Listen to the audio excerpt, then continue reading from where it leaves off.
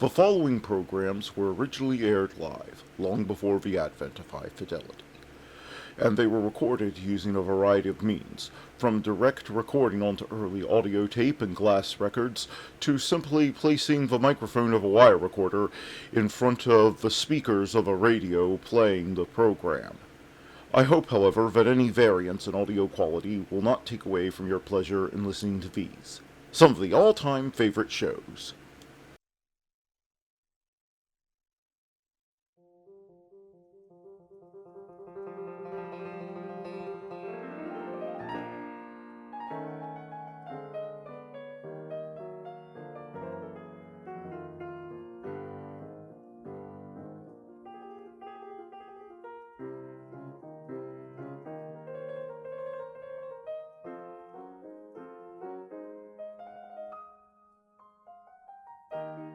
So, let me see if I have your story straight here, boy. You're saying that this seal who lives in your house, he ate all the fish in that there aquarium in town because there was a sign above it saying buffet and not aquarium.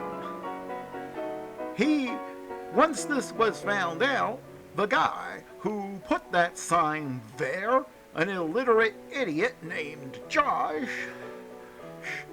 was fired. He vowed revenge, burned down the seal's house, and fired shots through your window, and then sent you a mail bomb which went off and blew up this here room that we are standing in. That's about the size of it, yes, officer? Well, I'll tell you what I'm gonna do, son. I'm gonna arrest you for running a meth lab. You can't prove I'm running a meth lab.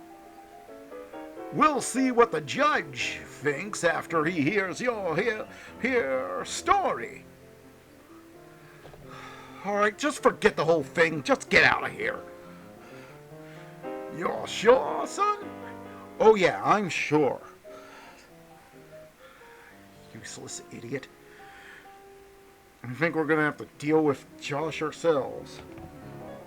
I think it may be time to hire a bodyguard.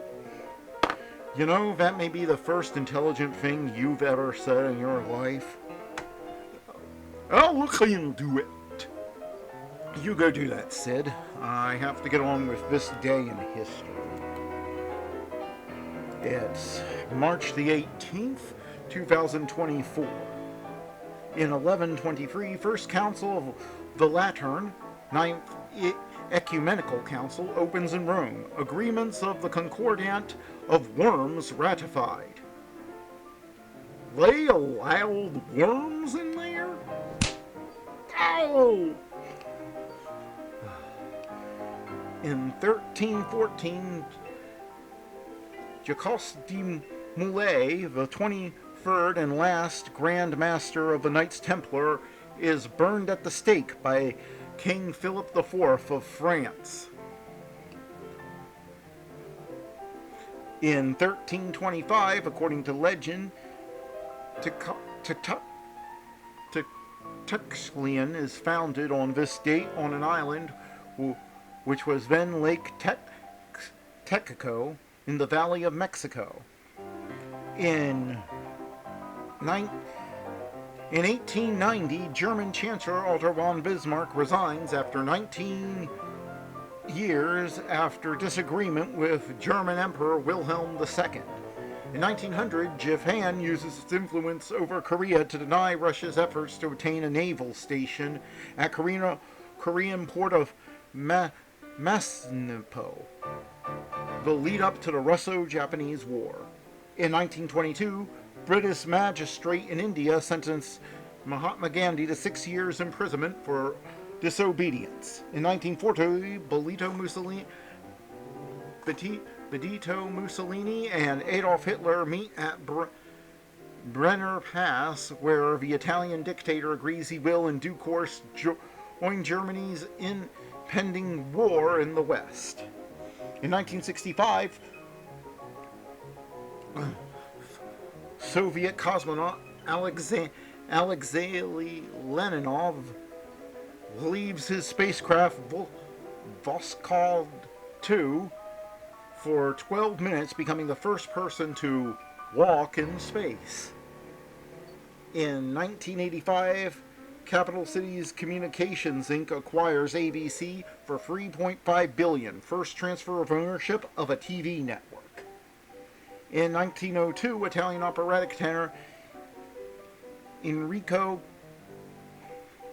Caruso becomes first well-known performer to make a record. In 1942, black players Jackie Robinson and Nate Moreland request a tryout with the Chicago White Sox.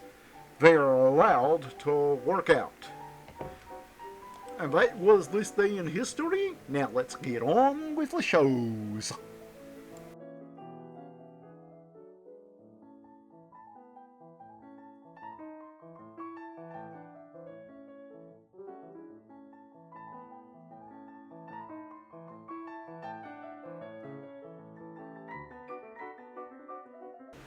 Who's on first? Why, it's Bud Abbott and Lou Costello. Coming up next.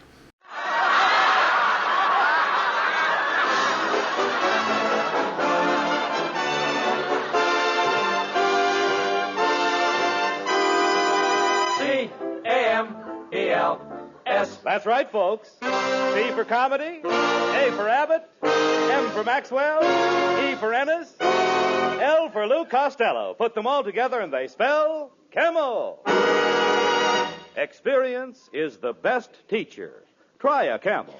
Let your own experience tell you why more people are smoking Camels than ever before. And draw up a chair for tonight's Camel Show, starring Bud Abbott and Lou Costello.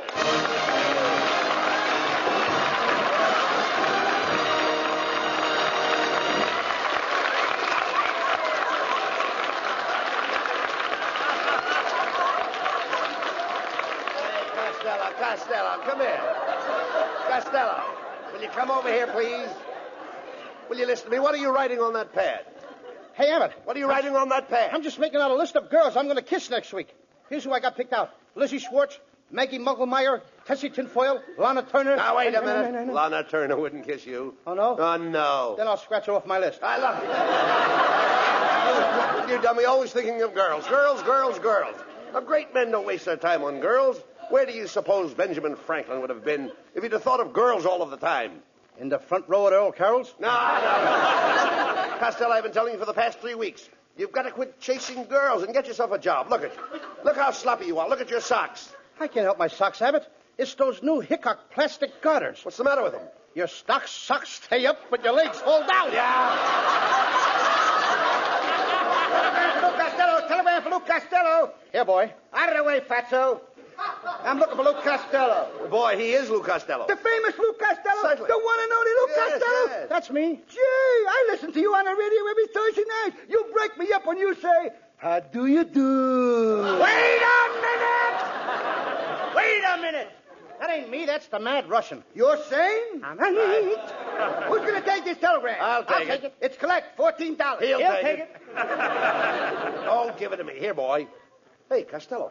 This telegram is from Joe DiMaggio. Listen to this. Dear Lou, as you know, I am recovering from a foot operation. I would appreciate you taking my place.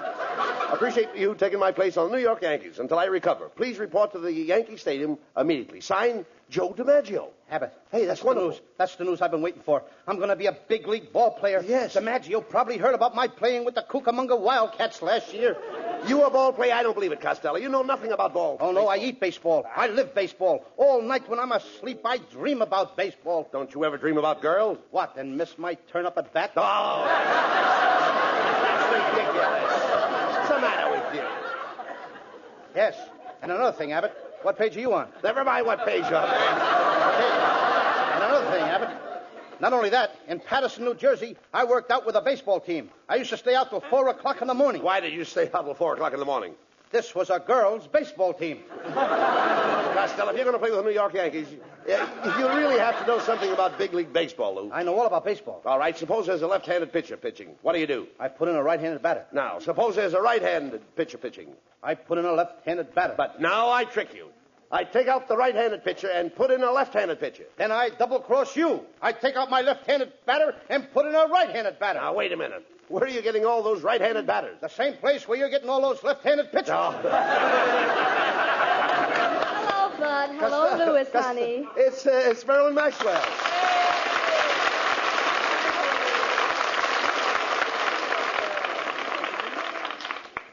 Hello, Marilyn. I've got great news. I'm going to play ball with the New York Yankees. I'm taking you along as a pitcher. Oh, now, Costello, Marilyn Maxwell can't pitch. Oh, no? You should see all the guys she struck out that were trying to get to first base. This kid has got some nice curves. All right. Oh, Louis, you're so sweet. But I do hope you be careful. You know, big league baseball is a very dangerous game. Oh, what's dangerous about baseball, Marilyn? Well, I read in the paper this morning that in the opening game in Boston, 5 players died on base. Marilyn, you don't seem to know much about baseball. Let me show you how to play indoor baseball. First, I put my left arm around your waist. Then I snuggle my head on your shoulder like this. Then I press my cheek against your cheek. Oh, wait a minute, Costello. That's not the way to play indoor baseball. How do you like that? Every season, new rules. Well, goodbye and good luck, Louis. I just know you'll become famous with those New York Yankees. Marilyn's right, Thank you, Costello. dear. This is your chance to become famous. Now, you've got a good job as a baseball player, and you might find your proper niche in life. Yes, I might. I mean, after all, if I find my... What will I find? A niche. You'll find your niche. Abbott, when I find an itch, I scratch it. No. What in the world are you talking about? An itch. I once had the 7-year itch. What happened? I scratched real fast and got rid of it in 3.5 years. No, I'm not talking about that kind of an itch. I mean an itch in life. A niche in life is what everyone is looking for. Anyone who is successful has found a niche. Well, if that's the case, I know an Airedale that is doing very well. Will you listen to me, Costello. When I say a niche, I don't mean a niche like you have when you have an itch. I mean a niche like you have when you have a notch. Oh, you don't mean an itch like an itch when you have an itch. You mean an itch like you have when you have a notch. Now you've got it. Now I've got it. I don't even know what I'm talking about. Costello, why do you mash everything up like that? You're the most mixed-up man I ever saw. Well, maybe it's because I fell on my mother's mix master this morning. She had it set for mashed potatoes. I'm all mother. I know that. You're an idiot. All I'm trying to tell you is that a niche is a notch. Catch? Natch. Natch. All right. Now you know that a niche is a notch. You know that both of them are the same. Yes. Now, I could have a notch and you could have a niche. Yes, niche to me and notch to you. I'm only trying to impress you the importance of being a big league ball player and having a good income. Did you ever draw a nice, big, fat salary? No, I never drew a fat celery, but I once sketched a skinny tomato. No. When I say draw, I don't mean draw like you draw when you draw. I mean draw like you draw when you draw a salary. Abbott, let me smell your breath. Just as I thought. You've drawn one too many already. Will you listen to me, please? When I say you draw a salary, I mean you draw money. Now he's got me drawing money. Wait till the FBI finds out about this. I'll probably draw 20 years in a clink. And they don't feed you any celery in there either. Costello, when I say you draw money, I mean you draw like you draw money to spend it. Not like when you draw on an easel. That's what I always say. With money, it's easel come, easel go. No. Everybody draws money. I draw money. I've been drawing money for years. My brother draws money. He's been drawing money for years. You draw and your brother draws? Certainly. Just as I thought. You and your brother are an old pair of drawers.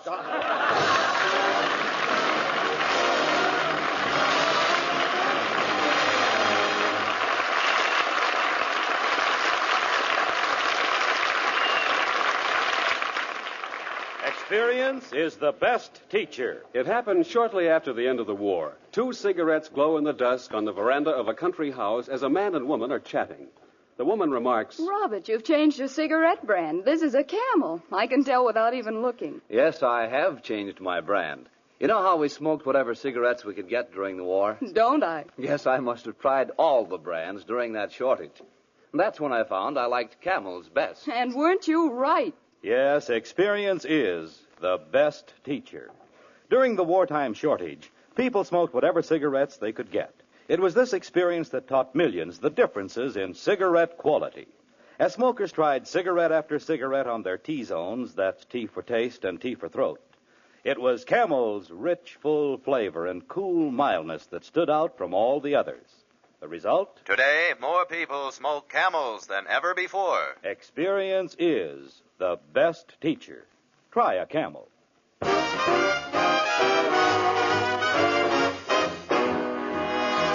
And while you light up a Camel, here's Skinny Ennis with Linda.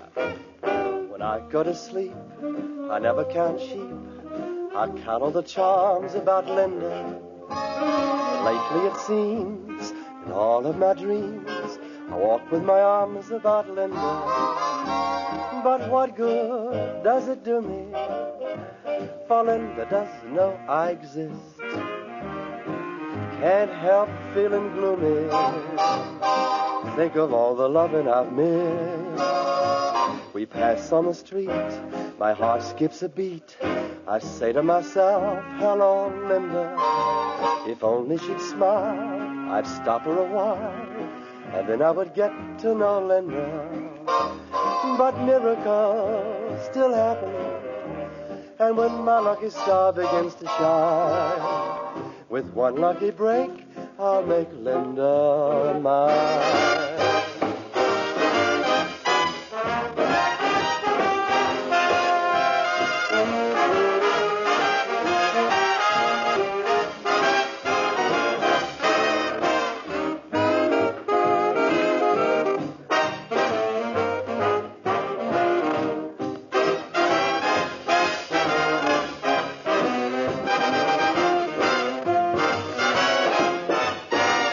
On the street, my heart skips a beat. I say to myself, hello, Linda. If only she'd smile, I'd stop her a while, and then I would get to know Linda. But miracles still happen, and when my lucky star begins to shine, with one lucky break, I'll make Linda mine.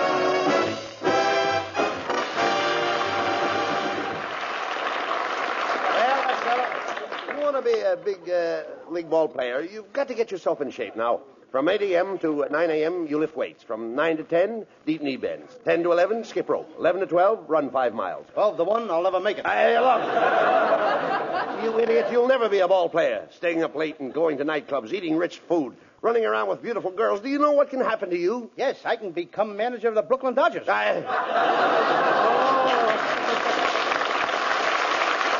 Costello. I don't even know why DiMaggio picked you. You don't even know how to swing a bat. I know all about swinging bats. When I was a kid, my father used to hit me with a baseball bat. My brother used to hit me with a baseball bat. My Uncle Artie Stebbins used to hit me with a baseball bat. And my mother used to hit me with a tennis racket. With a tennis racket? Yes, she didn't like baseball. Hiya, fellas. Well, it's Skinny Ennis. Hey, Costello. I heard about you taking Joe DiMaggio's place for the New York Yankees. That's right. You know, I used to pitch for the Hollywood Stars, and boy, I'll never forget my last game. There were 5 men on base. Oh, no, wait a minute, Skinny. Wait. 5 men on base. Now, that's impossible. Did you ever see the Hollywood Stars play? Ennis, I've seen the Hollywood Stars, and I don't remember you. Oh, I've changed a lot since then. I had the biggest buck teeth you ever saw. I was the only man on the team that could slide into second base and spike you from either end. Well, so long, Fatso. So long, Skinny. So long. Hey, you know that Skinny would make an ugly skeleton? All right. Costello, don't waste time with him. Now, you've got to get ready for the opening game. Yes, I think we're going to play the Cleveland Indians. Cleveland Indians, eh? Uh-huh. Feller pitching? Certainly there's a feller pitching. Who do you think they'd use, a girl? Oh, I know they don't use a girl. I said feller pitching. What feller? Feller with the Cleveland Indians. Look, Abbott, there's 9 guys on the Cleveland team. Now, which feller are you talking about?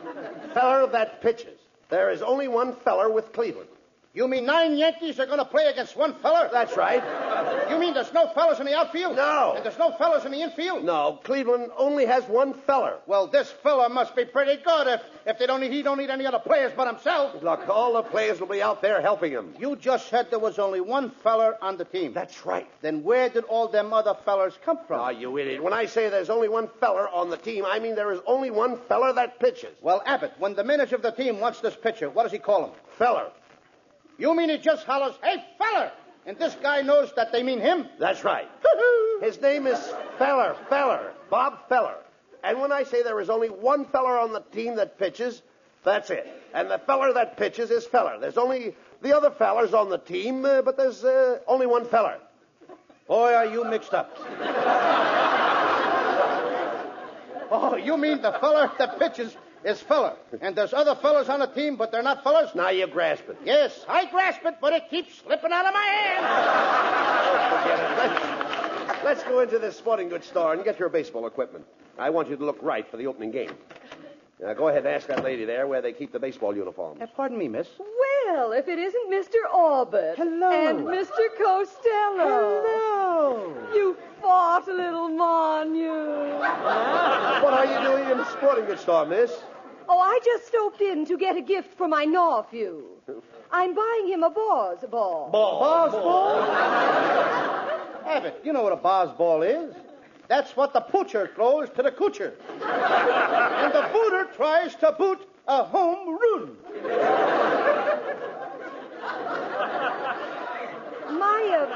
My nephew is just a lotto chope, but his ambition is to be a Brooklyn Dozier catcher. Well, if he's only a little guy, why don't he join the Detroit Tougers and be a short stoop?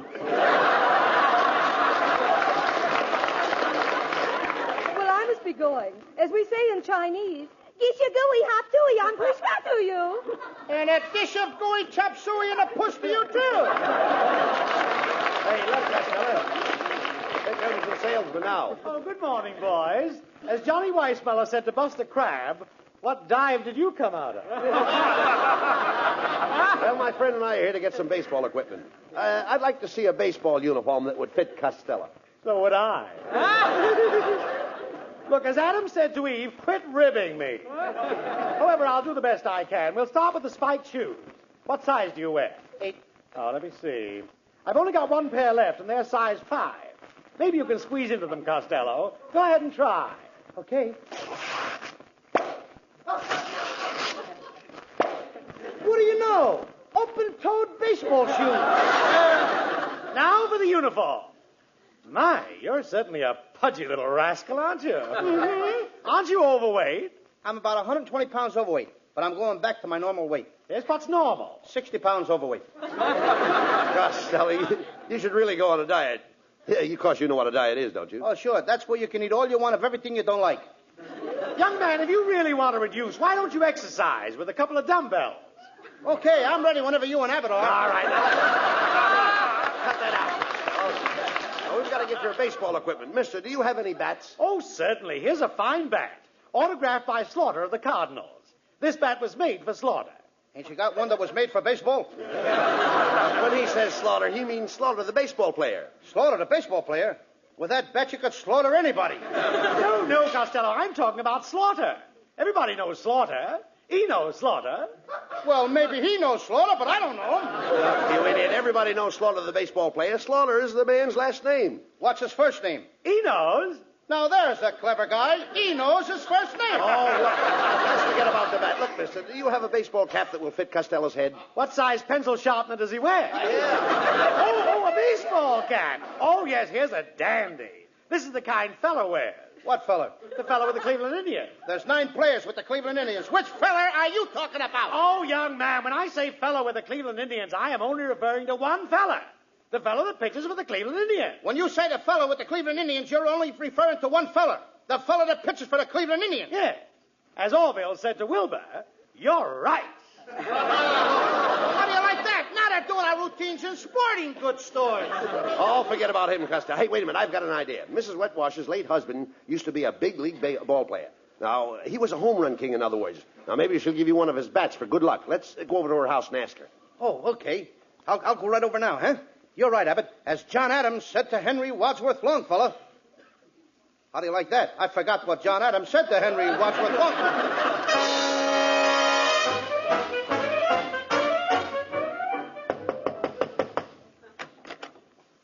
Well, good morning, Mrs. Wetwash. Oh, hello, Mr. Abbott. Oh, my, you know you ought to muzzle that St. Bernard dog. Oh, pardon me, it's Costello. Tell me, Costello, how are things in Gawker, moron? Mrs. Wetwash, I wish you hadn't said that. I was just telling Abbott your face reminds me of a rose. Oh, really? An American Beauty rose? No, a rhinoceros. Hey, shut up, Costello. Mrs. Wetwash, Costello's leaving for New York to join Joe DiMaggio's place. Take Joe's place. Isn't that wonderful? He's going to play with the Yanks. Oh, I can't believe Yes. it. What do those big Yanks want with a little jerk like him? Mrs. Wetwash, that was an insult. I'll have you know that beautiful women find me irresistible. I don't find you irresistible. And I don't find you beautiful. Quiet, Costello. Ask her for those baseball bats her husband left her. Okay, Mrs. Wetwash, I understand when your husband was alive, he had a lot of old bats. That's a lie. He never went out with anybody but me. No, Mrs. Wetwash. Costello means your husband's baseball bats. You see, he thought you might give him one of them. Yes, that's right, Mrs. Wetwash. You see, I need a good bat. Oh, you need a good bat. I'll be glad to help you out. Can I have the bat right now? Right now.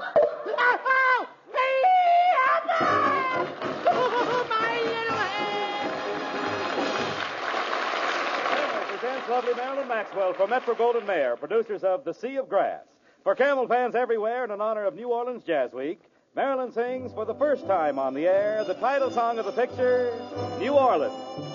Do you know what it means to miss New Orleans and miss it each night and day?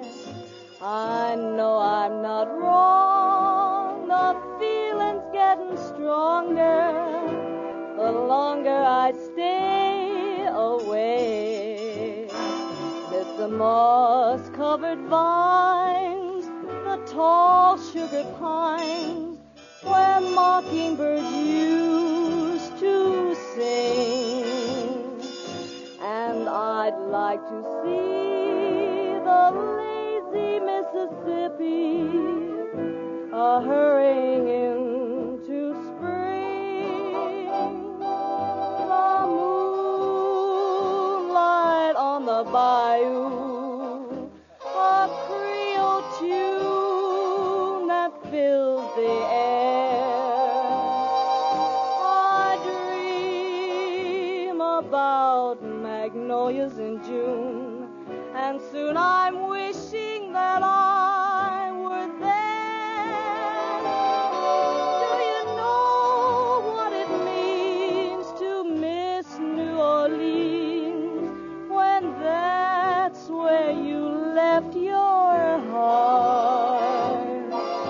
And there's something more. I miss the one I care for more than I miss New Orleans.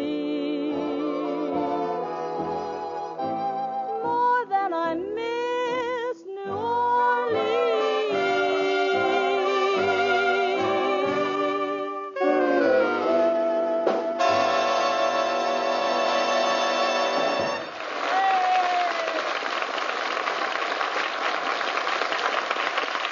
According to a recent nationwide survey, more doctors smoke Camels than any other cigarette. 3 leading independent research organizations asked this question of 113,597 doctors. What cigarette do you smoke, doctor? The brand named most was Camel. Now, you probably enjoy rich, full flavor and cool mildness in a cigarette just as much as doctors do.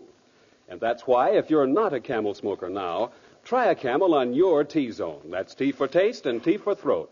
Your true proving ground for any cigarette. See if Camel's rich flavor of superbly blended choice tobaccos isn't extra delightful to your taste.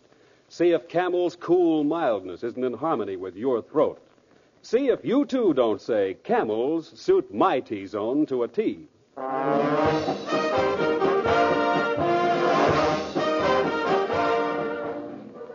Well, Costello, I'm going to New York with you. You know, Bucky Harris, the Yanks manager, gave me a job as coach for as long as you're on the team. Look, Abbott, if you're the coach, you must know all the players. I certainly do. Well, you know, I never met the guys, so you'll have to tell me their names, and then I'll know who's playing on the team. Oh, I'll tell you their names, but you know, strange it may seem, they give these ball players nowadays very peculiar names. You mean funny names? Strange names, pet names, like Dizzy Dean and... His brother Duffy? Daffy Dean. I'm their French cousin. French? Gouffet. Gouffet Dean, oh, I see. Well, let's see, we have on the bags, we have who's on first, what's on second, I don't know who's on third. That's what I want to find out. I say, who's on first, what's on second, I don't know who's on third. Are you the manager? Yes. You're going to be the coach, too? Yes. And you know the fellow's name? Well, I should. Well, then who's on first? Yes. I mean the fellow's name. Who? The guy on first. Who? The first baseman. Who? The guy playing Who first. is on first? I'm asking you who's on first. That's the man's name. That's whose name? Yes. Well, go ahead and tell me. That's it. That's who? Yes. Look, you got a first baseman? Certainly. Who's playing first? That's right. When you pay off the first baseman every month, who gets the money? Every dollar of it. All I'm trying to find out is the fellow's name on first base. Who? The guy that gets the money. That's it. Who gets the money on He first does, every dollar. Sometimes his wife comes down and collects it. Whose wife? Yes. What's wrong with that? Look, all I want to know is when you sign up the first baseman, how does he sign his name to the Who? contract? The guy. Who? How does he sign his That's name? how he signs it. Who? Yes. All I'm trying to find out is what's the guy's name on first base. No, what is on second base? I'm not asking you who's on second. Who's on first? One base at a time. Well, don't change the players around. I'm not changing nobody. Take it easy, buddy. I'm only asking you, who's the guy on first base? That's right. Okay. All right. I mean, what's the guy's name on first base? No, what is on second? I'm not asking you who's on second. Who's on first? I don't know. Oh, he's on third. We're not talking about him. Now, let's forget about Now, how did I get on third base? it. Why, you mentioned his name. If I mention a third baseman's name, who did I say is playing third? No, who's playing first? What's on first? What's on second? I don't know. He's on third. There I go, back on third again. Will you stay on third base and don't go off it? All right, what do you want to know? Now, who's playing third base? Why do you insist on putting who on third base? What am I putting on third? What is on second? You don't want who on second? Who is on first? I don't know. Third base. Look, you got outfield? Sure. The left fielder's name. Why? I just thought I'd ask. Well, I just thought I'd tell you. Now tell me who's playing left field. Who is playing first? I'm not. Stay out of the infield. I want to know what's the guy's name in left field. No, what is on second? I'm not asking you who's on second. Who's on first? I don't know. Third base. And the left fielder's name? Why? Because. Oh, he's center field. Look. You got a pitcher on a team? Sure. The pitcher's name? Tomorrow? You don't want to tell me today? I'm telling you, Then man. Go ahead. Tomorrow. What time? What time what? What time tomorrow you're going to tell me who's pitching? Now listen, who is not pitching? I'll break your arm, you say, who's on first? I want to know what's the pitcher's name. What's on second? I don't know. Third base. Got a catcher? Certainly. The catcher's name. Today. And tomorrow's pitcher. Now you've got it. All we got is a couple of days on the team. You know, I'm a catcher, too. So they tell me. I get behind the plate, do some fancy catching. Tomorrow's pitching on my team, and a heavy hitter gets up. Yes. Now, the heavy hitter bunched the ball. When he bunched the ball, me being a good catcher, I'm going to throw the guy out of first base, so I pick up the ball and throw it to who? Now that's the first thing you've said right. I don't even know what I'm talking about. That's all you have to do. Is to throw the ball to first base. Yes. Now, who's got it? Naturally. Look, if I throw the ball to first base, somebody's got to get it. Now, who has it? Naturally. Who? Naturally. Naturally? Naturally. So I pick up the ball and I throw it to Natural. No, you don't. You throw the ball to who? Naturally. That's different. That's what I said. You're not saying that. I throw the ball to Naturally. You throw it to who? Naturally. That's it. That's what I said. Listen, you asked me. I throw the ball to who? Naturally. Now you asked me. You throw the ball to who? Naturally. That's it. Same as you. Don't change him around. Same as you. Now get it over. I throw the ball to who? Whoever it is drops the ball and the guy runs a second. Yes. Who picks up the ball and throws it to what? What throws it to? I don't know. Throws it back to tomorrow. Triple play. Yes. Another guy gets up and it's a long fly ball to because. Why? I don't know. He's on third and I don't give a darn. What? I said I don't give a darn. Oh, that's our shortstop. I'm in Come on.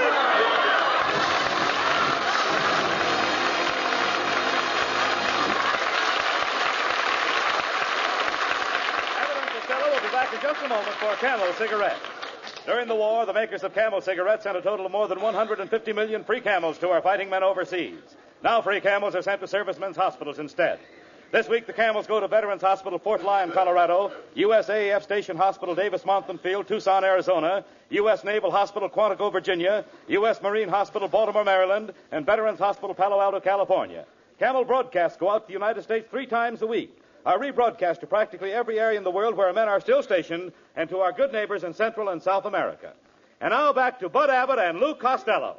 What is that, Lou, you've got in your hand there? Another telegram? Hey, Abbott, look, I just got a telegram from Joe DiMaggio. Well, go ahead and read it. Okay. Dear Lou, just heard your show. I think you have the makings of the world's greatest natural ball player.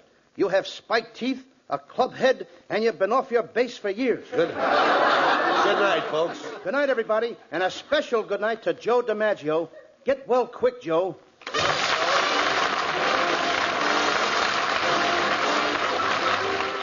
Listen to Abbott and Costello again next Thursday night when Costello is going to build himself a new prefabricated house.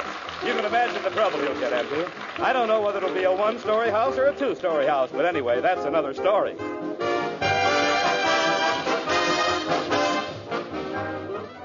Prince Albert, pipe appeal. They're one and the same thing. Any tobacco burns, makes smoke, but where else can you find the tobacco that has the pipe appeal of Prince Albert? The coolness, mildness, the rich, full flavor. Prince Albert is specially treated to ensure against tongue bite. Crimp cut to smoke slow and cool. So pack your pipe with mellow, rich PA. Enjoy pipe appeal with Prince Albert. And while we're speaking of enjoying yourself, be sure to tune in on Grand Ole Opry on NBC Saturday night. You all know and love the songs of America, but this week you have something extra special in store for you. Red Foley and his guests, Ernest Tubb and Roy Acuff. Grand Ole Opry Saturday night on NBC.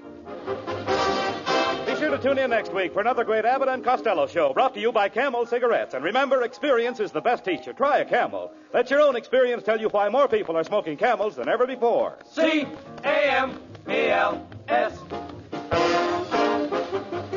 Abbott and Costello's famous baseball routine, Who's On First, is now available at Phonograph Records.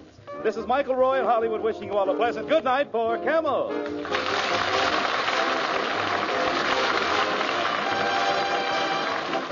NBC, the National Broadcasting Company.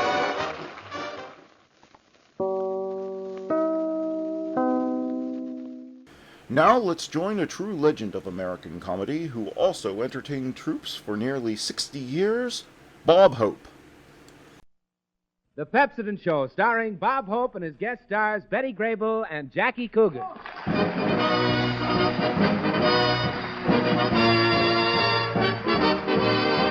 So Easter time is done. We've always time for fun. Here's Tuesday night for your delight with Hope, your favorite son. Thank you so much. How do you do, ladies and gentlemen? This is the Pepsodent Kid, Bob Hope. Any similarity between Easter eggs and the eggs laid on this program tonight is purely coincidental. We had a big Easter parade out here in Hollywood this Sunday. The movie stars walked in the order of their importance. Clark Gable was just rounding the corner of Hollywood and Vine while I was still climbing over the Canadian Rockies. But you should have seen that Easter Day parade. Everybody wearing their newest clothes. One girl was wearing a silver fox that was still barking at her. Of course, I was really ready.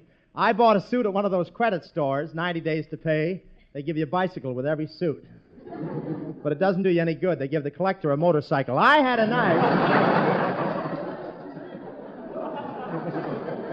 nice Easter outfit. The pants are bright green. The coat is hangover purple. I can only wear it about 10 minutes at a time. I have to give the pants and coat a chance to get used to each other. Really, it's very nice. I got one of those new reversible top coats, too. You know, on one side it's a coat, and you turn it over and it's a badminton court. The whole outfit is so loud, the Maws have to get drunk before they'll come near it.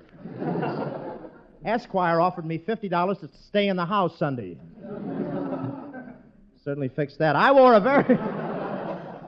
very small boutonniere. Those big flowers always hide my Popeye button.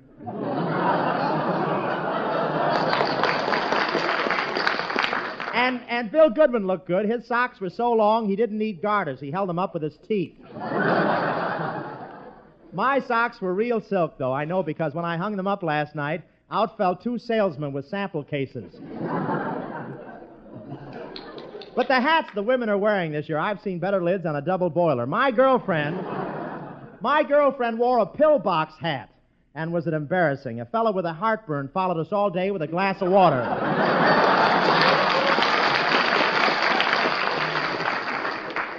She was wearing a veil, too. It wasn't exactly a veil. She just had bushy eyebrows, and she combed them down. Goodwin's girl had on one of those new hats, you know the kind with a little bird perched on it.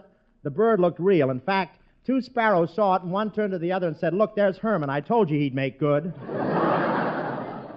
Then his girl sneezed, and the 3 of them hopped off for Florida. And boy, after the Easter parade, I took my girl out to dinner. And boy, did she eat.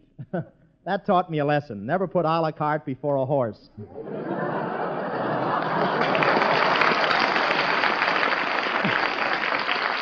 And here's our 6 hits and a miss singing Cuckoo in the Clock. Take it, talent.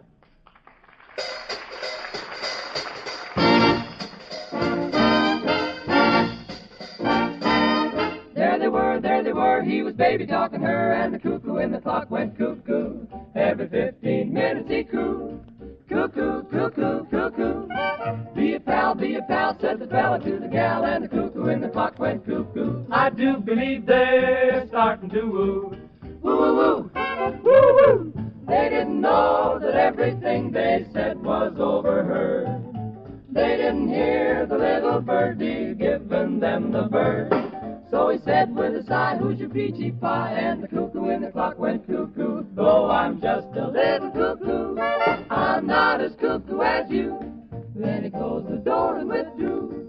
Cuckoo, cuckoo, cuckoo, cuckoo. Dot-a-loon, di-do, doot-a-roo-doo-di-do, di-do-di-do, Every 15 minutes they crew. Cuckoo, cuckoo. cuckoo. Dot-a-loon, di-do, doot-a-roo-doo-di-do, di-do-di-do. Seems that he would get tired of that song that he sings, a cuckoo, a cuckoo, cuckoo.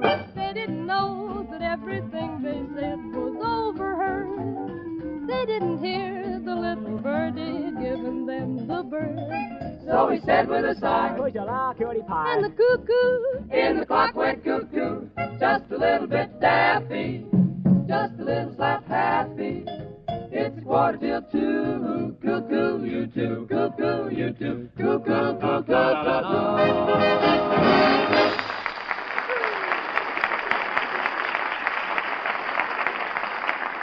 Yes, sir, that was our 6 hits and a miss singing Cuckoo in the Clock. Say, Bill, Yes. Tell me, how did you and the cast like the trip we took down to the bullfights in Mexico? Oh, Bob, I think it did us a lot of good getting away from the program for a while. You know, it was the first time I ever saw you just watching the bull.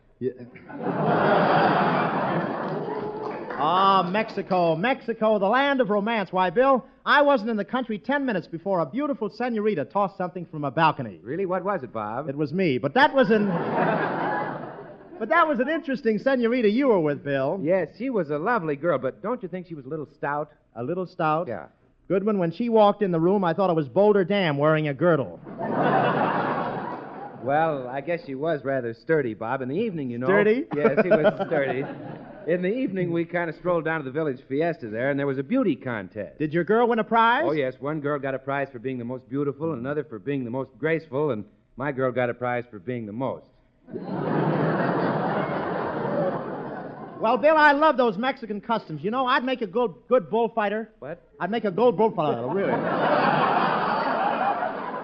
Oh, now, but Bob. Marvelous, I can get a lot of laugh in a straight line. All you have to do is take your tongue out, that's all. Go ahead. You know, Bob, you've never actually done any bullfighting, have you? Well, I didn't exactly fight a bull. I used to stand in the kitchen and egg on a mouse. I'd put a piece of pimento on a toothpick and infuriate them. Well, hiya, Cheesy. Still got your trap open? Why, Patsy Kelly, wow! Patsy, tell me, how did you enjoy the trip down to Mexico? Oh, yippee. I had the time of my life. Yeah, I saw that Mexican Romeo you were with. He was quite a cutie. His sideburns were so long he had them tied in a bow under his chin. Boy, there was a man. And did he have a chili and red pepper breath? We were sitting in the garden, and when he opened his mouth to whisper, I love you, 4 trees curled up and died. That Mexican food is really hot stuff, isn't it? Oh, hot. Bob, I ate so much enchiladas and chili that for 3 days my stomach swayed in rumba rhythm. Skinny Ennis took you to the bullfights, didn't he? Yeah, but the cheapskate made me stand behind the fence. We took turns holding each other up. Really? Uh-huh. In fact, I held Skinny on my shoulders for the first 5 fights. 5 fights, Patsy. There were only 4 fights altogether. I know. The 5th fight came after I found that out. Say, you and Skinny really were stepping high, weren't you? Oh, and how? And Skinny spent a little money. He bought me some perfume. Perfume? What kind was it? Well, I'm not so sure, but on the way home, we passed a swamp, and 3 muskrats hollered yoo-hoo at me.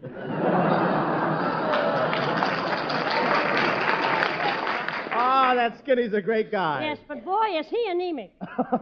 As we walked along the path, a mosquito bit him, looked him in the face, and said, how do you expect me to live on one lousy corpuscle?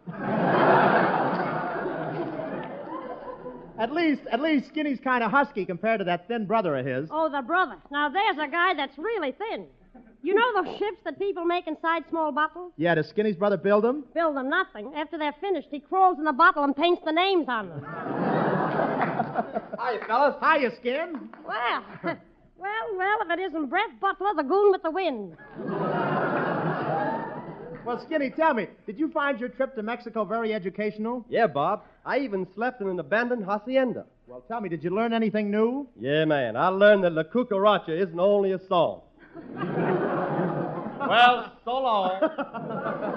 By the way, Patsy, what did your family think of Mexico? Oh, they liked it. My father even smoked some of those Mexican cigarettes. Your father smoked some of those Mexican cigarettes. Mhm.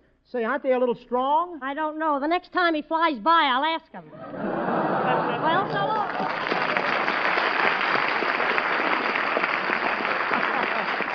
Say, Bob, you really think you'd be brave enough to fight a bull? Oh, I think so, Bill. Well, suppose you're in Mexico at the bullfight, you see. The bull is ferocious. He stamps his feet. He foams at the mouth, lowers his horns, and starts to charge. What do? Well, I moved down to the $2 seat so I can get a good look. What else would you like to know, Bill? Well, there is one question I'd like to ask, Bob, and it's this. Remember that old refrain, do your eyes say yes when your lips say no? But let me ask, do your eyes look gay and happy while your teeth look sad and dull? Now, isn't it a pity to let dingy surface stains dim the luster of your teeth and cloud the radiance of your smile? Isn't it time to change over to a new kind of dentifrice? Time to let Pepsodent toothpaste with Irium show you a thing or two? Irium is the lively super addition that gives Pepsodent its quicker, keener cleansing action. Irium helps Pepsodent toothpaste brush away those stubborn surface stains, makes it possible for your teeth to shine with dazzling brilliance. And Pepsodent is the only toothpaste that contains Irium. So if you want well-groomed teeth, then why not reach the goal with Pepsodent toothpaste containing Irium?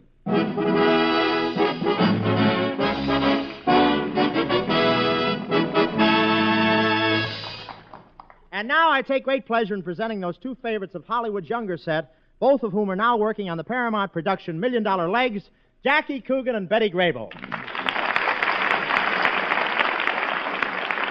Thank you, Bob. Thank you, Bob. Hiya, kids. Say, Bob, what does that NBC on your special microphone stand for? Why, that stands for National Broadcasting Company. See, Smarty, I told you. Why, Betty, what did Jack say NBC stood for? Nothing but corn.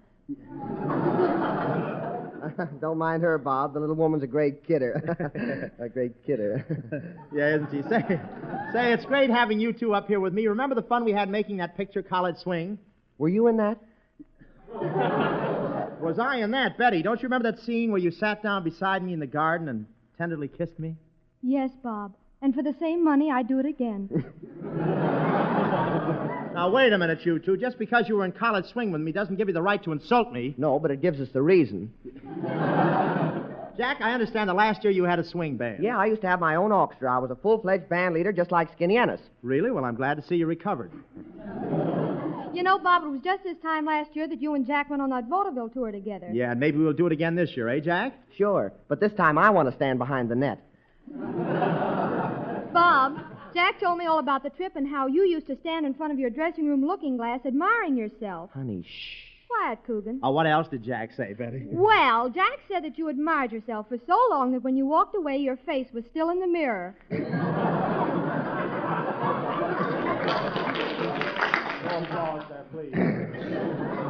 Now, Babesy, when we're out guest starring on the radio, we mustn't shoot off our big mouth, must we, honey? Now, if Jaxie keeps talking that way to Babesy, Babesy's going to have to hang one on Jaxie's little kisser. Now, look, I don't want to seem nosy, but if Jaxie and Babesy don't stop arguing, we're all going to wind up laying a great big eggsy. There, you see, Smarty? And they say that Hollywood couples don't get along. Tell me, Betty, was Jack very attentive when he courted you? Yes, but he could do much better today. Yeah, I know. Jack's had a lot of courting experience lately, but was yours... But was yours a very romantic love affair? Oh, it certainly was. Why, we had a date every single night for a year and a half. I suppose after that you decided to go steady. Well, tell me, did you shower Betty with gifts, Jack? Yeah, for a while I used to bring her candy every night. Oh, that was nice. What made you stop? The derrick broke in the candy machine. Say, well, look, I used to bring my girl taffy apples. She'd bite into one side, and I'd bite into the other side, and then we'd have a tug-of-war. Gee, that must have been a lot of fun. It was until one night her teeth came out, and I almost broke my back.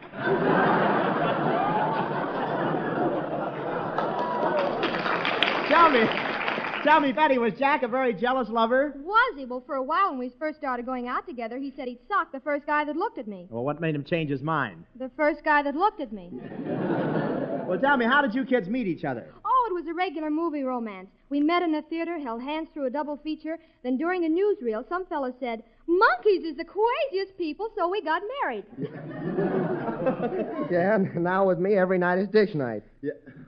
Well, don't tell me Betty makes you wash all the dishes. Well, all except the ones we get at your pictures. I suppose she washes those herself. No, we let the dog lick those. By the way, Jack, are you very handy around the house? Why, I certainly am. Betty, tell him how I hung the curtains in the parlor last week. Oh, he sure hung those curtains. Imagine my embarrassment the other morning when I started to take a shower and I stepped out of the parlor window.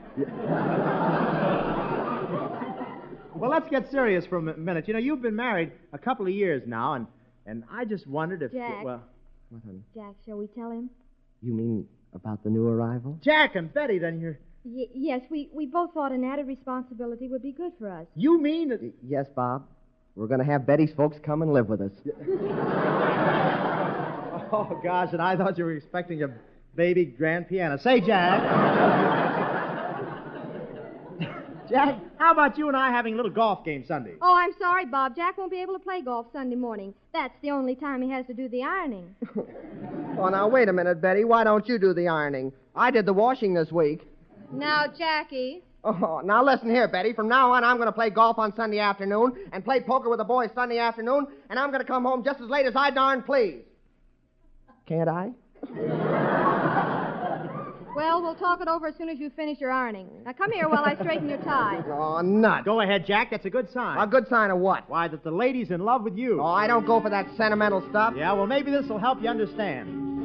If there's a gleam in her eye each time she straightens your tie, you know the lady's in love with you. I wear sports shirts. If she can dress for a date without that waiting you hate, it means the lady's in love with you. I don't mind. I play pinochle with the doorman. And when our friends ask us over to join their table, but I picked that faraway booth for two. Your brother works there. Well, sir, here's just how it stands. You've got romance on your hands because the lady's in love with you. Now, look, Jack. If she has met your old flames and she remembers their names. I know. Oh, the lady's in love with... Jack, you just listen. And Sunday night and each day, though I've got nothing to say. That proves the lady's in love. How true, how true. And Sunday night when you take her to see that movie, and she says the balcony seats will do. Bob, on Sunday nights I listen to Jack. Well, sir, here's just how it stands. You've got romance on your hands because the lady's in love with you.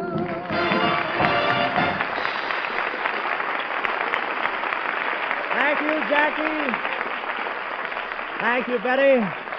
And here's Skinny Ennis singing What Is This Thing Called Love? Take it, Skinny.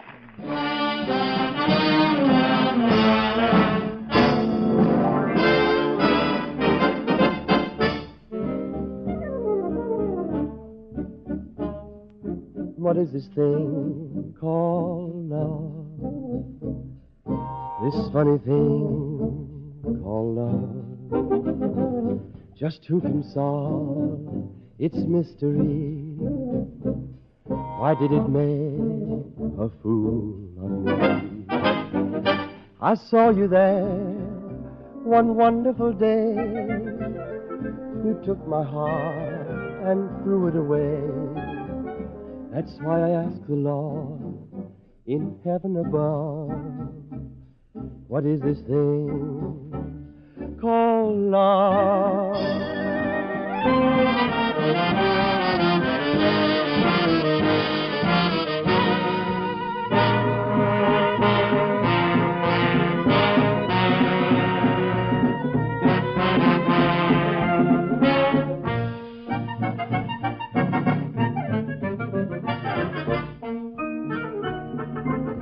I saw you there one wonderful day.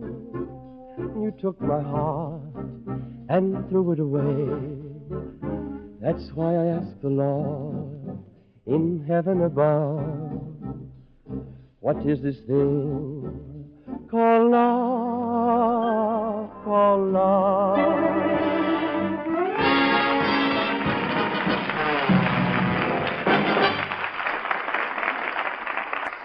A wise man once said, if you have not lost a thing, you have it. Remember that next time you complain, oh, yes, my teeth used to shine, but not anymore. It's 10-1. The natural luster of your teeth is there, waiting for the right combination to bring it back to life.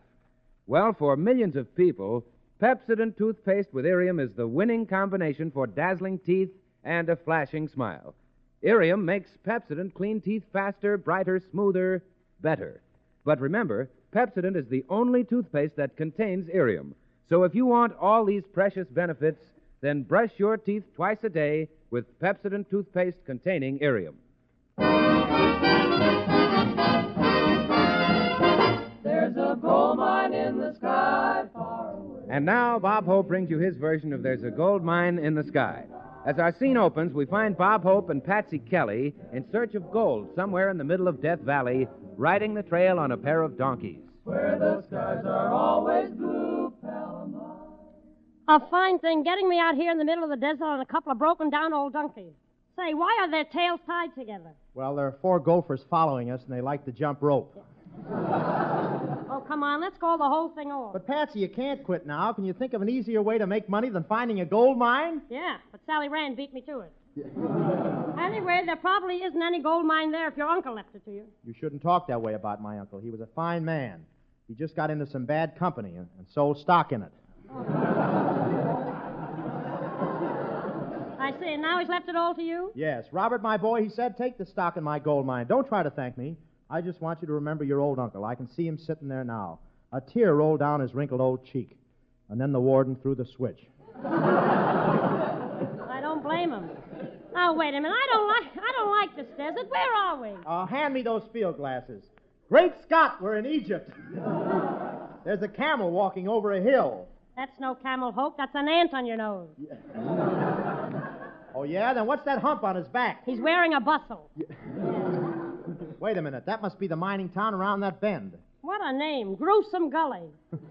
Cute. Say, this town must really be an historical place. Look at that monument there. What's written on it? On this spot stood the first good humor man.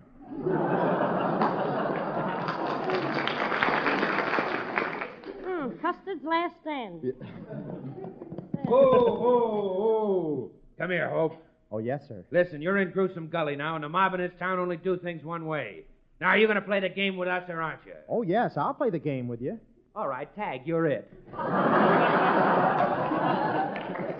Say, Bob, there's an old guy sitting over there on the curb. Maybe he knows where your gold mine is. I'll ask him. Say there, partner. Hi.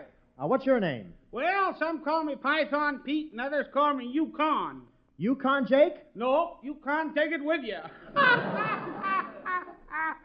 I'm kind of corny in a Klondike sort of a way.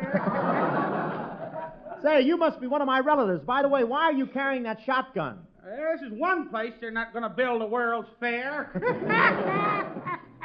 Boy, do I kill me. Say, Bob, there's the mine office right over there. Okay, let's go in and claim my gold. Hey, is there anybody in here? Wow, a man! Say, haven't I met you somewhere before? No, I never had that kind of dream. Tell me, is this the office of the Lazy Skunk Gold Mine? I'm Bob Hope. Oh, are you Bilge Water Hope's little nephew? That's right. Did you know my uncle? Oh, yes. He was a great guy, Bilgy. He was the only man in the world who wore his wooden leg over his shoulder. Well, why did he do that? It's the only way he could scratch his back without getting his fingernails dirty. Quick. Oh, quick. They're after me. They want to string me to a tree. They want to lynch me. Oh, that's awful. Who did you kill? Beethoven. I'm the guy who wrote Hold Tight. Sacky. Oh, they got me. Say, you're a pretty good shot, stranger. That'll come in handy if you go down to look at the mine. There's a crazy prospector down there who thinks he owns it. What? I'll show him who owns it. Come on, Patsy, ring for the elevator and we'll go down. Okay. All aboard. This elevator's going down to the mine. There's a gold mine in the basement far away. A telephone and an elevator. Hello?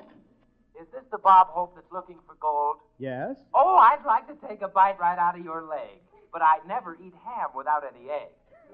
If you find my gold and take one nugget, I'm warning you, Hope, you'll kick the bucket.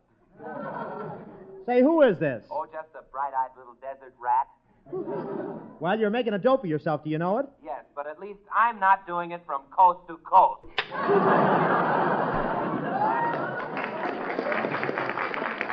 Hey, tell me, Amos, how long will it take us to get down to the gold mine? Well, if this elevator cable is in good condition, we ought to get down there in about 5 minutes. Yeah, well, what if the cable isn't in good condition? Well, here we are.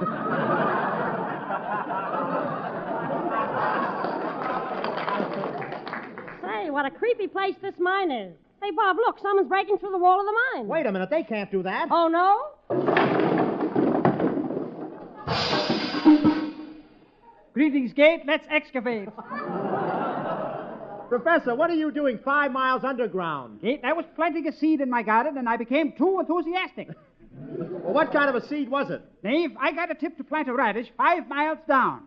Ah, it's a long way to tip a radish. It's a long way.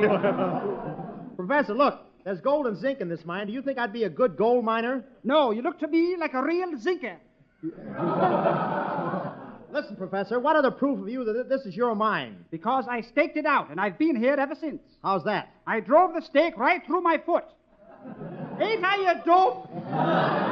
Say, look, there's a lot of gold over there on the floor, and there's a horse walking through it. Yes, that's the Lone Ranger's horse. Ah, silver threads among the gold. You're something of a pioneer, aren't you, Professor? Quite so. I once made the trip across the plains in a wagon. Was it covered? Ah, yes, both collision and liability. I suppose you've made many a long trek across the country in search of gold. Ah, yes. As an uncle of mine once said as he began a long trek, quote, "As a trekkin', boom, tada, yada," unquote. Well, tell me, what's the largest deposit of gold you've ever seen?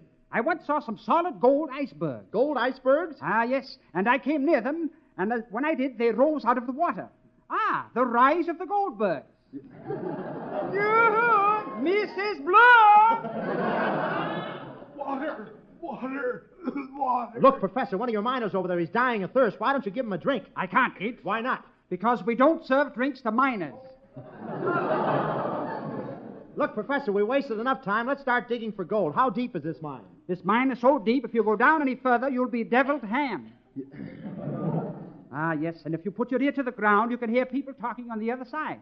But that doesn't stop me. I'll take a pick and dig right through.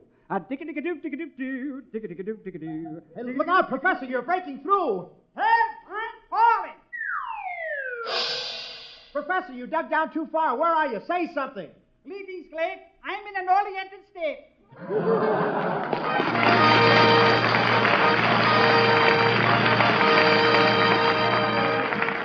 Thanks for the memory. And if we brought you cheer, the reason's all too clear. You bought a lot of Pepsodent and lent to our career. So thank you so much. And thanks for the memory. For Jackie Coogan paired with Betty Grable fared as naturally and laughably as anything we've aired. So thank you so much. It's you folks who've truly supported these few jokes each Tuesday cavorted. It's due, folks, to you who've resorted 2 cents well spent for Pepsodent. Oh, say, excuse me, Bob, but I hear you're having May Robeson as your guest star next week. That's right, Bill. Next week we'll have that grand and lovable actress May Robeson. Then we'll have Patsy Kelly, Skinny Ennis and his band, our Six Hits and a Miss, Jerry Colonna, and Bob Hope. Thank you, Bill Goodwin. Good night, ladies and gentlemen.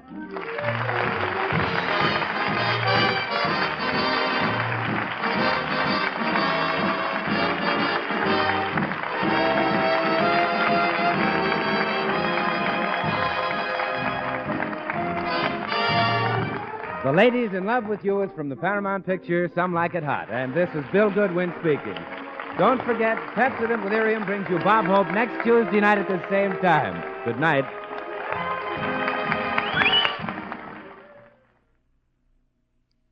Here's news without any ifs, ands, or buts. Listen, if you want to kill mouth germs and keep them down, then put a real germ killer on the job. Pepsodent Antiseptic with chlorthymol is ready for the battle. Thanks to chlorthymol, Pepsodent kills germs safely in seconds. Yes, even after dilution with 2 parts water, Pepsodent is more effective than other leading mouth antiseptics used at full strength. How's that for potency? Yet Pepsodent Antiseptic containing chlorthymol is safe. So start today to gargle with Pepsodent Antiseptic and get the amazing benefits of chlorthymol. This is the National Broadcasting Company.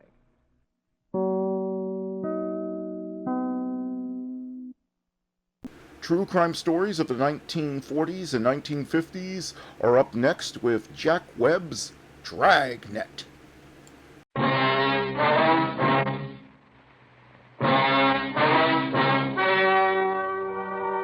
story you are about to hear is true. Only the names have been changed to protect the innocent.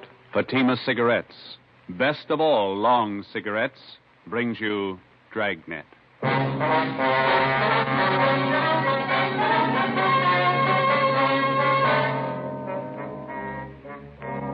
You're a detective sergeant. You're assigned to burglary detail. Unidentified thieves start a campaign of burglaries in your city. Homes are broken into and stripped of their furnishings. There's no lead on the criminals. Your job, get 'em. When you compare Fatima with other long cigarettes, the difference is quality. Yes, in Fatima, the difference is quality. If you want a long cigarette, smoke that best of all long cigarettes. Smoke extra mild Fatima.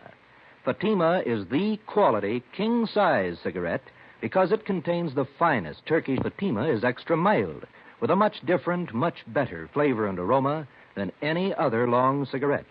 Because of its quality, its extra mildness, its better flavor and aroma, Fatima has more than doubled its smokers coast to coast. Enjoy extra mild Fatima yourself. It's wise to smoke extra mild Fatima. Because in Fatima, the difference is quality. Yes, in Fatima, the difference is quality. Smoke Fatima, the quality king-size cigarette. Best of all long cigarettes.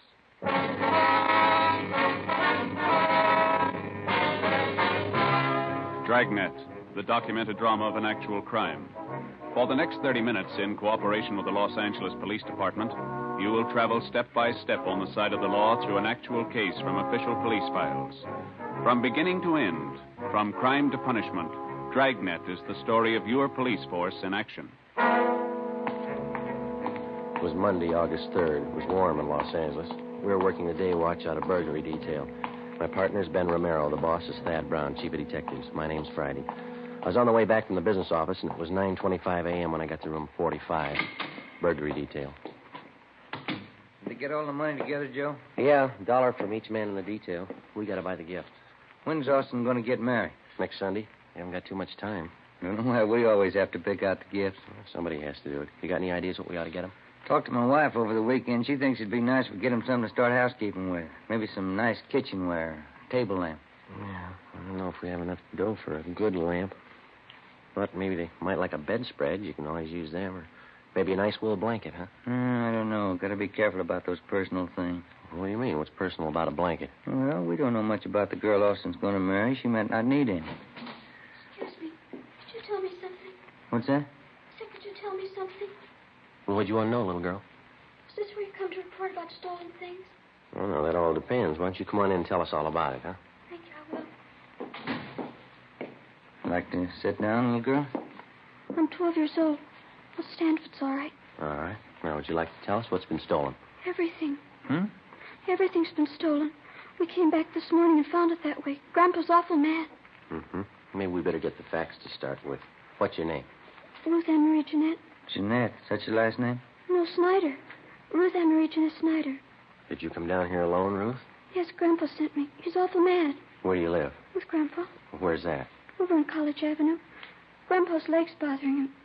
Arthritis. So he told me to come down and tell you about it. About what, man? Everything. We came back this morning on the train, and when we got home, we found everything was stolen. It's terrible. What do you mean by everything? I walked all the way over here to tell you. I'm thirsty. Is there a drinking fountain in the hall? Oh, we've got a cooler over here. Let me get you a cup. Huh? Thank you.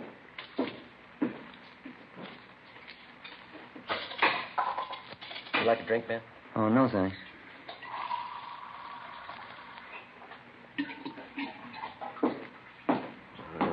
Friday. Here you are. Thank you very much. Now, would you like to tell us what it's all about? Grandpa and I got back to Los Angeles on the train this morning. Went on a trip back to Indiana. Uh-huh. We took a taxi cab home from the station. When we got there, everything was gone. Everything but the rug in the dining room. Yeah? All the furniture, every single bit. The sofa, the chairs, my desk upstairs, the stove. Everything's been stolen. I want you to find it. Means someone broke in while you were gone and took all your furniture. Is that what you think? We know they did. The lock on the back door, it was broken. They took everything but the dining room rug. That's why Grandpa's home now. Hmm? He thinks the crooks will be back. He's sitting on the rug because he says if they take that, they'll have to take him, too. We better hurry. Yeah? Grandpa's not very big.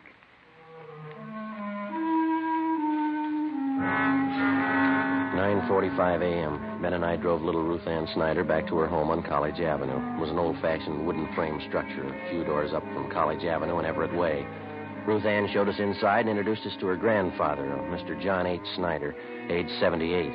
He told us that a year ago, he and his wife, Ruth Ann's grandmother, had come to California from Indiana and rented the house on College Avenue.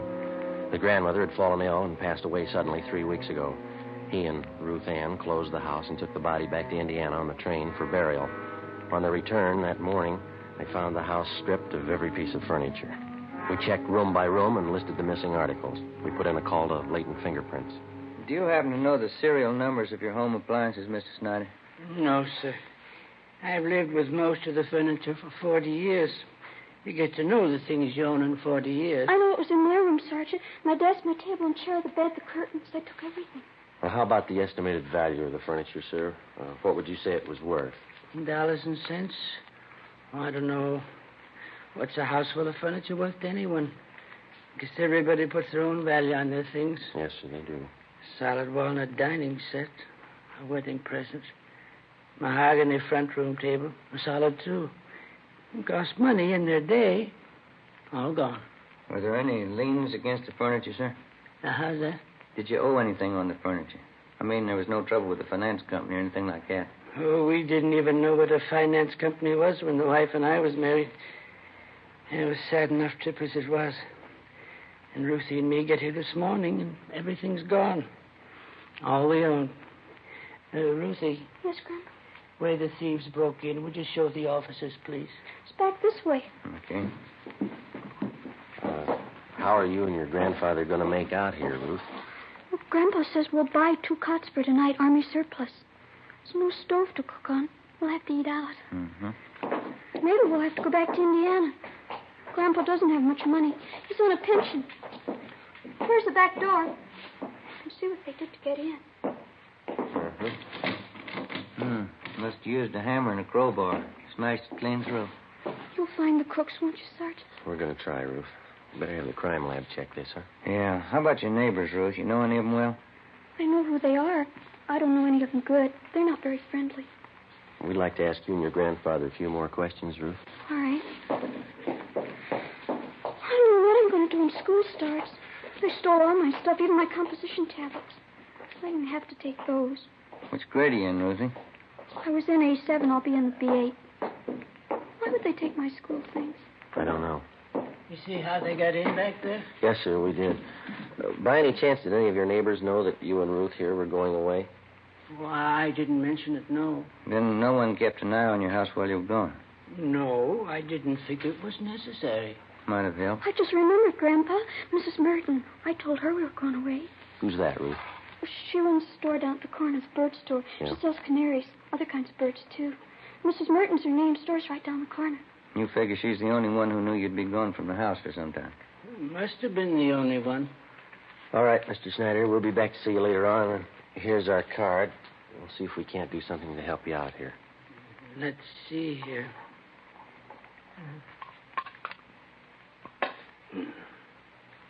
Friday, Romero, burglary detail. All right, thank you, boy. Ruthie will show you to the door. Yes, Grandpa. Miss Snyder. Goodbye, sir. Oh, say there. Yes, sir. Guess you understand, but I'd like to apologize anyway. I just couldn't do it. What's that, sir? Offer you a chair.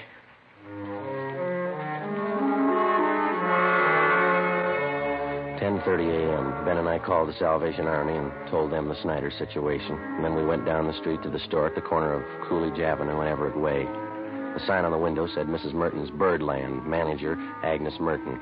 We tried the door. It was locked. A cardboard clock hanging on the glass door read, "Be back at 1 p.m." So we went back up to College Avenue and we started ringing doorbells. Some of the residents on the block didn't even know the Snyders. Of those that did, only 2 had noticed any activity at the house during the 3 weeks Mr. Snyder and his granddaughter had been away. They told us that they'd seen a moving van parked in front of the house about a week before. They also saw men moving furniture from the house into the van. Neither of the 2 could describe the vehicle or remember its license number.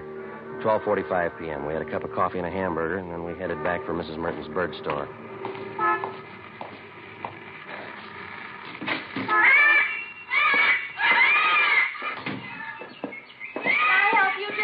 Yes, ma'am. Police officers. Have a few questions for you. Oh, certainly. Something about birds? No, ma'am. About one of your neighbors. Oh. The Snyders? They live just up the street from me. Oh, yes, old couple. Poor Mr. Snyder passed away, a few weeks ago. Yes, ma'am, we know. They have a wonderful granddaughter, Ruthie. She and I are getting to be great friends. The Snyders having some kind of trouble? We're investigating a burglary at their house. Oh, is that so? Now, you be quiet, Mary. You heard what I told Blackie. Just eat your food and be quiet. I guess you knew the Snyders had been away for the last few weeks. Yes, I did, but they're back. I saw Ruthie pass the window this morning. You noticed any activity around the Snyders' house since they've been gone? Well, yes, I did. Well, just what you noticed, Miss Merton? Well, it was 7 or 8 days ago, I think. Some white moving truck stopped in front of their place, and the 2 men started moving out Snyder's furniture. Uh-huh. Thought it was a little strange because Ruthie hadn't told me anything about moving. And in fact, she said definitely she and her grandpa were coming back after poor Mrs. Snyder's funeral in Indiana. Did you investigate it all, ma'am? Oh, excuse me. Who is that? You, Fred?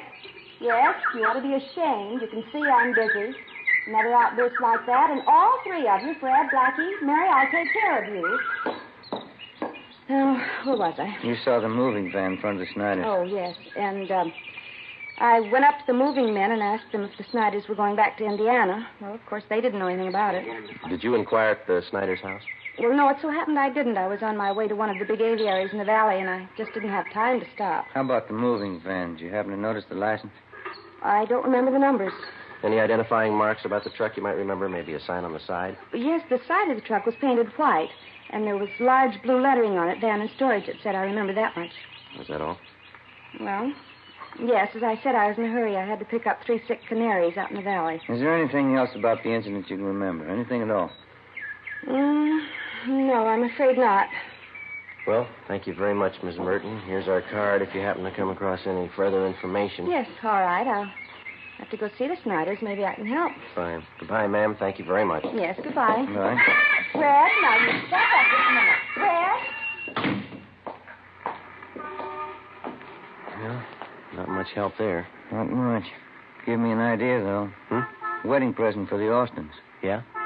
Maybe a couple of canaries? In a nice cage?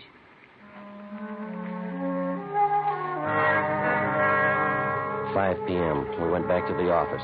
Reports had come in from 2 more victims. That night, Ben and I drove out to interview them. The circumstances of the theft and the M.O. of the criminals matched identically with the Snyder case. Both of the families victimized had gone off on vacations and neglected to notify either the neighbors or the patrolmen in their area. Both had allowed daily newspapers to collect on their doorsteps in their absence and otherwise left signs that their homes were vacant. In both cases, the thieves had forced an entrance through a back door or window, stripped the house of every last piece of furniture, and either hauled it away themselves or hired somebody to do it for them. We started canvassing the 2 areas where the crimes had been reported. Again, the neighbors saw the moving vans, but none were able to definitely identify the vehicles or their license numbers.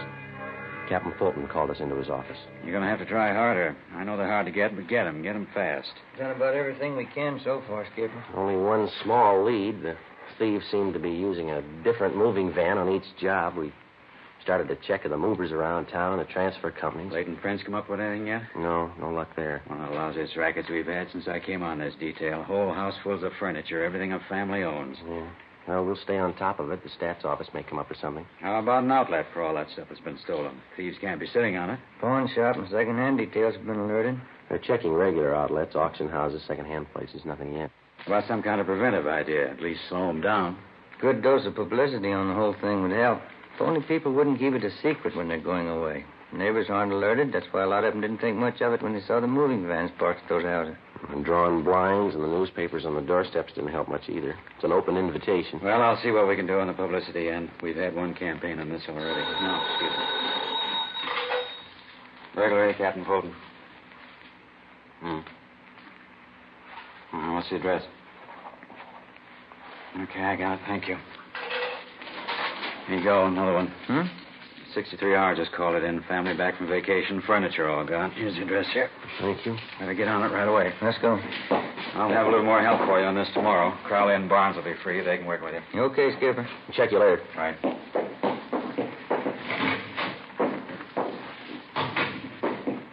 Sergeant Friday? Oh, yes, you ma'am. remember me, don't you, Mrs. Merton? Oh, sure. The bird store. Yes, ma'am. How are you? Well, they told me to wait here. I guess everything will be all right now. Yeah? I saw it today on Olive Street. Here.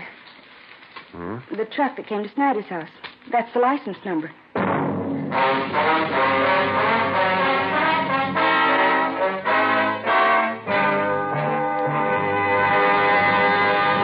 You are listening to Dragnet, the case history of a police investigation, presented in the public interest by Fatima Cigarettes. It's amazing how many long cigarette smokers are changing to extra mild Fatima. Here is the actual report.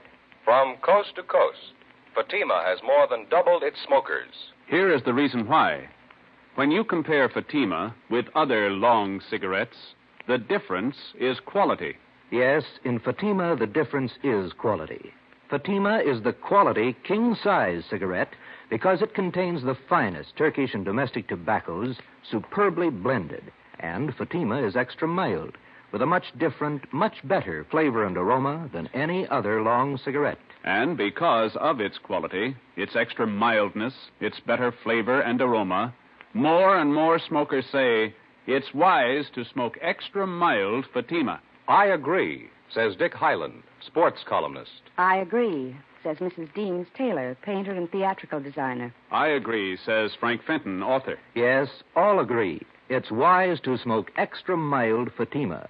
Best of all, long cigarettes. Because in Fatima, the difference is quality. Yes, in Fatima, the difference is quality. Smoke Fatima, the quality king-size cigarette.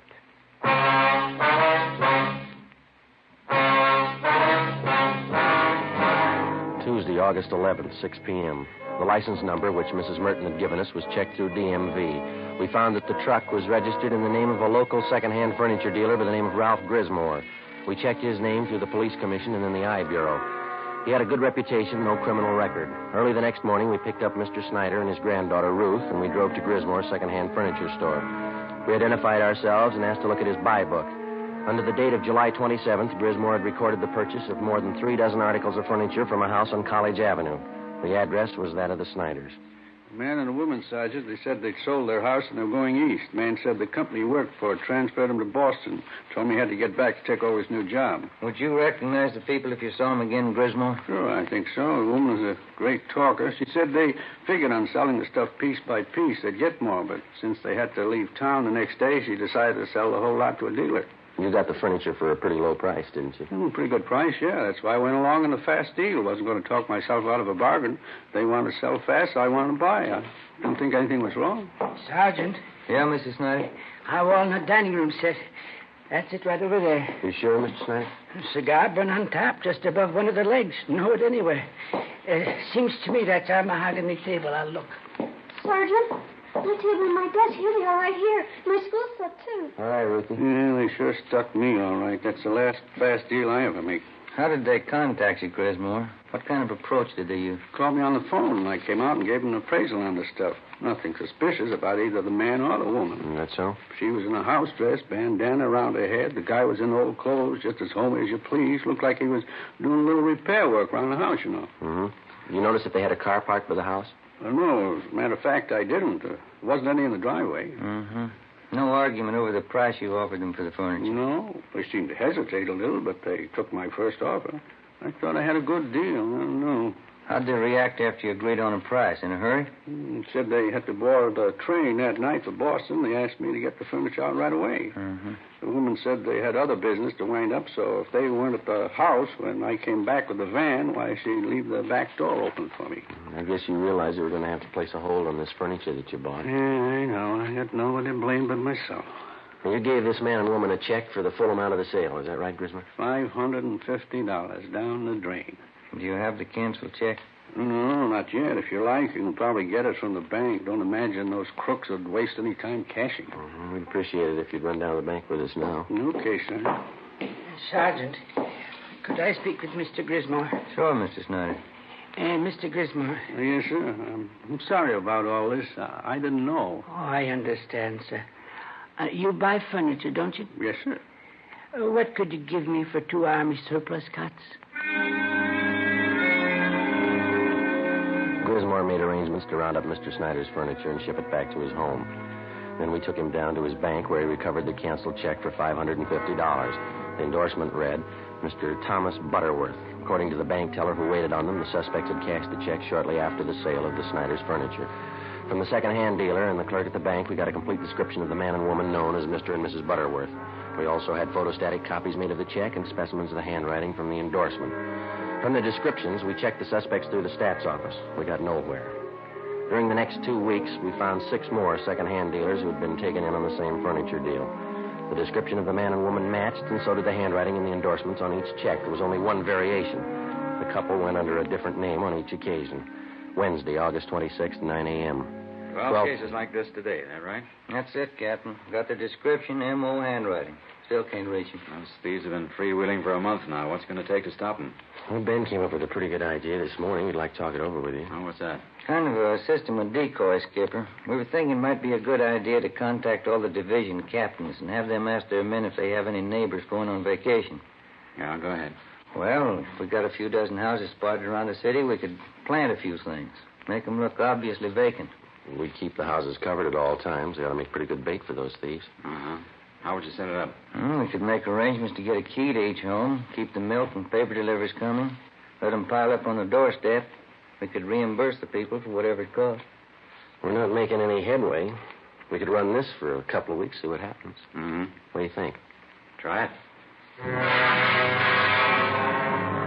9:30 a.m. We contacted all division commanders, requesting them to ask their men to contact burglary detail if they knew of any of their neighbors about to leave on a vacation. During the next 2 days, the response came in and the plan went into effect. 40 homes throughout the city were spotted as decoys. They were kept under surveillance at all times. In the week that followed, 2 more burglaries of the same type were reported, but the suspects failed to try any of the decoy homes. The men in the pawn shop and second-hand details continued to work right along with us. The stolen furniture kept turning up, but not the thieves. Again, the homes that had been broken into displayed all the usual signs that the occupants were away. Old circulars and newspapers scattered on the lawn, milk bottles lined up at the door, all the blinds drawn. The decoy plan continued. No results.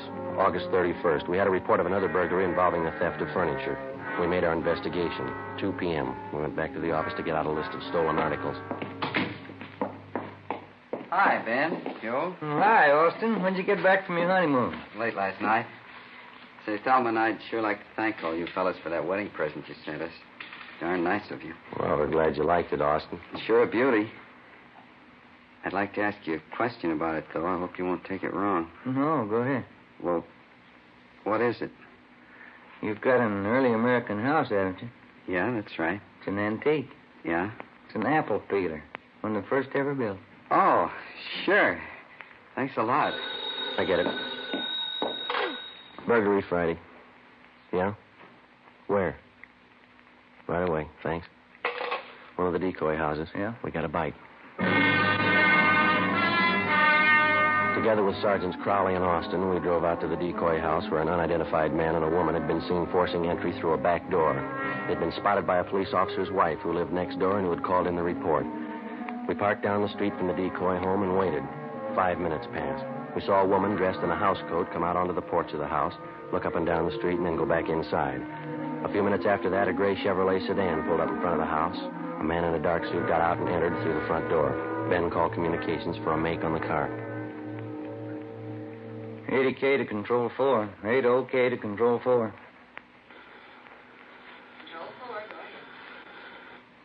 Request DMV on 6 Mary 6778. Repeat, 6M 6778. Information urgent. Roger, 80K. KMA 367. We waited. There were no signs of activity from the decoy house. 2 minutes after Ben put in the call, we got our make on the gray sedan. Control 4 to 80K. 80K, go ahead. 6 Mary 6778. 6M 6778 is registered to the Donahoe Furniture Company. Legal the same. 7811 Harvard Boulevard. It is a Chevrolet Deluxe two-door sedan, 1941 model. Engine number C6PA4414. 80K, Roger. KMA 367. A few minutes after the call back, a moving van drove down the street and backed into the driveway of the decoy house. The sign on the side of the van read Donahoe Furniture Company. 2 men got out, went up to the front door, and were let in. They came out in a couple of minutes and loaded a sofa into the moving van. Okay, Joe. Crowley and Austin get the sign. Here they come. Let's go. Hey, you and Crowley want to cover the back, Austin? Right. Let's go, Crowley. Yeah. Come on, Ben. Mm-hmm.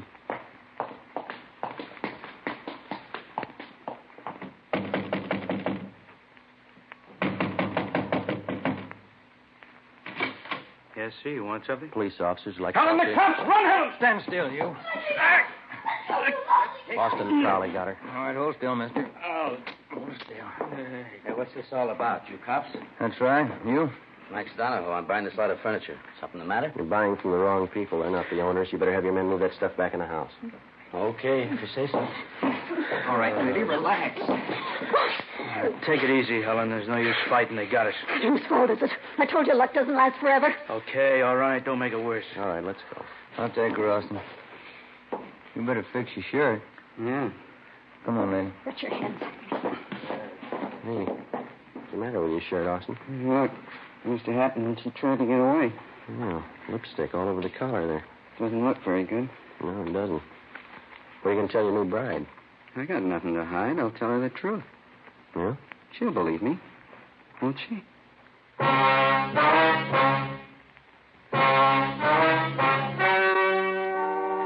story you've just heard was true. Only the names were changed to protect the innocent. On November 25th, trial was held in Superior Court, Department 87, City and County of Los Angeles, State of California. In a moment, the results of that trial. And now, here is our star, Jack Webb. Thank you. Under our system of law, the jury selected to hear a case is accorded complete freedom. The jury's decision is the final result of the testimony and evidence presented in the course of the trial.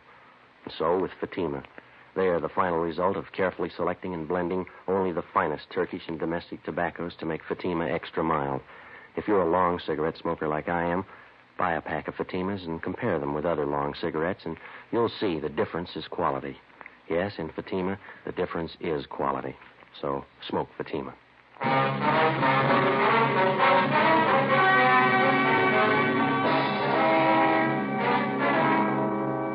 The suspects were identified as Mr. and Mrs. Thomas Dunbar. They were arraigned on 15 counts of burglary and tried and found guilty on all counts. They are now serving their terms in the state penitentiary. You have just heard Dragnet, a series of authentic cases from official files. Technical advice came from the Office of Chief of Police W.H. Parker, Los Angeles Police Department.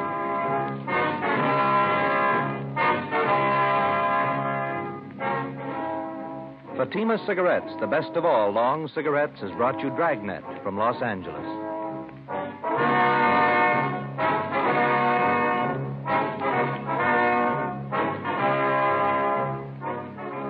Coming up, Duffy's Tavern. Bob Hope returns October 3rd on NBC.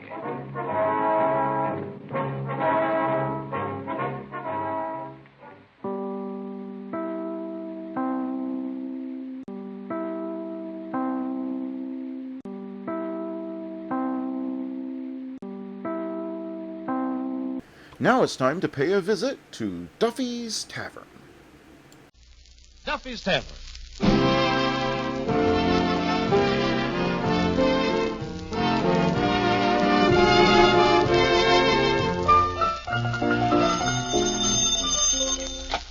Hello, Hello, Duffy's Tavern. Where do you eat meat to eat? Archie, the manager speaking. Duffy ain't here.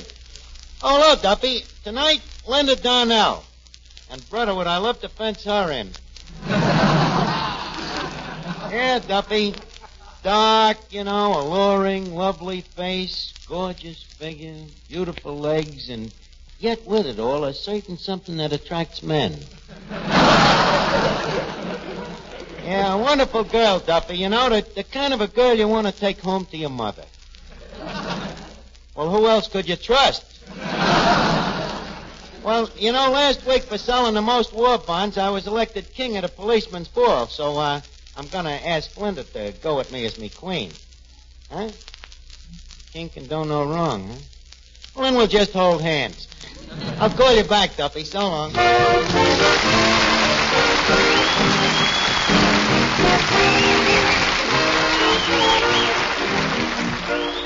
Ladies and gentlemen, welcome to Duffy's Tavern. Come in and meet Finnegan, Eddie the waiter, Miss Duffy, our singer Bob Graham, Reet Beat Reeves and his orchestra, our special guest tonight, Linda Darnell, and Archie himself, Ed Gardner. Good evening, Miss Duffy. What's cooking good looking? Oh, Finnegan, you're such a kidder. Well, a guy can't help it when he's got a natural wit. By the way, did you hear about the fight in Schimmelbacher's bakery? A fight? What happened? 2 rolls got fresh. I'm not surprised. Anything could start a fight in that crazy Schimmelbacher's. I guess I'm too subtle for her. That's what it is. Hey, Miss Duffy, where's Archie tonight? Oh, he's in the back room primping himself up. He's going to ask Linda Darnell to go to the policeman's ball. Linda Darnell. Oh, boy. Linda Darnell. You too. Honestly, Finnegan, sometimes you act just like a man. You men. You get so excited just because a person is in the movies. That's not true, Miss Duffy. Last week, did I get excited about Boris Karloff? But he's a member of the opposite sex. In that case, why didn't he get excited over me? But, Finnegan, what I'm trying to tell you is... I beg your pardon, but would you people mind moving your conversation to another table as a customer trying to sleep under this one? Hi, Eddie. Did you hear about the fight in Schimmelbacher's bakery? Did them 2 rolls get fresh again? Daddy, please, you're supposed to ask me what happened in Schimmelbacher. Okay, what happened? Did them 2 rolls get fresh again? Pardon me, is this a private hen party or can anybody lay an egg? Hello, Arch. Hey. What are you sniffing at, Finnegan? Gee, you smell pretty. Yeah, well, I just tinctured myself up with a little cologne. With a dame like Linda Darnell coming down here, I naturally want to give myself a good aroma. Mr. Archie, aroma ain't built in a day.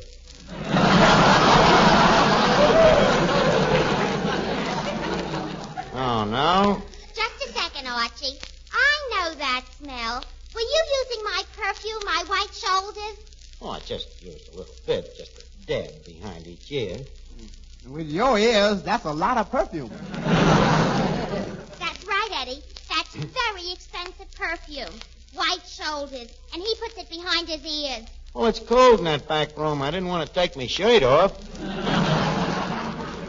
Hey, Art, I hear you're going to take Linda Darnell to the policeman's ball. Yep. Linda Darnell, Finnegan. And wait till them bulls see them calves.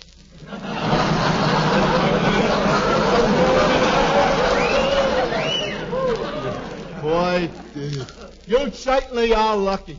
I love brunettes. You do, huh? Yeah. You can trust them more than blondes. A blonde could be bleached. Well, a brunette could be dyed. So what? We all got to go sometime. Now, that's one thing about Linda, Finnegan. She is completely au naturel. Her own hair, her own complexion. Her own complexion. Ha. What's the idea of this super silly laugh? I happened to see a picture of that natural beauty endorsing pancake makeup. Where? Right here, in my Behind the Scenes in Hollywood magazine. Here on the back cover. Let's see. Linda Darnell, gorgeous screen beauty. Wears nothing but pancake makeup. Very interesting. Thank goodness I don't have to wear pancake makeup. Actually, one don't have to wear pancake when one is already battered.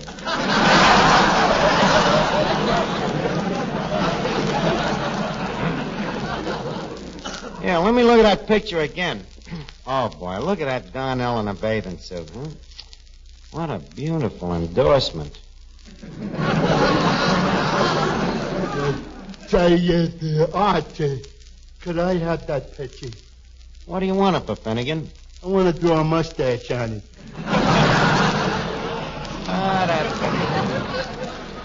That Finnegan, always the artist. Well, good evening, boys, good evening. Well, Officer Clancy, the shank of the evening to you. Come here, Clancy. Yeah, take a look at this picture. Who is that? This is the dame that I'm taking to the policeman's ball. Well, pack me a nice and call me Shaky. What's her name? There it is, right there. Can't you read? If I could, I'd be a sergeant. Well, it's Linda Darnell. Quite a dish, huh, Clancy? Oh, beautiful. Archie, she reminds me of the pretty little Colleen that stood beside me on my wedding day. She, too, was dark and lovely. And you married her, huh, Clancy? How could I? I just finished marrying my wife. Oh, well, that's a tough break, Clancy. Excuse me. Hello? Oh, how are you? Huh? Well, just a second, I'll ask him. Clancy, a friend of mine here wants to know what time will the policeman's ball be over? Oh, it usually lasts about 3 a.m. Thanks. Hello? You got until about 3 a.m. Okay. Who is that? Crud-faced Clifford, the safecracker. Oh, yeah, it's a very good friend of mine. Yeah, I've sent him up the river 3 or 4 times. That's a nice friendship. Archie, how sure are you now that you can get this Linda Darnell to come to the ball? Just as sure as I am that you're a thick-headed cop, Clancy. Well, that's good enough for me. Give me that phone. Okay. Hello, Sergeant? This is Clancy. Clancy. Clancy, the patrolman. I'm up here at Duffy's Tavern. Now, just a second, Sergeant, you're wrong. They know me better than to offer me a drink. And you know me better than to think I'd buy one. Listen here. I was going to tell you that I was talking to Archie about the ball, and I got great news for you. Who do you think that Archie is bringing? None other than that famous movie actress. What was her name again, Archie? Linda Darnell. Oh, yes. Linda Darnell herself. Oh, too bad we didn't have it on the posters. But you can still give it to the newspapers. Well, yes, that'll be fine, Sergeant. Goodbye now. Just a second, Clancy. You think you should let them put it in the newspapers? Well, why not? She'll be there, won't she? Well, yeah, but, you know, accidents can happen. Yes, they certainly can. And they can happen to anybody. She better be there. I'll see you later, Archie. Okay, Flatfoot. Oh, boy, Eddie. When I walk in as king of the cops' ball with Linda Darnell, am I going to be a hot shot? If you walk in without Linda Darnell, you're going to be a pot shot. Don't be silly, Eddie. She ain't going to turn me down. Okay, you know best, but somehow or other I still hear a little voice inside of me shouting, "Short live the king." Eddie, don't be such a skeptic, will you? You know very well, if there's one thing I'm good at, it's handling dames. Yes, if there's one thing you're good at.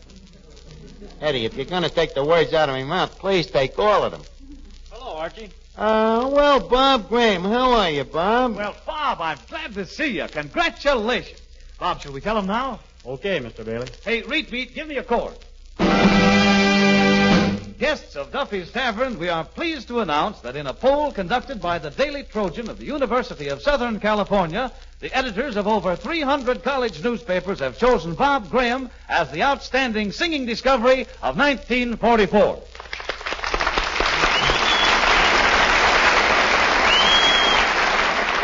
Gee, Bob, I didn't notice. Congratulations. Thanks, Archie. And Arch, you don't know the best part. He's going to be given the award by Linda Darnell. Linda Darnell, huh? Sure. Why did you think she was coming down here tonight?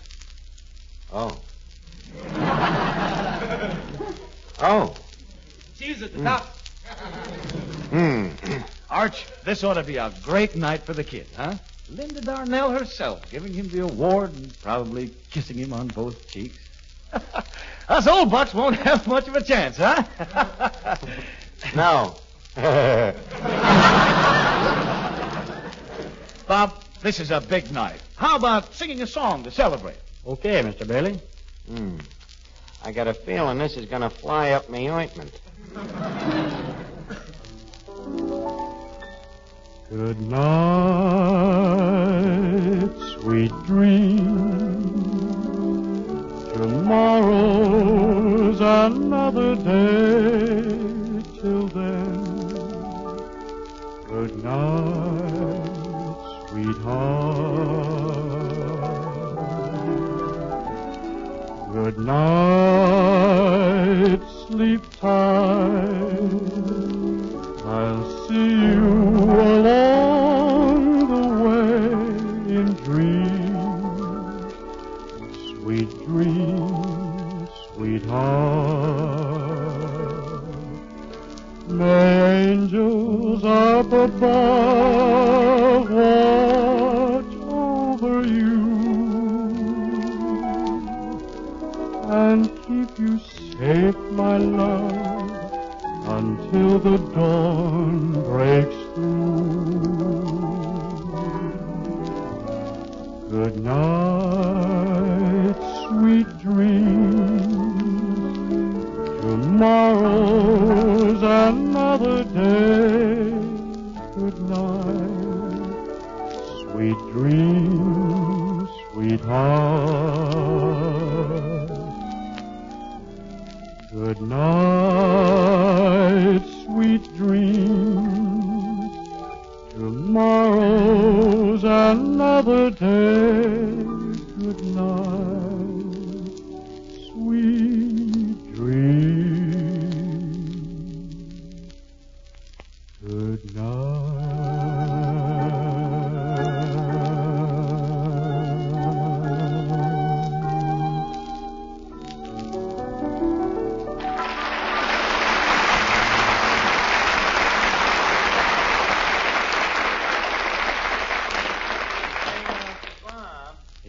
Bob, you know, I've been thinking that with Linda Darnell coming down here, maybe you want to do something about that suit of yours.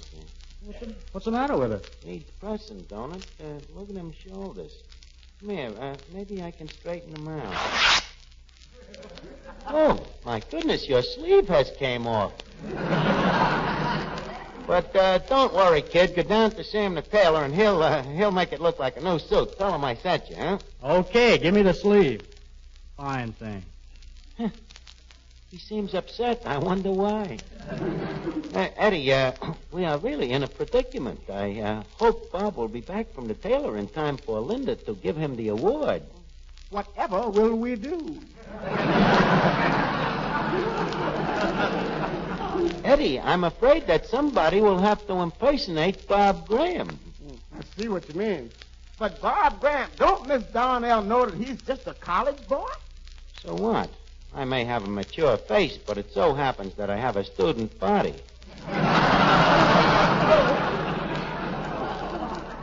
Besides, that'll be insurance that she will come to the policeman's ball, you see. Wait a minute, here she comes.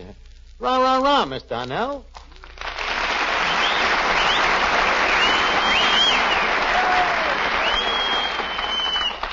Well, good evening, Bonnie Beautiful. I've been expecting you. You have? Oh, but Natch. Well, I'm looking for Bob Graham. Natch. Can you tell me where to find him? Sergeant. Who do you think I am? Are you Bob Graham? I ain't his brother. Father? Miss Darnell, I am not old enough to be my own father yet. Oh, I'm sorry. It's just that I thought you were much younger. Well, I am. But I was told that you were 19. Ah, that's just newspaper talk. I'm really 21.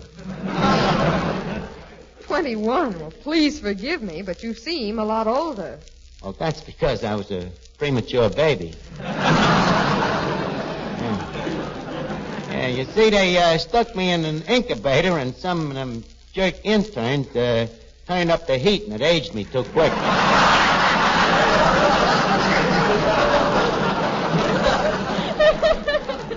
Oh, Mr. Graham. Mr. Graham. Hey, that's you. Oh! Yes, yes, what is it, waiter? Would the lady like something?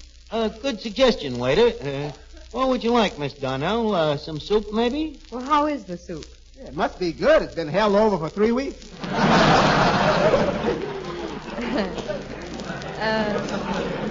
That's cute. What kind of notices did it get? Obituary. Linda, maybe you better try something from the grill. Waiter, what looks tasty on the charcoal broiler? The charcoal.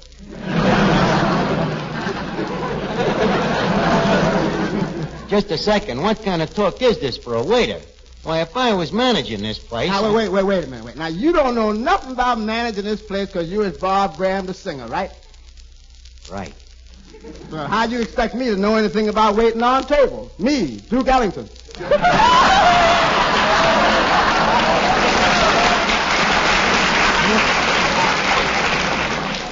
Eddie, will you get out of here?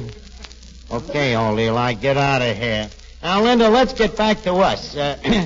Would you like to join me to a prom? My goodness, don't you college boys do anything but go to parties?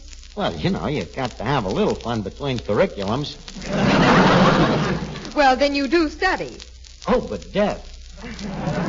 What courses are you taking?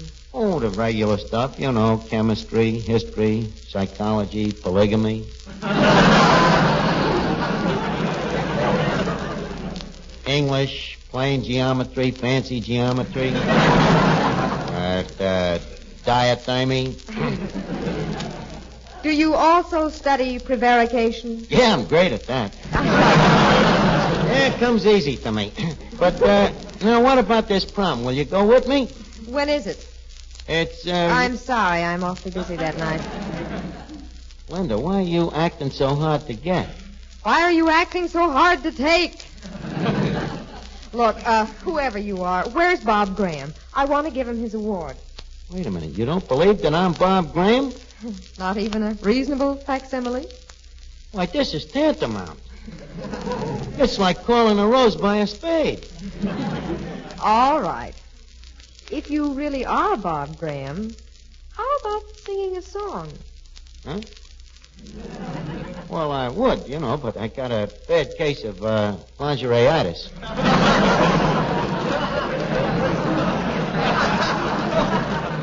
You know, you get it running around the house in your underwear.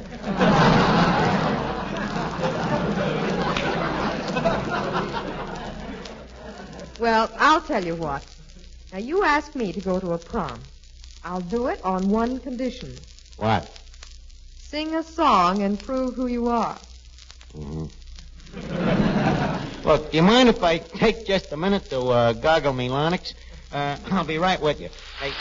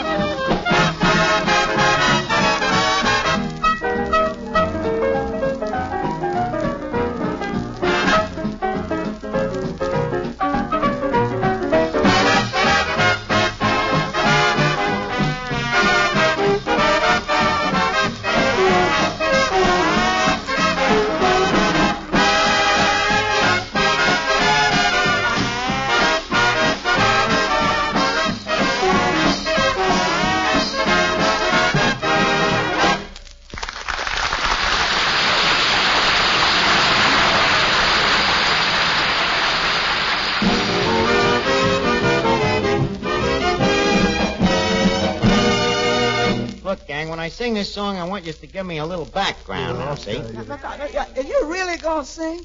Well, I'm in a spot, Eddie. She won't go to the cop's ball with me unless I can prove I'm Bob Graham. So to prove it, I gotta sing. The hard way, huh? Wait a minute, Eddie. It won't be so bad, you know. Maybe I ain't no Graham. No Graham? You is even crummier than the cracker of the same name. Never mind the wiseacres, will you? You guys just give me a background. Okay, I swear with you. Me. No. That's enough, Finnegan. That's enough. That's enough, Finnegan.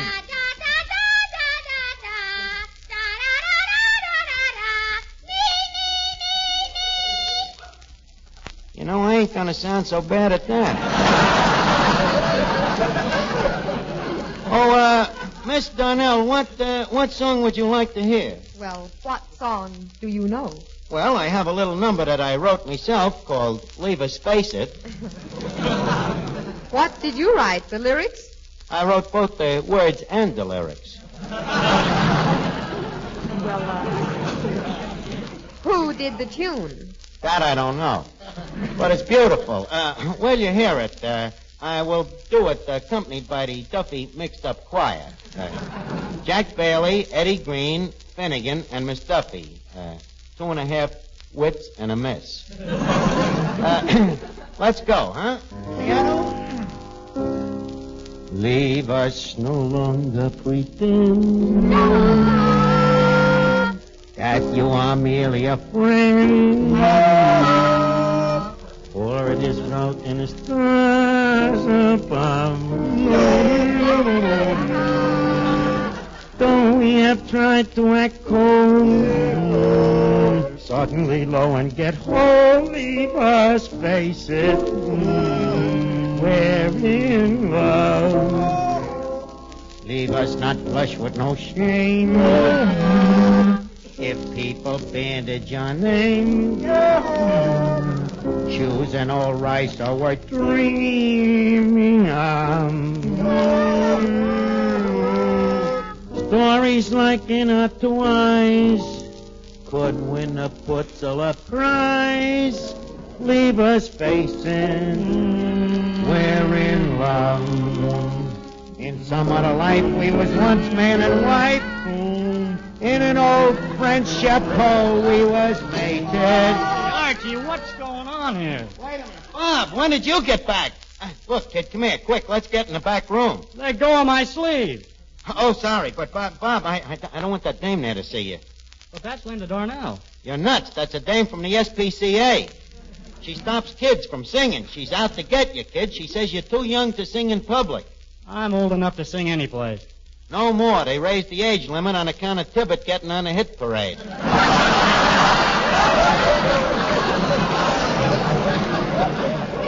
Now, look, kid, you better duck. Quick, too. Just a second. Are you Bob Graham? Yes, I am. Well, thank goodness. I'm Linda Darnell. Bob, I have an award for you. Say, let's get out of this stevedore stork club, shall we? Okay. But, Linda, wait a minute. Well, you can't go yet. What about the dance, the prom? You gotta go. It's the policeman's ball. Oh, the policeman's ball, huh? Yeah, sure. If you don't show up, them cops will emaciate me. They'll murder me. They'll kill me. They'll kill you? Certainly. You talked me into it. I'm not going. Come on, Bob. Good night, Archie. Oh. Holy cat. Holy cat. Clang, clang, clang went the nightstick. Here I am, king of the policeman's ball and no queen. I got to think of something to tell Clancy. You better think fast, because here he comes. Well, Archie, my boy, Archie, I just came back to tell you that the tickets are going like wildfire. That's great, Clancy. Oh, everybody's buying tickets to see Linda Darnell. They are, huh? Why, certainly. Well, now, look, Clancy, you admit that it is error to be human, huh? Oh, yes. And yes. sometimes there comes a course in a time of guy's human events when he makes certain promises that... Archie, it already says in the paper that she's coming. But, Clancy, you can't believe everything you read in the papers. Archie, you're a nice boy. And I want you to know that there's nothing personal in what I'm about to do. But in behalf of the personnel of the 4th Precinct,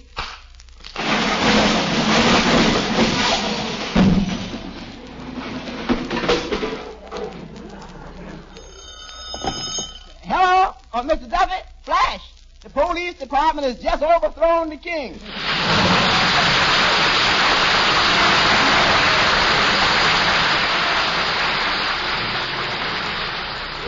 Hide your heart from sight. Lock your dreams at night. It could happen to you. Don't count stars or you might stumble. Someone drops a sigh and down you tumble. Keep an eye on spring. Run when church bells ring. It could happen to you.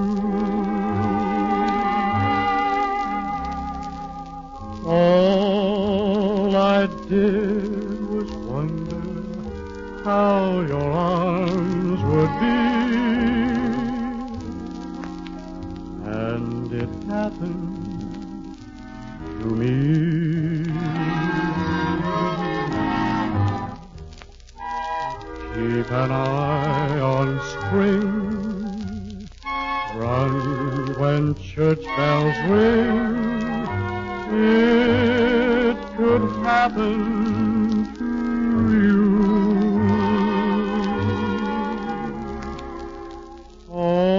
All I did was wonder how your arms would be.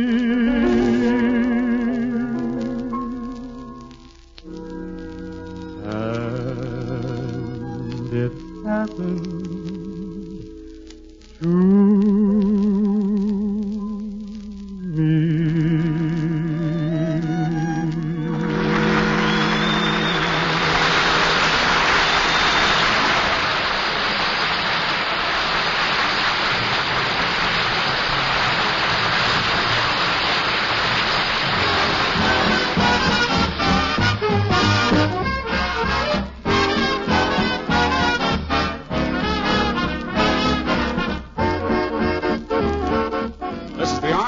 Radio Service.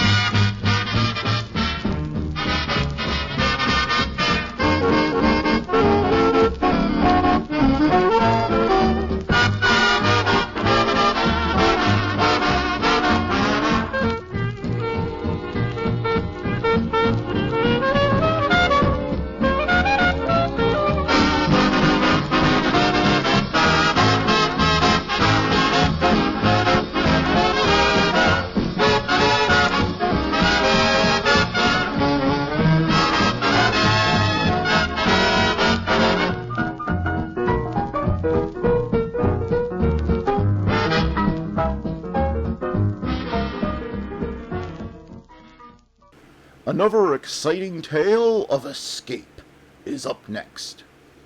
Fed up with shoveling snow? Can't shake that cold of yours? Want to get away from it all? We offer you escape.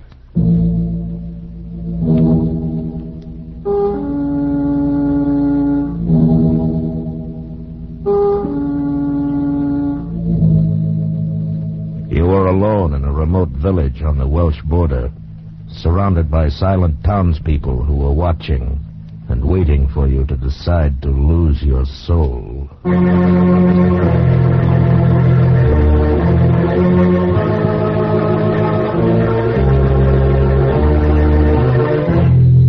Escape, produced by William N. Robeson and carefully contrived to free you from the four walls of today for a half hour of high adventure.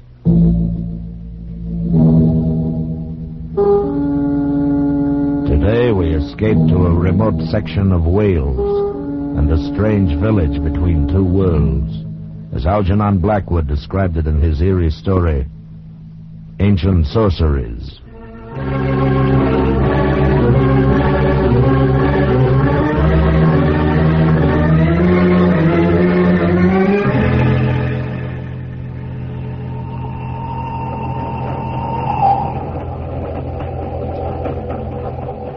I had spent a week's vacation in Wales and was returning to London by train when it all began.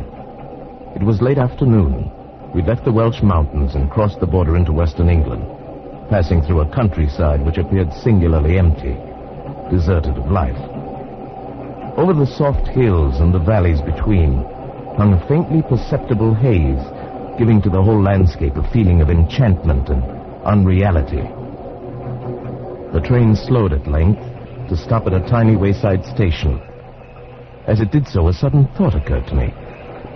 Why not leave the crowded train with its irritating noises and spend the night in this peaceful spot, then take a slower and emptier train in the morning? On the impulse, I rose from my seat, and the man sitting opposite me said, Why, say, sir, we only stopped here for a minute or two. If you were thinking of walking about a bit. No, matter of fact, I'm getting off here. I thought you were going to London. I'll go on in the morning. I'm going to stay here for the night. I strongly advise you not to. I beg your pardon? This is the village of Malton. Malton? I've never heard of it. Few people have, outside. But if you place any value on your soul, you'll not spend the night here. What are you talking about? Why not? Because of the sleep. And because of the cats. That's all I can tell you. You're insane. I'll take my bag now, if you don't mind. You're making a terrible mistake. You may not even get the chance to regret it. Don't leave this train. I know what I'm talking about. Oh, what utter nonsense. Don't, I tell you. Goodbye.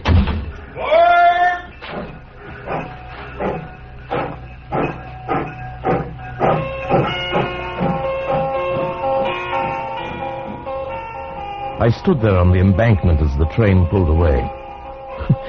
What was the matter with the man, anyway? Cats, sleep. His words made no sense. I picked up my bag and started walking up the long hill toward the village, and suddenly, for no reason at all, I shivered.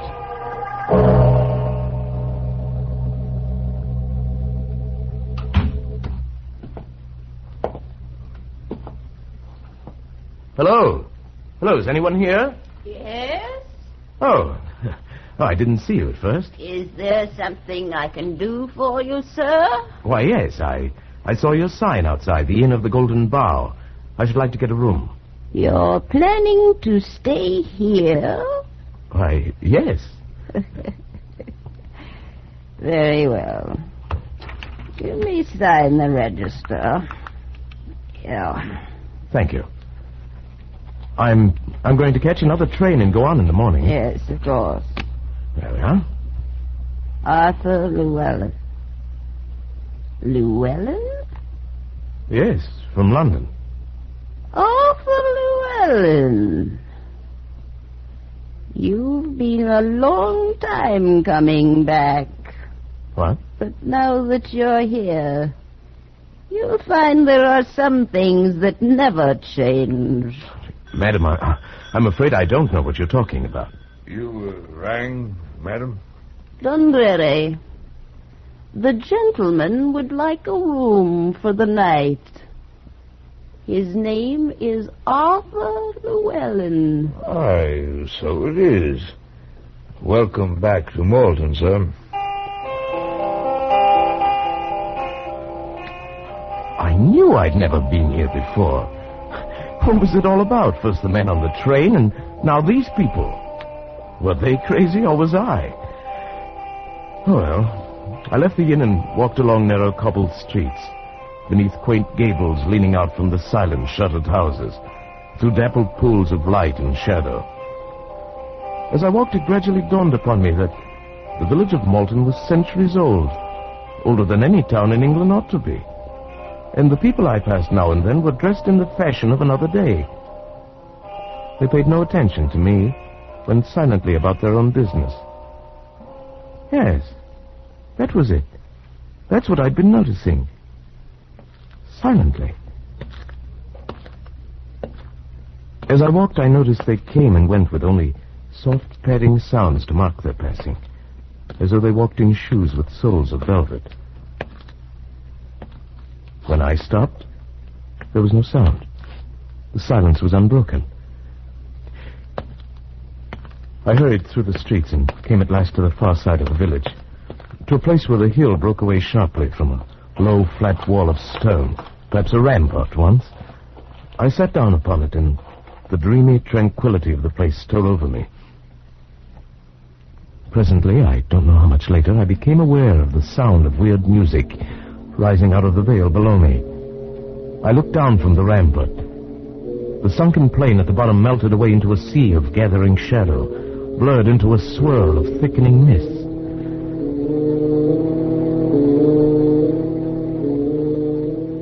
I thought of dead trees swept by the night wind, of animals with half-human voices singing to a white moon, of the wailing of cats on the roof tiles at night, of unearthly creatures far off in the sky calling to one another in chorus. I felt my heart beat faster and faster, felt the vague stirrings of some urge inside of me trying to answer the awful call of that music. I fought against the feeling, fought against myself. And even as I did, I found I was staring down into that valley, peering desperately into the darkness, trying to see I don't know what. And then suddenly,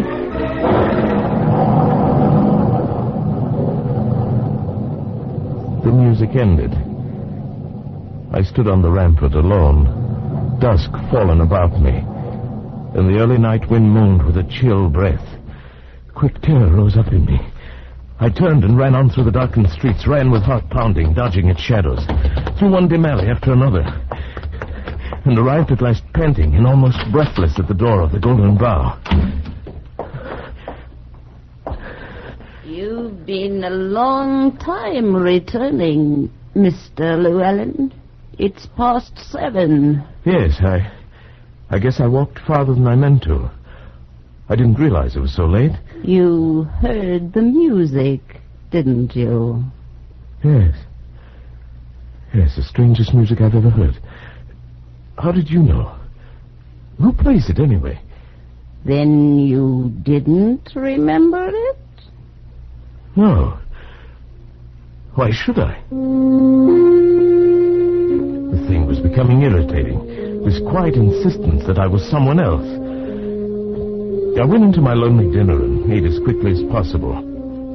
Then, taking the candle Dundreary gave me, I crossed the lobby, climbed the stairs behind the desk, and walked past silent doors down the long, empty hall that led to my room at the end. I was halfway to my door when suddenly the flame of my candle went out. I stood stock still in the pitch blackness, fumbling for a match. And at that moment I knew that someone or something was there with me in the darkness. I held my breath and listened. There was no sound, no movement. I reached out and found the wall and moved along, feeling my way in the inky blackness. It was then I touched it. Near my face, another soft, warm yielding. And alive. Who is it? It is I, Ilsa. Who? Ilsa. Don't you remember me, Arthur? No. But wouldn't you like to remember me? Don't you want to see me again? To look at me? No. I don't know. But not tonight, Arthur. Perhaps tomorrow. Tomorrow.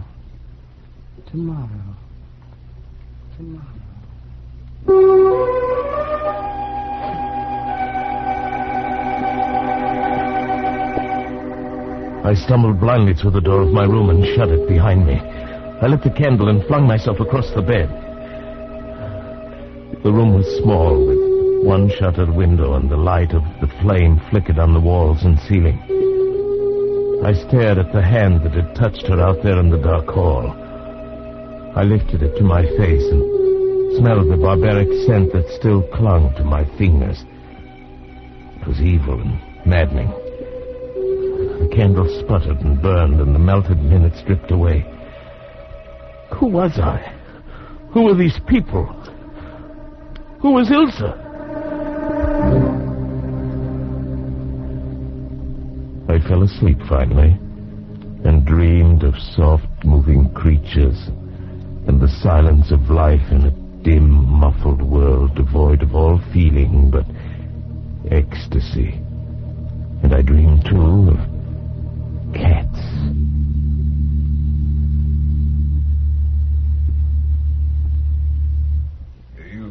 slept quite late this morning, Mr. Llewellyn. Morning, Andre. I felt as though I'd been drugged. The night air here in Malton is very conducive to sleep. I'd meant to catch the morning train to London. Now it's too late. What a terrible shame. Yes. Oh, by the way, Dunbury. Yes, Mr. Llewellyn? Do you...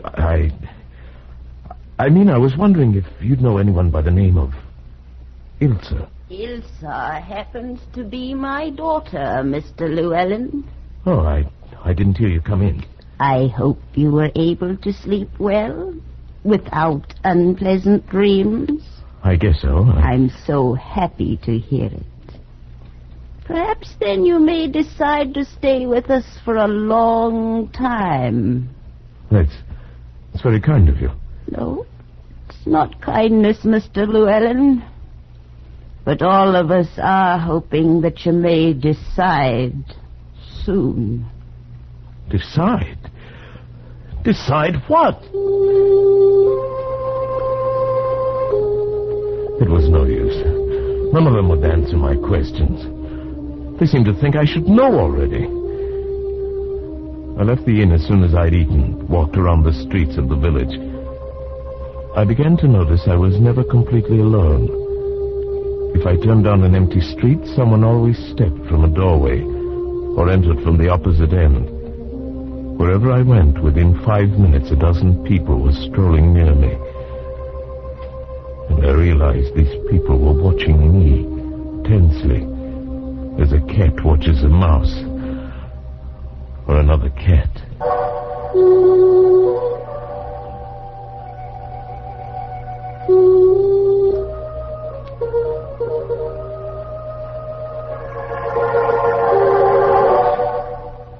It's quite fortunate you came back early, Mr. Llewellyn. Your dinner this evening is a rather special one. Special? What do you mean by that? You are to have a guest. Oh, who? An old friend. She's coming now. The girl who came toward us across the room was lithe and slim. She moved with the sinuous grace of a young panther. She was lovely, exotic, and terrifyingly beautiful. May I present Mr. Arthur Llewellyn, Miss Ilsa? He's been with us for 2 days. Yes, I know. My mother told me. May I sit down, Mr. Llewellyn? Oh, yes, please do. Here, permit me. Thank you. You may serve us, Dunbury. Thank you, Miss Ilsa. Then, you're Ilsa? Yes. Don't you remember me, Arthur? From last night. It was you last night, wasn't it? Yes, and other nights. Can't you remember all the other nights? No. Then we shall have to try that much harder. It's been such a very long time. Please, Ilsa. What is it all of you talk about? I don't understand any of it. You will, Arthur. Unless you leave, of course. Weren't you planning to take a train to London in the morning? Yes. No. No, I've changed my mind. I'm glad you did. We'll try to make you happy here, my mother and I. And then perhaps you'll stay a long, long time. No. I must leave for sure in a day or two. Suppose we wait and see. And meanwhile, if there's anything you want, all you have to do is ask me. All right. Why don't you tell me about... Yes, Arthur. About what? No. No, I don't want to know. I don't want you to tell me.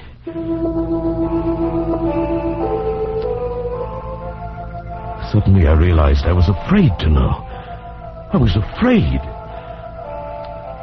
I should leave now, but I couldn't leave. It was Ilsa. She attracted, repelled, fascinated, and horrified me, all in single flashes of blasting emotion.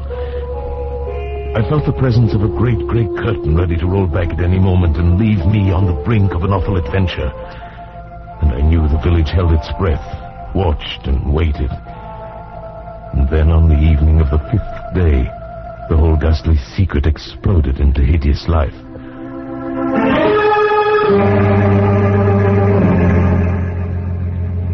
After dinner, Ilsa had asked me to walk with her. It was the first time I'd been outside the inn after dark. We walked through the village in the moonlight, saying very little, and came finally to the stone rampart above the sunken plain. We were quite alone. Look, Arthur. It's a full moon tonight. Do you know what that means? Yes. It means I can see more clearly how beautiful you are. Do you really believe that? Do you think I'm beautiful? Like a soft, sleek leopard in a warm jungle of shadows. But wait, I'll see you even better in a moment. Arthur, what are you doing? These dry leaves by the wall. They'll make an excellent bonfire. There, you see? No. No. What's wrong? The fire. No, put it out. All right, Ilsa. Don't worry, it's all right. There. Didn't even get a chance to get started. There, you see, it's out. Yes, I see. Why did it bother you so much? Don't you remember the fire? No. What fire? Oh. No. Don't talk of it. Look at me instead. Look at me, Arthur. Yes, Ilsa? Arthur, do you love me? Yes. Yes, Ilsa, I love you. I'm glad. That means you'll come back to us then. I don't know what you mean, Ilsa. You can know everything. Tonight, if you want to. Yes, I do. I do, Ilsa. You must know a part of it already, down inside. You must remember some of it, don't you?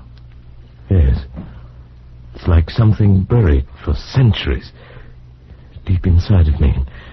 Now it's beginning to come alive. Let it come alive. Don't fight against it. You belonged to us once, long ago, and you still belong. Yes.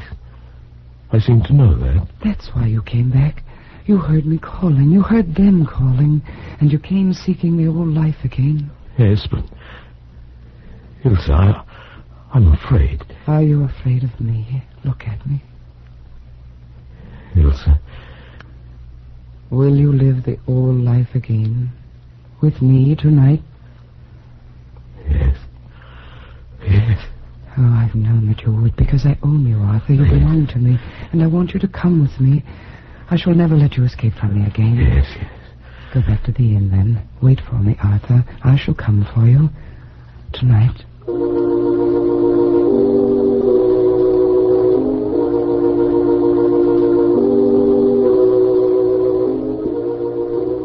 Back at the inn, I paced the floor of my room. The tense, uncontrollable excitement driving me along in a nervous frenzy. The dry crypt of the memory had broken open, and all the things I'd hidden away for centuries poured into my consciousness. I knew now why I'd come here. I knew what I was going to do. And I knew that I was lost. I sensed the rising stir of movement throughout the inn, and outside in the courtyard below my window.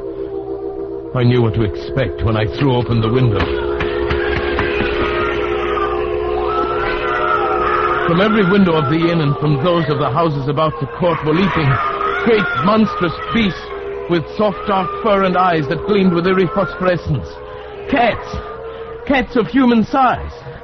This was the secret of Malton. Lycanthropy. The witchcraft of centuries long dead and buried. The half-human cries floated up to me, and the moon cast their dark shadows on the ground as they padded across the courtyard and vanished through the narrow streets of the village, heading for a hideous rendezvous. This is what I'd been. This is what I wanted to be now. I scarcely heard the door of the room open behind me. Are you ready, my love? Shall we join them? Yes. Here, Arthur, the sacred bomb, made of vervain and mistletoe and blind things out of the sea. Remember? Yes. Yes, I remember. Take it. Use it. We'll change now. Transform, leap from the window and join them. Lead us again, Arthur. Yes, but not here, Ilsa. Not yet. Wait until we get there. Then we'll change. If you wish. Come then, Arthur, to the stone wall above the grove. That's where we'll change, on the stone rampart.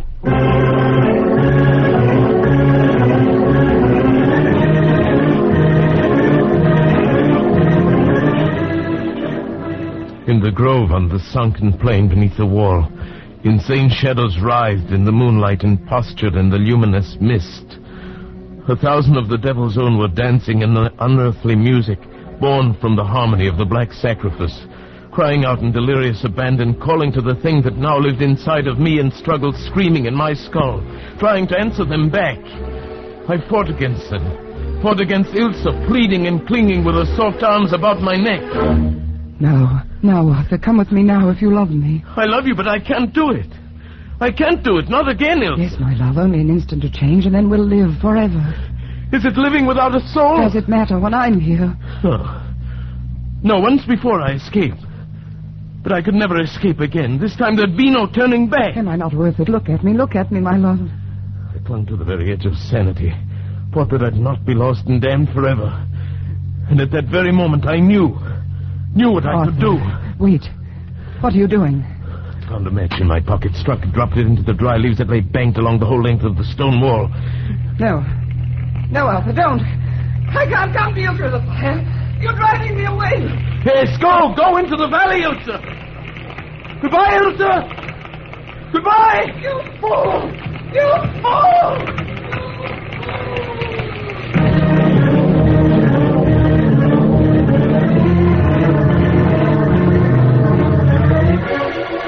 I turned from the wall of flame that for a few minutes would shut me off from the valley.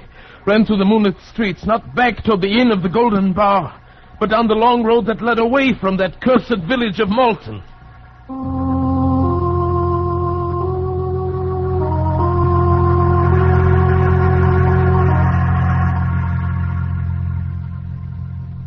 Well, Mr. Llewellyn, I find this one of the most interesting cases of hallucination I've encountered since I began the practice of psychiatry. I tell you, it really happened, Doctor. And having investigated your story a bit during the past week, I'm in a position now to answer most of the questions that have been worrying you since you came back to London.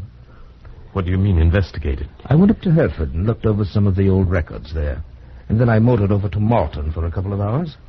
Well, then you know it's all true. You saw it. You know I was there. Oh, there's no question but what you were there, Mr. Llewellyn.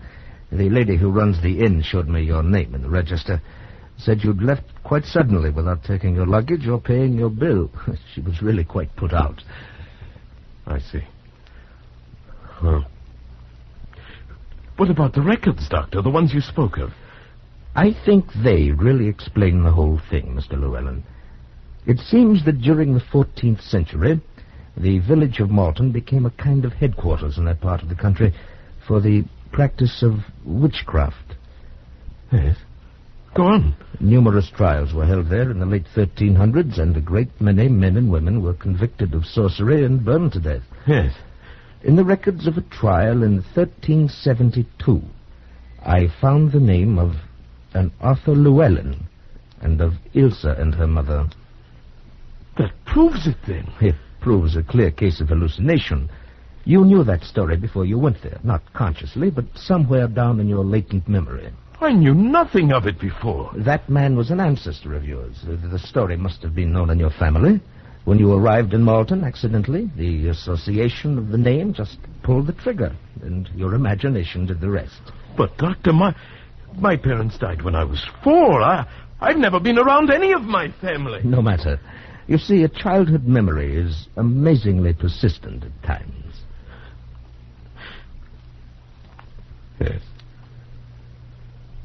Yes, I suppose it is.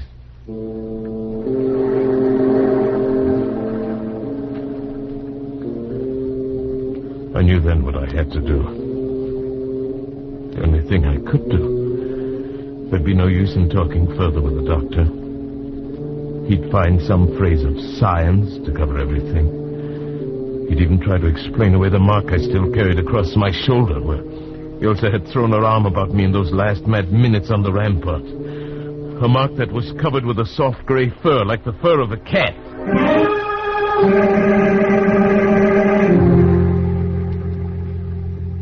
Yes, I knew now what had to be done, and must be done while I still retain my sanity.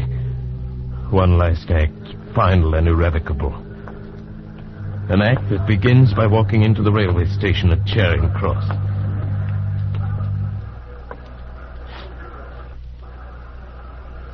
Good evening, sir.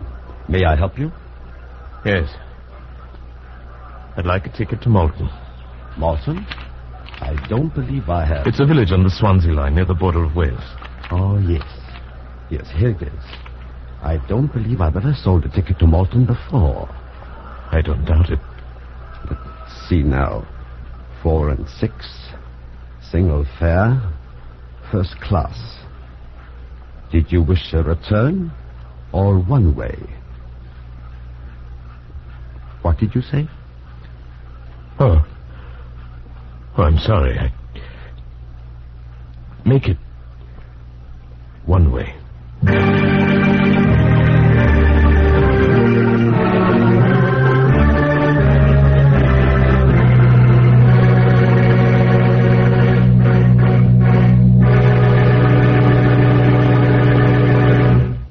Escape. Produced by William N. Robeson and directed by Norman MacDonald, today brought you Ancient Sorceries by Algernon Blackwood. Adapted for radio by Les Crutchfield, with Paul Frees as Arthur Llewellyn, Kay Brinker as Ilsa, Anne Morrison as Madam, and William Conrad as the Doctor. Music is conceived by Cy Fewer with Eddie Dunstetter at the console. Next week... After you've had a hard day at the office or bending over a hot stove, next week at this time, when your problems seem too much for you, we offer you escape.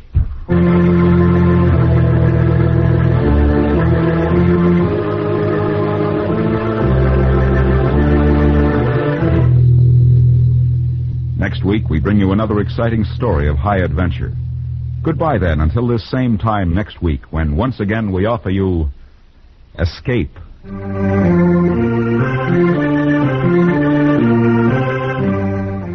This is CBS, where 99 million people gather every week. The Columbia Broadcasting System.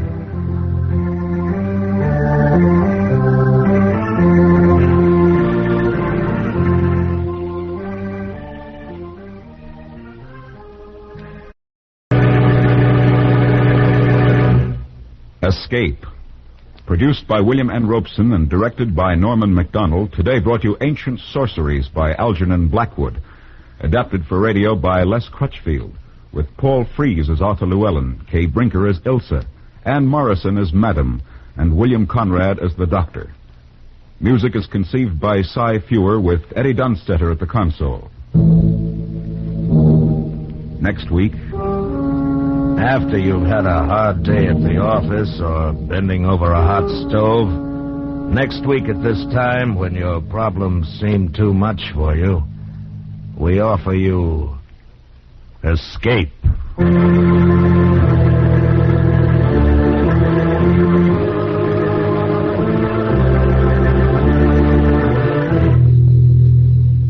Next week, we bring you another exciting story of high adventure. Goodbye, then, until this same time next week, when once again we offer you Escape.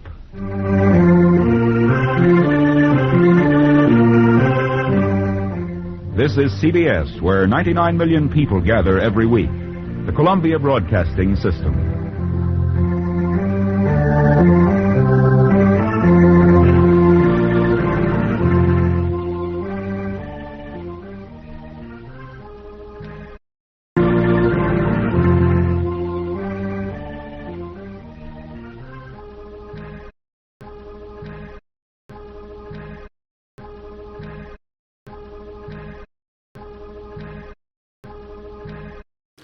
Now let's see what Fibber, Magee, and Molly are up to. The Johnson Wax Program with Fibber, Magee, and Molly.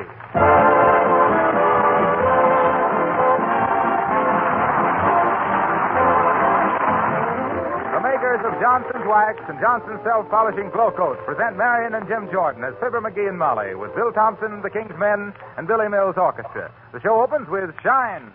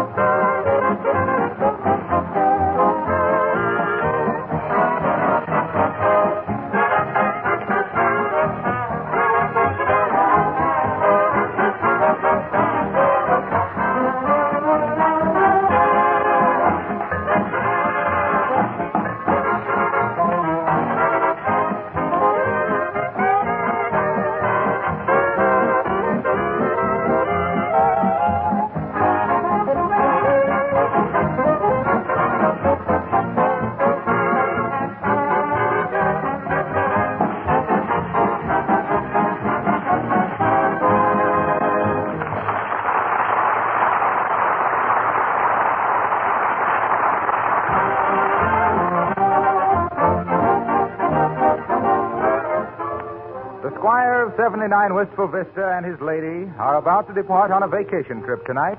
But to be sure his successor for the summer will get off to a good start, our hero is composing a musical number while his wife attends to some minor details, such as carrying the trunks out to the car. And so, Fibber, Magee, and Molly.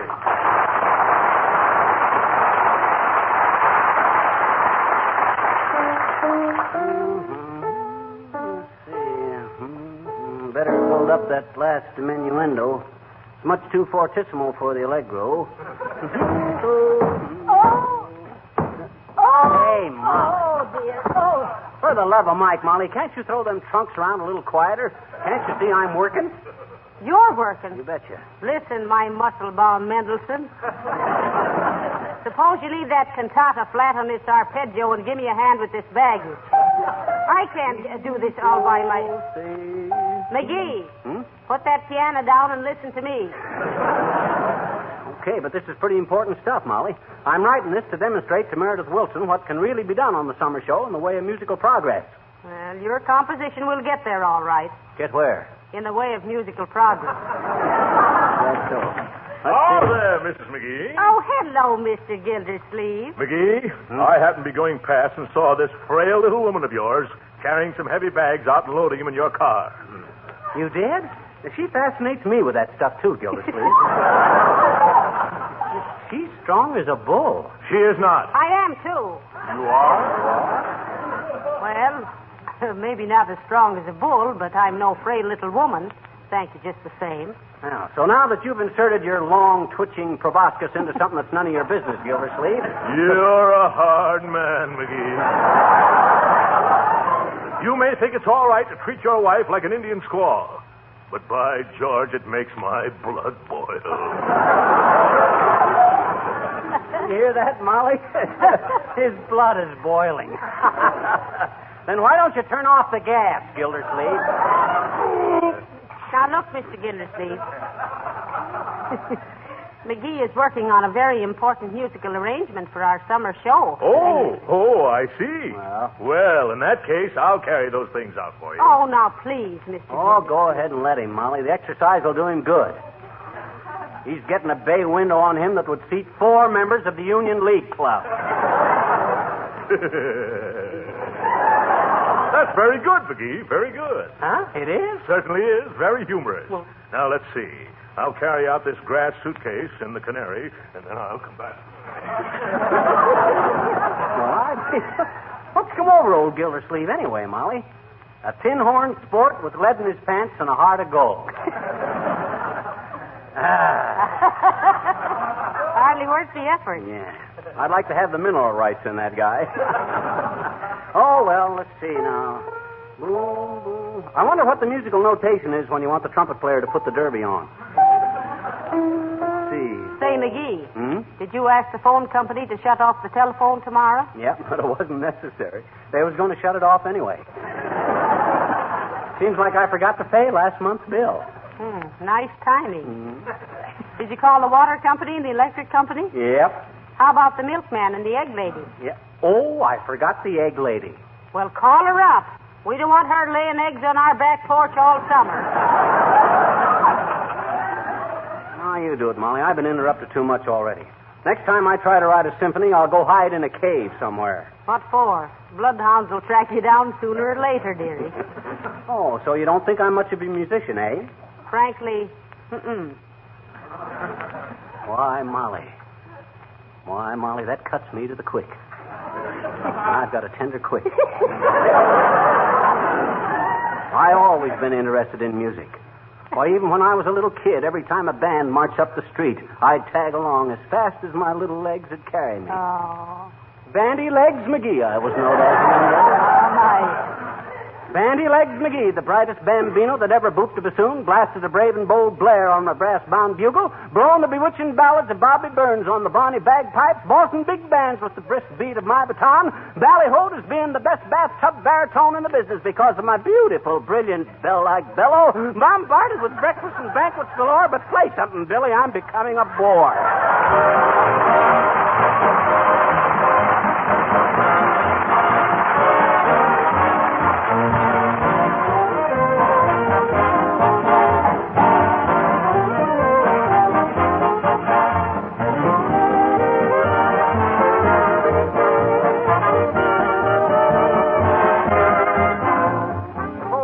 You're sitting on your front porch, and two of your friends draw up in their cars to pay you a little visit. The first car is dull, dingy, and weather-beaten, hasn't been polished in months. The other one is no better as a car, but it's all shined up like a mirror. Which one makes the better impression? Which of your friends do you unconsciously have more respect for? Well, I'll admit that's an easy question to answer. And I can tell you, too, that it's easy to keep your car shining like a bright silver dollar. Why? Because of the sensational new labor-saving polish, Johnson's Car New. Why is Car New a sensation? Because it does two jobs in less time than it used to take to do one. Car New actually cleans and wax polishes your car in one easy operation, in an hour's time, or perhaps a little more if your car is very dirty. Yes, sir, cleans and wax polishes at once, leaving your car sparkling with a beautiful, lasting showroom shine that your family will be proud of. The cost of Johnson's Car New is very low. So what reason is left for not trying some on your car right away? Buy it from your regular wax dealer, auto supply store, or service station. You'll agree your car looks like new when you use Car New.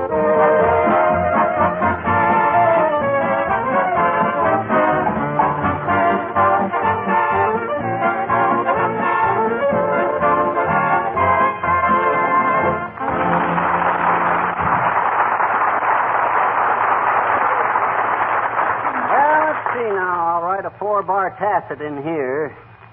I hope Meredith Wilson has got a good tacit player. Magee. Huh? Look who's coming up the walk. Who? Mrs. Uppington. Oh. The Emily Post Toastie of Wistful Vista. That woman gives me the chills and fever. Why? Because I'm always torn between wanting to give her the cold shoulder and the hot foot. Come in, Mrs. Uppington. How fortunate to have found you at home. Yes, Uppy. A few hours later, and we'd have been gone, Uppy. Oh, you fortunate people to get away from it all. Yes. Out on the open road, without a care in the world. Yes, yes. What a relief for everybody. I knew you were leaving, so I brought you a little going-away present. Oh, nothing much, really. But I do think they will come in handy. Here. Do you like them? Why, Mrs. Uppington, they're wonderful. Aren't they, dearie? I'll say so. I never seen anything like them. just what we needed, too. Probably. I mean, what are they? Well, my dear, they're a little convenient for roughing it in the woods this summer. Oh. Yes, collapsible finger bowls. My, there's nothing we needed more than collapsible finger bowls. Particularly with that collapsible finger Magee got playing baseball. Aren't they wonderful, Magee? Yeah, just the thing. I always says that after a hearty meal in the woods, there's nothing like a good, fast game of finger bowling. Finger bowling. Oh, my, how dreadfully amusing. I do hope you have a nice vacation, both of you. Oh, I understand you'll be back with us in the autumn. Oh, yes, Mrs. Uppington. How marvelously appropriate. What you mean appropriate, Uppy? Well, when I was a little child... When I was quite a small child, Mr. Magee, the leaves turned brown in the autumn, you know, and I always wondered where the sap went after it left the trees, and now I know. You run back into the broadcasting business. Goodbye.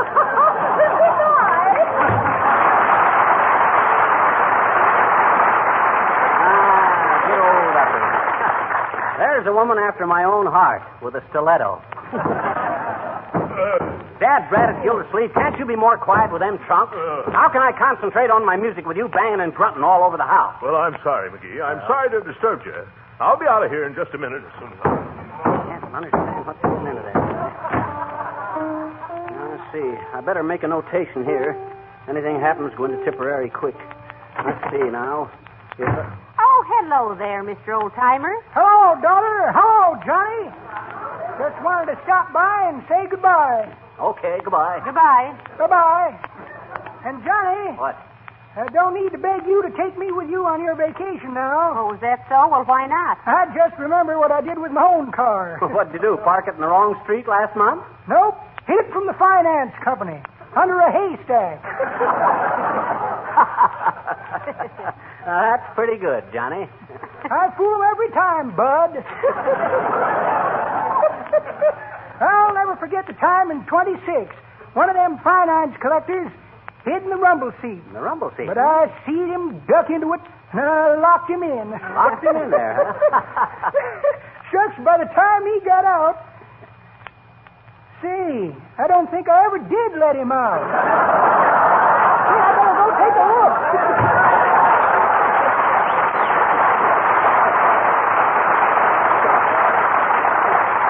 Don't worry about it. Car rides better with a little dead weight in the rear. Oh, well, I better get busy and finish this music. I got the glass crescendo up there, the diminuendo, and the swish over the top. Boom. There, it's done. Molly, I just finished the greatest piece of American music since Grandpa got the asthma after swallowing the harmonica. I'll give you Hello, Fibber. Hello, Molly. Why, hello, Mr. Mills. Have a chair. Yeah, Billy, I want you to listen to a composition I just finished. I based it on an old melody called Kiss Me Again, and I'm calling it Don't Give Me Any More of Your Lip, Baby. You want to hear it? Well, I'd love to, Fibber. But first, let me introduce an old friend of mine, Meredith Wilson.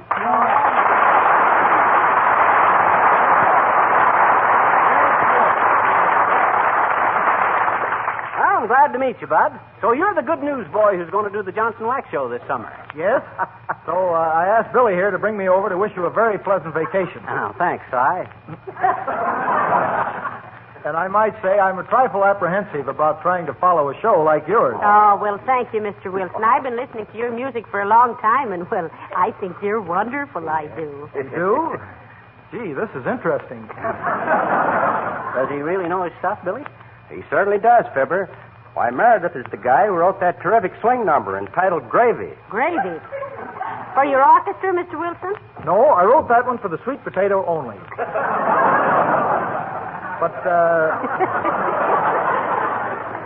But let's hear your number, Fibber. Oh, shucks, fellas. It was written for a big 32-piece orchestra. As long as I only got a piano in here. Oh, now don't worry about that. I've got my boys right outside. Huh? They follow me everywhere. Oh, my. They must worship you. Not necessarily. This is payday. Come on in, boys. Well, surprise. And all this for a simple little composition. Well, if I'd known all you fellas were dropping in, I'd have baked a cakewalk. Well, here's the music. I'll lead the band myself, Meredith, if you don't mind. Go right ahead, Fibber. But keep your eye on my bassoon player. He's always being penalized for low blows. You ready, fellas? Okay. On the downbeat.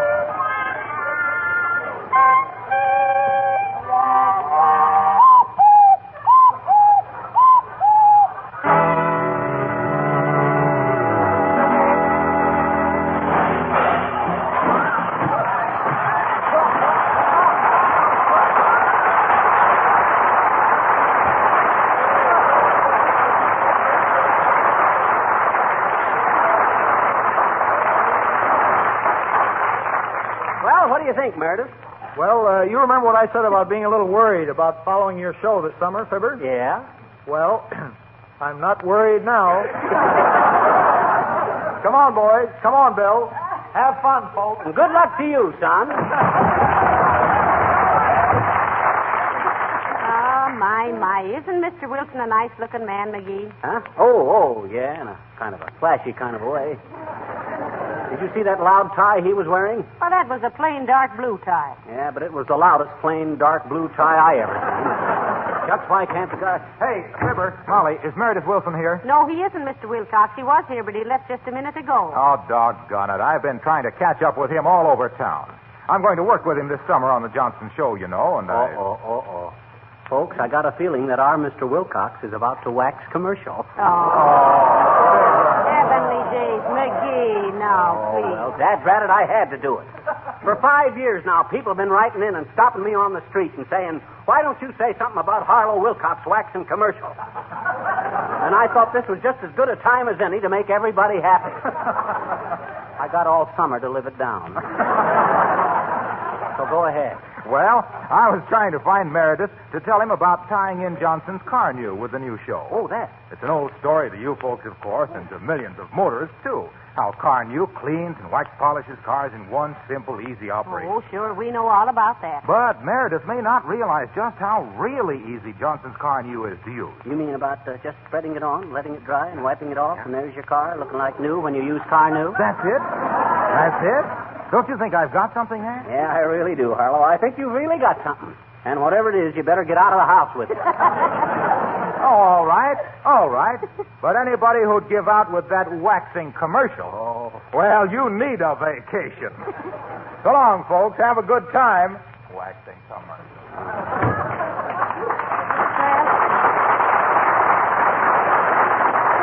Let's give Mr. Gildersleeve a hand loading the car so long as he's been so nice as to do all this. Oh, hello there, little girl. Hi, mister. Can I help you pack or put stuff in your car or anything to earn an honest nickel? Well, no, I don't believe so, sis. Mrs. Magee and Mr. Gildersleeve have got the packing pretty well in hand. Yeah, and gee, is your car loaded down? Yeah. I bet your gears are going to have their teeth filled before you get back of it.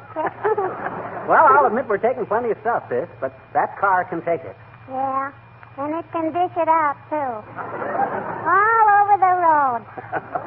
Okay, never mind the disparaging remarks about my car. It's in wonderful condition, except I got to get them brakes fixed. Oh, no, you don't. They're all right. Who says so? My papa. What does your papa know about my brakes? He said you always had better brakes than you deserve. Oh, so he said that, did he? Well, you wait till I meet that... Hey, mister. What you want? On account of in honor of your going away on a vacation and stuff, I wrote a poem for you. Huh? You did? Mm-hmm. Well, I'm deeply flattered, sis. Let's hear this little sawed-off, send-off sonnet of yours. All righty. The title is... Mm-hmm. That was real, too. To Mr. Magee on the eve of his departure, or when the lowbrow hits the highway. Well, that's a very cute title, sis. What's the poem? Well, here it is, the poem. Mm-hmm. Though you'll be a rover till hot weather's over, don't fear that I will forget you. Meredith Wilson's ideal for summer, I feel, but you'll be the fall guy, I bet you. So on, mister.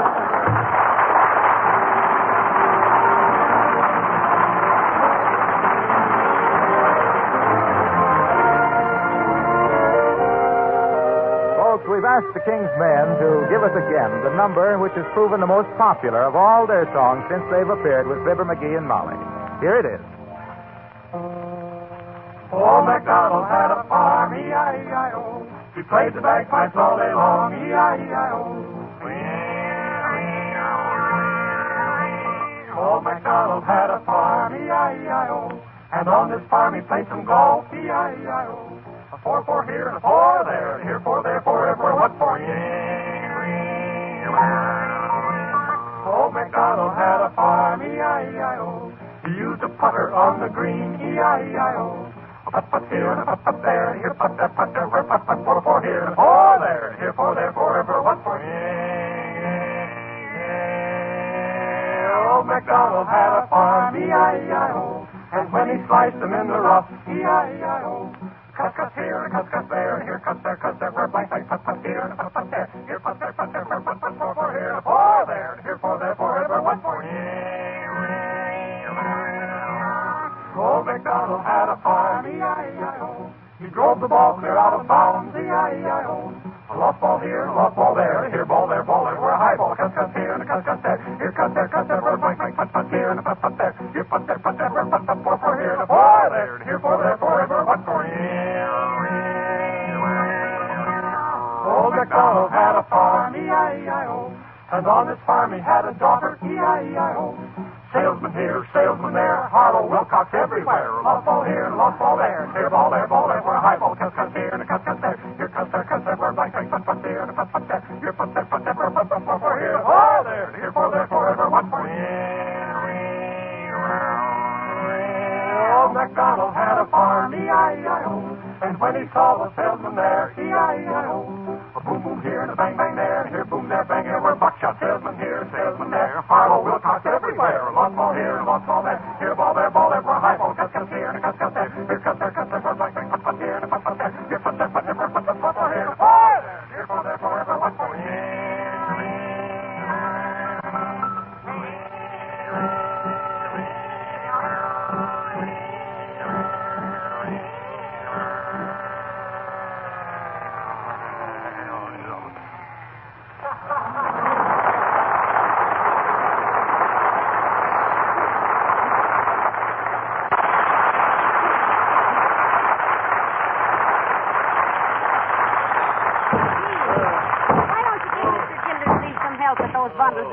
Okay, I'll help him. Here, Gildersleeve, let me take one end of that box. No, I'll handle it, Magee. I'm enjoying this very much. It gives me a real thrill to help you folks like this. What? Just leave me alone, and I'll load everything in the car myself. Love thy neighbor.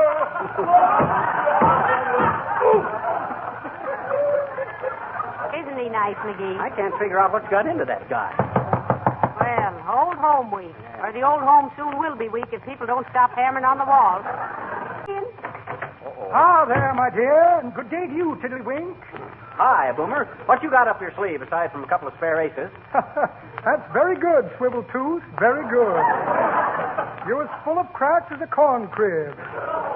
Yes, and as full of corn. Just heard you were taking a trip this summer. Thought you might like a couple of tickets to the World's Fair. Oh, isn't that wonderful? We'd love to have them. Thank you, Mr. Boomer. Not at all, my dear, not at all. Won't need them myself. Have a special invitation from the governor. Extradition, I believe they call it. Silly name for an invitation, isn't it? All right, how about these World's Fair tickets, Boomer, if any? Certainly, Stopgap, certainly. Have them right here somewhere now where I put those World's Fair tickets. Here's a small whisk broom. I'm expecting a slight brush with the law. A half of a gold brick. Ah, yeah, have an appointment very shortly with a gullible midget. Large bunch of automobile keys. Going to give them an audition as soon as it gets dark.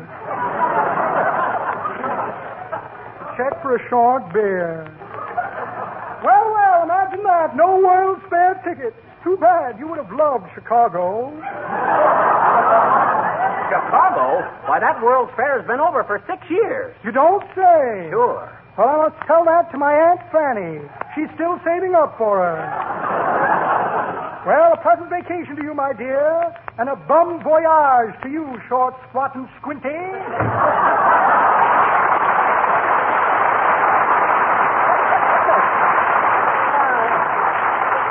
Guy's got a very sunny disposition for such a shady character. Well, folks, I've got everything loaded in the car. Huh? Is there anything else I can do for you? Oh, no, thanks, Mr. Gildersleeve. And you've been simply wonderful. I'll say so. Oh, not at all, not at all. I don't know when I've enjoyed myself so much. I'm sorry I couldn't do more, Magee. Hey, what is this anyway, Gildersleeve? How come you're so dad-ratted helpful all of a sudden? Oh, let's let bygones be bygones, Magee. Well, Believe me, it's been a real pleasure to help you out. Huh? And I think I did a very good job of loading those bags and trunks and everything in the car. Incidentally, when is the van coming from the piano and the heavy pieces? The van? What van? What are you talking about? Why should we take a piano on a vacation trip? Vacation trip? You mean that... Oh, my goodness. What's the matter? I thought you were moving away, Magee.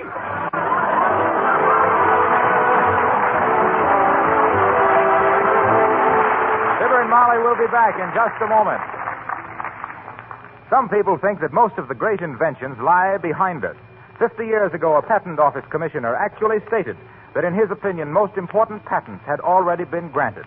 Yet think what inventions we have had in those 50 years. As a matter of fact, business is more than ever relying upon scientific research for new and better products. For example, in the Johnson's Wax Laboratories, scientists and chemists are working continuously to perfect the many polishes and products sold under the Johnson name. Even in South America, Johnson maintains a scientific laboratory in the heart of the Carnauba wax country. As a result, you receive more satisfaction whenever you use a Johnson wax product. Genuine Johnson's wax, paste or liquid, Johnson's self-polishing glow coat for linoleum and other floors, Johnson's Car New for automobiles, Johnson's cream wax for furniture, as well as many wax polishes for large buildings and industrial finishes sold direct to the manufacturers. In all these products, the name Johnson stands for highest satisfaction because every product is backed by careful research and experience. Folks, thanks for listening to us all these weeks, and we'll be seeing you in the fall. Indeed. And we know you're going to enjoy a Meredith Wilson show for Johnson's Wax this summer. And all personally, I ain't going to miss a one because I'm really sensitive to good music. Yes, I do. Music does something to me. Yes, that's exactly what me Uncle Dennis said when he got his stomach pinched in the concertina. Good night. Good night, all.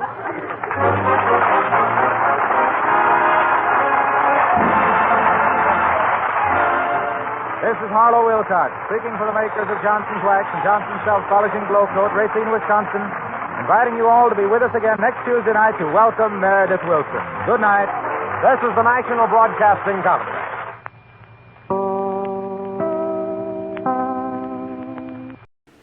Flash Gordon is going to be taking you on an intergalactic adventure next.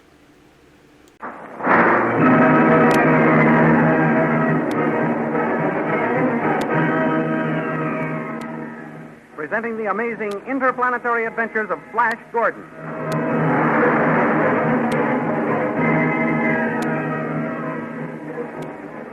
Last week, Flash Gordon, growing more and more visible, followed Queen Azura when she was captured by the Death Dwarfs and taken to Hoko, their king, while Zarkov rescued Dale Arden from the flaming cottage and they destroyed the invisibility machine to prevent the Blue Magic Men from using it. In the meanwhile, Khan the Hawkman had the soldiers show him the iron door leading to the Pit of Peril, to which Azura and Flash had disappeared. He ordered them to open the iron door. Tall arrived and questioned Khan's authority. Then Tall declared that as Azura was dead, he was the new ruler. Khan refused to acknowledge him ruler until it was definitely proved that Flash was dead. When the iron door was opened, neither Flash nor Azura answered when their names were called. Back in the tunnel, King Hoko ordered Azura taken to the fiery pit and burned to death. These thrilling adventures come to you as they are pictured each Sunday in the Comic Weekly, the world's greatest pictorial supplement of humor and adventure. The Comic Weekly, each page printed in full colors, is distributed everywhere as an integral part of your Hearst Sunday newspaper.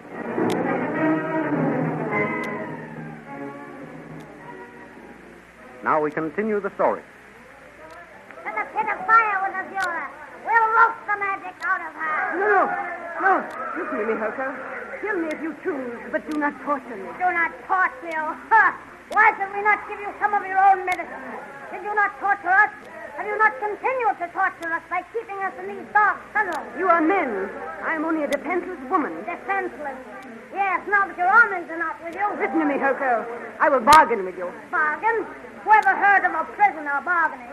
Listen to her, men. She will bargain with me.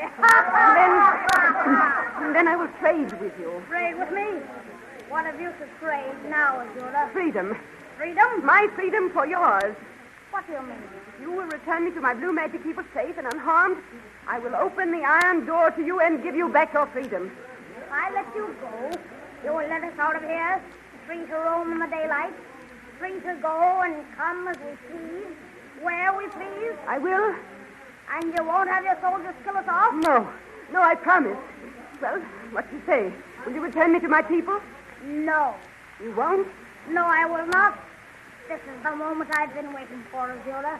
For years, I've thought of getting you in my power.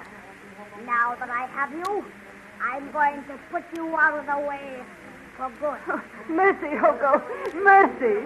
Listen to who begs for mercy. Get along to the fiery cauldron.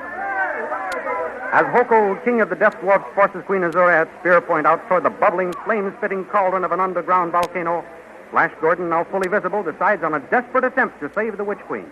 Stand back, Azura. Oh, save me, Flash. The dwarfs scream in rage and terror as a blond wild man drops into their midst. I'll fix you, you little monster. Help the men. Kill this giant. Now, what are you going to do? Let me down. Let me down. You bet I'll let you down. Right into the boiling inferno. No. Oh, Flash, what can we do now? The dwarfs are between us and the corridor to the iron door.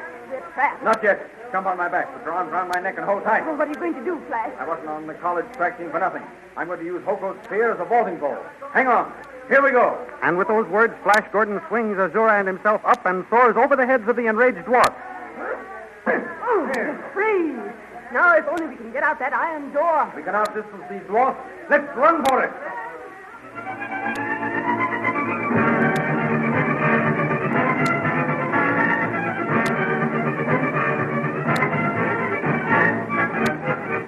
In the meantime, Dr. Zarkov and Dale Arden arrive at the palace wall.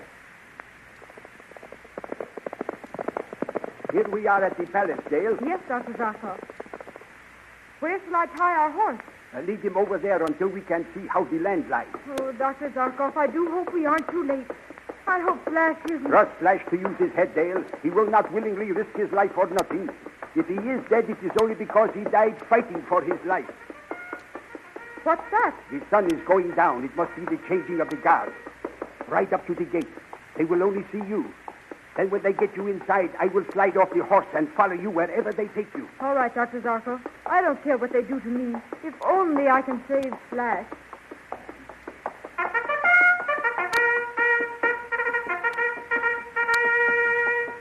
Call to them, Dale. Oh, God! They've seen us. I mean me. They're letting down the drawbridge. Good. Ride out into the palace yard. Oh, stand where you are. Why, it's the Earth Girl. Where did you come from? Where is Flash Gordon? Take me to him at once. What? Take me to Flash Gordon at once. Did you hear, comrade? She wants to be taken to Flash Gordon. All right, Earth Girl. Come this way. You'll get your wish. Dr. Zarkov, what do you suppose he means? I do not know, Dale. And I do not like the way he said that. Wait until we get around the corner. I will grab his rifle.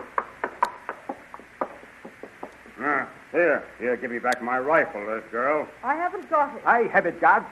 Shadow. That is enough out of you. Get down off the horse quickly, Dale. There is no time to lose. All right, I'm coming. I'm down. Now what shall we do? Get rid of this animal first. Here, get along. Now we will tie this guard up and hide him so he cannot give the alarm too soon. Here, give me your cloak, Dale. Here it is. Now, first we will gag him. Here, put him in his mouth. He can't speak now. That's fine. Now tie his arms. Yes. A little more around there. That's All it. right. That's it. Fine. And now his feet.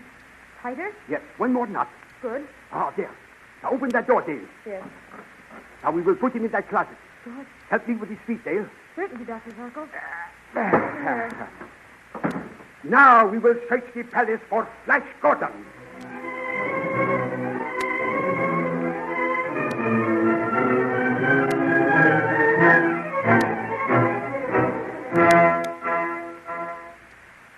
At this moment, Saul, the chief magician, is highly elated at the way things have turned out.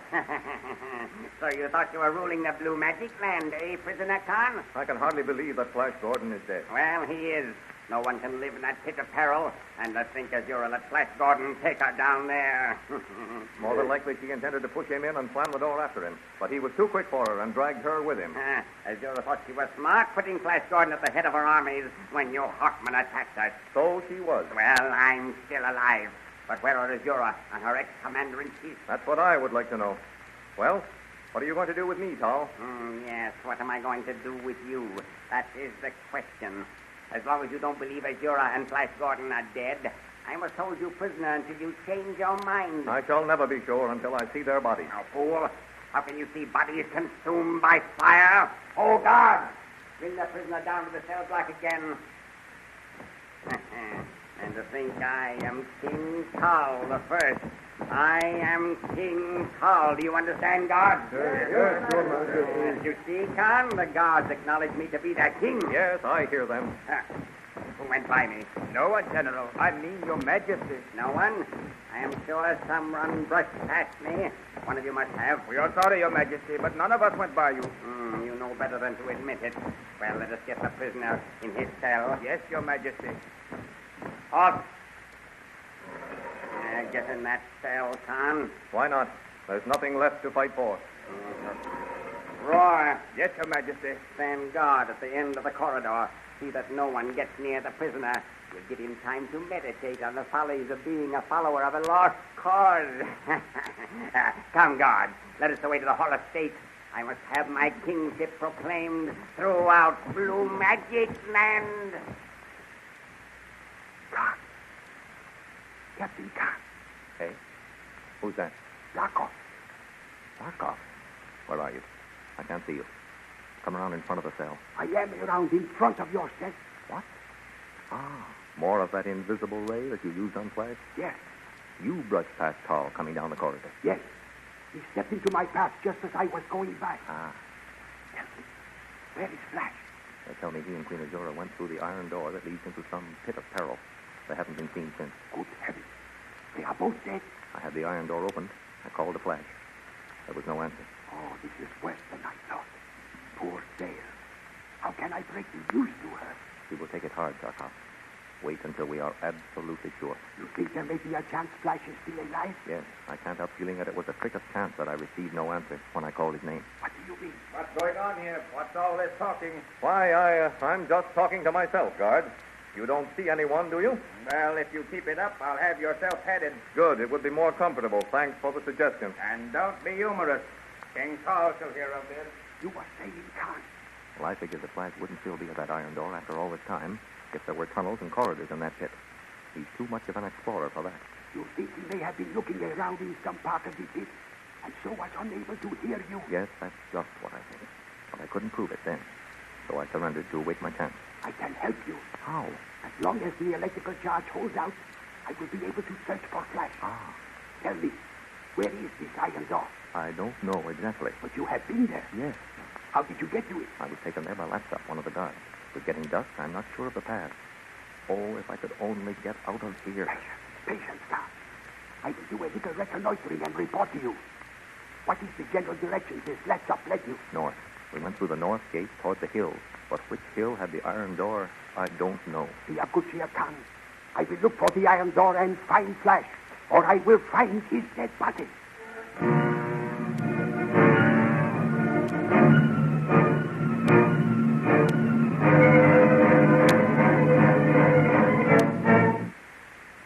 While his friends are planning to search for him, Flash is running down corridor after corridor toward the iron door, followed by Azura and pursued by the tribe of dwarfs. Hurry, Azura. Hurry. This way. I'm hurrying as fast as I can, Flash. Can't be far now. This pit can't be very large. But it's got endless passages, Flash. You must be careful not to take a blind turn and land up against the wall. This is a great time to think of that, Azura. Oh, I've been thinking of it each corner we've rounded. Those little fiends are still after us. We can outdistance them. If we get to that iron door, we're safe. Oh, hurry, Flash. What's down that turn? I see it. The iron door, Azura. We've made it. We're safe. Flash! What's the matter?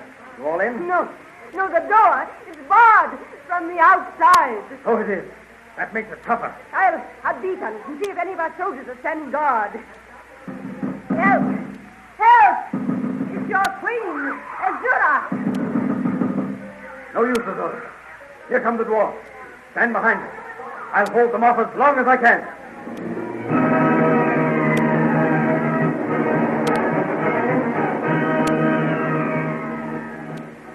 Will Flash Gordon be able to hold off the dwarfs long enough to have the door open and thereby save Azura and himself from a sure and horrible death? We will know at this same time next week. And here's some news about the Comic Weekly. Next Sunday, you will find a brand new feature in the Comic Weekly, the Poster Stamp Collectors Club. Of course, you will want to become a member of the club, and here is how you do it. Next Sunday, as soon as you get your Hearst Sunday newspaper, turn to the Comic Weekly, and there you will find a half page of wonderful, full-colored poster stamps of animals, history, geography, science, transportation, and many other interesting subjects. Each poster stamp is drawn by a real artist, true in every detail. They will all be reproduced in full color with titles and short descriptions at the bottom of each picture. And as to size, listen to this. Each colored poster stamp will be 6 times as large as the regular 3-cent postage stamp. All you have to do is to become a member is to cut out these poster stamps each week, paste them carefully in a scrapbook with the regular small stickers that all stamp collectors use, and you are a full-fledged collector. Each Sunday, the Comic Weekly will print a full half-page of new and different poster stamps for your collection. Be sure to get yours with your Hearst Sunday newspaper. And next week at the same time, another chapter in the amazing interplanetary adventures of Flash Gordon.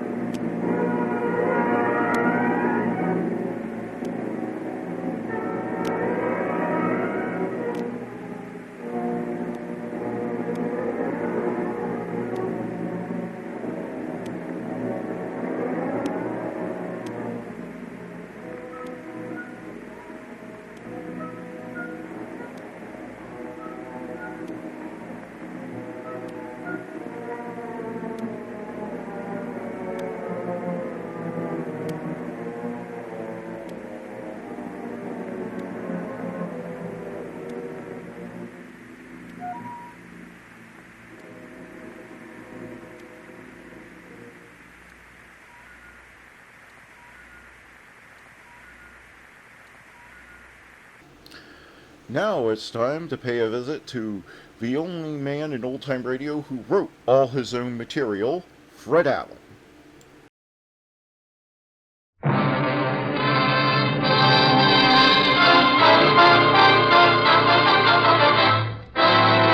Mr. Allen, Mr.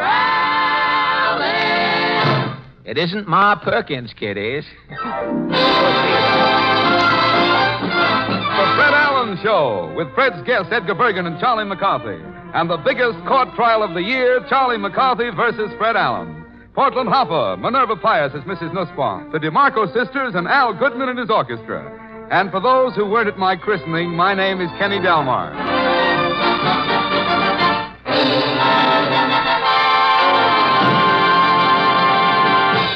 Well, this past week, the National Federation of Business and Professional Women's Clubs met to discuss the problem of post-war jobs for women. And so our question is, how do you think women will fit into the post-war business world? Shall we go? As one headache said to the other headache, let's take a powder.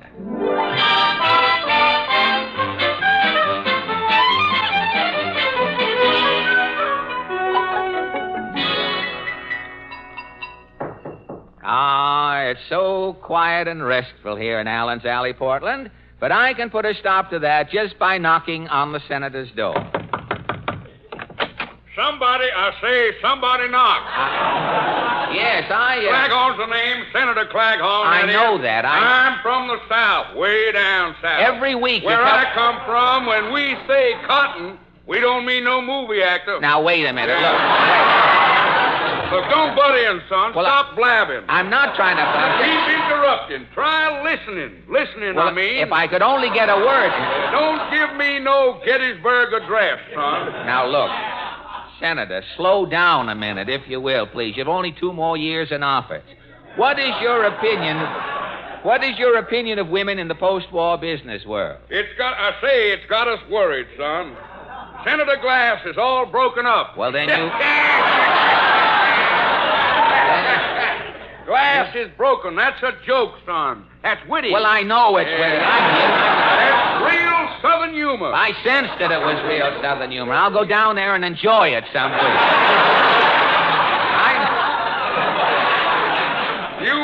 You ain't very quick, are you? Oh, now look.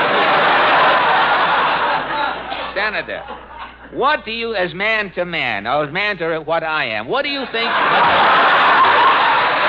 What do you think about women going into business? I say let them go into business. Fine. Women can be politicians. Women can be bartenders. Good. Bartenders, that is. Yes. A woman can even be president. Good. But there's one thing a woman can never be, son. A woman can never be? The father of our country. So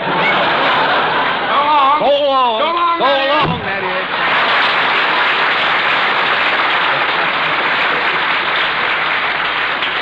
Well, the senator has an answer for everything, even before you ask him. Say, I wonder if Titus Moody is in tonight. Howdy, Bub. Well, Mr. Moody, how do you feel about women working? Oh, some women overdo it, Bub. Overdo the working? You're speaking from experience? Yeah. For 20 years, my wife's been raising chickens. And she's overdoing it?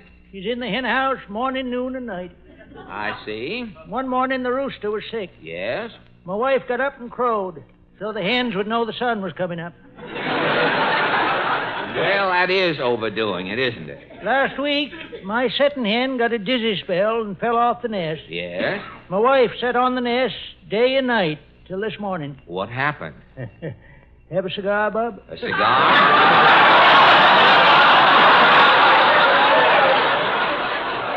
Yep. I'm a pupper. A pupper, hey? 10 of the prettiest Plymouth Rocks I ever see. So long, sir. Well, Mr. Moody owes me 9 cigars. Well, I think I'll try this next door. No? Ah, Mrs. Nussbaum again. You are expecting maybe Dinah Schnorrer? Not necessarily. Tell me, Mrs. Ann, how do you feel about women working? On account of working, I am losing mine appeal. Your appeal, huh? How do you mean? When I'm 19, I'm having beautiful legs. You had beautiful limbs, huh? They are calling me the Dietrich of the Lancaster. Oh, really? Uh-huh. Then I'm taking a job in an old girl orchestra. Not Spitalny. Oh, no. No. Blossom Blomberg and her Brownsville Boogie Woogie Babies. Good. I am playing sitting down the cello. Oh, the cello, huh? For 5 years, every night, I'm sitting with between my knees the cello. For 5 years. One night, I'm looking on my beautiful legs in the mirror. Yes. You mean From playing the cello, I am bow-legged. Right. It's looking like incessantly I am riding a horse. And today, with your bow legs... Instead of the Dietrich of the Lancaster. Yes? They are calling me Hop-Along Nussbaum.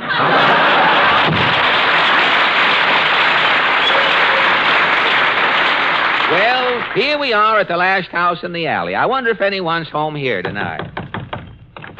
Oh, it's you again. Ah, Magee and Magee are songwriters. What's new, boys? We got a great mother song. It's a sensation. What is your mother song called? You remind me of my mother because you are my mother. Mother, oh, mother of mine. Now, wait a minute.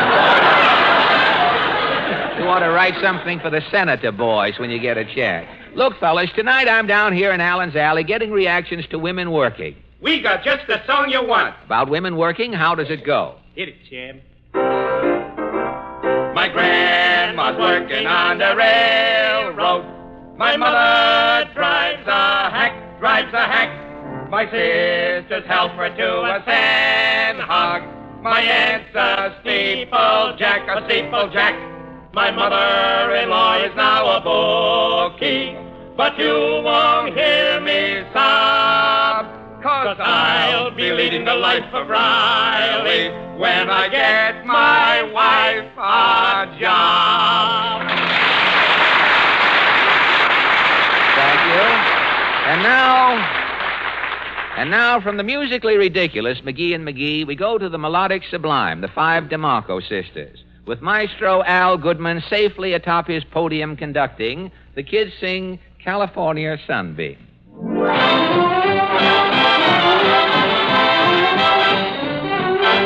Got me a seat aboard the California Zombie. From all that I hear, the weather is clear, and heaven's waiting at the other end. Oh, ain't it a treat to ride the California Zombie?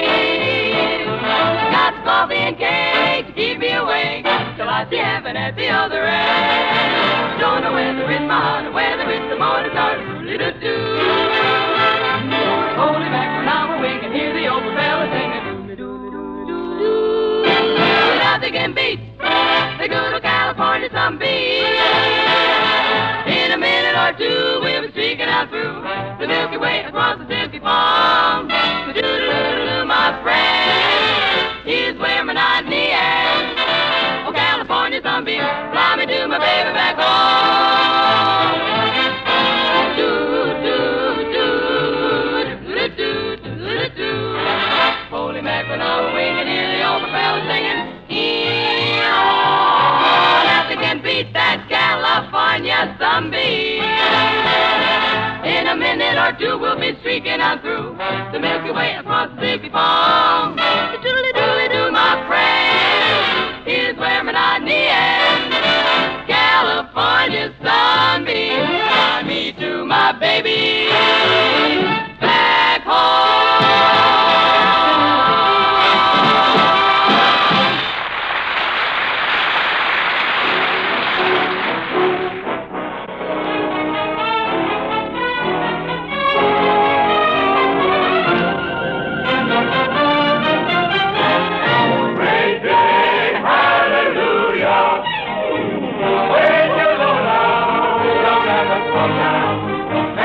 Kick the blues away, crazy.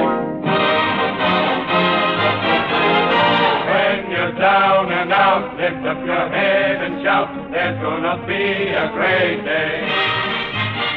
Angels in the sky promise that by and by there's gonna be a great day. Gabriel will warn you, some early morn, you will hear it horn. Rudy Gooden's not far away. Hold up your hands and say, there's gonna be a great day.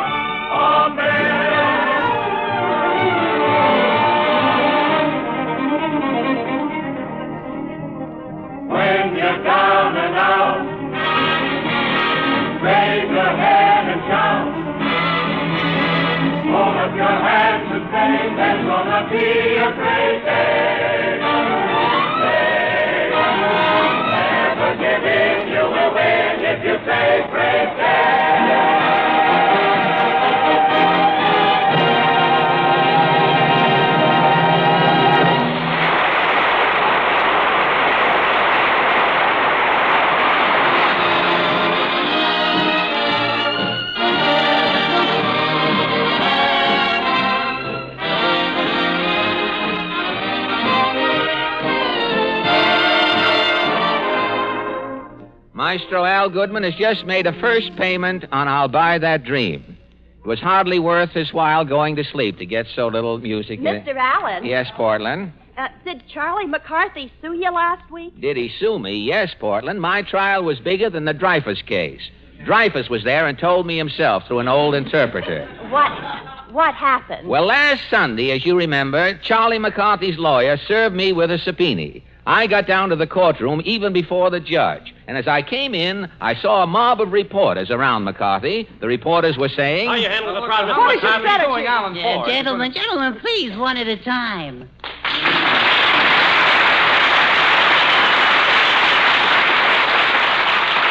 One statement, Mr. McCarthy, please. Yeah, well, just tell the world I'm a poor defenseless lad looking to the court for justice. Now that, Abel, that's very good. Poor defenseless lad. There won't be a dry eye in the joint here. Say, isn't this Fred Allen coming? Yeah, that's the swindler. I'll habeas his corpus. I'll mow him down. Now close that knothole you're talking through, McCarthy, or I'll pull your arms off and use them for chopsticks. Go peddle your margarine, baggy face. Now, quiet. Yeah. If I give you a hot foot from the knees down, you'll be charcoal. Your father's mustache. Yeah, your father's mustache to you, too. You can't put that stuff on me. Quiet! The judge is coming into court. Hear ye, the court will rise. His Honor Judge McKeester. Order in the court. What's the first case? Charlie McCarthy versus Fred Allen. Here, let's get going. What's the charge? The plaintiff McCarthy claims that after he auditioned with Allen, the defendant Allen took the show alone, thereby swindling, mulking, bilking, and diddling said plaintiff out of his rightful share of the profit. The plaintiff is suing for damage. He alleges I've heard enough. McCarthy, take that stand. Yes, Your Honor. Are you the plaintiff? Yes, Your Honor. I'm Charlie McCarthy. Why, you're only a little kid.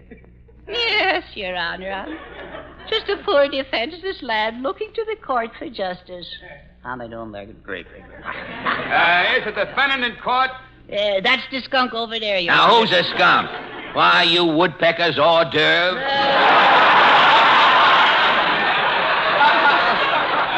Your father's goatee. Your mother's sideburns. Order! What do you think this is, a longshoreman's meeting? I'm sorry, Your Honor. This big bully frightened me. Your Honor? Shut up, you. You ought to be ashamed of yourself, chiseling this poor innocent kid out of his money. Your Honor, Quiet! You're guilty, Allen. Guilty? You haven't even tried the case yet. Oh, yeah? It'll only take a minute, wise guy. Hey, kid, what happened? Well, he gave me the Cornish hug.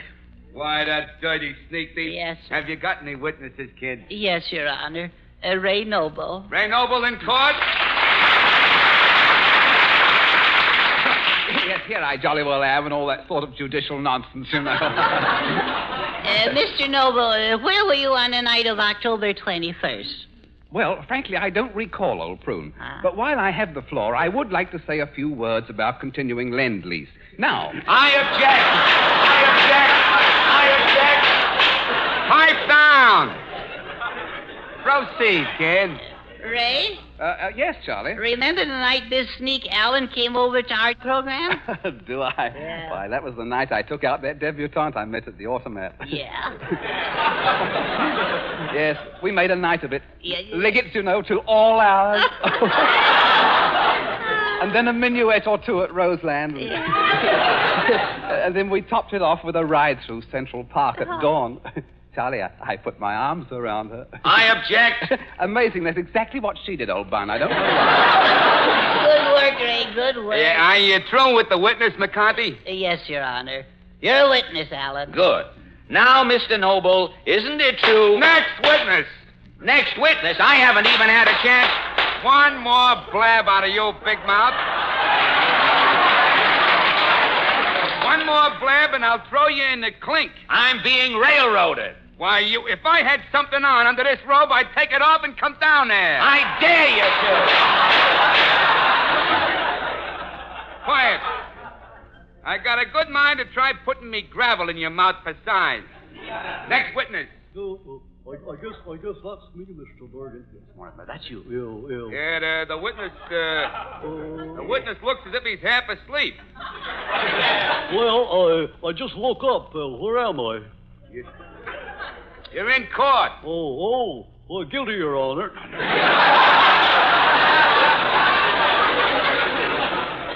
You ain't on trial, stupid. What's your name? Well, the name is, it sort of caught me off my guard.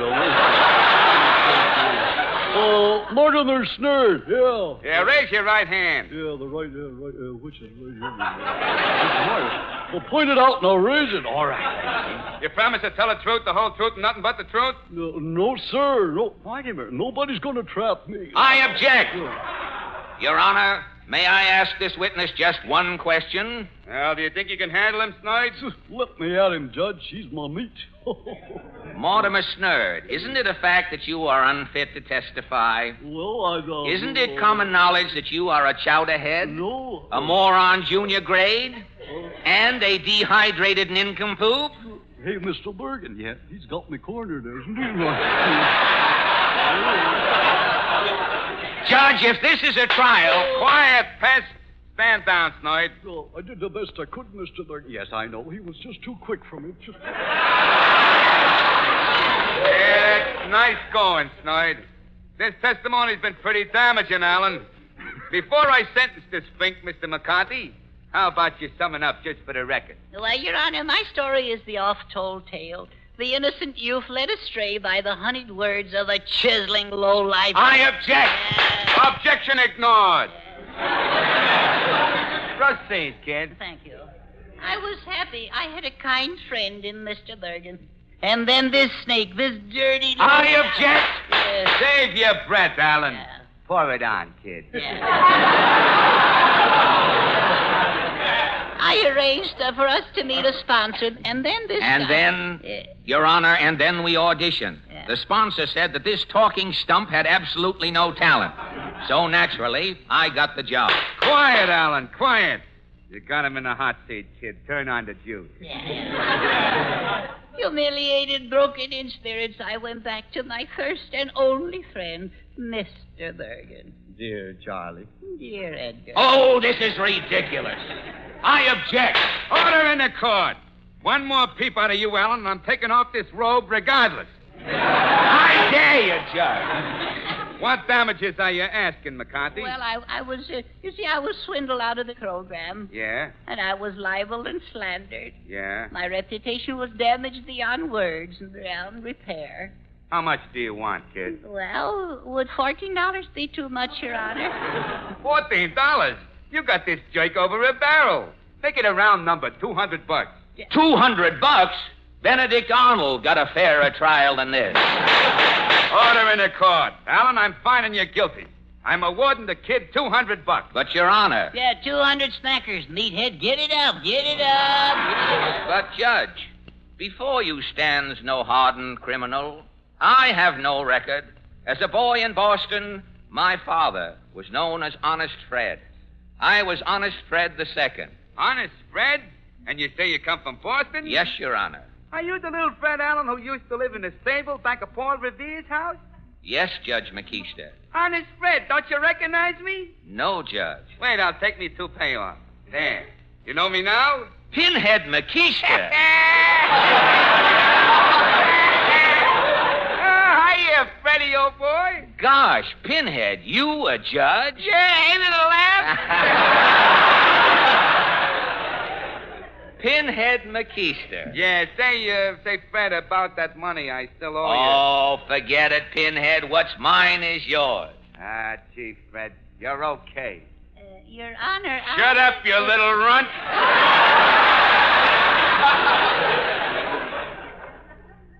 You know, one more outburst out of you, and I'll have you sawed up into dominoes. Don't look now, Bergen, but something happened to that $200, I'm afraid. Judge, I have important evidence. Your Honor, I've been thinking perhaps this whole suit was too hasty. Let's forget the whole thing. No, he can't, Your Honor. He can't drop this case. Oh? I have a paper here, Judge. Oh, Fred, let bygones be bygones. Come on, all together, huh? Should old acquaintance... Quiet! No? Go ahead, Honest Fred. I will prove, Your Honor. I will prove, Your Honor, that Charlie McCarthy is not a poor, defenseless lad. No. Charlie McCarthy is the most dangerous mind in America today. Should old acquaintance... Quiet. Oh. Quiet. Mr. Bergen, did you know McCarthy was plotting a campaign to dominate the entire radio industry? Not little old me, no, sir. Yes. little old subversive you.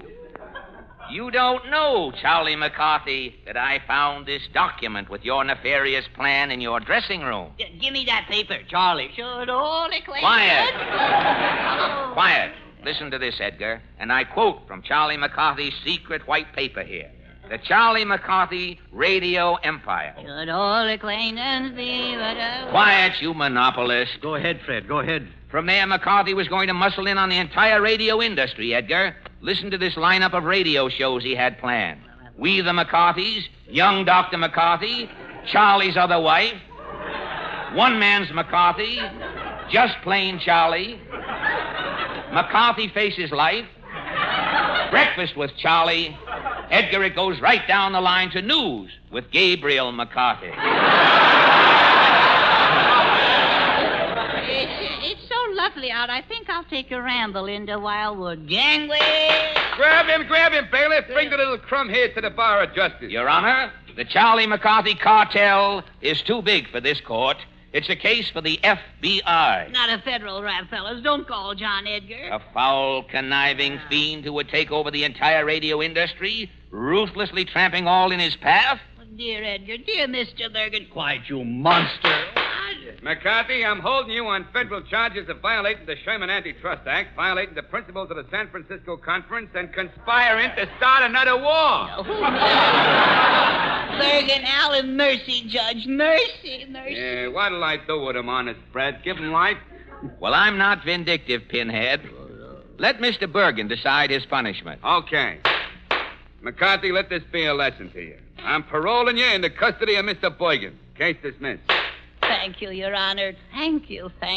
Now, Charlie, from now on, you're going to think of nothing but your schoolwork. Yes, sir. And you're going to respect your elders. Always, Mr. Bergen. And you're going to apologize to Mr. Allen. I apologize to that dirty rat. Now, why?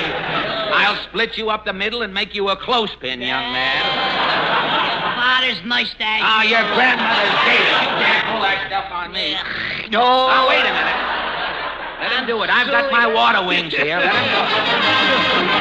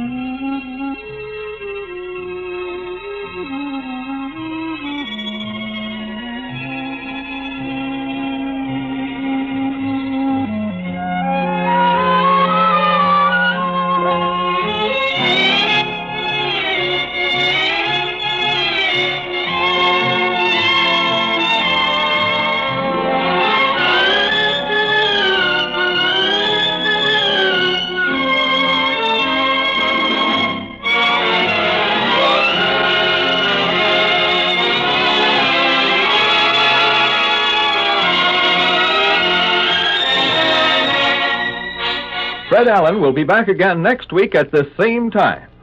This is the Armed Forces Radio Service.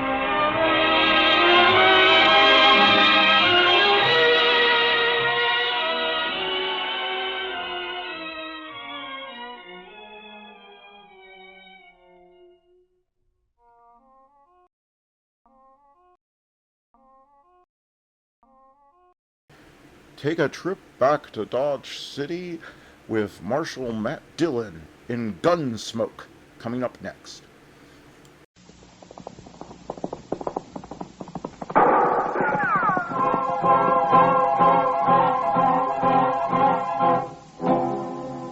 Around Dodge City and in the territory on West, there's just one way to handle the killers and the spoilers, and that's with a U.S. Marshal and the smell of Gunsmoke.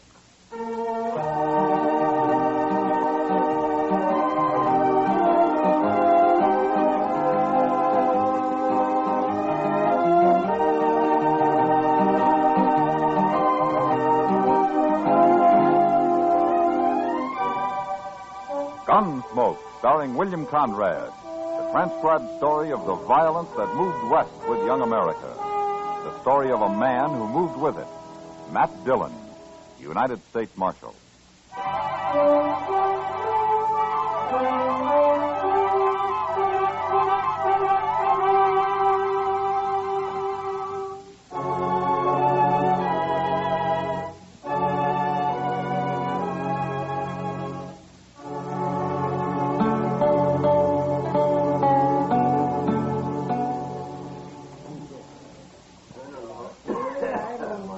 That's Harry Pope over at the bar there, Mr. Dillon.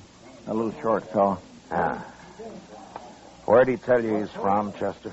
Boston. Or near there. Ah, he's a long way from home.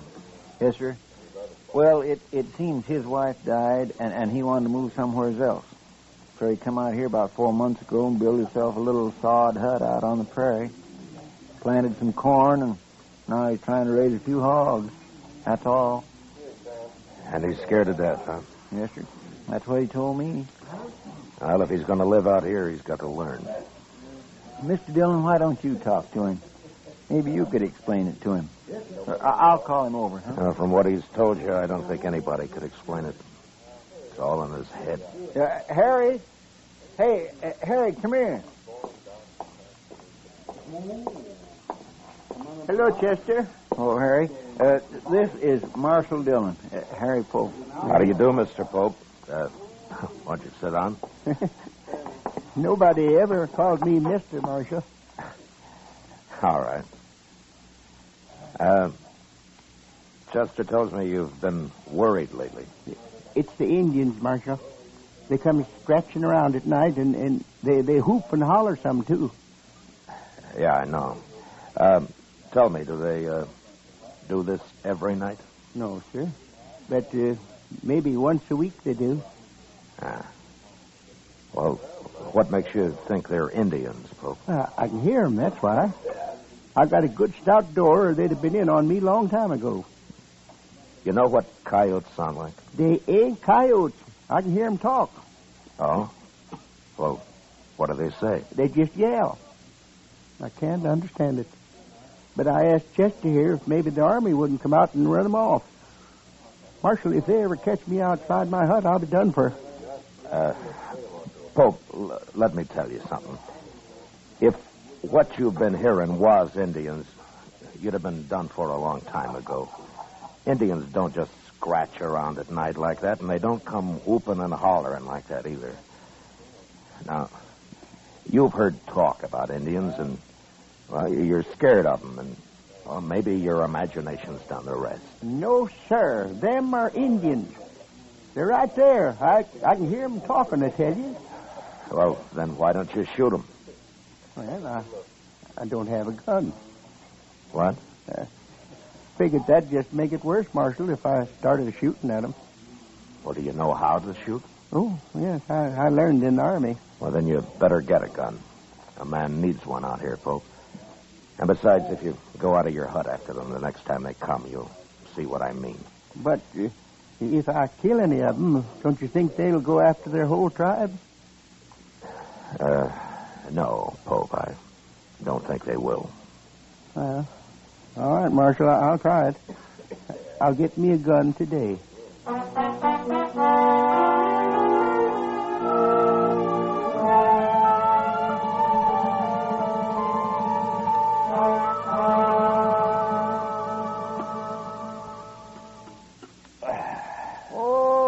say, that was good.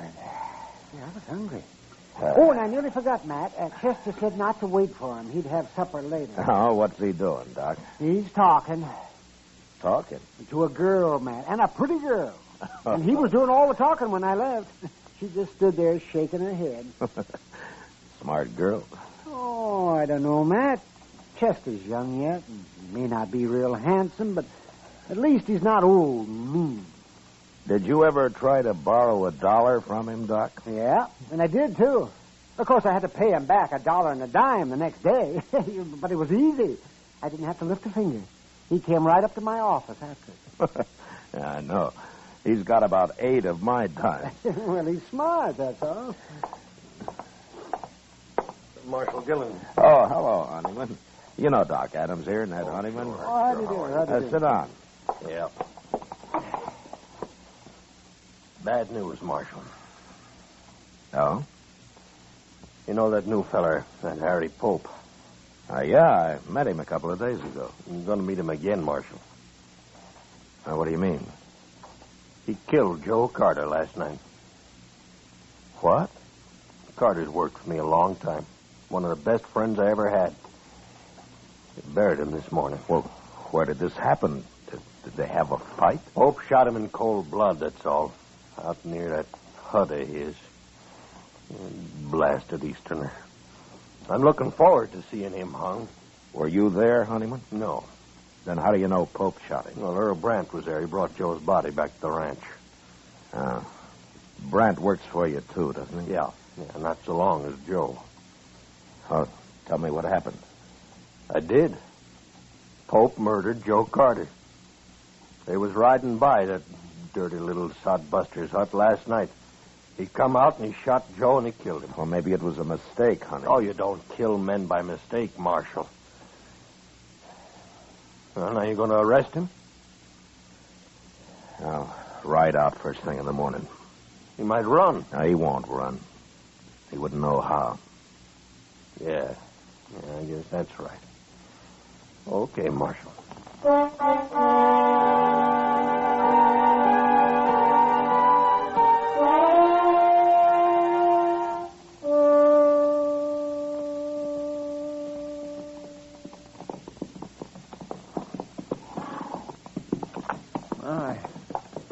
Ain't much of a place Pope's got here, is it? Well, he's only had a few months, Chester. Yeah. Besides, he's new to this country. There he is, over by the hog pen. Oh, yeah.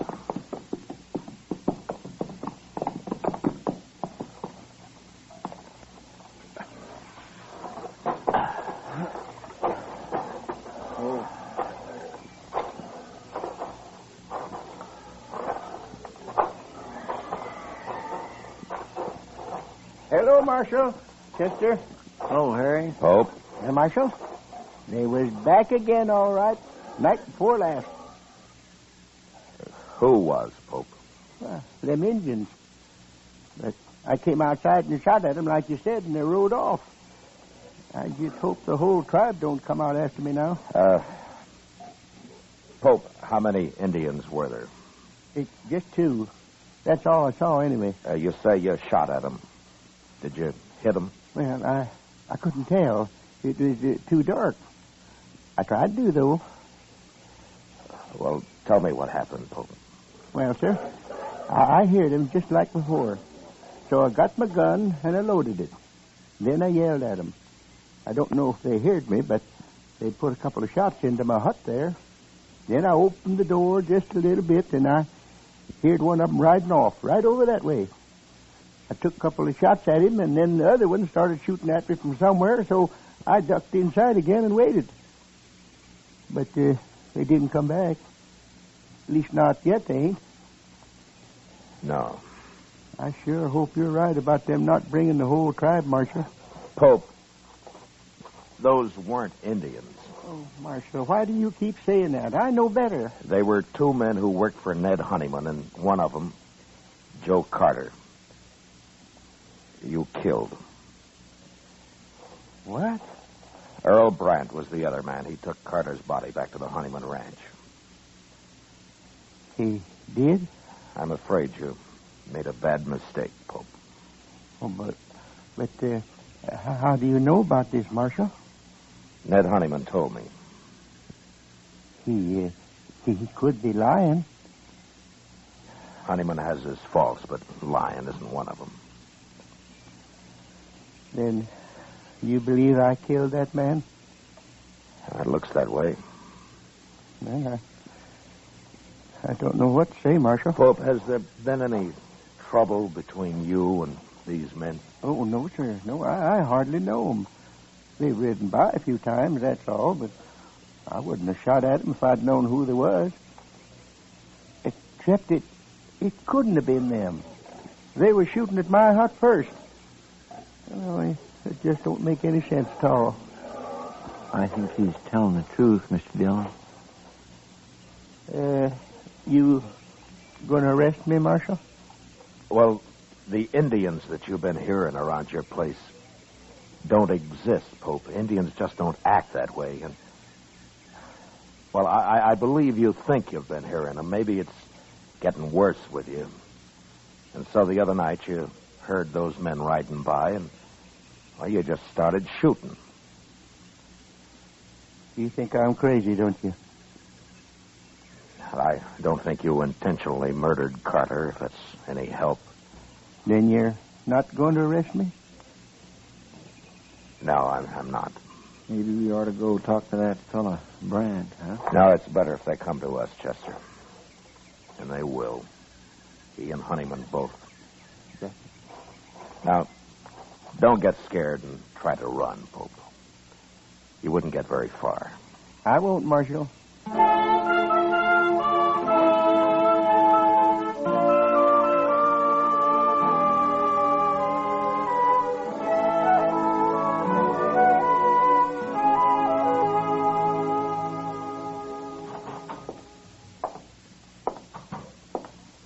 Morning, Mr. Dillon. Morning, Chester. You were right. They're in town already. I saw them on the way here. Oh, good. I think Brandt knows something he hasn't told Honeyman, Chester. Maybe we can get it out of him. I hope so.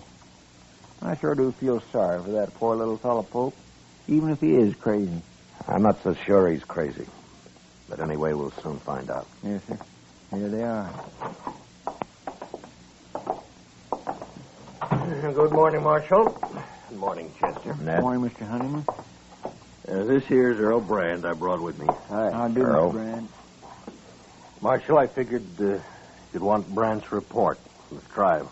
Me and Carter was good friends. I aim to see that Yankee sodbuster hung. All right, Brandt. Tell me about it. Nothing to it, Marshal. Me and Carter was riding past his place. He come out and started shooting at us. He killed Carter, and I took a couple of shots at him and drove him back inside that hut of his, and I packed Carter onto the ranch. Will you swear to that in court, Oh, Brandt? of course he will. Well, why shouldn't I, Marshal? That little murderer been telling you something else? Yeah? He thought he was shooting at Indians. What? Oh, that miserable Now, dog. you weren't there, Honeyman. How do you know what happened? Brandt told me what happened. Who else would have shot Carter? Brandt, why do you think Pope shot at you? I don't know, Marshal. He's crazy, I guess. Is that all? Well, that's enough, isn't it, Marshal? Look, he killed Joe Carter. Now, what difference it makes? The difference between murder and something else, Honeyman. Well, bring him in here and ask him. I'll beat the truth out of him if he lies. He isn't here. You what? I didn't arrest him. Well, why not, Marshal? He said he thought they were Indians, and I believe him. You mean you ain't going to arrest him at all? Not until I find out what this is all about. Well, I told you what it's all about. Come on, Honeyman, let's get out of here. Oh, wait a minute. Marshal, no man can kill a friend of mine and claim he thought he was shooting Indians. Now, what's the matter with you anyway? You think I'd let anybody get by with that? Carter was my friend, too. If the law won't see justice done, we will. Now, I'm warning you. You try to kill Pope and I'll arrest you. And if you do kill him, you'll hang for it. Well, I always thought you was a good man, Marshal. And I always respected you. But now I'm... shut up, Ned. Brant, why don't you tell the truth? Whatever it is, why don't you tell it? We're wasting time. All right. My guess is you and Carter have been hounding that man, making him think there have been Indians after him. Now, why? Were you trying to drive him out of the country? Why, Brant? Your talk gets crazier all the time, Marshal. I'm leaving, Honeyman.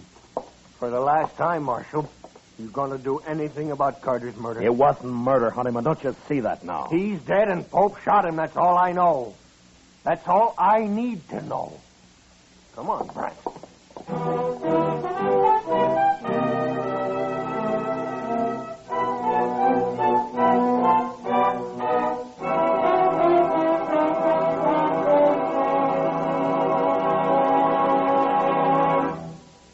We will return for the second act of Gunsmoke in just a moment. But first, tomorrow night, man your armchair action stations and join Dick Powell as Richard Diamond, private detective. There's danger in Dick Diamond's fist, dynamite to blast him through sudden lethal moments in his investigations. When he starts closing in, his enemies fight deadly and dirty. But nothing stops Richard Diamond, private detective. Hear him again tomorrow night on most of these same CBS radio stations. Now the second act of Gunsmoke.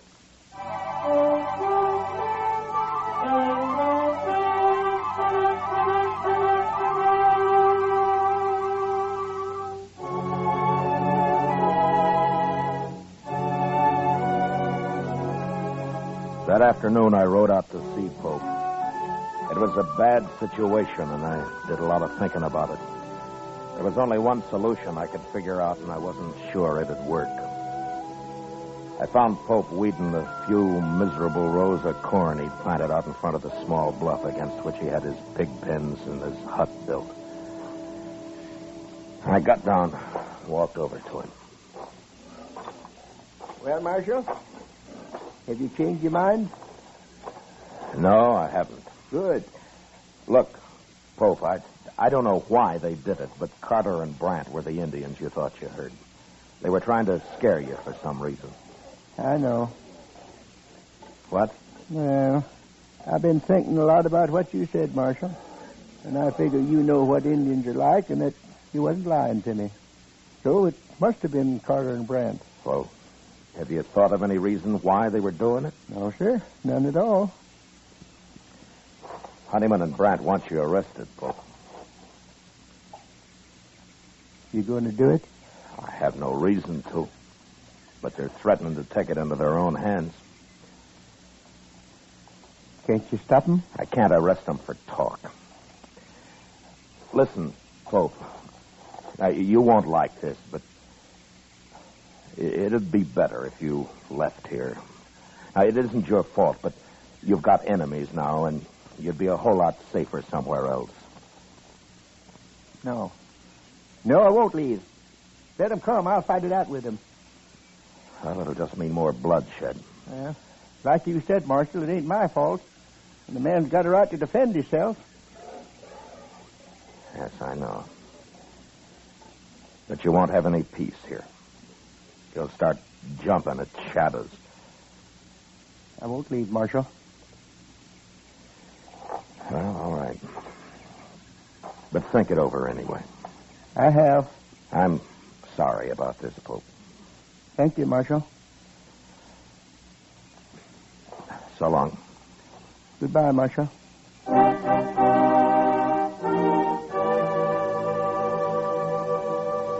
Pope went back to weeding his corn, and I rode off past his little hut and around the narrow bluff he'd built it against. I'd gone maybe half a mile beyond when I heard 2 rifle shots behind me. I turned and raced back to the bottom edge of the bluff where I dismounted and walked up to where I could see around it. And just then I heard a horse coming along the trail, and I stepped back and waited.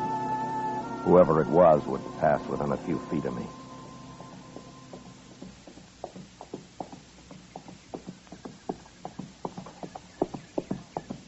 I got the drop on you, Brent. Don't shoot. Now keep your hands up. Now throw one leg over and slide off. Slow.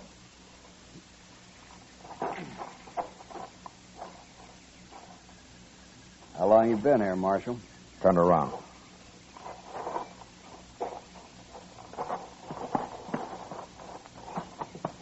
All right, you can put your hands down. I might as well tell you, Marshal. I just shot that Yankee sodbuster. Well, that's something to be real proud of, Brent. He killed a friend of mine. Pope meant no harm to either one of you. What were you trying to do to him, you and Carter? We were just having a little fun, that's all. Fun?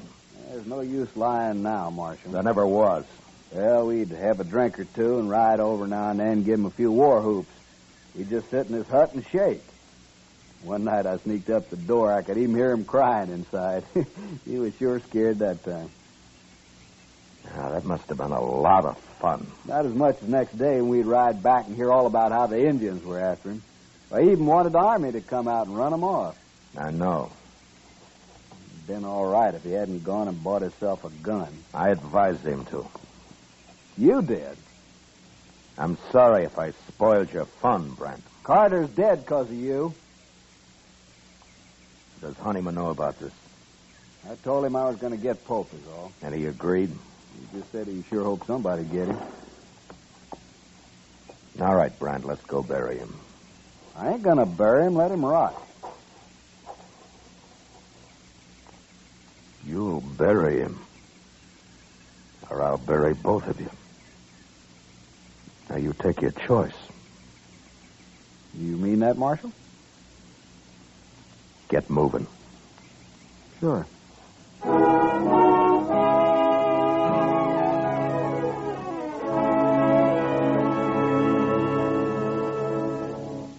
It was too late to try to teach Brant anything, but Ned Honeyman was a different matter. I wanted to be sure he understood what really happened.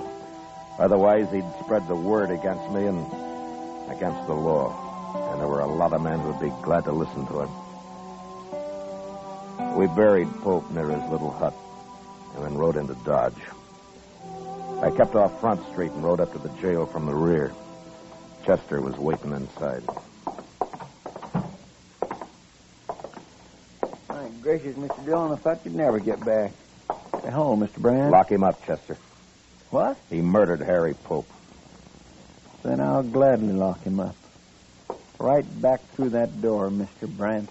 Yeah. He says Honeyman's still in Dodge. Have you seen him, Chester? Well, Doc saw him over at the Alfraganza a little while ago. I'll be over there, then. Yes, sir. All right, Mr. Brandt, you just head on back.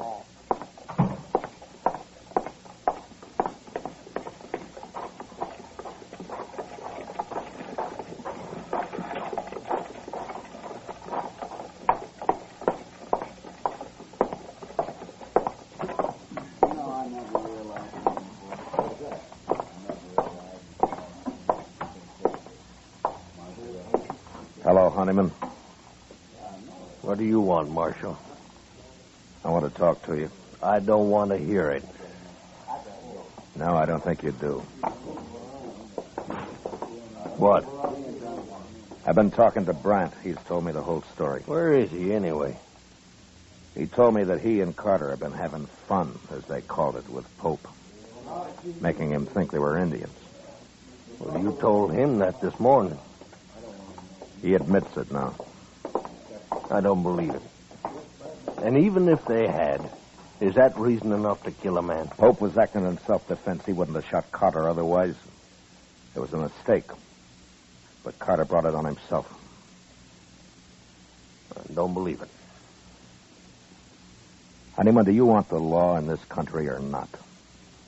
Well, maybe that depends on who's represented. It doesn't matter. The law's the same. Well, now, the law says you can't kill a man and go free. Now, don't it? It says you can't murder a man. Well, who decides which it is, Marshal? You or me? I'd like you to decide this time, Honeyman. You mean that? Yeah. All right, Marshal. You go and arrest Pope and get him hung. That's how I decided. Pope's dead. What? You wanted him killed, and he's been killed. What do you mean? You said this morning you'd take justice into your own hands, didn't you? Well, yes. Well, it worked. Pope's dead. How do you know? He was out weeding that little patch of corn he planted. I think he planned to feed his pigs with it, mostly. And he took 2 rifle bullets in the back. Who did it? Are you satisfied, Honeyman? Is that how you wanted it? Who did it, Marshal? All Pope had was a sod hut and a few pigs.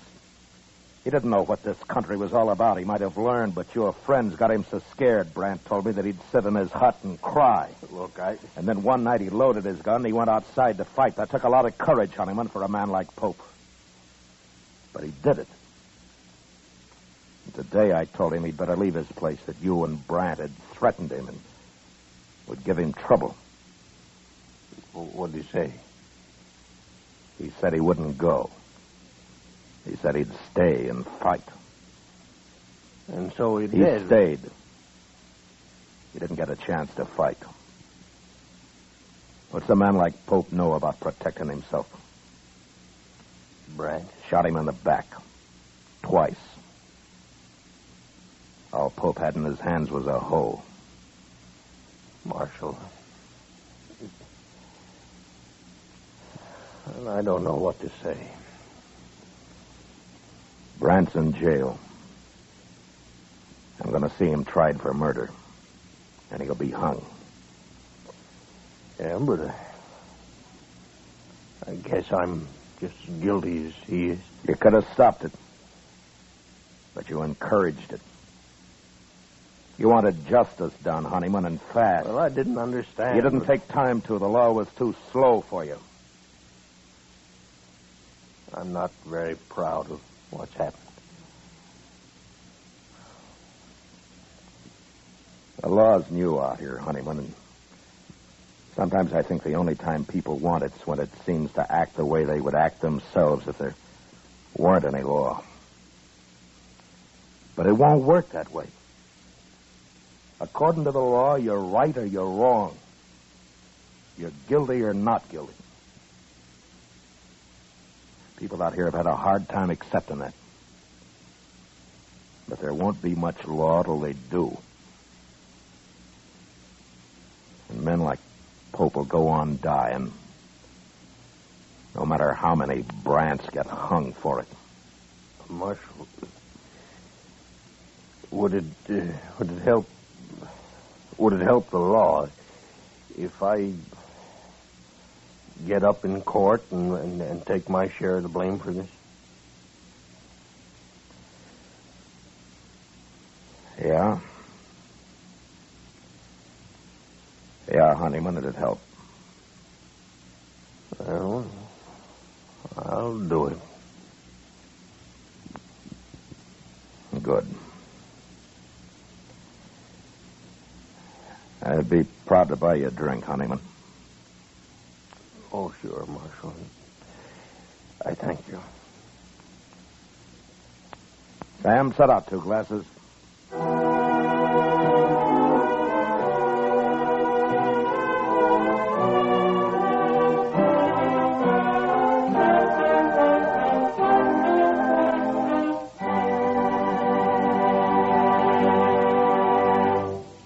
Gunsmoke, transcribed under the direction of Norman MacDonald, stars William Conrad as Matt Dillon, U.S. Marshal. Tonight's story was specially written for Gunsmoke by John Meston, with music composed and conducted by Rex Corey. Featured in the cast were Lawrence Dobkin as Ned Honeyman, Ralph Moody as Harry Pope, and Harry Bartell as Brant. Harley Bear as Chester, and Howard McNear as Doc. Gunsmoke has been selected by the Armed Forces Radio Service to be heard by our troops overseas. Join us again next week as Matt Dillon, U.S. Marshal, fights to bring law and order out of the wild violence of the West in Gunsmoke. Moliere wrote a delightful comedy about a man who was not a doctor, but whose wife kept telling everybody he was a physician in spite of himself. Hear it this Monday night when most of these same stations present the Summer Theater with screen actor Robert Young in the starring role. And remember, for suspense all summer, hear Crime Classics Mondays on the CBS Radio Network.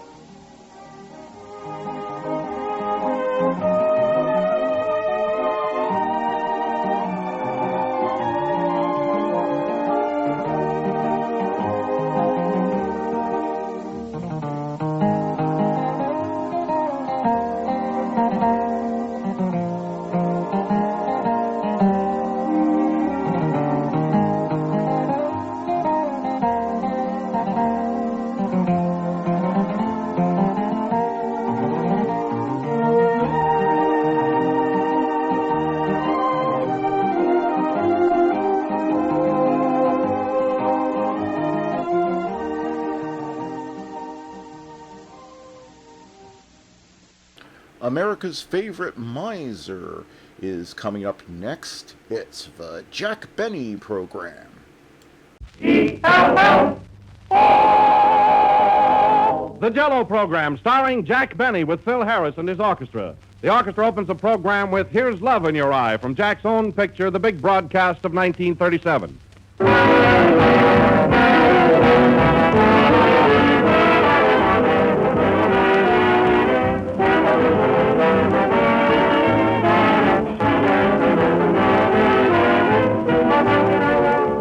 Hang out the welcome sign, strike up the band. Jack Benny's back with us again. Tonight marks the beginning of Jack's and Mary's third year on the air for Jello, and they're raring to go. And judging from all the letters we've had, you're raring to listen. So everybody's happy, and lots of the credit for that goes to you, our audience. Because your enthusiastic support of Jello makes it possible for us to continue these programs. The makers of Jello have asked me to thank you for your encouragement. And they've also asked me, as official Jello spokesman, to thank Jack and Mary for all their grand work in the past, and to wish them great good luck on the new series they begin tonight. So let's give 6 delicious cheers for the one and only genuine Jello, and for Jello's one and only Jack Benny.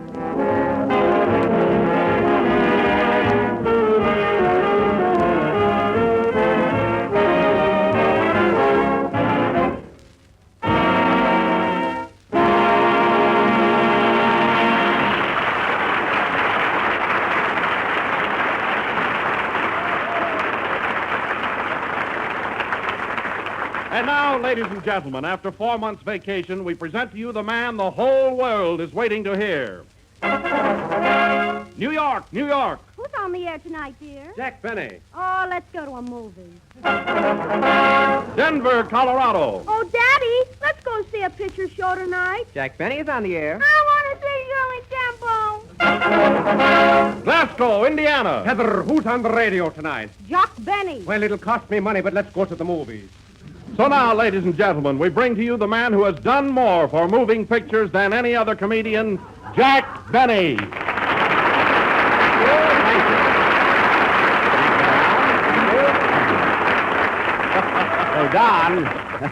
Don, would you mind trying one more town? Which one? Oh, anyone. Say Waukegan, Illinois. Okay. Waukegan, Illinois. Who's on the air tonight, Mr. Benny? My son, Jack. What a boy. Oh, then you're not going to the movies tonight. No, I saw the picture. Do you want me to tune in any other town? No, Don, that's enough. Well, hello again. This is Jack Benny, who has just returned from his vacation, and I want to tell you, it's great to be back again. Back with this old gang of mine. You mean me, Jack? I sure do. Let's give Wilson a nice big hand. Yes, sir. But no kidding, Don, you look swell. Fit as a bass fiddle. I don't know, you're so tan and rugged. Thanks, Jack. You look tan and rugged, too. Where did you spend your vacation? Well, Don, I worked most of the summer at the Paramount studio, but I did manage to get a couple of weeks off. So I went to Saratoga Springs to the races. I wasn't very lucky, though. Oh, Saratoga Springs. Oh, yes, I lost an uncle there once. Well, I had to put up cash. Oh, that's different.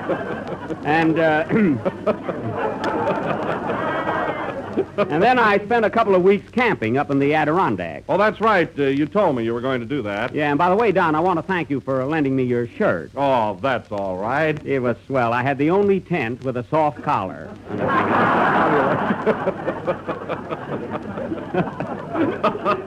I told you that would go over, didn't I? I like that a lot. What have you been doing the last few months, Don? Well, I had your job. I was master of ceremonies on the Jello Summer Show. Oh, sure.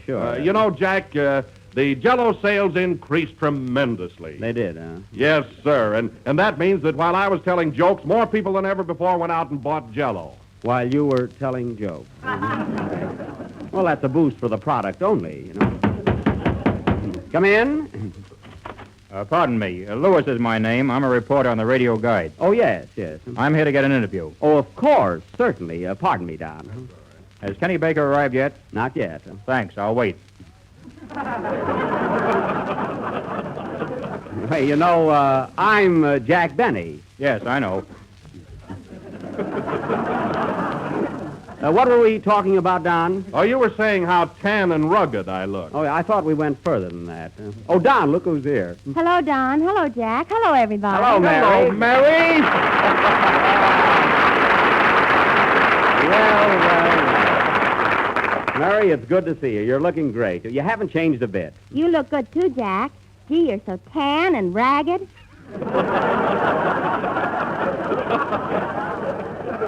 Mary, it's not ragged, it's rugged. I know, but who can get a laugh? Oh, Mary, always thinking of the program. Well, honey, have you had any fun? Did you have a nice vacation? I did until I had to go to the hospital. Oh, I didn't know that. Oh, I didn't either, Mary. Yeah, and you know, Jack, I had the cutest doctor you ever met. Yeah? You ought to see him. Blue eyes and a little mustache. What a doll. A dollar. Yeah. Last week he took my tonsils out. Gee, am I excited. Why are you excited now? Next week he's taking me out.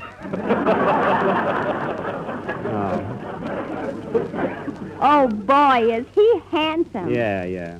Say, Jack, What? how do you get more tonsils? You can't get any more. Gee, I wish I had something else I didn't need. Mary, cut it out, will you? Pardon me, has Kenny Baker arrived yet? No, Mr. Lewis, but if there's any information you want, I'm always glad to talk to a reporter. No, thanks. I'll wait. Who is that, Jack? Oh, some fellow. Well, Mary, didn't you take a vacation at all last summer? Oh, sure, Jack. I went to Coronado Beach for 3 weeks. You did, huh? Yeah, and I brought you a little present. Here. Oh, Mary, my, what a pretty seashell. My goodness, huh? See, just what I needed. Well, let's see what it says on it. Oh, souvenir of Coronado Beach. Oh, gee. And you know, Jack, if you put it up to your ear, you can hear music. No kidding, I'll try it. Mary, I don't hear any music. You don't? No. Oh, I forgot to tell you got to put your other ear up to a radio. Oh, I see. Oh, Jack. Yes, Don? Phil Harris is here. You haven't forgotten about him, have you? Oh, Phil, of course. Gee, I'm sorry. Ladies and gentlemen, I want you to meet a new addition to our little group, that famous orchestra leader, Phil Harris.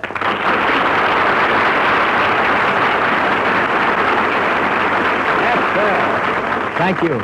And thank you, Jack. I want to apologize, Phil, for not introducing you sooner. Oh, that's all right. You know how it is, the opening program and all the nervousness and excitement and that reporter bothering me all the time, you know. But, Jack, he didn't ask you for an interview. That's what bothers him. Does not. Oh, Mary, this is Phil Harris. Phil, this is Mary Livingston. Hello, Mary. I've always wanted to meet you, and I'm very happy that we're going to be together. Oh, thank you. I'll be glad to have dinner with you tonight. Mary, he didn't ask you to go to dinner. What a cheap guy. Don't mind her. One thing I want to tell you, Phil, you're going to enjoy being with us. I never interfere with anything. You can always pick out your own music. In fact, you can be your own boss. And not only that, I'll always see that you get the best joke. What joke? The one about being your own boss. Quiet. Well, Phil, how about a little number? Let's hear the new orchestra. Huh? All right, Jack. For the first number, we'll play Bye Bye Baby. Well, pardon me, Mr. Benny. Has Kenny Baker arrived yet? No, but I'll be glad Never to... mind. I'll wait. Play, Don. Or John. Or what's your first name, Phil? Steve. Oh, yes. Play, Frank. Reporter.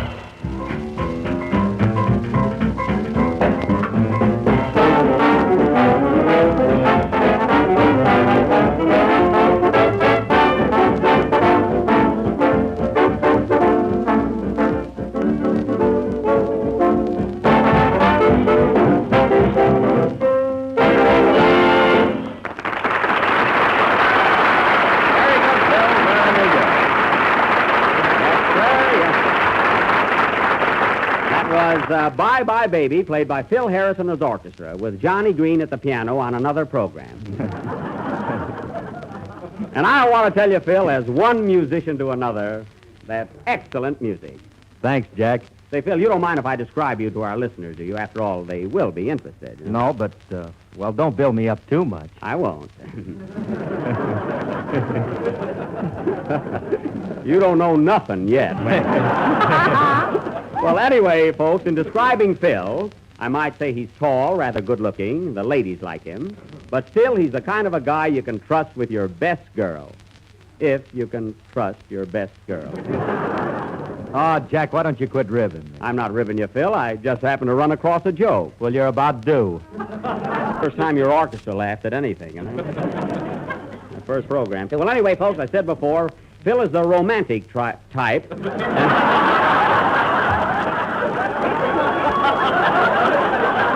Well, really, I didn't mean that, Phil. That was really a slip. I didn't mean that. Phil is the romantic type. Yes, sir. He's got fire in his eyes, a wave in his hair, a smile on his face. And rhythm on the range. Quiet, Irene. Okay, Tim. You know, Jack, Phil Harris is cute, isn't he? Yeah. He looks just like my doctor. Mary, forget that doctor, will you? Gee, I can't get him off my mind. Oh, doctor. I wish you'd stayed home till you came out of the ether. Suppose I'm going to hear about that guy all season, huh? Pardon me, are you sure Kenny Baker hasn't arrived yet? No, Mr. Lewis, I know he hasn't. Then you, Mr. Benny, tell me. Do you think radio is here to stay? Yes, sir. Well, I'm not. Goodbye. I knew I'd get an interview. Say, Don. Yes, Jack? Open the closet and let Kenny out. Okay. Here he is.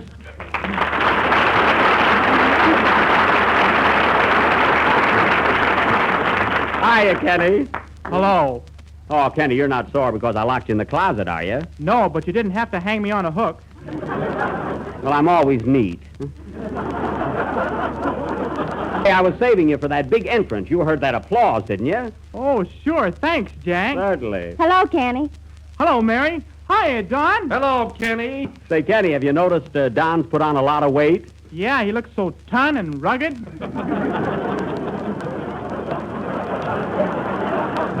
I think we've carried that joke far enough. And, Kenny, I want you to shake hands with our new orchestra leader, Mr. Harris. Glad to know you, Kenny. Gee, it's a Phil.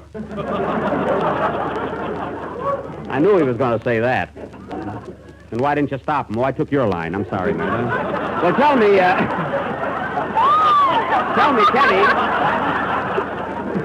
me, Kenny, what kind of a vacation did you have? Huh? Oh, pretty fair. It was all right, I guess. Where were you? Well, I spent 2 months in Catalina, 4 weeks in New York. And a half hour in the closet. Well, it wasn't his fault. Boy, is he dumb. He is not. He is, too. He didn't even notice I had my tonsils out. Yeah, go ahead, Mary. Why don't you tell him about that doctor you're so crazy about? He's crazy about me, too. Yeah. Well, Kenny, it's been a long time since we heard you sing. How about a little number right now? All right, Jack. I'll sing The Way You Look Tonight. Oh, your voice is better than that, Kenny, huh?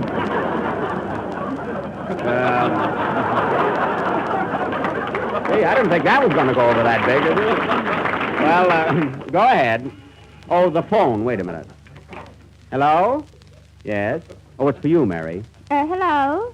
Yes? Oh, hello, doctor. It's my doctor, Jack. All right, stop trembling. How are my tonsils? That's good. What's that? You have? Well, I've been thinking of you, too. Wish you'd leave her romance out of this program. What? Oh, doctor. No. No, Doc, you'll have to coax me. No. No, you'll have to coax me. You'll have to coax me. Fine. Oh, doctor, this is so sudden. What does he want, Mary? A check for the operation. Oh. Some nerve. I'm glad I met Phil Harris. Yeah, sing, Kenny.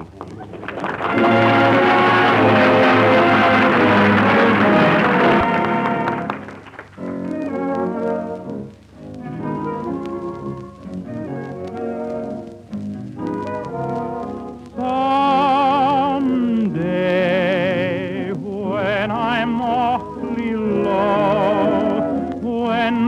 world is cold, I will feel a glow just thinking of you and the way you look tonight.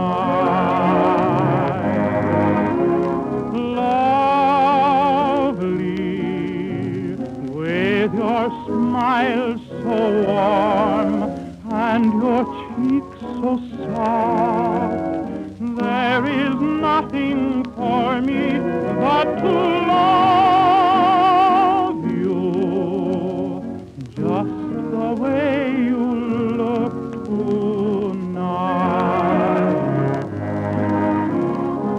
With each word your tenderness grows, tearing my fear apart,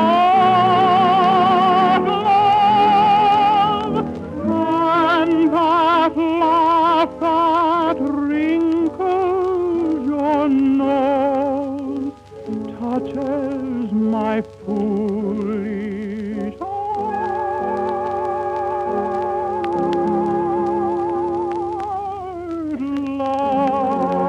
Lovely, never, never change. Keep that breathless charm. Won't you please arrange it? 'Cause I love you just the way you look.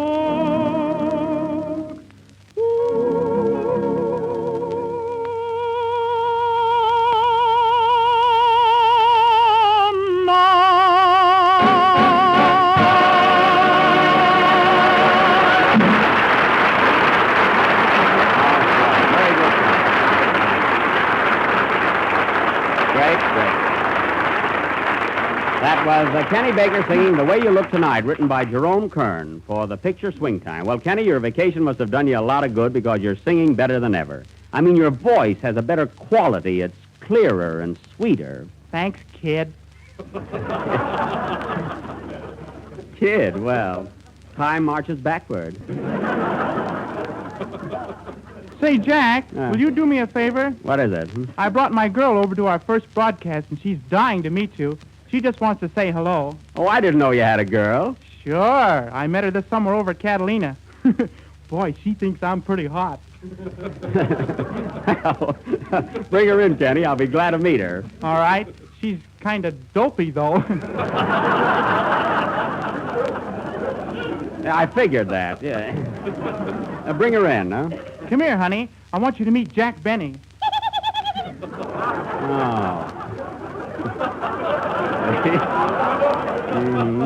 Hello. Hello yourself and see how you like it. Well, so you're the little girl from Catalina. Yeah. What's your name? Lena Katz. Oh, go on. Who told you to say that? Kenny, ain't he screwy? Well, Kenny, you sure know how to pick him. You got a nice little girl there. Yes, but she's fickle. She likes Fred McMurray, too. Oh, Fred McMurray, the movie star? Yeah, he's my dream man. She's smarter than I thought she was. Mary. So you like Fred McMurray, huh? I'll say. Gee, I'd go to see him even if it wasn't bank night.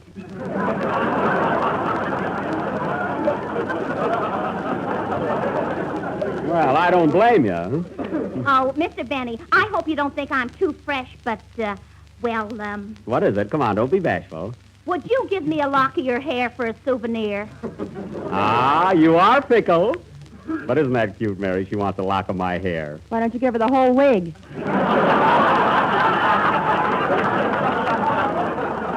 Go out and catch a cold? Some other time, Lena. Say, your girl's all right, Kenny. She's talented, too. I wish you could use her on the program sometime. Oh, yeah? What's she got that I haven't got? Tonsils.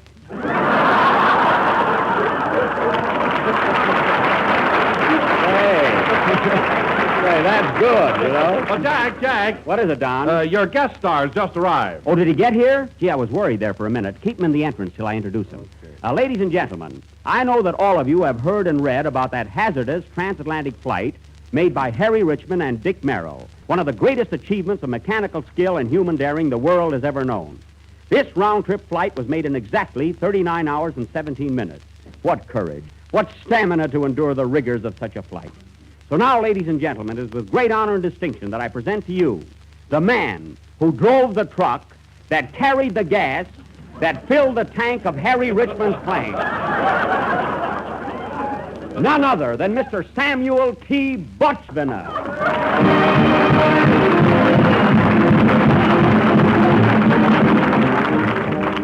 Mr. Butchviner, I cannot tell you how grateful I am for your appearance on our program this evening. Thank you.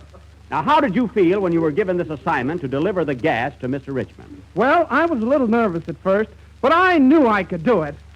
I see. Well, tell us about your trip. Well, after a light breakfast consisting of a New England boiled dinner, I took on a big cargo of gasoline. How much? Oh, just oodles of it.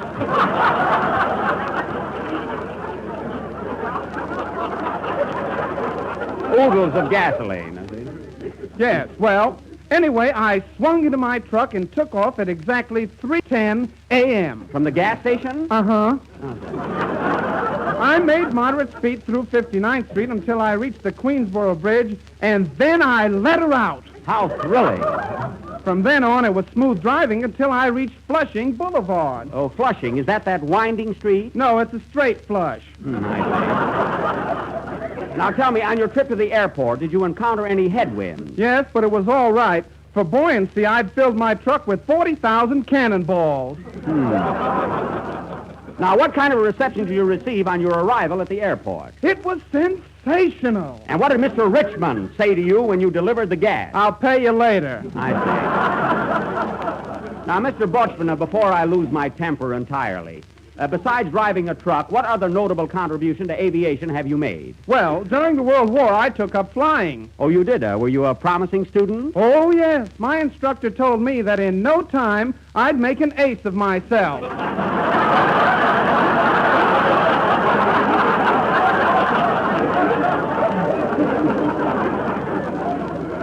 Getting back to your journey, did you have any trouble on your return trip? Yes, I hit a road pocket and was thrown out of my truck into an open manhole. Oh, my goodness. Mary, what are you laughing at? An ace in the hole. Okay, now just one more question. Did you make this trip alone? No, I had my assistant driver with me, Mr. Borscht.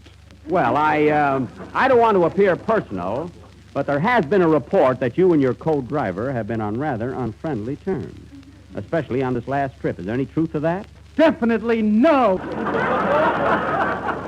Well, I'm glad to hear that. In fact, there's never been any jealous flow. See? I get it. So do I, and thank you. Is Mr. Borscht here with you? Yes, he's sitting right in the audience. Well, put him on a plate and bring him up. Mr. Borscht, will you come up here, please? I wish I had known this sooner. So you also made this trip, huh? Yes, sir. Well, tell me, when you get behind the wheel of a truck, what road do you like to travel best? You mean my favorite highway? Yes. Oh, Jack, give me the road, the white winding highway. Then let me know the unbeaten byway, and I'll travel along, singing a vagabond song. Mammy, give me that road, Mammy, give me that road. Mammy, come on, Mammy, give me that road, Mammy. Go, Mammy, come on. All right, forget it. Play, Phil.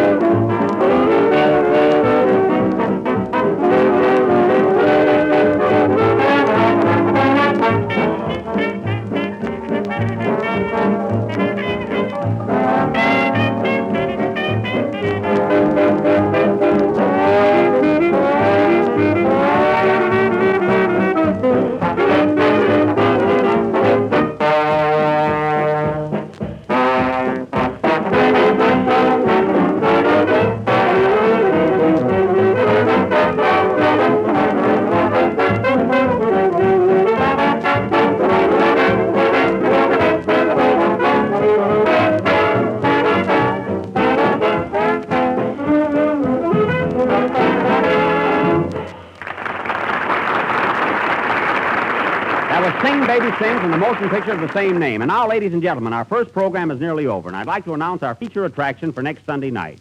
Most of you have read that outstanding novel by Hervey Allen called Anthony Adverse. And many of you have already seen Warner Brothers' great production. If you haven't, see it this week. Because next Sunday night, we are going to present our version of that famous classic. Our own super, gigantic, stupendous, colossal presentation, Anthony Adverse. Don't miss it, folks. Next Sunday night, you'll cheer. Hooray! You'll laugh. You'll cry. You'll sneeze. Gesundheit. Next Sunday night, folks, when we bring you Anthony Adverse, in addition to the regular newsreel, short subjects, and bank night. Bring your own bank. What thrills, what chills, what glamour. What are you talking about? I don't know. Next Sunday night, Anthony Adverse.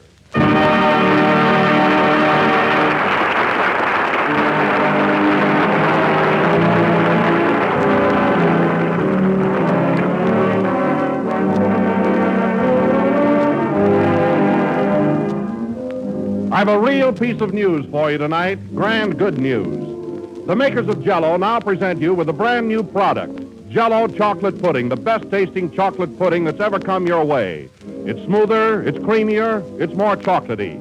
Jell-O chocolate pudding has that swell homemade flavor, the same goodness you used to enjoy when your grandmother made chocolate pudding. And Jell-O chocolate pudding is so easy to make. Just mix the contents of the package with some milk in the top of your double boiler and let it cook until it becomes thick and satin smooth. Then when the mixture's cooled, pour it into the sherbet glasses. And you're ready to surprise your friends and family with a fine, rich, thoroughly delicious chocolate pudding. Each package gives you 6 servings and sells for the same low price as Jell-O. Ask your grocer for Jell-O chocolate pudding in the morning. Remember the name, Jell-O chocolate pudding.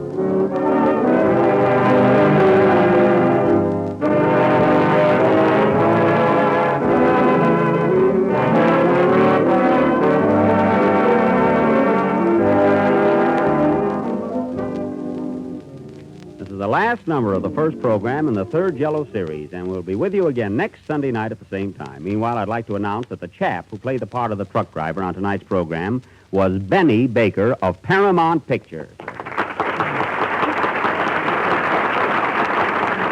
And Benny, you certainly played the part of that truck driver very, very well. Well, that's what I used to be before I went into pictures. Don't sell your truck. Mary, isn't he nice looking? Nah, he looks like my doctor. Oh, good night, folks.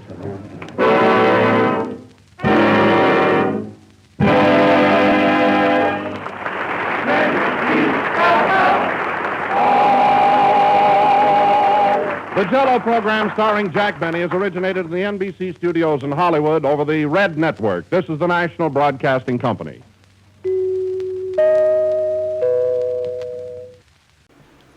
Lux Radio Theater brings you another classic story coming up next.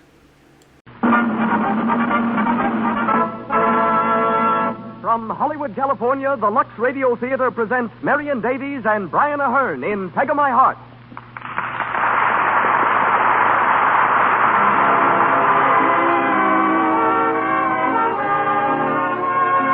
Lux presents Hollywood.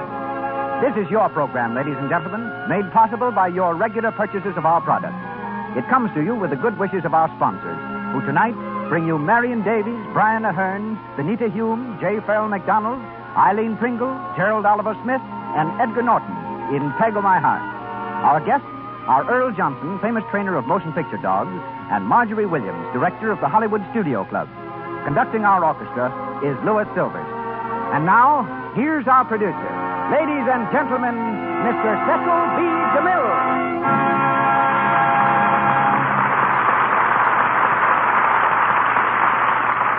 Greetings from Hollywood, ladies and gentlemen. Marion Davies has given Hollywood 2 things for which the town may be thankful. A good fellowship, which has inspired so much loyalty, and a great white landmark on the ocean front, her home at Santa Monica Beach. A quiet little gathering there may mean from 30 to 1,000 guests, and may include princes, giants of business, statesmen, and the nation's leading socialites, all being quite themselves under the spell of their charming and unassuming hostess. I've seen prominent ambassadors play ping-pong in the cellar, and a world-renowned scientist romping with Marion's 4 dachshunds. She's forbidden me to mention that she's active in a number of charities, so just pretend I didn't mention it. Aside from that, she grows hundreds of flowers and engages in the business affairs of Cosmopolitan Studios. Tonight, she plays a role in which she always excels. Peg in Peg of My Heart. Opposite her is that very resolute young man, Brian Ahern. For years, Brian struggled against becoming a star. It all began when, at the age of 3, his mother practically thrust him on the stage. Brian showed his displeasure by howling throughout the entire performance. Still a rebel, he was enrolled in a London dramatic school at 10. His fellow students included an upperclassman, whom he recalls as a brash youngster with large ears and an assertive ambition. Once when Brian sent his autograph book to Reginald Owen, he found upon its return that the boy with the big ears had included his own signature. The uninvited autograph read, Noel Coward. Currently starred in The Great Garrick, you hear Brian on this stage as Sir Gerald Markham. Benita Hume comes to us as Ethel, J. Farrell MacDonald as Patrick Seamus O'Connell, Eileen Pringle as Mrs. Chichester, Gerald Oliver Smith as Alaric, and Edgar Norton of the original stage cast as Jarvis. In the Lux Radio Theater production, Peg of My Heart, starring Marion Davies and Brian Ahern.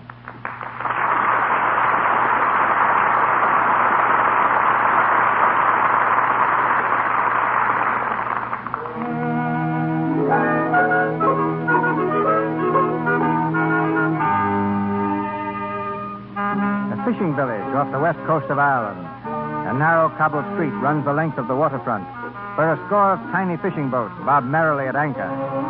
One of these bears the painted legend, Peg of My Heart. On its slippery deck, Patrick Seamus O'Connell empties the day's catch into baskets. His daughter, Peg, in boy's clothing, lends a willing hand, tossing the baskets into a donkey cart. Sure, the cart is piled full, Father. Hold one more, I'm thinking. Here you be. Oh, sure, there was a grand catch we had today, wasn't it, Father? I've seen more fishes in my lifetime. Go along with you now and be taking them up to the icing station and then go home and get supper. Sure, Father. Now, where's Michael? Michael, me lad. Here, boy. Oh, so there you are. Up on the cart with you now. Go on up you go, and mind, don't step on the fish. Goodbye, Father. Is it long you'll be? No longer than it takes the nets to dry. Your supper'll be waiting then. Get up, sweetheart, get up. There's a light in your eyes, sweetheart, darling. Boy, I say, boy. Whoa. Is it me you're talking to, mister? Yes, I'm... Oh, who is it then that you're calling boy? Oh, I'm so sorry. I thought... excuse me. Sure, there's no harm done. Belike it was me pants that caused the mistake. Yes, I imagine so.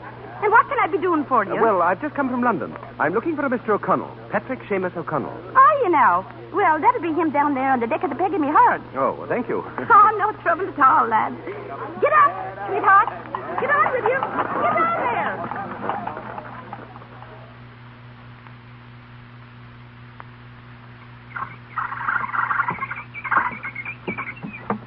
Good evening. It is that. Were you looking for someone? Are you Mr. O'Connell? I am. Patrick Seamus is the name. Ah, then you're the one I want. You married Heather Kingsnorth, didn't you? I did. But she's been gone these 14 years. Yes, I know. My name is Gerald Markham. I'm the executor of the Kingsnorth estate. I suppose you knew that your wife's father was dead. I did not. When did they hang him? I'm happy to say that Mr. Kingsnorth died in his bed, like an honest English gentleman, and of a very common ailment, old age. You'll be pleased to learn that his granddaughter, your daughter Margaret, inherits his entire estate. What's that? Squire Kingsnorth has left your daughter £2 million. £2 million? Holy saints. Of course, there are certain conditions. Oh, of course there would be. What conditions? Well, first, Miss O'Connell will have to spend 3 years with the Chichester family. Who? Mrs. Chichester is a distant relation of the Kingsnorths. And she'll stay with them? For 3 years. Be the way of making a lady, but I suppose. Well, let's call it education.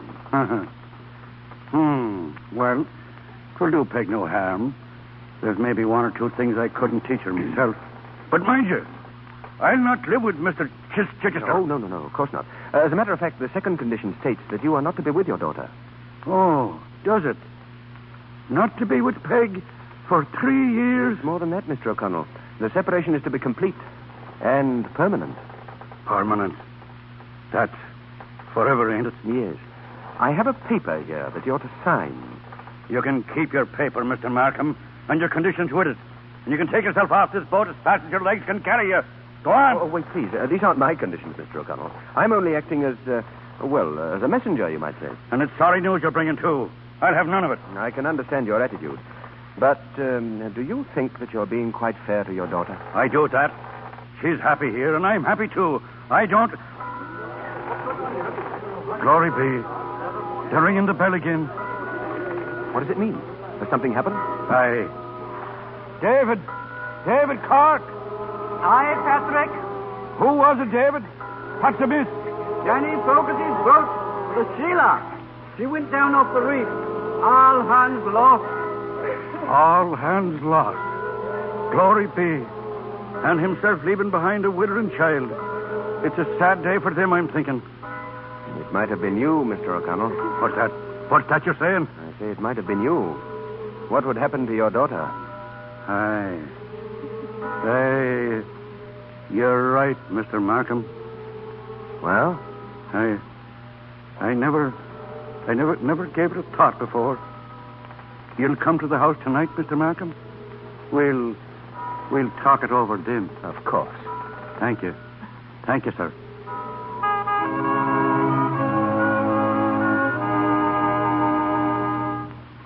Sit down now, Father. Father! Eh? Your supper be as cold as a clam. I'm sorry, Peg. I was thinking. Is there something on your mind, Father?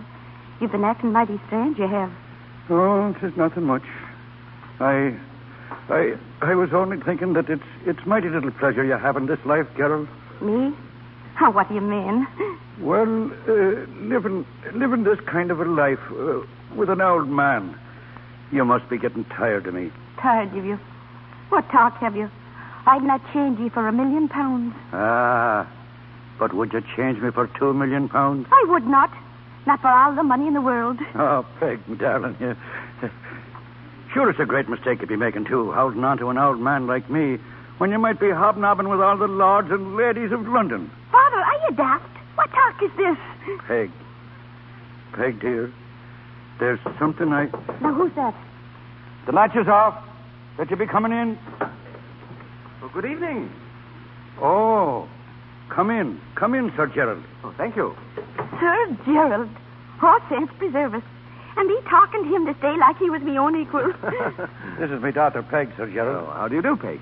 Pleased to meet you, Your Honor. I mean, Your Highness. I don't know what I mean. What's good is here, girl? Well, it's a great honor to meet a Sir Gerald, sir. Not really. There are baronets all over in England, thicker than plums in a pudding. We never had a plum pudding, Your Highness. That's true enough. But you will now, Peg. Sit down, Sir Gerald. Thank you. Father, what is it? You're an heiress, Peg. What? An heiress. Squire Kingsnorth that died, he has. And he left you all the money you want. And everything that goes with it. £2 million, to be exact. £2 million? Ah, think of that now. And it's all yours to spend as you want. Ah, then I'll be getting you the red flannels that we've been leaning against your couch the next winter. And I'll buy a brass collar for Michael with his name written on it. And a dress for myself. Maybe 2 dresses. And some new boots to go fishing in. You'll not be going fishing. It's in England you'll be living. England, is it? And when do we go? Immediate. You must be getting about your packing, Peggy. It's be the morning train you're leaving. Oh, glory be. Then yourself had best be packing, too. Never mind about me. I'm not going with you. Not going? Then I'm not going either. I'm not going with you just now. Why not? Why, you see, there's this and that to be attended to, and... Well, when will you come? It'll not be so long. But when? Well, soon. All right. But you'll be coming, or I'll be coming back, and that's flat. Go on now and attend to your packing. Will you be staying, Your Honor? Just for a moment. I'll see you the first thing in the morning. Good night, then. And thank you, Your Honor. You're not being fair to her, Mr. O'Connell. Do you think she'd go if she thought she'd never be seeing me? It's the only way. What are you going to do? I'll write her I've been delayed. And then what? I'll write her again. And after that? Oh, I'll write her I'm dead. That is, I'll have somebody write her I'm dead. That's hardly a solution. It's worse than telling her now. But even if she would go, Which she wouldn't. 'Twould break both our hearts. The parting. It's breaking yours now. Well, I'm much older, and I'm used to it.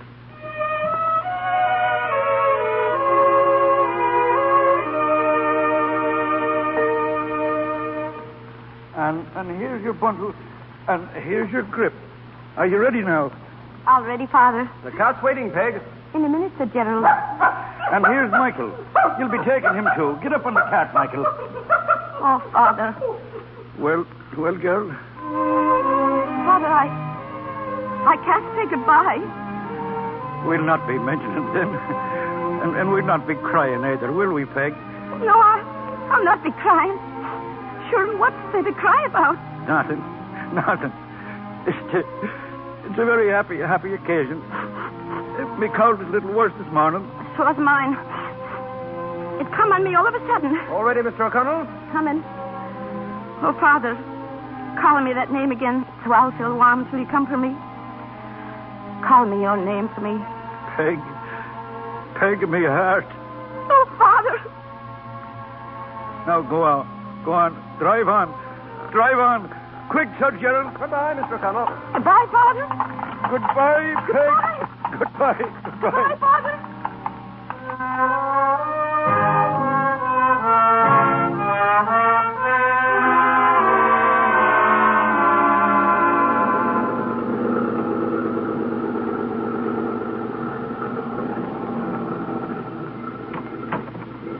All right, Peg, this is it. You mean this is the house for them to stay in? Of course, come on. Oh, glory be. Shoot is large enough for a regiment, horses and all. Oh, you'll get used to it. Here we are. Oh, thanks above. Look at the knuckles. Sure, they're mighty careful at the knuckles in England, aren't they, Your Honor? Oh, dear. Are you tired, Peg? Divil a bit. Let's start now for somewhere else, Your Honor. Timbuktu, for instance. Oh, you're not nervous, are you? No, not a bit. That's why I can't understand why me niece is knocking. Oh, good morning, Jarvis. Oh, good morning, Sir Gerald. Come right in, Peg. Thank you. Nasty day, sir. Storm coming on, I think. Yes, sir. You'll find the family in the drawing room. Thanks. This way, Peg. We might as well go home. Hello. Oh, Sir Gerald. Hello, Jerry. Come right in, Peg. This is your aunt, Mrs. Chichester. I'm pleased to meet you, ma'am, I'm sure. How do you do? Huh? And this is Miss Ethel Chichester and Mr. Alaric Chichester. How do you do? How do you do? Hello. What did you say your name was, young lady? I didn't say, but it's Peg. And this is me dog, Michael. Say hello to the lady, Michael. Stop it, Jarvis. Pull him off, you hear? Pull him off. Down, Michael, down, boy. Sure. He was only trying to be friends, ma'am. You called, madam? Yes, I did. Take that dog away. Oh, no, ma'am. Not Michael. You can't take Michael away from me. He was given to me by my father. Take it away. And never let it inside the house again. Well, if you don't want Michael inside the house, you don't want me inside the house. Peg, please, let's not have an argument. I'm not having an argument. I'm making a statement. I don't know these people 2 minutes, and they want to take me dog away from me. Well, you must try to do whatever your aunt asks you. Now, let him go, Peg. You can see him whenever you want to. Well, is he going to be in the house? Oh, of course he is. All right, then. Take him, Jarvis. Yes, madam. You'll be very nice to him, won't you? Yes, miss. And give him a mutton bone. He loves mutton bones. Certainly, miss. Goodbye, Michael. I'm sure he'll be well taken care of, Peg. Well, he'd better be. That's all I have to say. Come here to me. Yes, ma'am. And don't call me ma'am. No, ma'am. Aunt, I mean. Aunt, not aunt. Yes, ma'am. Sit down, please. All right. Thank you. I said sit, not sprawl. Look at your cousin Ethel. Me cousin Ethel? Oh, her. Is she me cousin? Yes, I hope you have no objection. Oh, not the least. Now, Margaret, what I would like to... Margaret. My name ain't Margaret. My name is Peg. That's only a corruption. We shall call you Margaret. All right, but don't forget if I forget the answer. Don't blame me, will you? Me father always calls me Peg. We have very little interest in what your father calls you. You will kindly leave him out of the conversation. Then it's all I will leave him out of. No temper, if you please. You are here to learn how to conduct yourself. You may go to your room now, Margaret. Jarvis will show you the way. Margaret. Oh, it's me, you mean? Now, there you are, Aunt. You see, when you didn't say Peg, That'll do. Go to your room, please. Very well, ma'am. Thank you, ma'am. Well, a nice package you've delivered, Sir Gerald. Oh, she's not so bad. She's really very sweet. You'll have to be patient with her for a while, that's all. Patient? Oh, it's going to take more than patience to make anything of her. Oh, I say, Ethel, don't be so hard. After all, you know, we are being paid for it. Am I right, Jerry? Quite right, Alaric. I imagine you might be able to use the additional income. Use it? Oh, I think that's very good. That's really amusing, especially since we have no other income. Alaric, don't be vulgar. Well, it's too humiliating to be paid for keeping someone in the house. Well, of course, she's not to know that. She's a guest here, and she has to be treated as one. I say, was that Thunder? I say, Mrs. Chichester. Well, Jarvis? Is the young lady to stay, Mrs. Chichester? Of course she is. Well, I unpacked her things, madam, but she's packed them again, and she's on her way out. What? Where is she? Which way did you go? The back way. I say we got to stop her. I'll get her. Wait Oh, here. There you are. I knew we'd lose all the money.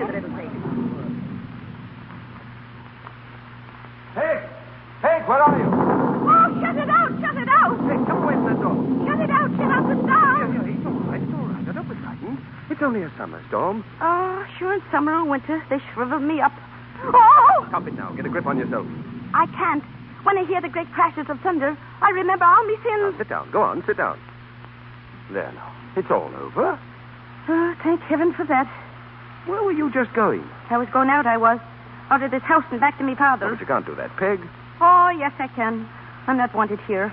That is, it is he. Oh, but you are wanted, Peg. I happen to know. And who is it wants me? Not old Mrs. Chichester. And not me cousins either. Them with their sour faces. I'm not used to sour faces, I'm not. Well, then, I want you to stay. Will you do it for me, Peg? You? Oh, Your Honor. You've been very kind to me, you have, and that's the truth. But they're not going to make a lady out of me if I can help it. You can't make a silk purse out of a sow's ear. That's what my father says. And that's what I am, a sow's I ear. don't agree with you, Peg. I don't care whether you do not. I'm a sow's ear, Well, I am. if you insist. Thank you. But you're going to stay? Well, seeing as it's you who's asking me, Your Honor. It is. And you mustn't call me Your Honor. My name is Jerry. Jerry. Do you want me to call you Jerry? Well, why not? We're friends, aren't we? Oh, yes, but we're not as good friends as all that. Well, we will be soon. You're very sure? Now, stake my life on it. Would you now? Then you don't value it much. Oh, yes, I do. Perhaps more than I ever did before. Margaret? Margaret? Oh, glory be, it's herself. I see. Here she is, Mater. Margaret, where were you going? Sure, and I was going out, I was, but I changed my mind now because only Jerry here asked me to. Margaret? Jerry? Oh, I say. And why shouldn't I call him Jerry? He's my friend, isn't he?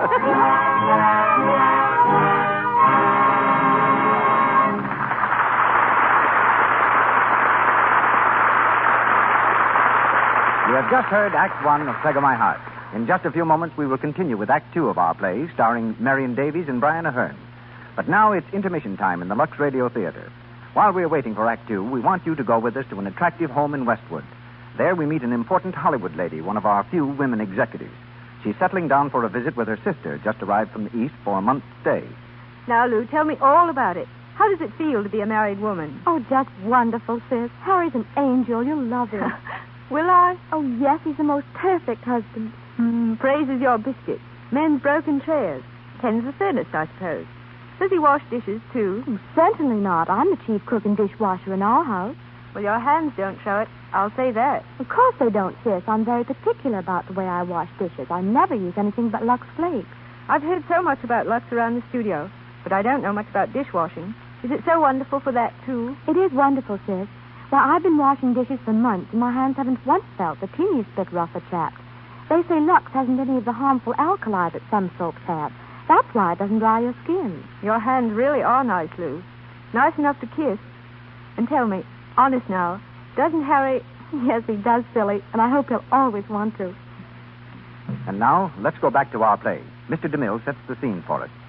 We continue with Peg of My Heart, starring Marion Davies and Brian Ahern with Benita Hume.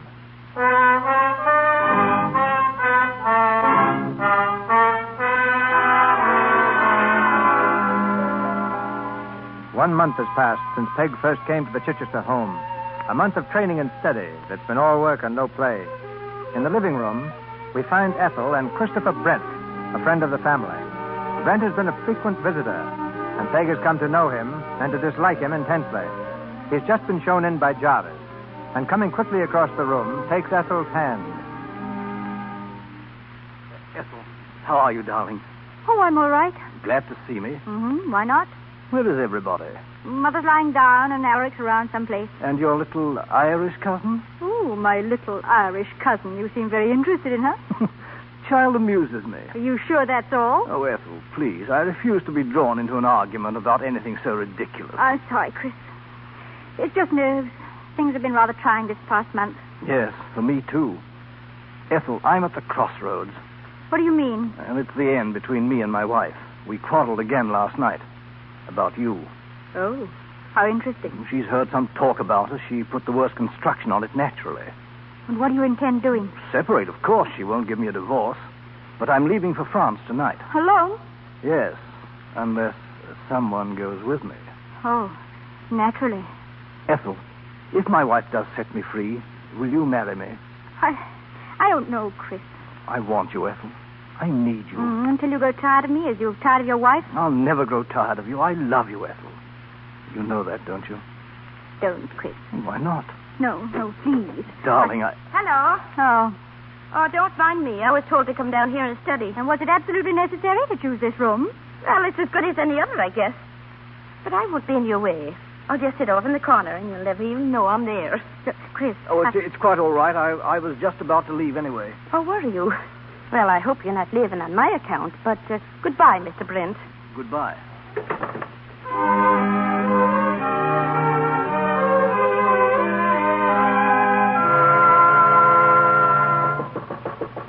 Who is it? May I come in? Oh, what do you want? Oh, just to say good night. It's a nice room you have, Ethel. Well, I'd feel terrible if it didn't meet with your approval. Why are you looking at me like that? Well, aren't you my model? Oh, good night, please. Oh, Ethel, please don't be angry with me. I didn't mean it, Ethel. Ethel, won't you make friends with me? We have nothing in common. Well, that doesn't prevent us from being decent to each other. I'll meet you 3/4 of the way if you'll only show one generous feeling toward me. You would if you knew what was in my mind. You're a strange creature. You got us mixed up. I'm not the strange one. What? Oh, I watch and listen. And listen to you. You turn your face to the world as much as to say, aren't I the easygoing, sweet-tempered, calm young lady? And you're not quite that, are you? Well, what am I? Of course. You've got the breeding and the beautiful manners. But you have a temper. And it's a beautiful temper. It's a shame for you not to let it out in the daylight so that everybody can see it. But you can't, can you? Because it's not good form. And with all your fine advantages, you're not very happy, are you? Are you? No. Neither am I in this house. Ethel, I'd like very much to ask you something. Well, what is it? Do you know anything about love? What? Have you ever been in love? Well, no, I haven't. Have you ever thought about it? What do you think about it? Very little. Oh, you're wrong. It's the most wonderful thing in the world. To love a good man who loves you. A man who makes you hot and cold, burning like fire one minute and freezing like ice the next. Who makes your heart leap with happiness when he comes near you and ache with sorrow when he goes away from you. Oh, it's mighty disturbing. Well, how do you know all this? I read about it in a book. Oh, I see. Don't you like men, Ethel? Not much. But you like Mr. Brent, don't you? Certainly I do. He's a very old friend of the family. He has a wife. Well, what about it? Oh, nothing, Ethel. But tell me this. Is it customary for English husbands to go around kissing other women? I suppose you're referring to what you saw downstairs today. Well, in a way, yes. Will you kindly have the decency to keep your observations to yourself? Oh, Sean, please, Ethel, don't be angry with me. I only wanted to tell you something. I don't care to hear it. Now go away. And just for a change, try minding your own business.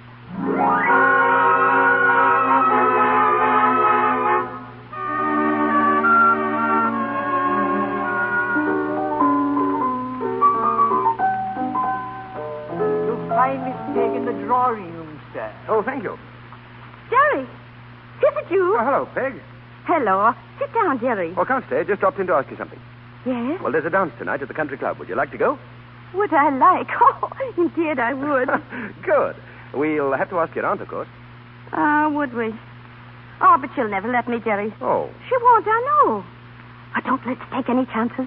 Let's go to the dance tonight, and I'll ask her tomorrow morning. Peg, but that's not fair. I know, but it's a dance.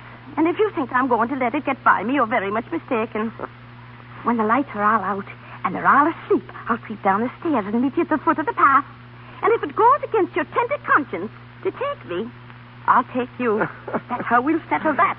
But there may not be any occasion to do any such thing. Your aunt may be delighted. Delighted? Sure She doesn't know the meaning of the word. But why shouldn't she let you go? After all, I'm an old friend of the family. And, well, we're good friends, too. Aren't we, Peg? I guess we are, Jerry. Did you ever hear what Tom Moore wrote about friendship? No. Would you like to hear what Tom Moore wrote about friendship? I'd love to. All right. There's a tune that goes with it, but I won't sing the words. Why not? Well, it wouldn't be fair to Tom Moore.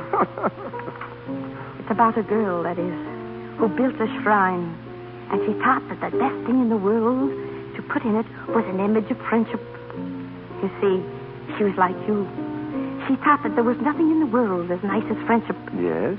Yes, and this is what happened to her. She flew to a sculptor who set down before her a friendship the fairest his art could invent, but so cold and dull that this useful adorer said plainly that was not the friendship she meant. Oh, never, she cried, could I think of enshrining an image whose looks are so joyless and dim. But yon little Cupid, midst roses reclining, we'll make, if you please, sir, a friendship of him. So the bargain was struck. With a little god laden, she joyfully flew to her shrine in the grove. Farewell, said the sculptor. You're not the first maiden who came but for friendship and took away love. Now, where in the world did you learn that? Me father taught me that. Tom Moore's my father's prayer book. Who came but for friendship and took away love. Well, that's happened to a lot of men, I think. To a lot of women, I think. Has it ever happened to you, Peg? To me? Well, no. Maybe it would sometime if I was different. But, I'm just an Irish nobody. Oh, don't say that. Oh, I'm sure there's a little something good in me. But the bad little something always beats the good little something out, so it does. Well, you'll have to put a rein on the bad something, then. So I will. But would you mind very much if it had just one more spurt before I killed it altogether? What do you mean? I want to go to the dance. It's the last bad thing I'll ask you to let me do. I'll behave like a saint from heaven after that. Well, I still think you should ask your aunt. All right, I will then. But yes or no, I'm going to that dance.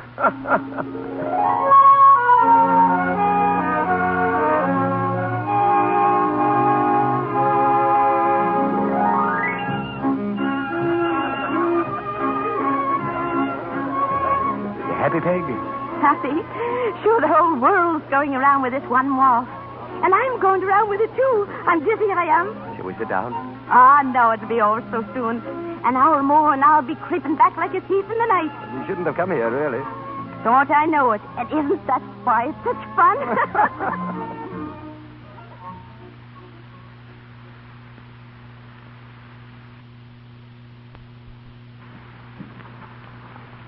Well, here we are. Yes, here we are. Sure, it's been a glorious night, Jerry. I'm glad, Peg. All the while I'm supposed to have been asleep upstairs, I've been stealing the time. I'm a thief, I am. Well, you're a lovely thief. The sweetest. What? You'd better go in. I know that. But what were you going to say to me? Something it might be better to say in daylight. But why in the daylight? With a beautiful bright moon so high in the heavens. Oh, go on now. Someone may hear us.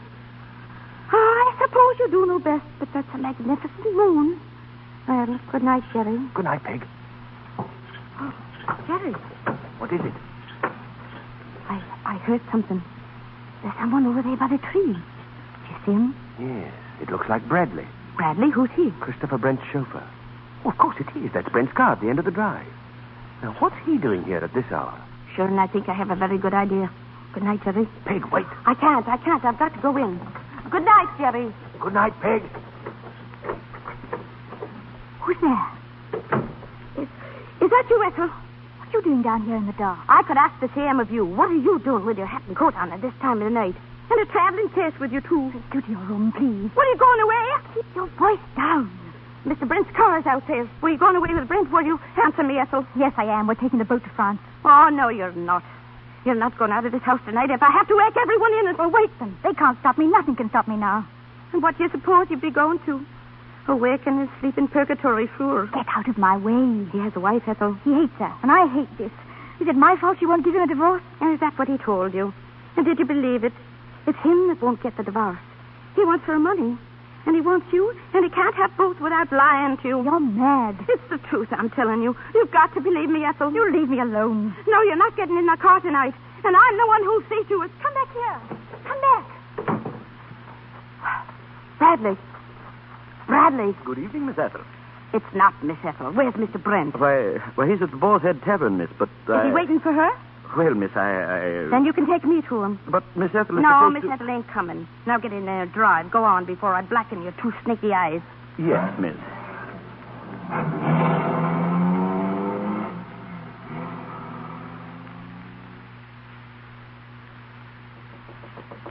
Who is it?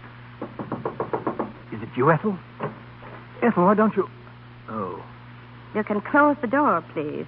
What are you doing here? I came to see you, Mr. Brent. Yes, that's obvious. There must be some other explanation. Won't you sit down? Oh, no. I can tell you what I think of you standing on your own 2 feet. Really now? And I'll thank you not to interrupt me. It'll take me a long time, it will, thinking up bad words enough to describe the likes of you. Chris, Oh, come in, Ethel. We have a visitor. I thought she'd be here. You may go now, please. And leave you to go gallivanting off with this parlor snake? Oh, no. I came here to tell him what I think of him.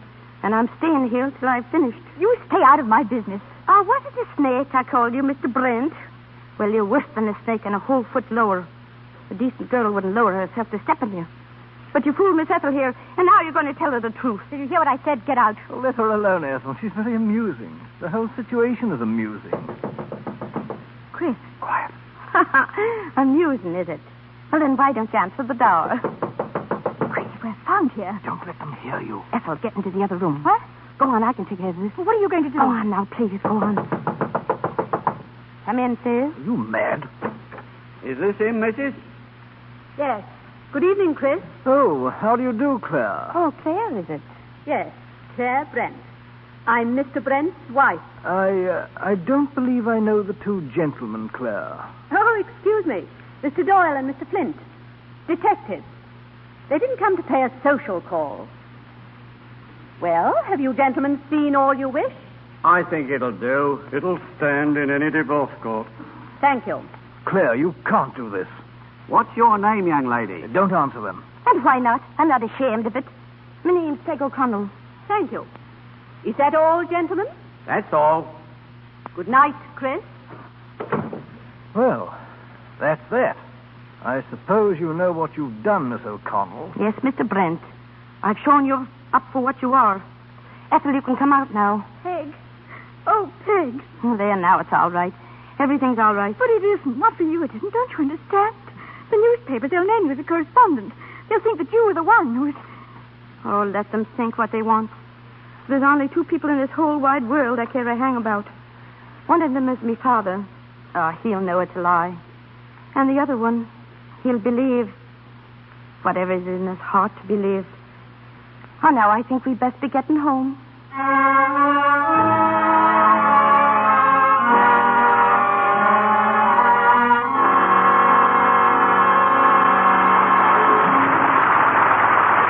We pause for station identification. This is the Columbia Broadcasting System.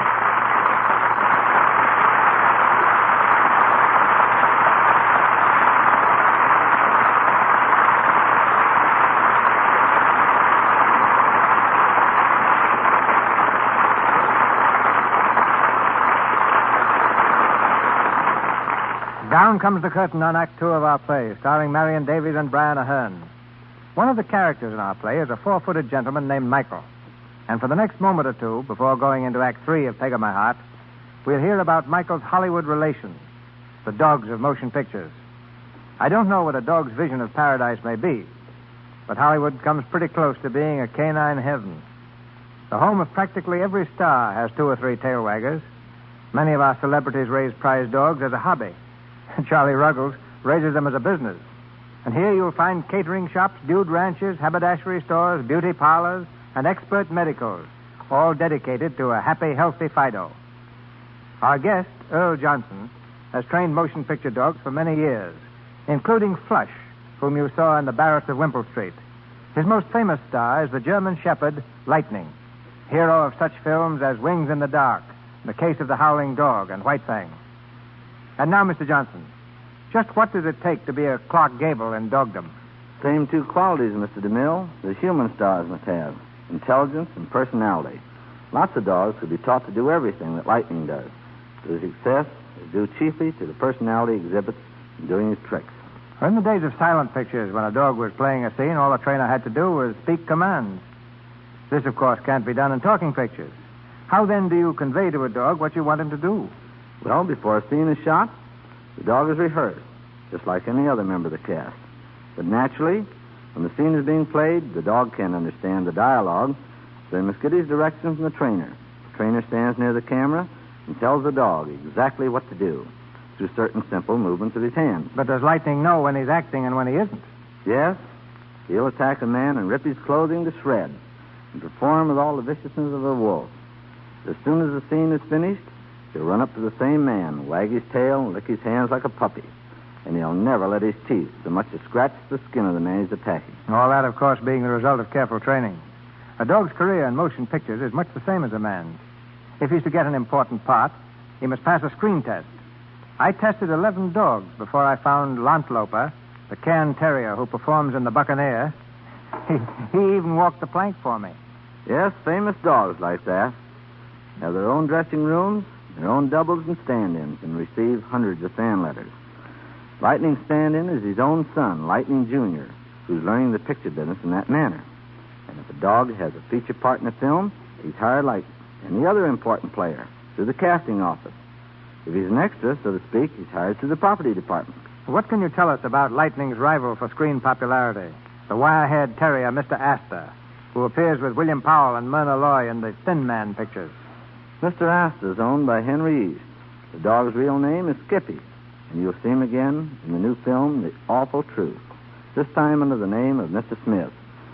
Skippy is undoubtedly one of the smartest dogs ever seen in film. In his fondest possession, though he's received many more valuable gifts from the stars with whom he's worked, is a little rubber mouse named Oslo. Mr. East gives Oslo to Skippy to chew on whenever he's shot a particularly good scene. I confess I'm having a little difficulty with Josephine DeMille, our St. Bernard.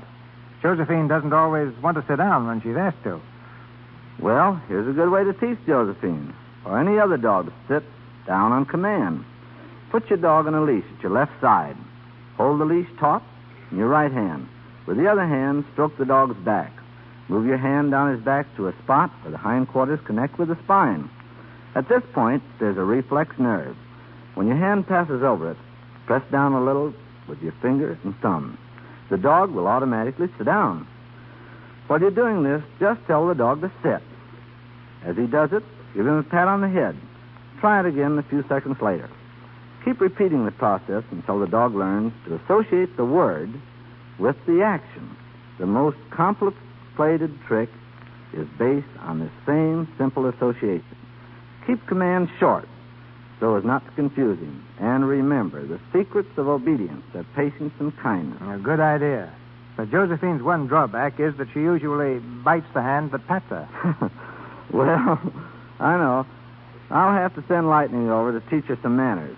Of course, everything Lightning does is not exactly a trick.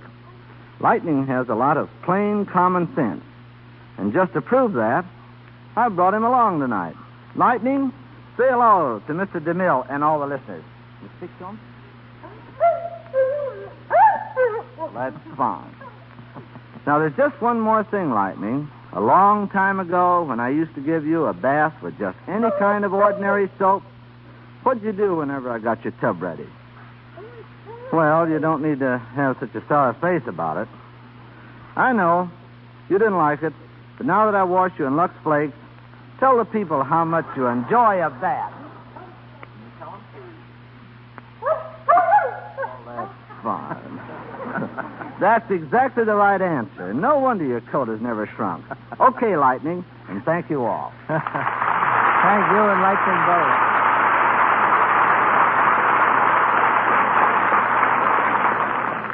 Once again, Marion Davies, Brian Ahern, and Benita Hume in Peg o' My Heart.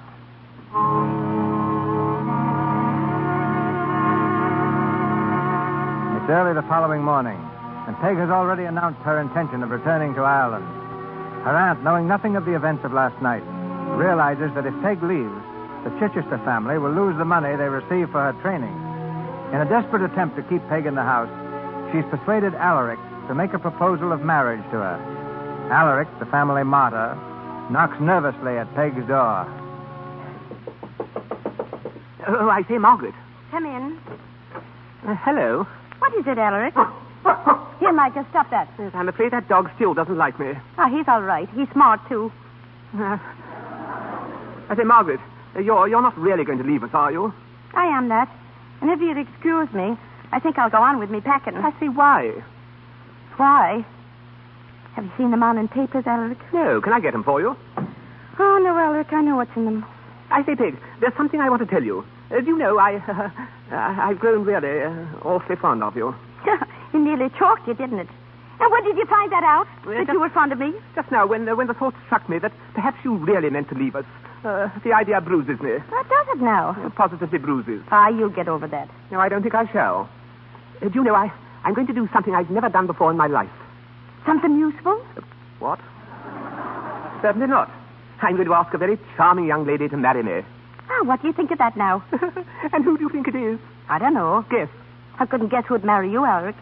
It's you. Me? Oh, pardon.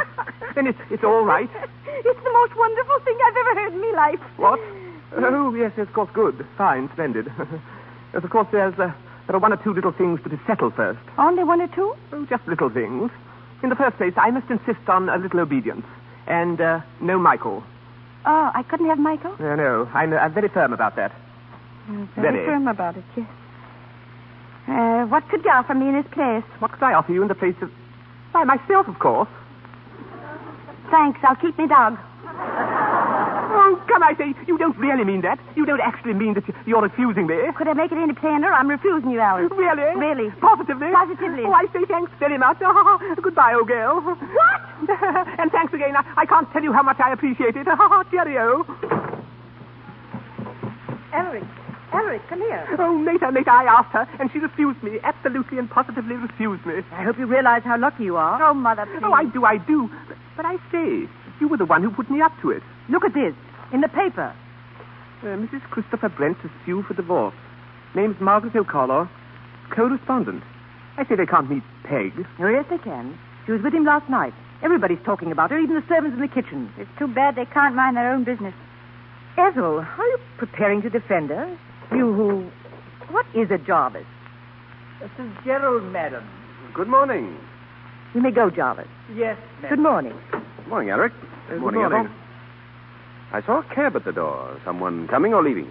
Someone's leaving, and I, for one, shall be very glad to see her go. I assume you're talking about Peg. You know very well we are. Have you seen the morning paper? I have. Well? Sure, don't believe it, of course. Don't believe it? You suppose they'd print a thing like this if it weren't true? Well, that's what I'm here to find out. When Peg tells me it's true, I'll believe it. Until then, I prefer to think the papers have made a mistake. Now, where is she? In her room, packing. Oh, she mustn't leave England, of course. She'd lose her inheritance. Well, I'm not going to have her here. It was a mistake ever to let her come to this house. Yes, I'm beginning to think so myself. Oh, I see. I suppose you're going to blame us for what happened last night. I don't know that anything did happen. I'm speaking of other things. You were supposed to make a home for her here, and you were well paid for it. Well, have you done it? Have you done anything except make life miserable for her? How could I make a home for a girl like her? You might have tried. If you had, she wouldn't be going away now. Oh. Peg. Good morning, Jerry. I just came in, Aunt, to say goodbye. Well? Now, wait a moment. Sit down, Peg. It's late. I'm thinking I'm catching the boat for home. Well, you can stay a moment. Sit down, Peg.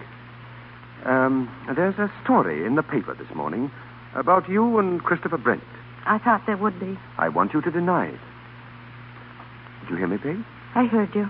Well, you do deny it, don't you? I only wish I could. Oh, Peg. You know, Ethel, there's nothing I've got to say, nothing. Peg, listen. I don't believe this story. I can't believe it. I know it can't be true. All I want is for you to tell me so. That's all, Peg. I'm not asking for an explanation. I'm not asking for anything except your own word. Well? I've got nothing to say, Jerry. Oh, Peg. Nothing. I'm sorry, Jerry. Well, my cab is waiting, and, well, I guess that's all. Goodbye, Jerry. Well, Jerry, I hope you're satisfied. No. Get her back. Call her back. She likes you. What's the matter with you? She has nothing to do with it. You hear nothing. Peg. Catch her there. Ethel. Fainted. Ethel, look at me. Get some water, quick.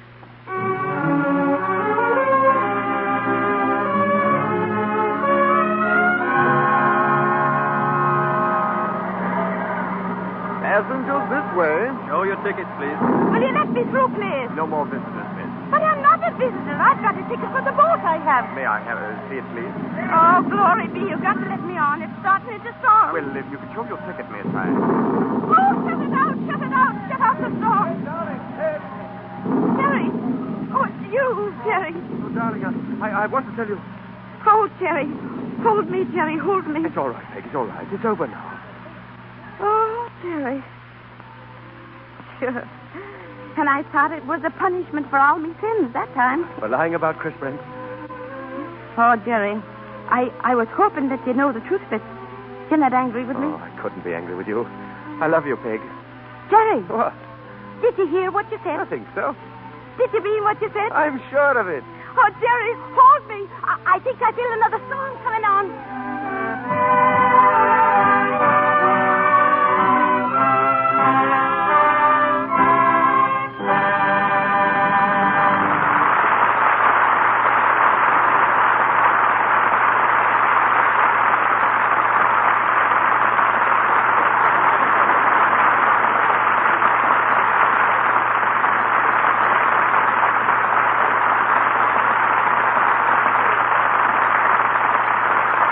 We close the pages of tonight's play, but bring Marion Davies and Brian Ahern back to you a little later. Where does a young girl live who's come to Hollywood and is trying to make a name in pictures? Some live in little boarding houses, little inexpensive boarding houses. But our most famous residence for such girls, a landmark of the film capital for 21 years, is the Hollywood Studio Club. Maintained by the National YWCA, it's under direct supervision of a group of Hollywood women. Scores of our most prominent stars contribute to its upkeep, and it's sponsored by the Motion Picture Producers Association. Mrs. Arthur S. Heineman, Assistant State Superintendent of Schools, is chairman of the Studio Club, and Mrs. DeMille, I'm happy to say, is vice chairman of its directing committee, which includes Mrs. James Gleason and Lois Wilson, while Louise Dresser and Mary Pickford are on the advisory committee. But the person to describe what the club is and does is Miss Marjorie Williams, its director for 16 years. Mrs. DeMille tells me, Miss Williams, the club is always filled to capacity, which means that about 100 girls call it home. Of these, who at the moment are making a bid for fame? Well, there's Virginia Walker, for example, a young actress whose portrait occupies an entire page in this month's Esquire. Ida Vollmer and Catherine Aldridge, who appear in the Vogues of 1938, are still with us, and so is Evelyn Keyes, the young Southern girl discovered by Mr. DeMille. Also with us are the secretaries of Eddie Cantor and Myrna Loy, and writers, singers, dancers, script girls, extras, radio actresses, and film cutters. Work in the picture business, you know, is seldom steady. There never was a time when all our girls had jobs, but as a rule, more than half are working at the same time. And who pays the rent when there's no pay envelope coming in? Well, if a girl has exhausted her savings, we do our best to help until she gets a job. Remember, the girls who come to Hollywood are determined to make good. Yet there are hundreds of girls to every job, but still they come. We have them from China, Austria, France, and England. Many of them are from colleges, many from excellent homes. Some with little or no education, some with only the prize of a beauty contest and the good wishes of their friends. Some arrive by Pullman coach. A few have hitchhiked. And one girl came as a stowaway by way of the Panama Canal. In 21 years, 3,000 girls have lived at the club. How many of them have attained national fame? Only about 20 or 30, Mr. DeMille, which proves how tremendous are the odds against a newcomer. The one career in which there has been distinct success is marriage. About half of the 3,000 married, and that, after all, is as big and splendid a career as stardom. The wives of Louis Stone, Marion Cooper, and Jesse Lasky, Jr. all have lived at the club. But getting back to the rent problem, they'll take all kinds of jobs, Mr. DeMille, just to hang on. We have girls singing in nightclubs, one selling insurance. Many have turned typist or business secretary. Some model clothes. And one girl rides an elephant in a circus, still waiting for that chance in pictures. I believe several of the girls have acted in the Lux Radio Theater, haven't they? Yes, they have. This program has many links with the Hollywood Studio Club. Lux is their favorite radio program, and there's no question but that Lux Flakes are their favorite wardrobe care. I don't have to tell you that many girls have moderate incomes or how important it is to dress smartly to work in pictures. Since many girls do at least part of their washing at the club, we know what kind of soap they use. So it should interest you, Mr. DeMille, as it has interested me, to know that Lux Flakes are by far the most popular. In fact, there's really no comparison. It's so economical and does its job so well. We're glad to know that, Miss Williams. Now, can you tell us how a girls' residence club in Hollywood differs from such a club in any other town? It differs to the extent that Hollywood and motion pictures differ from any other place and profession. Every girl here is decidedly an individual. Yet Hollywood gives them all a oneness of purpose that is a great uniting force. When a girl has had a bad break, when her job hasn't materialized, when her part in the picture gets no further than the floor of the cutting room, she finds a brave sympathy and understanding from her companions. From them she acquires courage and learns that she can still smile. And to me, that makes Hollywood a far greater place than merely the home of motion pictures. I hope that what I've said tonight will not encourage any girl to come to Hollywood. After 16 years here, there's no better advice I could give than simply this. Unless you are prepared, financially and otherwise, to come to Hollywood as a year's experiment, hang on to your own job, whatever it is, and wait until Hollywood sends for you. Thank you, Mr. DeMille. Thank you, Miss Williams.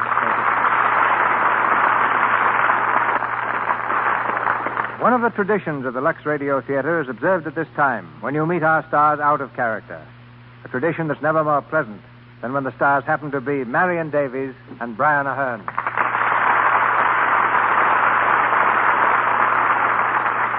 It seems few things interest our listeners more, Marion, than news of the current activities of a star. What's she doing, and what does she plan to do? So what can you reveal to us about yourself? Only this, Mr. DeMille, that I'm looking forward to doing a picture soon. And I've been reading several manuscripts to find the right one. Recently, Walter Wanger kindly offered me his next color picture. And this month, I was very much flattered to receive an invitation from Mr. George Bernard Shaw to come to London and do the picture Pygmalion. I greatly admire George Bernard Shaw, and I'd love to do Pygmalion, but Warner Brothers have the first claim on my services. Moreover, I used to like the idea of making 2 or 3 pictures a year, but now I think that you, Mr. DeMille, have the right idea. Just to make 1 good picture a year. And it's been awfully delightful returning to the Lux Radio Theater, and I want to thank everyone here on the stage for the marvelous help in making this such a grand evening. Yeah, thank you, Marion. It's been lovely. Thank you. A word now from our air-minded leading man, Brian Ahern. A few days ago, the newspapers had Brian in a plane accident at Palm Springs. Oh, it was my plane, all right, Mr. DeMille. I wasn't in it. And are you going to tell us that you weren't in your plane last month when it made that forced landing in Pennsylvania? No, Marion. I'm afraid I was very much in it. I thought it might be fun to fly to New York from Hollywood all alone in my open plane, but I had no radio and no landing lights. Well, there came a moment when I miscalculated the change of time and found to my horror that the sun had set behind me when I had counted on another hour of light. I ran into a thick ground mist and spent a very few bad 10 minutes wondering just what to do. Then through the trees I managed to spot a dark patch that turned out to be a pasture, and I set the plane down with a few bumps. Well, quite a few people collected, and when I asked where I was, they told me I wasn't very far from Gradyville. Well, I'd never heard of Gradyville, but I knew I was only about 20 miles from Philadelphia, so I inquired the way there. The name seemed to stump them all for a while, until finally one bright-minded individual said he guessed that Philadelphia must be somewhere t'other side of Gradyville. And with such specific directions, I found it next morning and was safely in Newark Airport an hour later. Were you flying to New York to settle details for another stage play this winter? At the time, yes, Mr. DeMille, but I'm working on the Hal Roach picture Merrily We Live at the moment, and it seems to look as though I might not make it. But I'm learning the art of blind flying, and that's almost exciting enough to compensate for no play this year. Till next time, then, thanks and good night. Good night, Mr. DeMille. Good night, Miss Davies. Good night, Mr. Ahern. Thank you, Miss Davies and Mr. Ahern. Ladies and gentlemen, this is your announcer, Melville Ruiz. There's another outstanding show awaiting you next Monday night, and Mr. DeMille tells you about it in just a moment. Assisting our stars tonight were Edward Broadley as David, Eric Snowden as Christopher Brent, Doris Lloyd as Mrs. Brent, Michael Fitzmaurice as Port Officer, Wallace Roberts as Flint, Lou Merrill as Bradley, Frank Nelson as the guard, and Ingborg Tillish and Doris Luray as Irishwomen. Louis Silvers appeared through courtesy of 20th Century Fox Studios, where he was in charge of music for the new film, Second Honeymoon. and Mr. McDonald through courtesy of Columbia Studios. Now, just before Mr. DeMille returns, we want to remind you that this is the time to help the 1937 drive to fight tuberculosis. Help make the world safer. Purchase your supply of anti-tuberculosis Christmas seals now. Use them on all your Christmas mail. Show that you're helping fight the dread disease, too. Buy seals for Christmas, and you buy health for the new year. And now, Mr. DeMille. Around our microphone next Monday night will be grouped several of Hollywood's most popular performers, playing a drama that triumphed on Broadway and became one of Samuel Goldwyn's most successful motion pictures. It was applauded the world over under the title of These Three, a powerful and original drama with a splendid romantic feeling. It stars Barbara Stanwyck, Errol Flynn, Mary Astor, Constance Collier, Alma Kruger, and Marcia May Jones.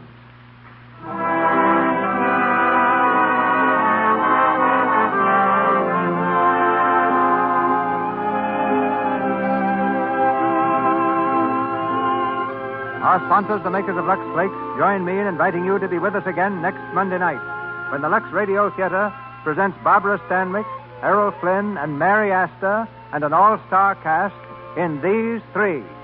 This is Cecil B. DeMille saying good night to you from Hollywood.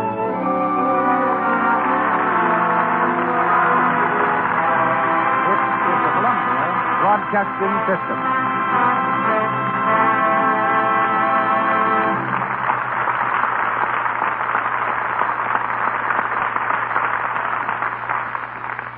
I was walking through the woods one day in the very, very month of May, when to my surprise I couldn't believe my eyes. I see it's a club, so now I have to run away. The Warrior of the Woodland, Ranger Bill, is coming up next.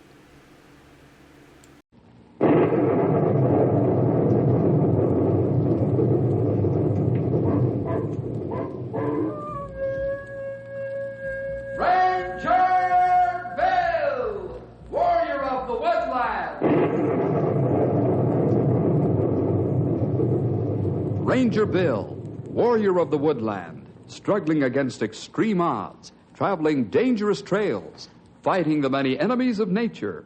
This is the job of the guardian of the forest, Ranger Bill. Pouring rain, freezing cold, blistering heat, snow, floods, bears, rattlesnakes, mountain lions. Yes, all this in exchange for the satisfaction and pride of a job well done.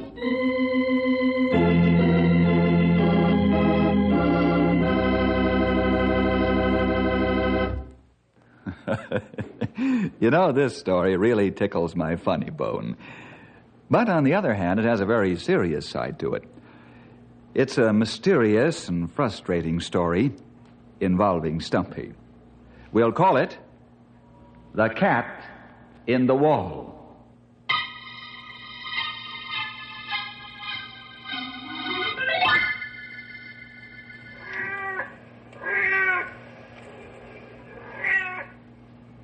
The big tomcat you're hearing on the prowl is called Blackie. He's the fond pet of Mrs. Beulah Lindstrom. Now, Beulah and Blackie live next door to Stumpy Jenkins. Stumpy's just coming home after a hard day on the trail. Grey Wolf is with him. He lives 2 blocks from the old-timer. You know something, young feller? Oh, what that old-timer? I'm tired as an old rug. I'm plenty tired, too. We spend a hard day on trail. I'm not used to riding horseback all day. Oh, then it's not your feet that tired. You can say that again. It's the back of my lap. That saddle's as hard as a board.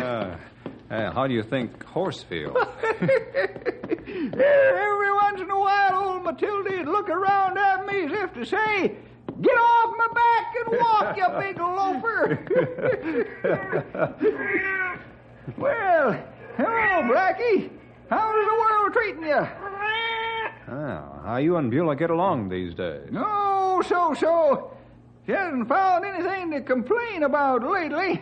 She have nice cat. He friendly fellow. He ought to let some of the cat's friendliness rub off on her. You plenty harsh about neighbor. Oh, I'm just running off at the mouth. She isn't such a bad sort. I guess I could have a worse neighbor. It's just that she's so persnickety. Everything gotta be perfect. Well, come on in for a cup of coffee, Grey Wolf. I'll give Blackie some milk. A cup of coffee go plenty good now.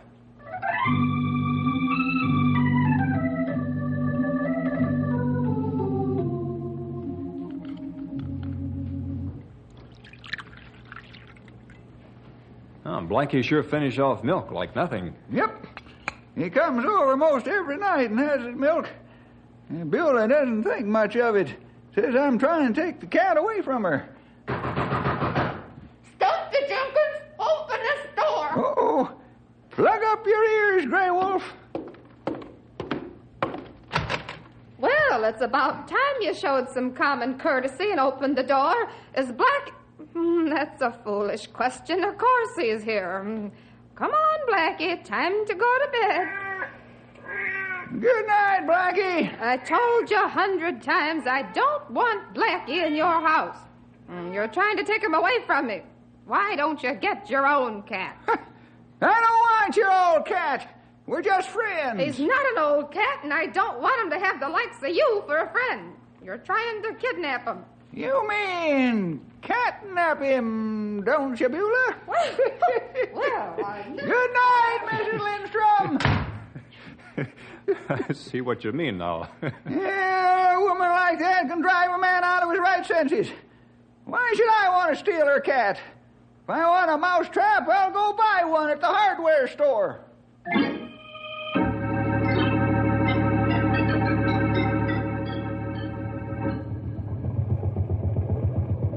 You think all the ice is out of the river, Bill? Oh, sure, Henry.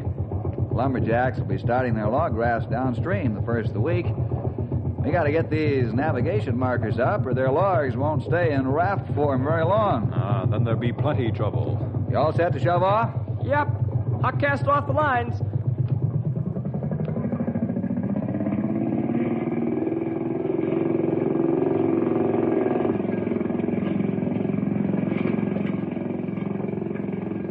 Is the old-timer with us, or did he fall over the side? Oh, he's with us, but he's kind of glum about something. I think old-timer have woman trouble.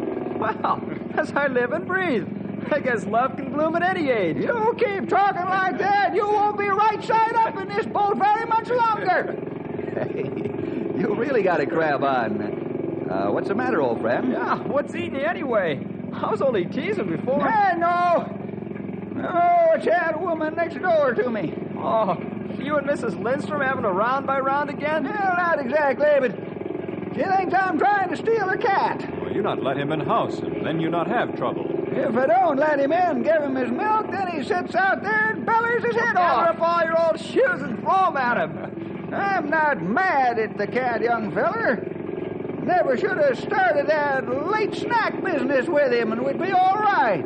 Sometimes kindness to animal make master jealous. Yeah, that's true. Come on now, snap out of it, Stuffy. Beulah will get over it. I hope so. Because I hate to come home every night and have a fight with her.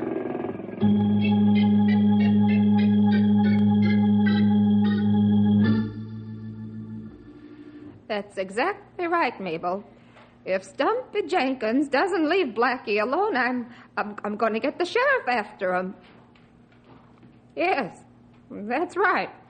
He's getting bolder and bolder. And I know Blackie's going to disappear one of these days if I don't nip it in the bud right now. Yes, imagine the nerve of that man trying to steal my kid right out from under my very nose. And if he thinks he can get away with it, he's got another thing coming. Yes. Well, it's lunchtime now, so goodbye, Mabel.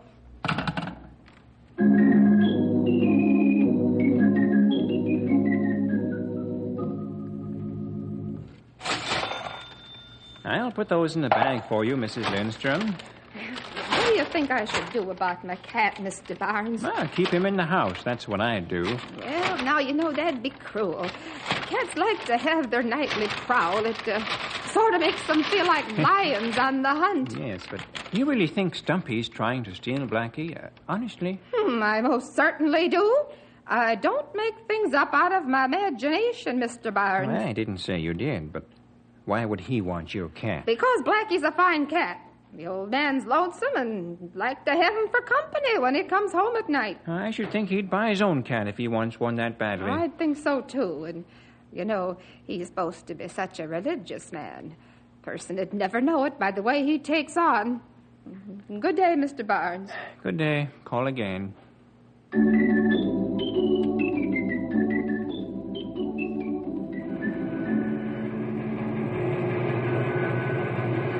Your shoes are ready, Mrs. Lindstrom. Here they are. Oh, thank you. You did a fine job, Tim. Say, what'd you do if somebody was trying to steal your pet? Why, I'd punch him right in the nose. Land sakes, I can't very well do that. Besides, the man's a forest ranger and able to take care of himself even if I could. A forest ranger's trying to steal your pet? Yes, Stumpy Jenkins, and he's after my big tomcat, Blackie. Boy, that's a new one. Well, I'm sorry, I have to rush, but a customer's calling back in 20 minutes for his shoes, and I gotta have them ready. It's too bad I'm not a man, or I would punch Stumpy Jenkins right in the nose.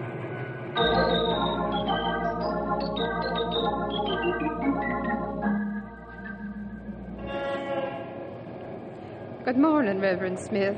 Good morning, Mrs. Lindstrom. How are you? Not too well, thank you. Oh, well, I'm sorry to hear that. I hope you feel better soon. I will when Stumpy Jenkins stops trying to steal my cat. Stumpy's trying to steal your cat? Surprised, aren't you? Well, to say the least. Perhaps you better keep a closer watch on your congregation. Good day.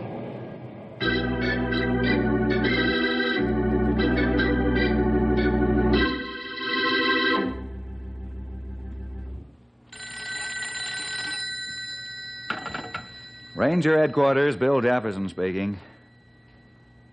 What? Well, thank you for calling. Goodbye. Stumpy, it's about... Ranger Headquarters, Bill Jefferson speaking. Yes? Yes, I've already been told. Well, thank you. Goodbye. You wanted to say something to me, Sonny? Yeah, if I ever get around to it. Bill Jefferson speaking. Oh, hello, Pastor. How are you? What? You too? Yes, I'll look into it. Thanks for calling. Goodbye. Hey, what's up? Something strange is going on around here. You're right there, young feller. Maybe that talking machine will shut up long enough for Bill to tell us. Well, what wrong? I not like look on your face. Old-timer, Beulah Lindstrom's fixed your wagon, but good. Huh? What do you mean by that? She's spreading the word around that you're trying to steal her cat. What? Why, that old busybody? Well, looks like I'll have to move to put an end to this stuff. How far has she spread the word? All over the countryside, it sounds like. We have to do something about this. Beulah should not tell a wild story like this. I'll say she shouldn't, because it ain't true. Who'd steal her cat? If I weren't a Christian, I'd sue her for slander, that's what. We've got to do something about this. I know what I'm going to do. I'm going to stay at your house tonight, Bill. I won't go home to a fight. That only helped prove she right. It looked like you run away. Grey Wolf's right. I think I'll go over and have a talk with her. Huh? What do you think that'll accomplish? I don't know, but it's worth a try. So's talking to a brick wall. But it don't do any good.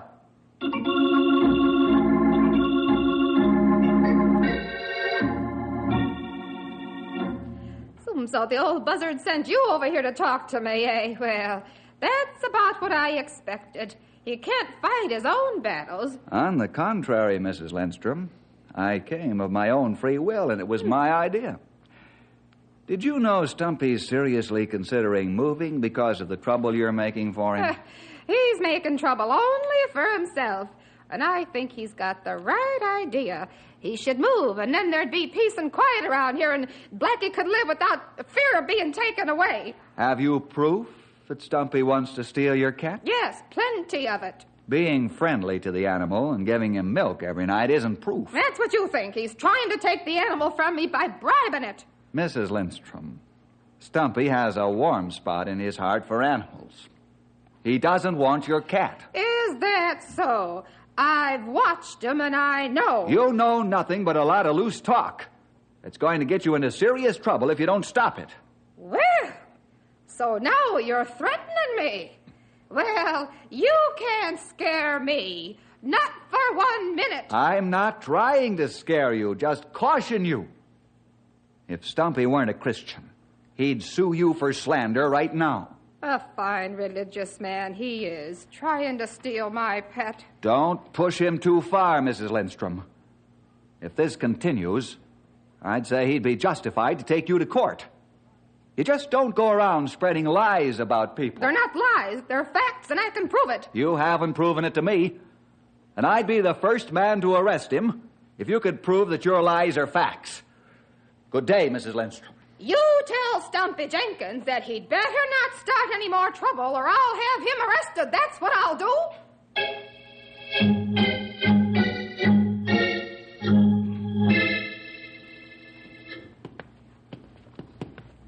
I still think I should pack up and move. It'll be the easiest way out for everybody. Easiest, all right, Stumpy, but not best. Oh, Grey Wolf, when you get old like me, you'll be ready to accept the easy way out of a fight. It's all right for a young feller to say, go in there, both hands flying, but when you get old, you get tired of that. I like to come home to peace and quiet. They're a fellow that caused all trouble. Not him, Grey Wolf, his mistress. Don't blame the cat. That's right. Blackie, you go on home now. No milk tonight. I'm sorry, pal, but I'm in the doghouse bad enough. No use pouring oil on the fire. Go on now, get out of here, scat! Poor feller probably things have turned against him. Well, Grey Wolf, I'm going in, hit the hay. Good night. Good night. Don't lose sleep over this. You're not one who tell lies.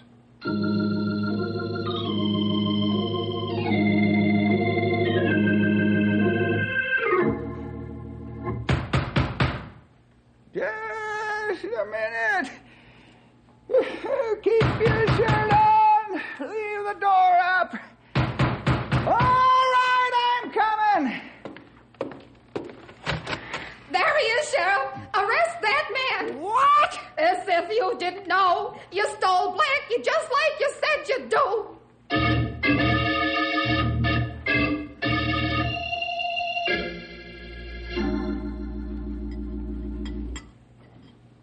Boy, Mom sure cooked a real meal tonight. It's no different than any other night. You must be unusually hungry. He's right, Mom. This is really delicious. Extra plus. Thank you. I'll get it, since it's probably for me anyway. Hello? What? Oh, Cal, you must be joking. Oh, no. All right, I'll be right over. Henry, grab your hat, let's go. And leave these tender morsels? Stumpy's been arrested.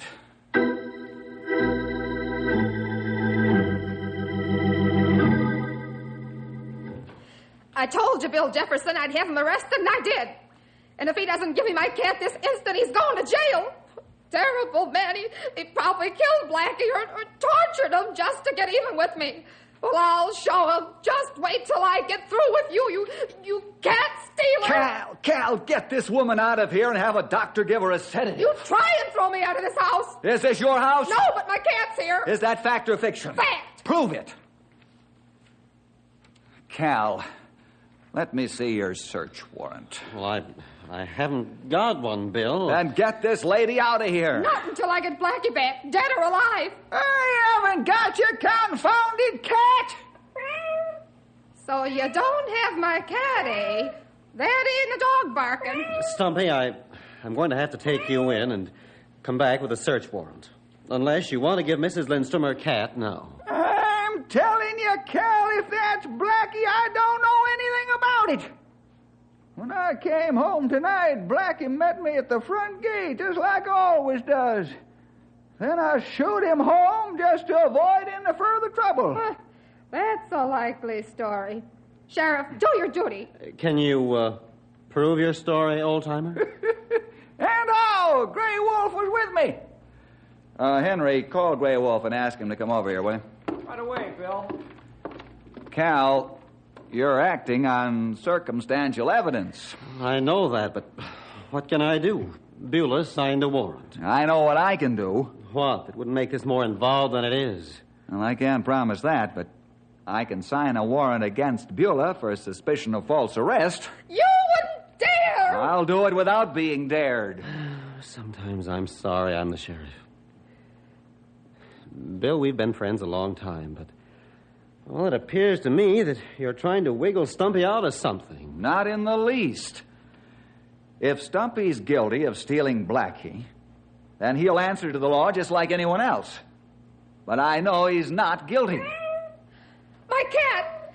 Sheriff, if you don't do your duty and arrest this man and get my cat back, I'll call the district marshal and have him do it. No, just a minute, Mrs. Lindstrom. I've known these men for a long time, and I know they're men, not liars. If Bill says that the old-timer didn't take your cat, well, that's good enough for me. And I believe the old-timer, too.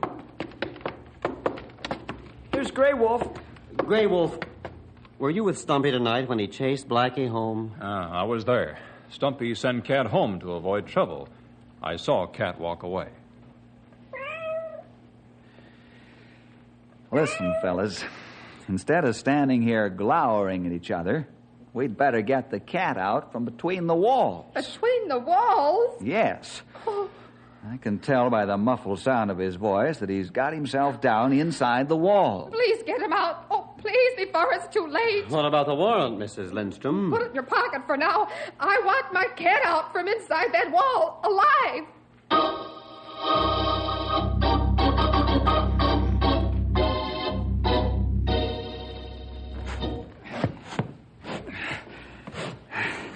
I sure wish Stumpy would wash his attic floor once in a while. Boy, but the dust is thick up here.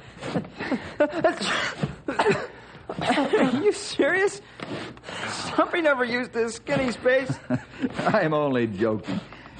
Now, a little more. We should be right over the bathroom wall. Do you see the cat? All I see are fire blocks in between the walls. A cat couldn't possibly get down inside the wall from here. No joking. How do you suppose it got there? Well, let's have a look from the basement. But isn't Blackie pretty big to climb up inside the wall? Who said it's Blackie? All right, any cat. I can see where a cat might fall down inside the wall. But climb up? Well, I don't know about that. Well, there's one way to find out. Let's look down in the basement.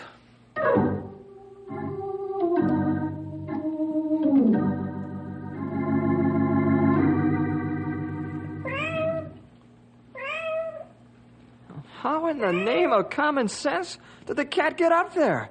Well, there are fire blocks here, too. Yeah, that's a good question. A very good question. This thing is going to put me in the insane asylum before it's over. How'd that crazy cat get in there? Maybe they're a hole behind bathtub. Now, there's an idea. And a good possibility. Let's find out.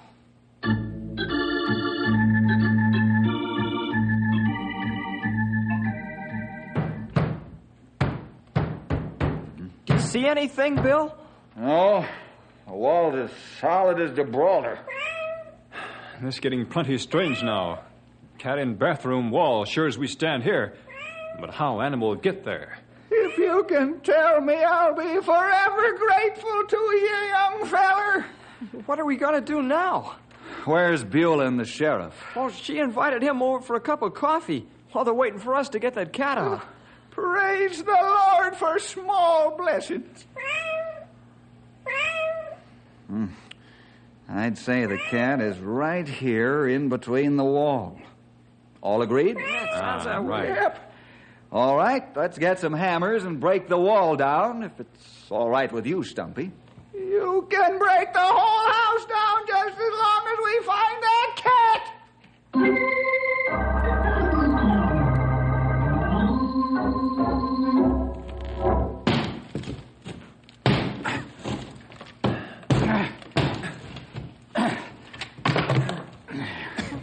Do you see the cat? No cat. Let's make a hole in the kitchen wall.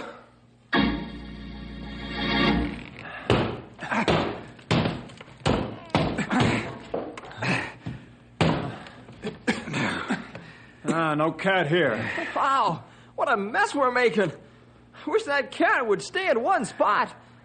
Fellers, let's try the dining room wall.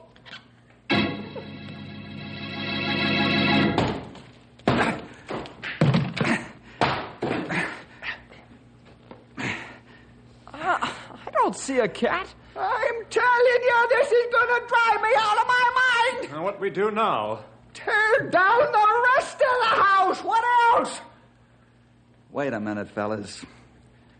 The cat's voice may be deflected and carried from some remote part of the house by a freak acoustical setup. And then Stumpy's right. We'll have to tear down the rest of the house. Oh, not necessarily.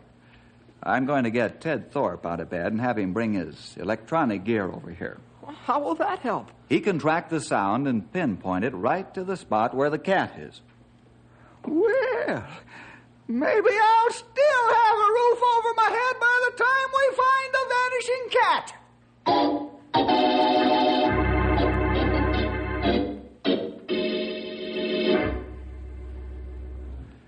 You think the cat's down here in the basement, Ted? Well, that's what the machine says. Please be quiet now while I track the sound a little further. Bill, Stumpy. Down in the basement, Cal. You can stop looking. Blackie just came home. What? Yep, just came home. Yeah, I've got it, fellas. Where's the cat? Right here. I'm standing under it. All I see is the water meter. That's your cat. The water meter's leaking and makes a meowing sound just like a cat. That's what it is, all right. You mean we wrecked my house for the I tell you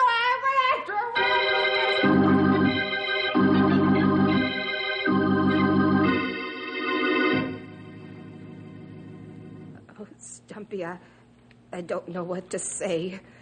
Is there anything I can say to try and repair the damage I've done with my terrible mouth? Oh, I've done you a serious and a grave injustice, and I'm terribly sorry, Stumpy. You got every right to sue me for every penny I got. I'm not going to sue you, Mrs. Lindstrom. You're not? Nope. I'm a Christian.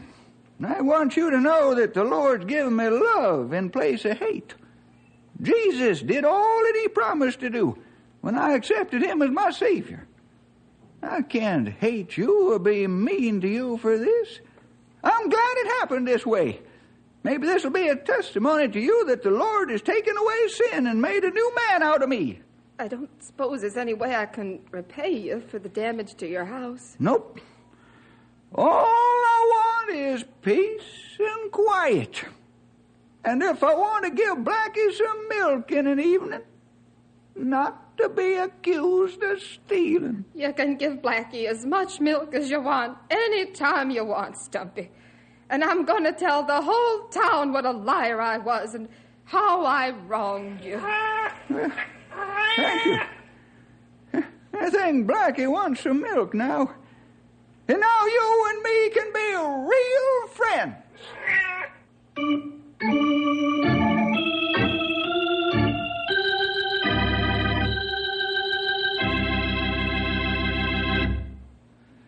Well, boys and girls, it's hard to believe, but the incident around which this story is built is true.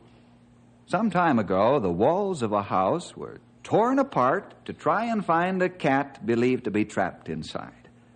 Sound engineers were brought in, and the water meter was found to be the culprit.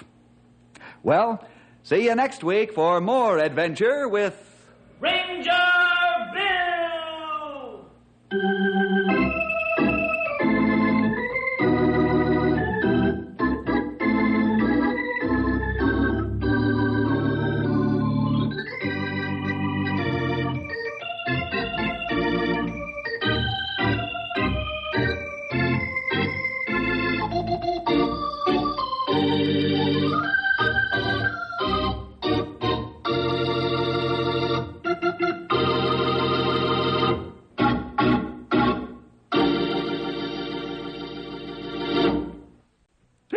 This is Stumpy Jenkins, speaking for Ranger Bill, and saying don't forget to hit the trail with us every week at this time for lots of exciting adventure with all the Ranger gang.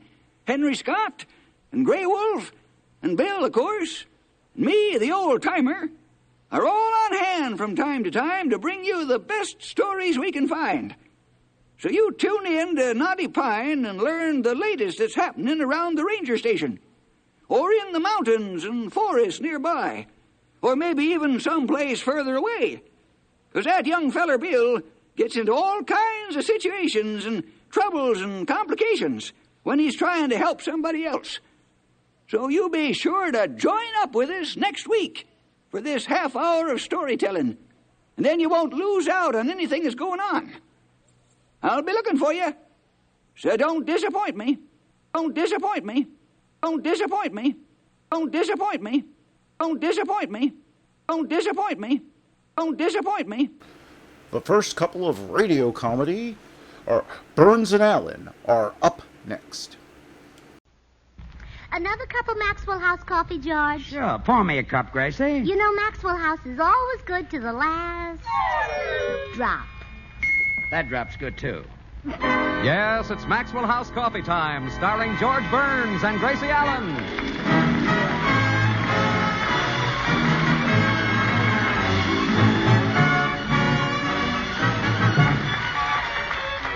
With our special guest, Howard Duff, who is the famous detective Sam Spade. Yours truly, Toby Reed, Joseph Kearns, Eric Snowden, Harry Lubin, the Maxwell House Orchestra, and Bill Goodwin. For America's Thursday night comedy enjoyment, it's George and Gracie.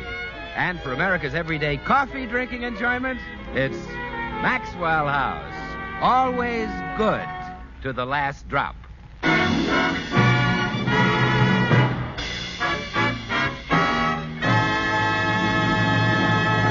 Many people say that Gracie is responsible for George being where he is today, and that's certainly true. Gracie is also responsible for Sam Spade being where he is today. You see, George and Sam Spade are both in jail. How did it happen? Well, let's listen as George is being questioned by a police lieutenant. All right, let's start at the top. Name? George Burns. Occupation? I'm married to Gracie Allen. No. What do you do? What keeps you busy? I'm married to Gracie Allen. Let me put it this way. What's your source of income? I'm married to Gracie Allen. All right, skip it. What's your age? Approximately 42. How come you look older? I'm married to Gracie Allen. What's your address? 360 North Camden. All right, Burns, now suppose you tell me why you're in this jam. I'm married to Gracie Allen. You're in a rut. Hey, Spade, how come you're in this jam? He's married to Gracie Allen. You know, Burns, you and this Spade character are accused of murder. Now suppose you tell me the whole story right from the start. Okay, Lieutenant. It all started last Sunday night. I was sitting home listening to the radio with my wife. I'm married to Gracie Allen. Yes, that part I know. Take it from there. Well, Gracie and I were listening to the adventures of Sam Spade. The program was just finishing. All right, Jenkins, let's take a little ride down to headquarters. Me, sir? But I wouldn't murder Mr. Benson. I've been his butler for 20 years. Don't play innocent. I know you pulled this caper, and I've got enough evidence to put you right in the hot seat. But, Mr. Spade, I didn't do it. Say that malarkey for the warden. You were clever, Jenkins, but not clever enough. I think I'll call this the careless butler caper.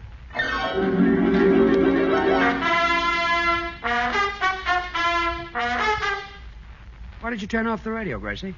Sam Spade got the wrong man tonight. What? I'm positive that Jenkins the butler wasn't guilty. An innocent man is going to get the hot plate. Hot seat. And don't worry. He'll only get it on the radio. Well, who cares where they put it? When he sits down, it'll burn. I've got to talk to Sam Spade right away. Honey, Sam Spade is not a real detective. I'll say he isn't. Any man who'd make an innocent butler sit on the hot plate should... Gracie, he'll get a hot seat. Oh, he sure will after he sits on that hot plate. Look, here's what I mean. On his program, Sam Spade is a private detective. But in real life, he's just an ordinary guy. Just like on your program, you're a nitwit. But in real life...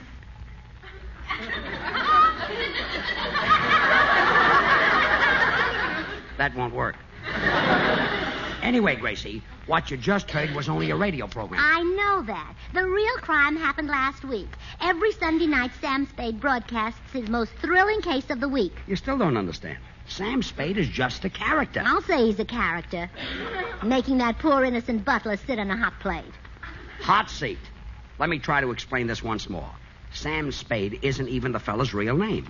He's the brainchild of Dashiell Hammett. Oh, you mean his real name is Sam Hammett? No, his real name is Howard Duff. Then why isn't his father's name Dashiell Duff? Look, Sam Spade doesn't have any actual father or mother. He came from Dashiell Hammett's typewriter. Oh, George, you're so innocent.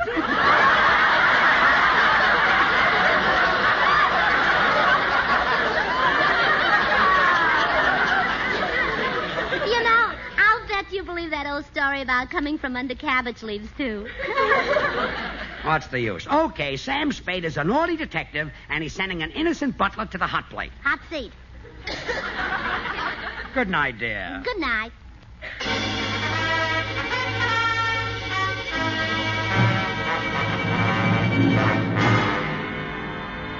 Well, Lieutenant, I didn't think any more about it. I was tired. It was past my bedtime. What time was it? It was after 9. Gee. So I went to bed thinking Gracie would follow me. Instead, she followed Sam Spade. Oh, what do you mean? Let me tell you about that part of it, Lieutenant. Okay, Spade. Well, I'd finished my regular Sunday night show at the broadcasting studio, after which the actors lingered on for a little bull session, you know, who stepped on whose lines, I want a bigger part next week, and so forth. So, it's about 10 when I step out into the California night air, which is also about 10. But, there's no snow, so I decide to walk home. I haven't taken 2 steps when this little lady grabs me by the sleeve and says... Are you Sam Spade? Well, if I had known then what I know now, I would have thrown myself under the wheels of a passing Sunset bus. But I'm a ham, and I figure she's maybe a fan, so I answer in my best Pasadena Playhouse voice. Why, yes, I'm Sam Spade. The butler didn't do it. Huh? You've got the wrong man. The butler didn't jerk that kipper. Jerk that kipper? Yank that copper? You mean pull that caper? That's it, yeah. You sent an innocent man to jail. No, I didn't. Yes, you did. Lady, I think you're a little mixed up about me. I'm just an actor on CBS. That's what everybody says. Look, little lady, I'm tired. It's been a tough day. I'll see you around, huh? Now, just a minute, Sam Spade. I heard you arrest that butler. Now, you've got to let him go free. You wouldn't give me a rib, would you? Anything to free that butler. Which rib do you want?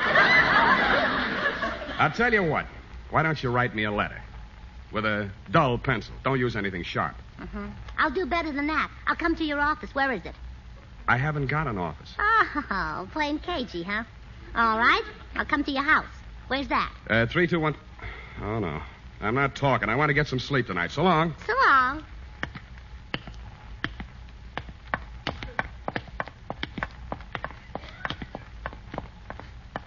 Why are you following me? What do you want? Got a cigarette? Sure. Here you are. Thanks. Got a match? Sure. Want me to light it for you? No, thanks. I don't smoke. Then why did you ask me for a cigarette? Well, I thought I'd better have it in case somebody asked me for one. I see. Would you like a cigarette? No, thanks. Well, good night.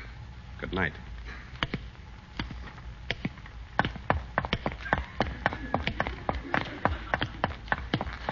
Okay. Now what? Got the time? Yeah, it's exactly 10:10. Thanks. No, I meant it's 10 minutes after 10. You're wrong. My watch says 15 after 10. You've got a watch? Sure. Then why did you ask me the time? Want a cigarette? No. Well, good night. Good night. Look, lady, stop following me. Oh, it's you again. Yeah, fancy meeting me here. Can't I give you the slip? Please. I couldn't accept a thing like that from a strange man. All right, what do you want this time? Got a road map? A road map. Are you lost? No. May I make a suggestion? What? Get lost. Well, good night. Good night.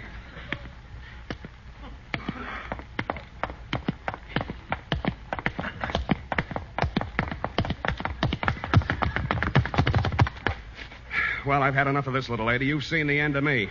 Yeah, for 2 blocks. This time I'll lose you. Hey, taxi. Let's get out of here, cabby, but fast.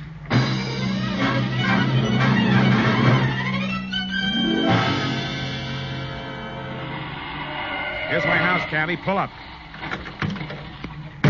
That was real driving, buddy. Keep the change. Good night. Good night.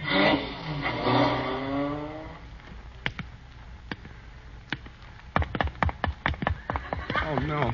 Oh, no! How did you get here? On the back of that cab. Who are you, anyway? Oh, no. I'm too smart to tell you who I am. If I did, you'd complain to my husband, George Burns. Oh, so you're Gracie Allen. How did you find out? You forget I'm a detective. Oh. And now I know what the National Safety Council means when they say don't be a Gracie. Oh, never mind that. Are you going to let the butler go? Look, Gracie, there's really no butler in prison, and I'm not really Sam Spade. Oh, now don't give me that story about your mother being a typewriter. What? You're not talking to a child. I'm older than I look. Okay, Gracie, I see there's no use arguing with a smart girl like you. I'll see that the butler gets out. I'll get him the best mouthpiece in town. Get him out first. Fix his teeth later. Okay. Good night.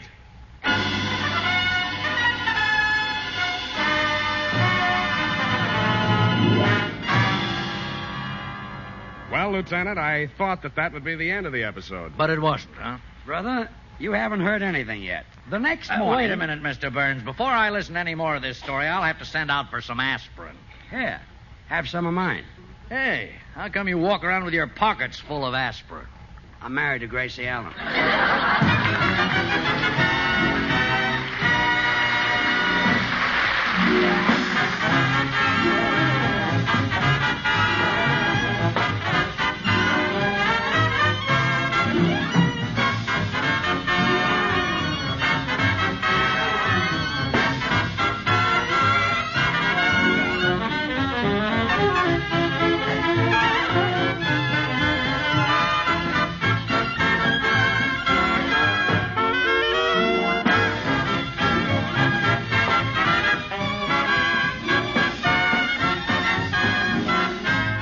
Yes, it's Strike Up the Band, the glorious music of George Gershwin. You know, you just can't mistake those melodies, those typical harmonies, the wonderful Gershwin rhythms. And it's all these things, all the separate musical elements skillfully combined, that make the music of George Gershwin so immortal. Listen a moment to one of his most famous compositions. It was heard for the first time just 25 years ago tonight. But see if you can recognize it when we play just the mellow harmony. With that, we'll blend this counter melody for richness. And now to add that vigorous Gershwin rhythm. Finally, we'll round out this great score as Gershwin intended you to hear and enjoy it by adding his full-bodied melody.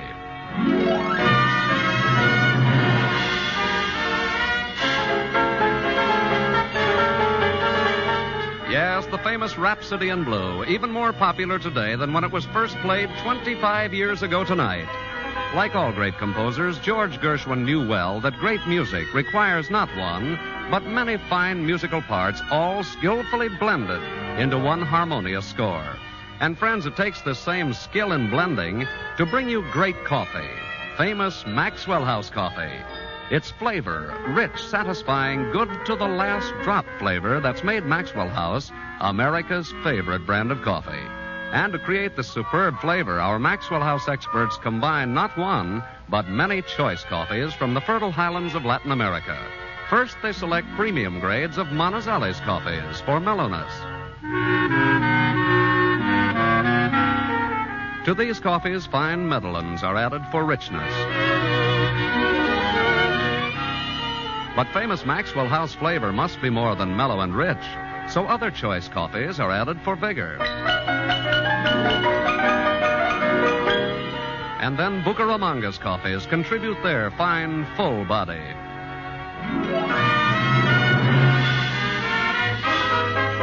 This perfectly balanced Maxwell House blend is then radiant roasted to flavor perfection and brought to you vacuum-packed and roaster fresh. And because you folks on the West Coast really know and enjoy coffee at its best, Maxwell House is blended and roasted for you right here on the West Coast to satisfy your critical tastes.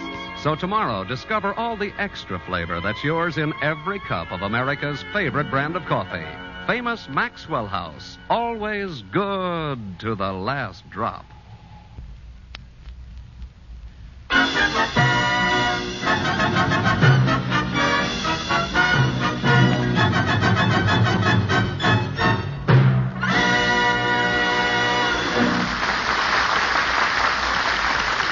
And now, back to the city jail, where George and Sam Spade are trying to explain how Gracie put them there. Let's see if I've got this straight so far, Burns.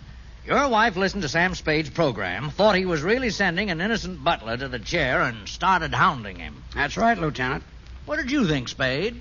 I didn't know what to think, Lieutenant. The surveys tell me I have 10 million odd listeners, but I didn't think any of them were that odd.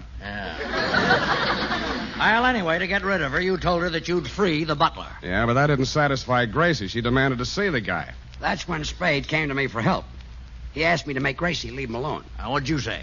I told him to ask me something easy, like getting Westbrook Pegler to dance with Eleanor Roosevelt.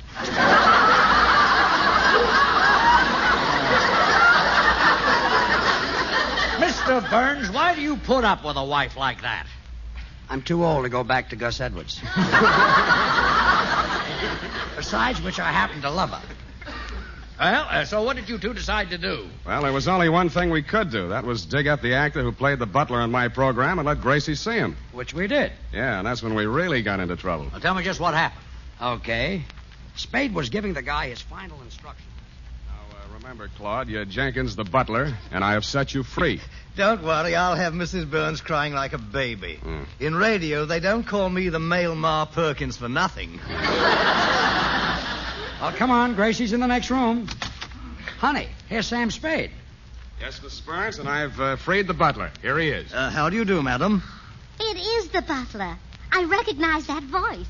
Oh, I'm so happy for you, Jenkins.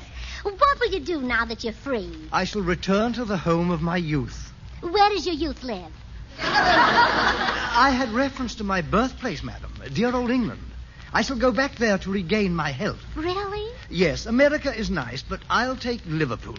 Well, you don't have to go to England for Liverpools. They're made right here. Oh, yes, that's Carter's little Liverpools. I take them. Liverpool is the name of a city. Yes, now, thank Mrs. Burns for getting you out of jail and then disappear. Madam, your beneficent intervention has terminated a most injurious and humiliating incarceration. You'll never know what that means. Well, I won't unless you shorten the words. Goodbye, Jenkins. Farewell all. I go to a new and better life. Oh, goodbye. Write me from Kidney Creek. Liverpool. Well, I was in the right neighborhood. Goodbye. Well, that takes care of that, eh, George? You said it. I'll be running along, too. Goodbye, Gracie. Just a minute. Now, look, if the butler didn't murder Mr. Benson, who did? Huh? You proved that his wife and daughter didn't do it, and there was only one other person on the scene. So he must be the murderer. Who? You. Me? Confess, Sam Spade. You murdered Mr. Benson.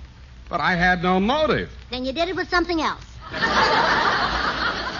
Look, Gracie, Hand will me my lipstick, George. I'm going to give him the 3rd degree. Lipstick? Well, I want to look nice when he shines that bright light in my face. You're supposed to shine it in his face. Oh, well, then give him the lipstick. I'm getting out of this madhouse. Goodbye.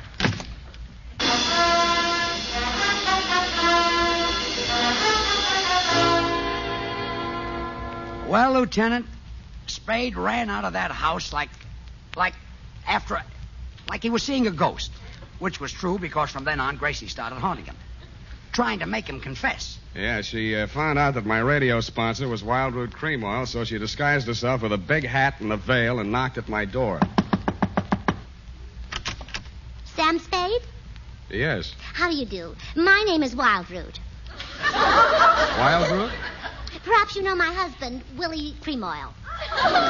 My full name is Mrs. Wild Root Cream Oil. I'm the wife of your sponsor. Now, look. I understand you murdered a Mr. Benson. Now, that's strictly forbidden in your contract. Mrs. Cream Oil, you look like Gracie Allen to me. Flattery will get you no place. Now, if you'd like to confess, perhaps we can get you off with life imprisonment. And when you come out, you can take over your program again. Gracie, I did not murder Mr. Benson. Go away. But the next day, she was back. This time with another disguise. Sam Spade? Yes?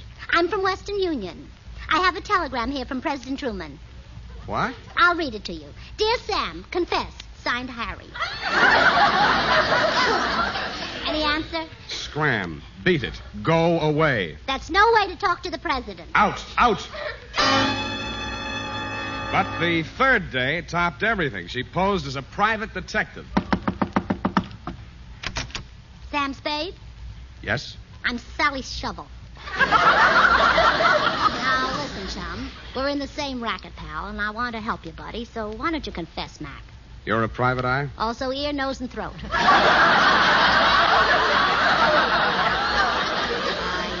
I put everything into my work. Now, confess, Doc. So you murdered Benson, so what? I've been mixed up with a few keepers. Or is it capers? In your case, it's keepers. Now go away. Well, Lieutenant, that's when Spade came to see me again, looking much older. Yeah, we hit on a brilliant scheme. We decided that I should confess the murder, then George would pretend to take me to the city hall to surrender, and Gracie would forget the whole thing. But Gracie did something we didn't count on. What was that? While I was going to pick up Spade, she called the police. Oh, yes, that's where I come into the picture. She called me. I suppose you tell us what happened then. Well, when I got to the house, she said... Officer, there's a desperate criminal on his way here to confess a murder. As soon as he confesses, you can grab him. Don't worry, lady, I'll... Oh, that must be him. Yeah, you wait in the next room. He may be armed. Oh, he is. There's one hanging from each shoulder. You call me if you need... Oh, hello. Where is everybody? Never mind. What's your name? Bill Goodwin. What did you do with the body? I took her home. What did you do then? I dumped her out. Oh, she was dead, huh? Well, sure, that's why I took her home. You've done a pretty terrible thing, young man. Tomorrow I'll send her some flowers. Oh, you're a real killer. Oh, sure. Now tell me everything you did tonight. I will not. Who are you, her father? No. Well, in that case, I'll tell you then. Another fellow and I double dated. We met the girls, and the four of us went into a restaurant for dinner. I ordered 4 cups of Maxwell House coffee. Then what? Well, I told the waiter to bring the other people some, too. See, I wanted them to taste the rich, mellow goodness of Maxwell House. It's America's favorite coffee, you know. Yes, I know. What happened then? Well, that's when the girl and I got into a fight. Aha, what about? She caught me drinking her Maxwell House coffee. Hey, but you'd had 4 cups. Well, when you taste that good to the last drop flavor, you just don't know when to stop. You know, Maxwell House is a blend of the finest Latin American coffees, radiant roasted to the peak of flavor perfection. Well, officer, did he confess the murder? Bill Goodwin. He confessed everything, Mrs. Burns. He got mixed up with a girl, and now he's headed for the chair. You're nuts. When I get mixed up with a girl, I head for the divan. I mean the electric electric chair. You killed a girl. Are you kidding? All I killed was 5 cups of Maxwell House coffee. Yes, officer, this is the wrong man. Sam Spade is the one you want to arrest. Sam Spade is in trouble? Oh, gee, I was going to hire him to find someone for me. Who? Girl about 5'2", red hair, green eyes, terrific figure, drives a Cadillac convertible. Oh, when did you last see her? Who's seen her? I want Spade to find me one like that. Well, so long.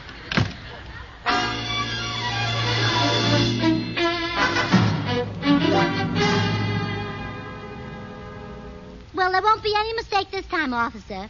Here comes my husband up the walk with the real murderer. Yeah, anyone can tell that guy's a criminal. Look at that low forehead. That's my husband. Oh. Well, this time I want to hear the confession before I make the pinch. I'll just duck into this closet. Oh, poor Mr. Spade. I hate to think of him sitting in the electric chair. With those long legs, he'll be so uncomfortable. Well, here he is, Gracie. Ready to confess. Yes, I can hide the truth no longer. I killed Benson. Why did you do it, Mr. Spade? That man murdered my mother, ruined my father, tortured my sister, and robbed my brother. Oh, then it was nothing personal. No, I just didn't like him. Oh. How did it happen? Benson was standing in a bar, see? I walked up to him, let him have 2 slugs, and he fell to the floor. Couldn't hold his liquor, huh? You let him have 2 slugs from a pistol. Now keep quiet and let the man confess. Yes, dear. I never gave him a chance, see? I shot him down in cold blood, and as he lay on the floor, I pulled the trigger again and again and again. When the gun was empty, I stood over his body and laughed like the fiend that I am. I should be locked up for 20 years, 30 years. I'll make that 40. Huh? Who are you? I'm Regan from Homicide. I called him over to hear your confession. Okay, come on, Spade. Officer, wait a minute. Let me explain. Mr. Spade and I cooked this whole thing up together. Oh, an accomplice. I'll take you along, too. Wait a minute. I've never done anything wrong in my life. Well, of course not. He's my husband, the man who married me. All right, so I did one thing wrong. Come on, you two.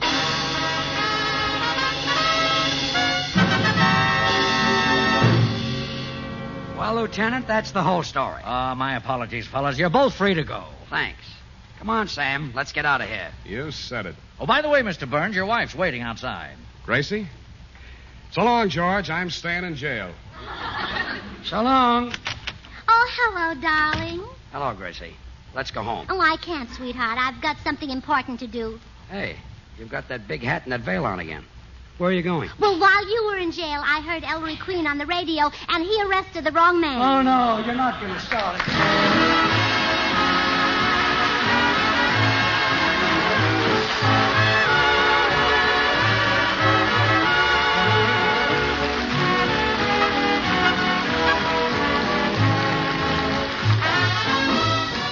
Join us again next Thursday when we'll all be back. George Burns, Gracie Allen, Bill Goodwin, Harry Lubin, and the Maxwell House Orchestra, and yours truly, Toby Reed. And now, here are our stars. Well, Gracie, next week we're going to have 2 guest stars. Mr. and Mrs. James Mason. James Mason? He's that wonderful English actor who's so mean and so rough with women. That's the man. Gee, he might hit me.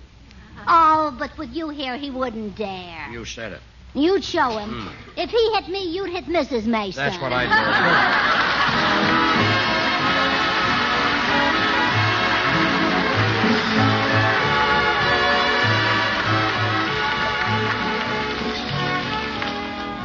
do. Ladies and gentlemen, let's all remember to help the National Safety Council in their campaign to cut down the terrible toll of home accidents. Be safe. Be careful. Don't be a Gracie. Good things. The easy way. Do you like good things the easy way? Then get instant Maxwell House coffee. So good. So good. True coffee flavor and fragrance, because Instant Maxwell House is not a so-called coffee product. It's all pure Maxwell House coffee in instant form. And so easy. So easy. Instant Maxwell House means great coffee instantly in your cup. No fuss, no muss, no bother. Today, try Instant Maxwell House. Instantly good to the last drop.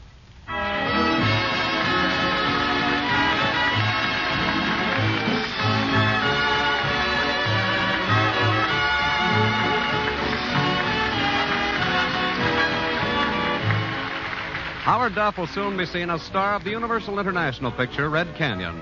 Until next Thursday, when our guests will be Mr. and Mrs. James Mason. Good night and good luck from the makers of Maxwell House, America's favorite brand of coffee. Always good to the last drop. The George Burns and Gracie Allen Show is written by Paul Henning and Keith Fowler.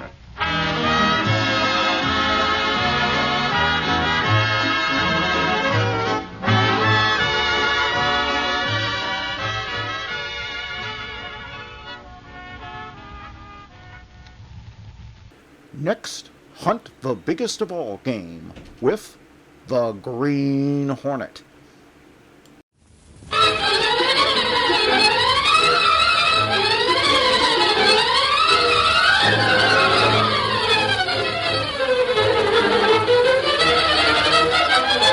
With his faithful valet Cato, Britt Reed, daring young publisher, matches wits with the underworld, risking his life that criminals and racketeers within the law may feel its weight by the sting of the Green Hornet. Ride with Britt Reed as he races toward another thrilling adventure. The Green Hornet strikes again. Hurry, Cato! Here's where we smash a political racket.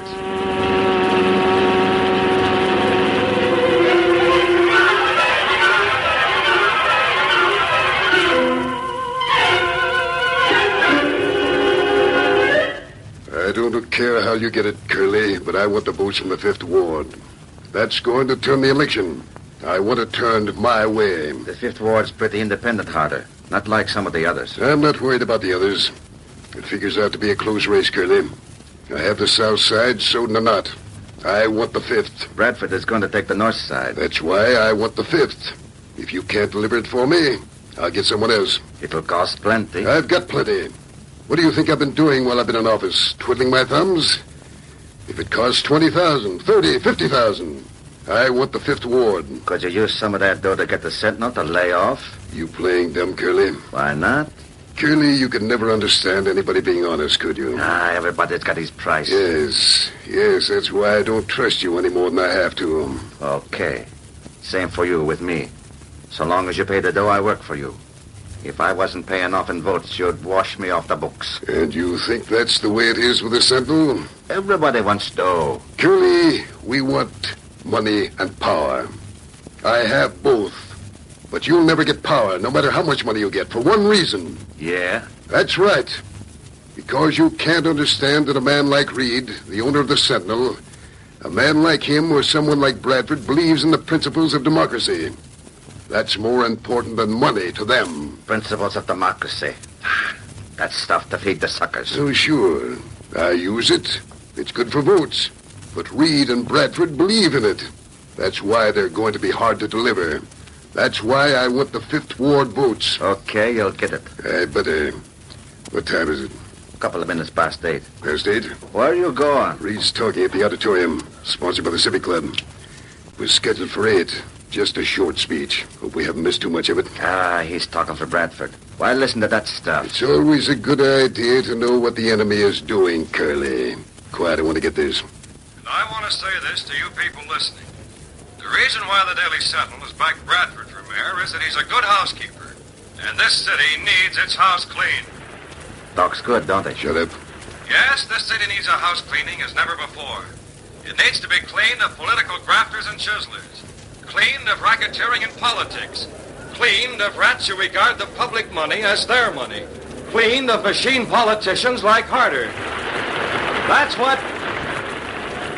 what the Sentinel is fighting for. That's what every honest, sincere voter is fighting for. And that's why all of us here are going to put Bradford in office, Mr. Bradford. Thanks, Reed. I'm not accustomed to making speeches, Bradford. It's your job now. Pardon me. Excuse me, please. Mr. Reed, that was swell. Thanks, Miss Casey. Let's get out of here, shall we? If we can get to that door. Bradford's going to give them a fighting talk. I could notice the sign. You did all right yourself. Nonsense. All I did was put one of Gunnigan's editorials into words. And here we are. Was a job.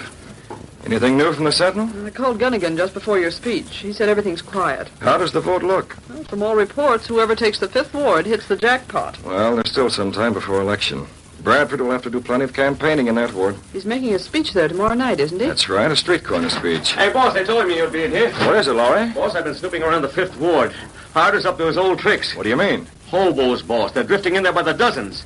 Harder's getting set to pack the ballot box with drifters and repeaters. Who's handling it? Who do you think? It's Curly, Harder's right-hand rat. What about Bradford's speech tomorrow night, Laurie? Did you get a line on that? There's going to be trouble. Hoodlums, huh? All I know is there's been a heavy demand for stale vegetables. Oh, gosh, if Bradford talks down there, he'll collect more ripe tomatoes than a ham actor. Bradford better call it off, boss. We'll see about that.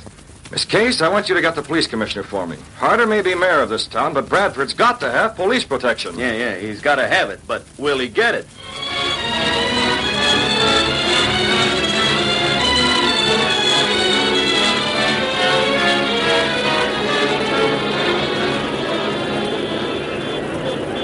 Casey, if Bradford talks in front of this mob, he's nuts. Where are the police? All I know is they aren't here. The boss inside? Yes, in the drugstore. I think he's calling the police commissioner now. Bradford's with him. Let's go see what's cooking, then. That's all right with me. After you, Casey. Don't worry, Lowry. They're saving the fruit for Bradford. Oh, there's Mr. Reed on the phone now. Well, how long will it be before there's police protection here?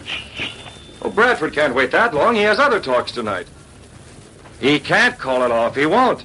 I get those policemen down here, or the Sentinel will have plenty to say about your department. The police commissioner. What did he say, Reed? What could he say, Bradford?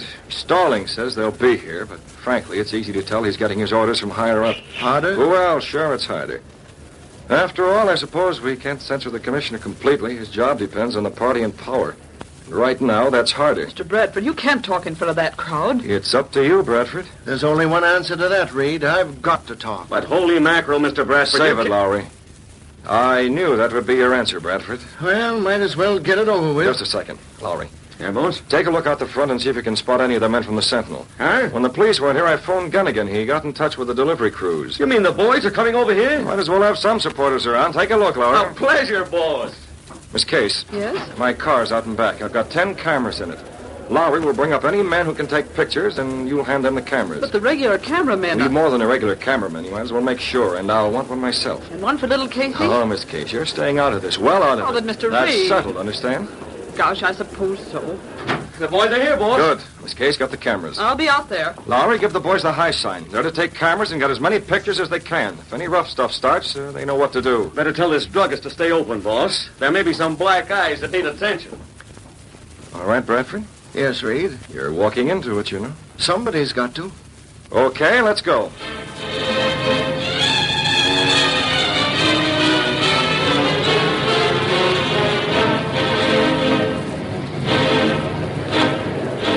I'm out for votes, but I want to be sure that they're honest votes.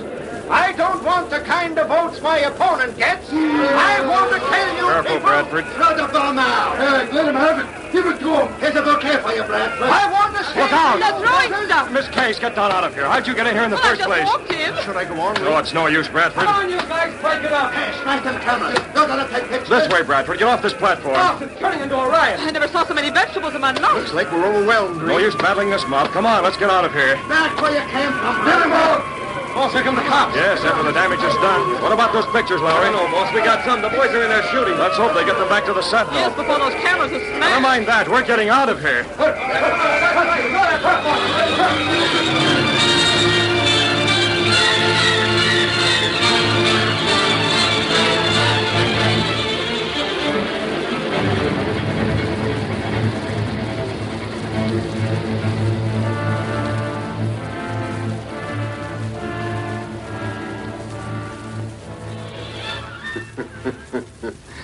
That is a fine job. A fine job. That'll teach Bradford a lesson. Trying to invade the 5th Ward, huh? Hello? Oh, yes, Commissioner. Take it easy. I don't care whether you like what happened last night or not. I'm still running this town, and that means the police department as well as the rest.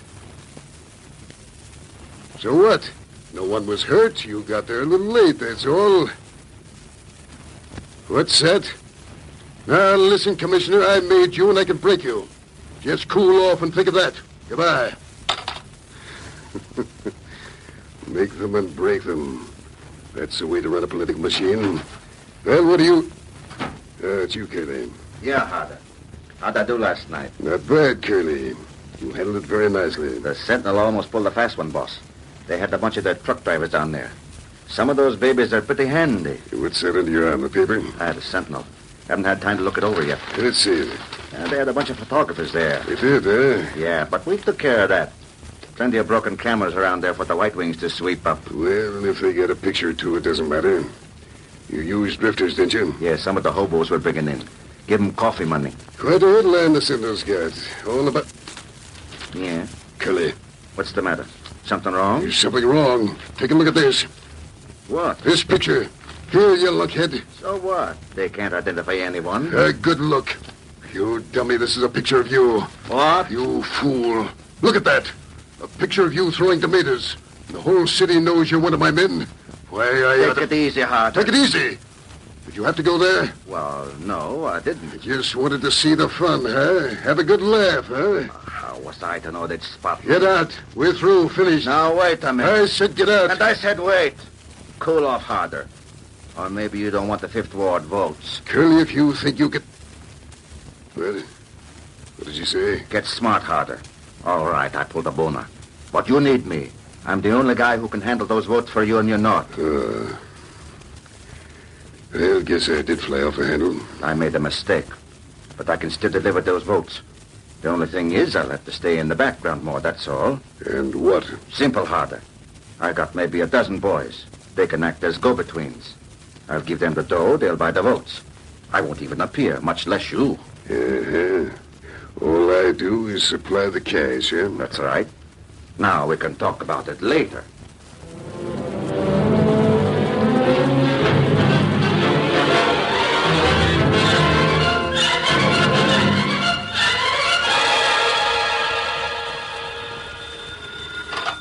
Mr. Reed's apartment.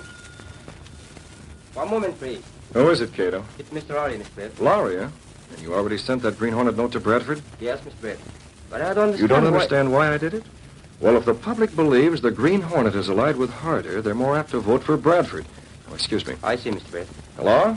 Boss, I'm calling from Bradford's home at the Story. What happened, Lowry? What is it? Bradford just got a threat from the Green Hornet. No. Yeah, I called it into Gunnigan. He's giving it page 1. Well, looks as if Harder has the wrong kind of friends, doesn't it? Yeah, but I never guessed they were this wrong. Got any orders, boss? Orders? Yes, Lowry. You might call on Harder and get his ideas about the Hornet just to check up. On my way. So long, boss. Good night. Cato. Yes, Mr. Brett. Got the Black Beauty ready, the gas weapon and the mask. Lowry's going calling, and so is the Green Hornet.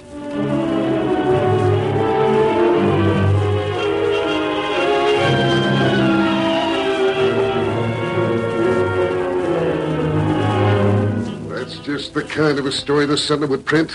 I have nothing to do with the Hornet. It's absurd. Well, I'm just asking, Harder. That's my job. Well, you've got your answer. Here's the door.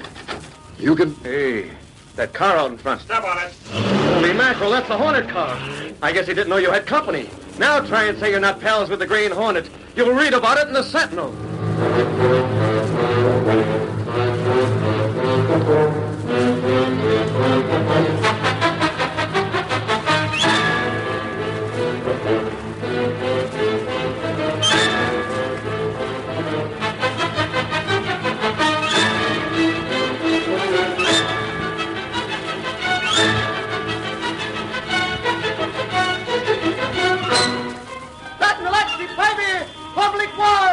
Green Hornet seen outside political boss's home after people's candidate gets set. Beat all about it. Sentinel Extra, Fibber!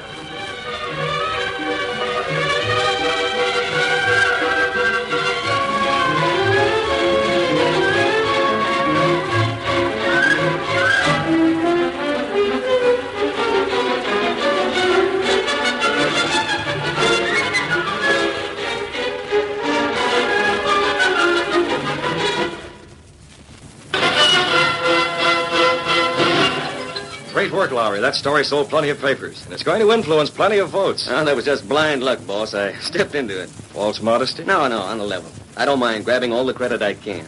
But last night was one of those things. This ought to help Bradford's chances plenty. Say, boss. Yes? I've been thinking it over.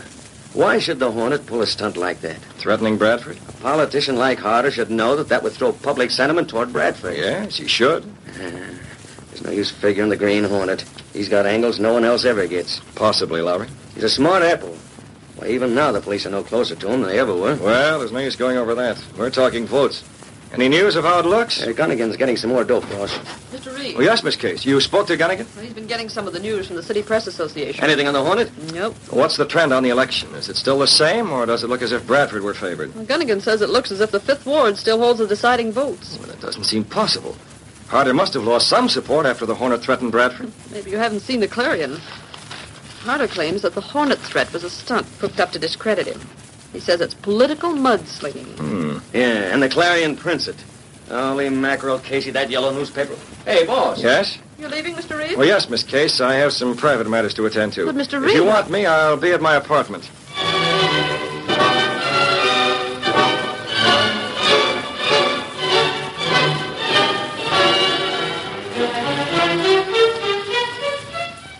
You understand what you're to do, Cato? Yes, Mr. Reed. Sometime between now and Election Day, Harder's man Curly is going to organize those votes in the 5th Ward. Yes? Drifters, bums, repeaters. He'll be handing out plenty of money to pack the ballot box with votes for Harder. But get this, Cato. After that snapshot of Curly that was printed in the Sentinel, he'll keep himself in the background. I see. He'll use other men, go-betweens, ward healers. Now find out when Curly is calling a meeting of those men and let me know, Cato. The Green Hornet's going to take an interest in that meeting.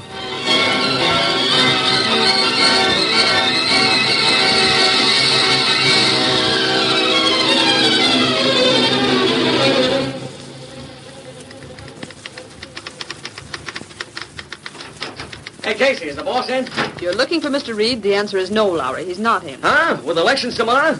Holy mackerel, Casey, why not? Because he's got his own affairs to attend to. Casey, why is it that every once in a while the boss goes off the track and starts playing the nightclubs and staying away from the office? Lowry, Mr. Reed's private life is his own. Okay, skip it.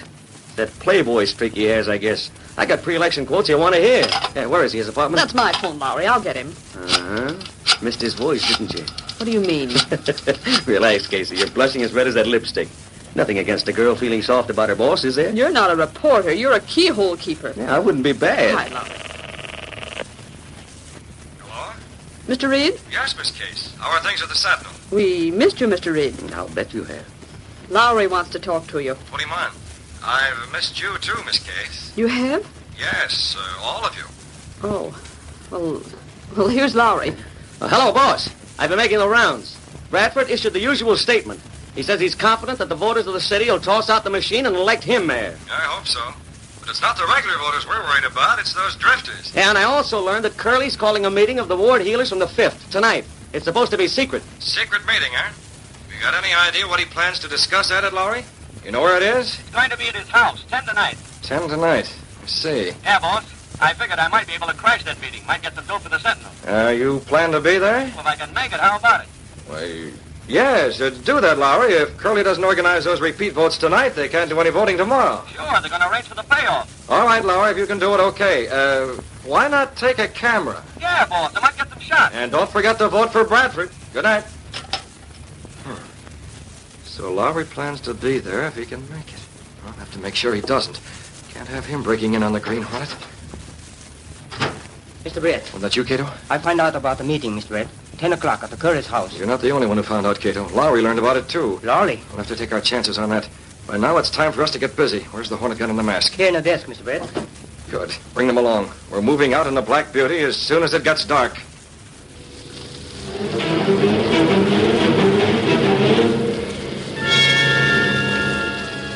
A few hours later, as darkness mantled the city, Britt Reed and his valet Cato stepped through a secret panel in the rear of the apartment, then walked along a narrow passage built within the wall of the apartment house, which led directly to an adjoining building. Supposedly abandoned, this building served as the hiding place for the sleek, superpowered Black Beauty, high-speed car of the Green Hornet. I drive, Mr. Britt? Yes, Cato, take the wheel. You're going to have a ticklish job taking care of Lowry. I want to be sure he doesn't arrive too soon. I understand, Mr. Brett. You've got the extra Green Hornet mask? Yes, sir. Good. Step on it, Cato. Let's go.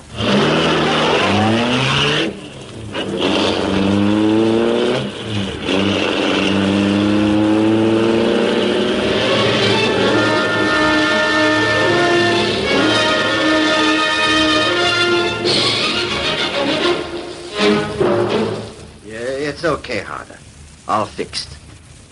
Yeah, I'm sorting the dough out now for the boys when they show up. They'll distribute it okay. Sure, if they don't, the mugs in the 5th Ward ain't gonna do no voting for nobody. You sure you control the polls? Yeah, okay, just asking. And what about this Hornet business?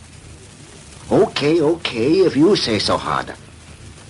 Yeah, I won't see you until after elections. It's in the bag. Good night. Yeah, there's 500 for Joe. That'll take care of 2, maybe 300 votes. And 1,000 for Bucky. Never mind sorting that money, Curly. What that? You're a mask. Get away from that desk. Stick up, huh? Why, Harder will run you out of that mask. I'm taking that money, Curly. You're the Green Hornet. Hand it over. But Hornet, wait a minute. Is this on a level? What's the angle? Figure it yourself. You know them all. You mean you're in with Harder? All I want is that money, Curly. Oh, all by yourself, huh? That's right. I'm out for myself, Curly. And get back. What are you going to do with that gun? Get back. Yeah, sure. Stay right there. And don't move unless I tell you to. I see each of these envelopes is addressed. Who's Joe? He's going to buy votes. All them guys there. That dough is to buy votes for Harder. Not anymore, Curly. But if them guys don't get that dough, we can't buy votes. That's your tough luck. But Harder, he'll bust me wide open if I don't feel like he's... You haven't got much choice, Curly.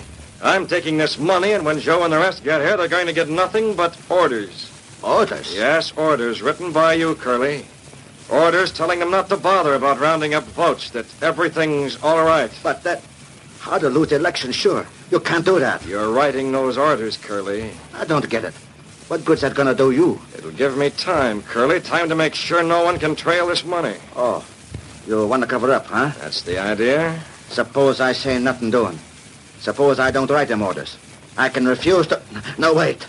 I don't think you'll refuse, Curly. You wouldn't use that gun? That's up to you. You'll write or I'll let you... Okay, sure. Good. It's still more than 2 hours before those men are due to come here. You can send the orders by messenger. Messenger? And you needn't try anything, Curly. When that messenger shows up, I'll be hidden behind the door with this gun pointing at your ribs. Now sit down and get started.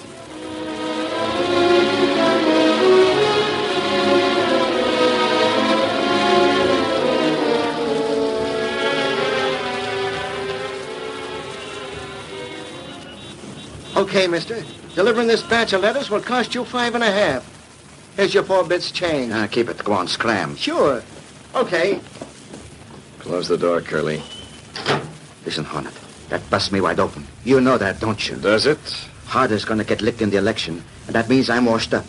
I ought to get a chance to explain to Harder. You think I'm crossing him up, keeping the dough. You'll get that chance, Curly. Let me call him up. Let me... Huh? He's already been called. What do you mean? You didn't call him. You was with me. And I didn't call. You? You might ruin things. No, Curly, I have a helper. He called. Harder will be here in... Well, any second now. Huh? The time for his arrival was set very definitely. Here, put this on. What's that? Put it on. Hey, this thing is a mask. A mask like the one you're wearing. Put it on. You're going to wear that mask when you open the door for Harder.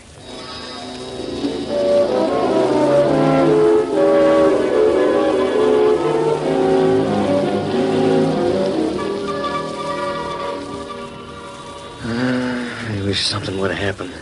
Me hiding here with my camera all set. Fall asleep if some of those guys don't show up pretty soon. Hey, who's this?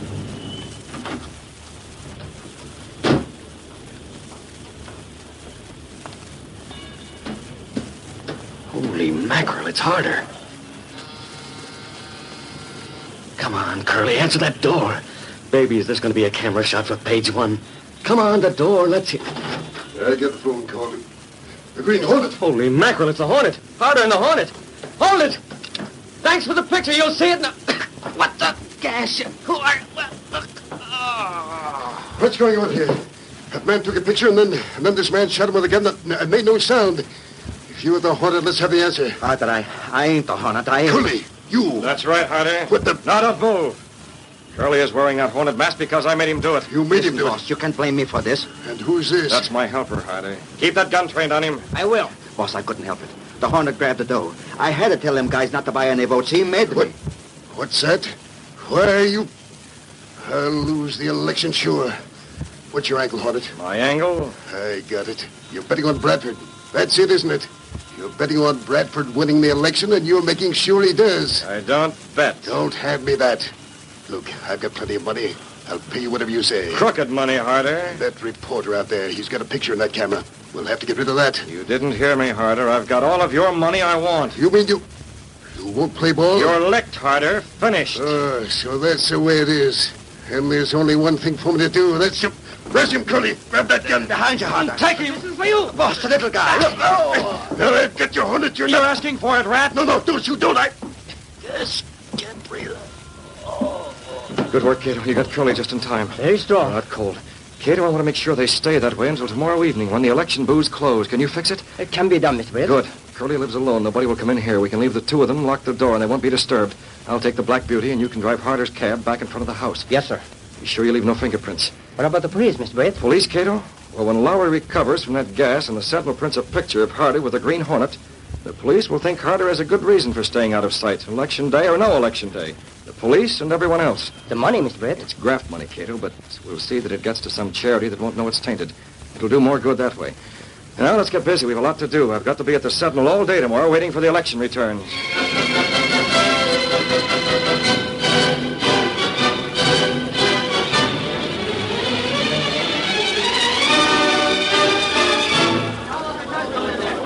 Look at that, Miss Case. Bradford's piling up a tremendous vote. Look at the returns from the 5th Ward. The whole city, Mr. Reed. Oh, that picture Lowry took last night certainly impressed the voters. Bradford's got this election in the bag. Harder and his political machine are licked. Well, it looks that way. But, Mr. Reed, Huh?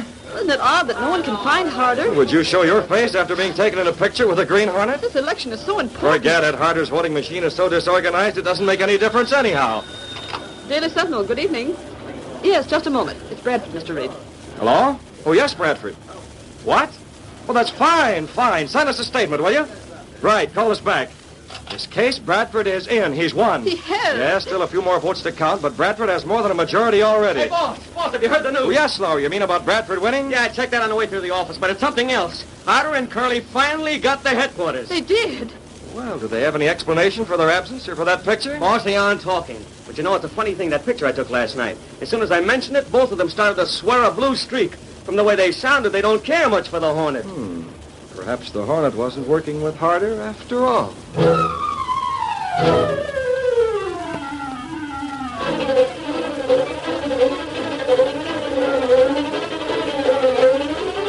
Sentinel XP, baby! Bradford wins election! Political machine defeated! Read all about it! Green Hornet still at large! Sentinel XP, clever!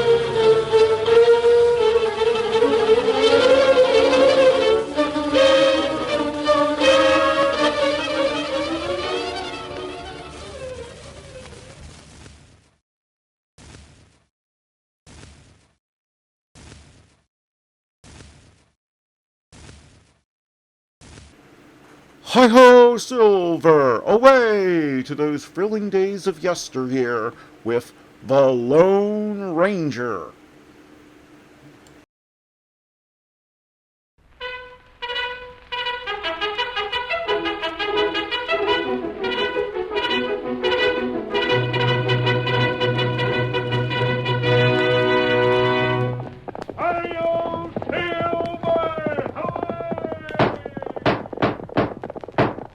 A fiery horse with the speed of light, a cloud of dust, and a hearty hi-yo Silver, the Lone Ranger.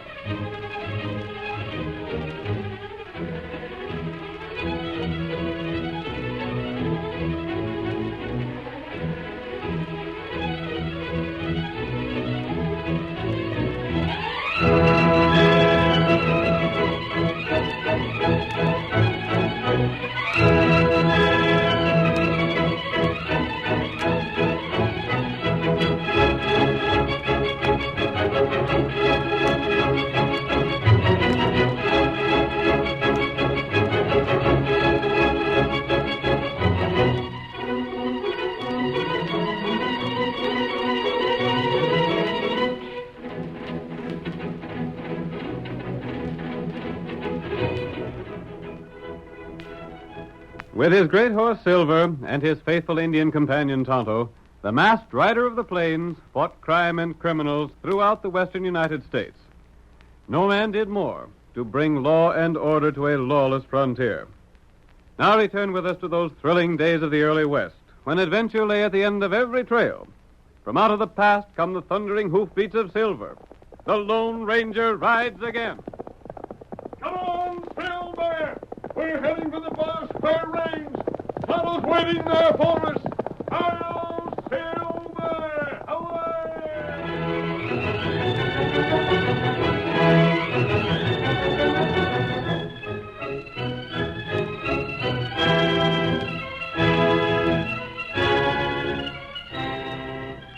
Two sisters, the Crawford girls, had a long, hard trip from Louisiana into the West.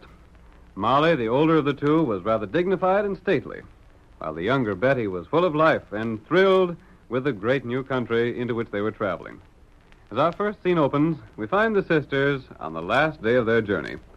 There's only one other passenger in the stagecoach with them, a man who pays no apparent attention to their lively talk. Oh, Molly, isn't it wonderful? I suppose it is, Betty. But I'm scared half to death something will happen. Silly, there's nothing to be afraid of. But they're Indians and wild animals and everything. And we're traveling alone. Oh, I think you're just trying to frighten me, Molly. Why, it isn't like it used to be 5 years ago out here. And it's nothing like it was when Uncle Dan came out here 10 years ago, just after the war. But it still isn't civilized. Oh, it is, too. In his last letter, Uncle Dan said there were regular cities out here with law courts and everything. Well, if some of the places we passed through are what Uncle Dan meant by cities, then I don't think much of them. That last one wasn't more than a crossroad with 2 stores and a dozen cafes. You're just prejudiced because that tall, good-looking cowboy we met talked more to me than he did to you. Betty Crawford, you're just impossible. What's more, I don't think it was wise of you to talk to him as you did when you never met him. Oh, Molly. You actually invited him to come to Bar Square Ranch and see you. Of course I did. We'll be pretty lonesome there if it's at all like what Uncle Dan said. You'll be busy enough on the ranch without having a lot of worthless cowboys hanging around. Pardon, senoritas. Oh. I have not spoken before.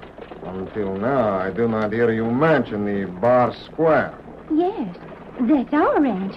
We're going there now. So, it's very fine rancho. You are fortunate. Betty, do be still. Oh, hush up, Molly. I'll talk if I want to. You will ride the stage to within 5 miles of the rancho, see? That's what we were told to do. There are going to be horses there to meet us. The Senor Daniel Crawford. He's related to you? He's our uncle. He wrote to us and asked us to come out and live on the ranch after Mother died. You have not heard from him since then? No. Why? He has died. Uncle Dan, dead? Si, senorita. How do you know? I know this part of the country very well. Permit me. I'm the Senor Pablo Venado. I have great ranchos in this country. But, Uncle Dan... He was shot. Shot? Life is most uncertain in this part of the country. I'm very sorry to have to be the one to tell these things to you. Then Molly, we'll have to take hold of things right away, won't we? I don't know. Perhaps Mr. Venata can tell us what's happened to the ranch since Uncle Dan died. There is much has happened. It is too bad, but there was some trouble about the cattle. What kind? Some of it were brands that were not of the Bar Square. I do not say that the Senor Crawford stole the cattle, but he was most fortunate in having many strange cattle come by accident into his herd. Don't you dare say my uncle was a cattle thief. Oh, I say no such thing, senorita. Who's running the ranch now? The foreman, his helper, I do not know. But I, too, am on my way to town on business that concern the Bar Square. You are? What is this business, Mr. Bernardo? It is to investigate the legal claims I may have against the Bar Square. It is quite possible that I may call on you at a later day. See? We're not going to have any visitors, Mr. Bernardo. Thanks, just the same.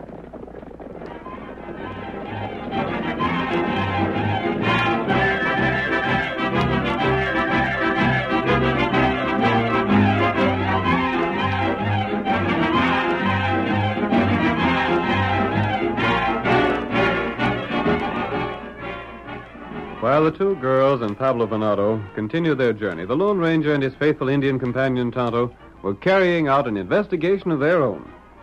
We see them now on the Bar Square range, riding slowly among the scattered cattle, observing them closely.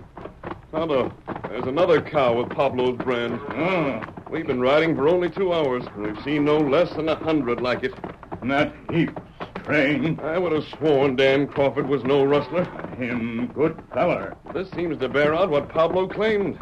Pablo say ranch someday belonged to him. If Dan really stole all these cows, Pablo would almost have an honest claim to the Bar Square. There's another cow. With Pablo's brand. There's something wrong about this. And that's what Tonto thinks. Dan Crawford wouldn't have been foolish enough to steal another man's cattle without changing their brands, even if he were dishonest. Not right. And there was never any question about his honesty until he suddenly disappeared. Pablo say Dan dead. If Dan was killed, where's his body? And Pablo was the first to spread the story of Dan's death. Tonto know that. Pablo has been in several crooked deals before this, so nothing could be proved against him. Him plenty smart feller. I feel sorry for those two girls if he's plotting against them. You talked with them? I spoke to Betty while she and Molly were waiting for the stage. And that's another thing. What's that? Pablo was waiting for the same stage. He might have been looking for an opportunity to get acquainted with them. That may be right. Tonto, are you sure you heard Pablo say he'd have the Bar Square before long? Him talk plenty big. Him say him get ranch soon now. And he told that to the sheriff? But he couldn't claim the ranch without proof of ownership, no matter how many of his cows were found on it. Pablo say him show lawman proof. The only proof he could have would be a deed signed by Dan. That's right. He's got something up his sleeve. I wonder what it You could... look there. Oh, Silver. Bar Square riders. They've seen us. They've stopped their horses. Them shoot him at us. Yes. What we do? We're leaving, Tonto. You not get him? No, I don't want to get close enough to be recognized. Them breeds. They are. Come on, Get Silver. over, white feller. Tonto, you understand now why I didn't want to be recognized? Tonto not know. There were no breeds on this ranch when Dan was here. They looked to me like some of Pablo's men from across the border. That's right. That proves something is wrong. But as long as they don't know us, we can keep an eye on them. Come on, Silver!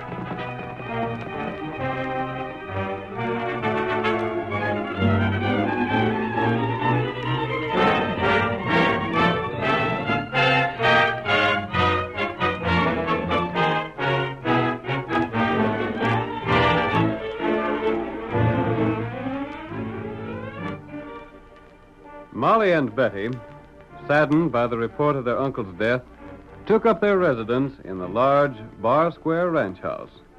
We see Molly 2 days later in the living room. She has just heard Betty's hurried steps on the porch outside. Molly! Whatever's the excitement, Betty? Oh, Molly, what do you think? I think you've been running faster than is good for you. I was just talking to a half-breed. Yeah? And he said Uncle Dan had been a cattle thief. A half-breed said that? I was just talking to him. That's why I ran to tell you. Betty, you don't believe that. I don't know.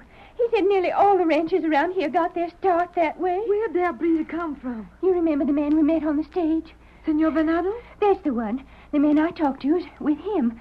They have a camp just beyond our ranch. What in the world are they doing there? I thought Senor Venado was a rancher. I don't really know. It's something about business here, I guess. Business? This man I was talking to said most of the cattle Uncle stole belonged to Venado. It can't be. I just know it can't be. Oh, honest, Molly. I don't like to believe it myself, but... Who's that? Why, it's Pablo. The man we met on the stage. The other man's wearing a star. The sheriff. Come in. It's business, miss. Can we come in? Of course. You see?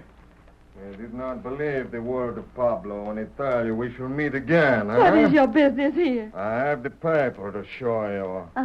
A paper? What he saw? I don't understand. You will read the paper, yeah? It will explain itself. Give it to me. Molly, what is it? Now, Betty, just wait.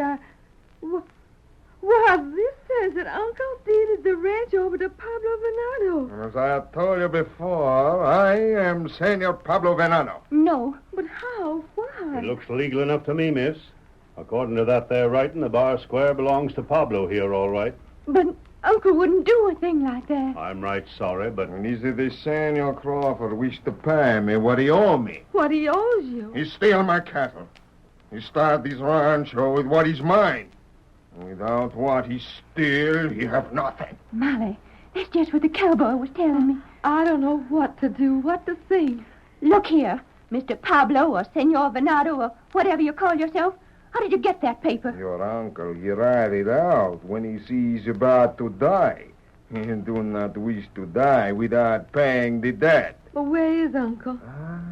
Who knows? But surely... pardon, miss, but Pablo said 2 hombres brought him the paper, then lit out. Well, why would they do a thing like that? Shucks, that's easy to figure out. Maybe they was the fellows that shot your uncle. And maybe they figured they'd be hung for it even if they wasn't to blame. And you say this paper's legal? Looks to me like it. Oh, Betty, what'll we do? I don't know.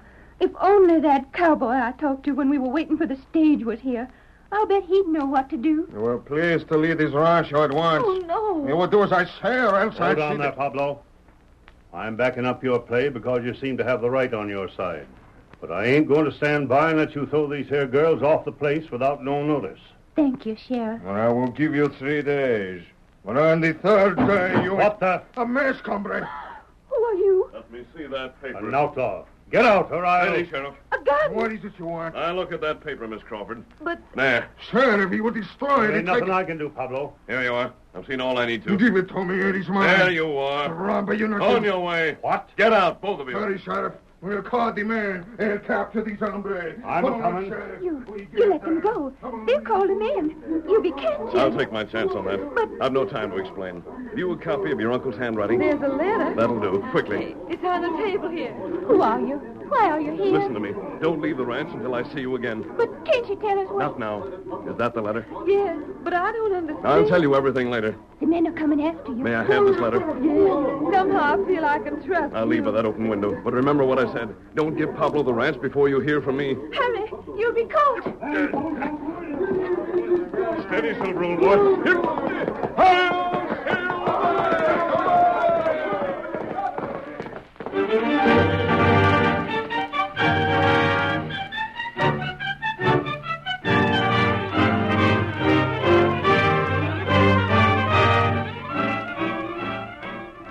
The curtain falls on the first act of our thrilling Lone Ranger drama.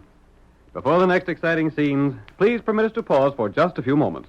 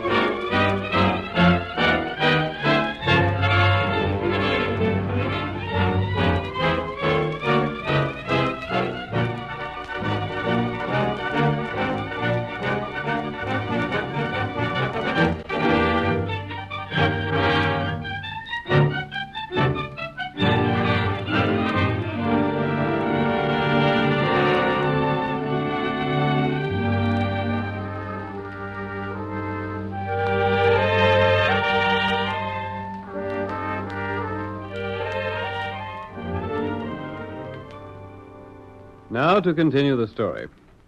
When Molly and Betty Crawford arrived from Louisiana at the Bar Square Ranch, owned by their Uncle Dan Crawford, they were told that Dan had been shot, and also that he had deeded the ranch to Pablo Venado just before his death.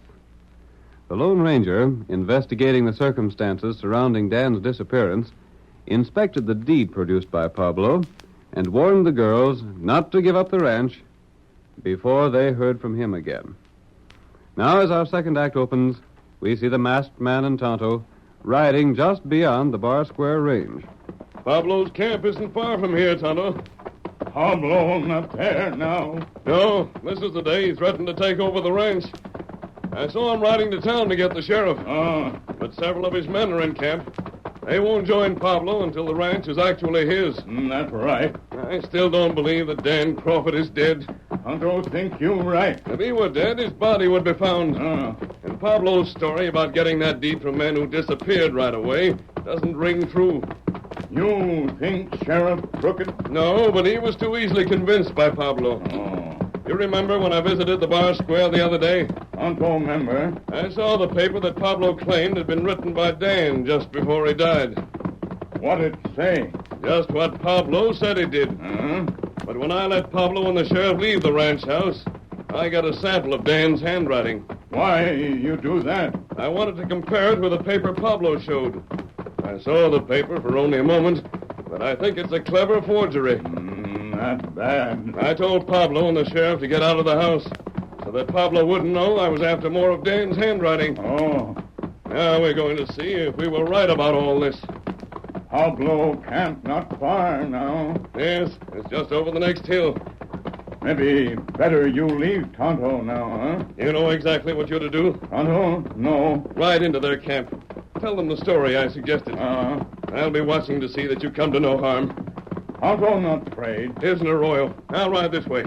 Tonto see you later. Right. Come on, Silver.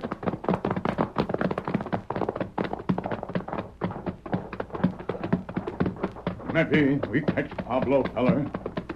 Him plenty smart. White friend of Tonto. Plenty smart, too. There Pablo camp, white fella. And there feller named Chico. What is it you want here, eh? Tonto, talk at you. Oh, white fella, oh. There's no business here. You will leave at once. Me tell him you news. See?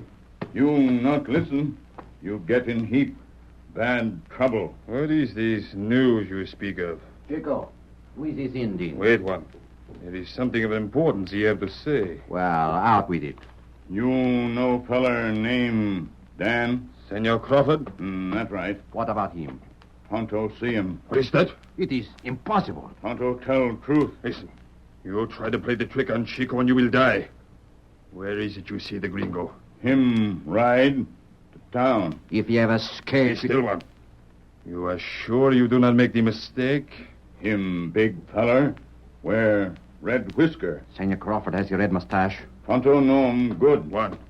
Perhaps Pedro have let Senor Crawford get away. If that is so, then Pablo will get in trouble. It is for us to make sure. Say, and at once. Tonto, go now. You will please not to move. One move and I, Chico, will shoot you. I will get my horse. Why you keep Tonto here? You know too much. You will stay where I can watch you. You think Tonto not tell truth? That is something it will not take much time to learn. And if you have not... What then? You will die. I am ready, Chico. Good. Make haste to learn the gringo have escaped. See. If he have, we must ride the Juan Pablo. If he have not, then we shall see why the Indian have tried to trick us. Now go. Get up. Get up. And you, pig of an Indian, pray that you have not lied to Chico. For if you have, it shall be my pleasure to show you what can be done with a knife.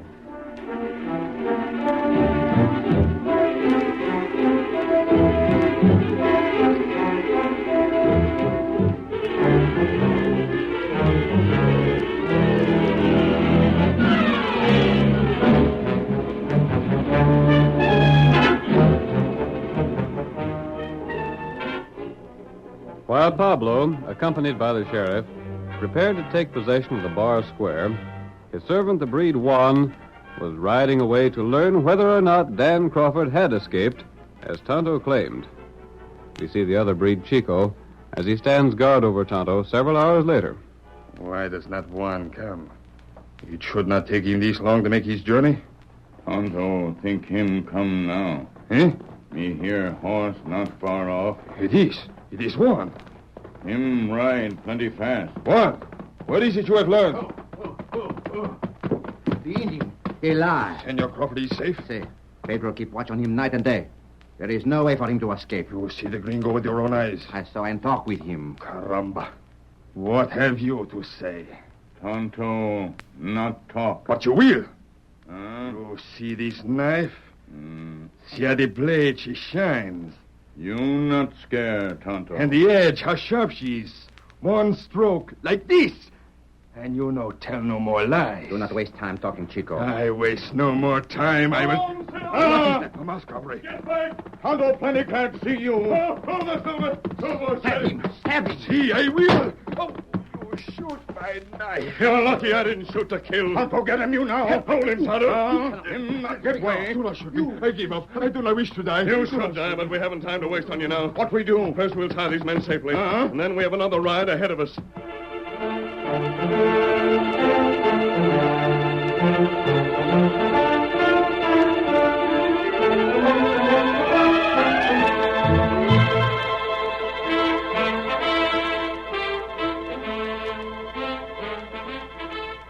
In the meantime, Pablo and the sheriff had reached the Bar Square Ranch.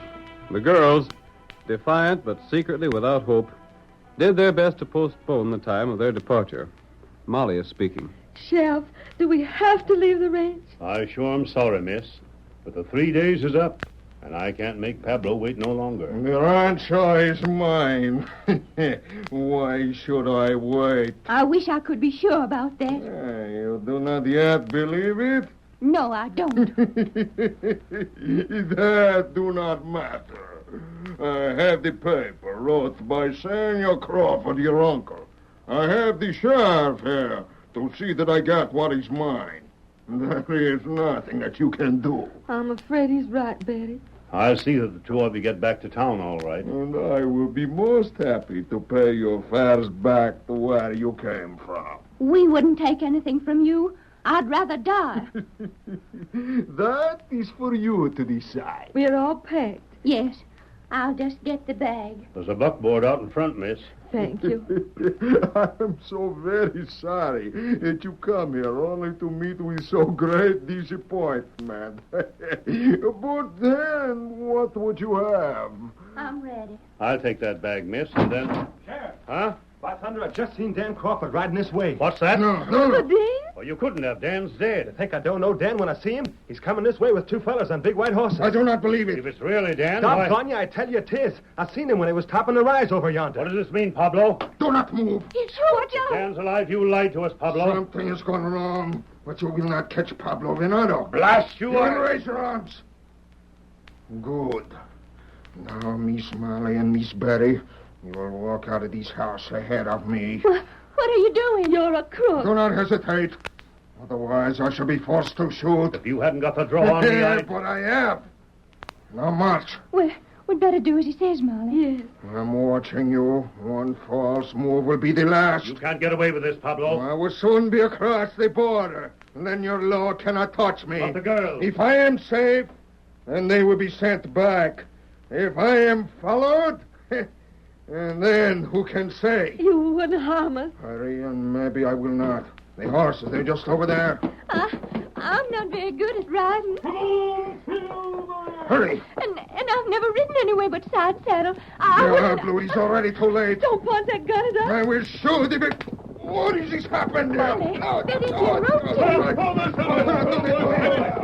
This rope over me. Let me go, you good work, Tonto. You get them all right. You cannot... You're all through, Pablo. Nothing you can say will help you now. Sheriff, get your men. Have them escort this man over the border. Boys, hurry up. Help the masked man. Do what he says.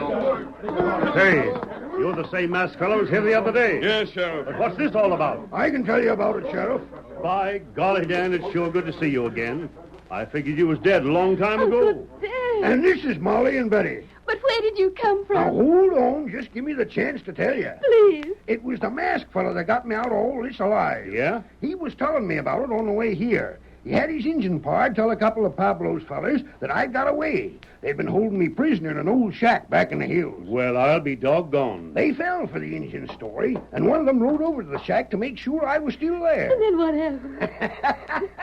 That's the best part of it. The breed named Chico held on to the engine, but the masked fella, he trailed the other breed and found where I was. The masked fella thought of that? He sure did. He roped them breeds and set me free. Then he brung me here. And just in time. Oh, Uncle, we're so glad to see you. Just a minute, Dan. I sort of hate to ask it, but what about them cows of Pablo's that's been found on your range? Shucks, it was Pablo brung them there. Huh? That's a fact. I found that out for myself when they was holding me. They brought him across the border and threw him on my range just so it looked bad for me. Of all the low-down, sneaking, ornery tricks. Well, it don't matter now. Where's the masked man gone to? Hey, ain't he around? There he is. Him and the Injun. Wait! Hey, I want to talk to you. Well, I'll be doggone of all the things to do. Save my life and my ranch, then hightail without even waiting to be thanked. He's riding away, Uncle, but he'll never be able to ride so far that we'll forget what he's done for us.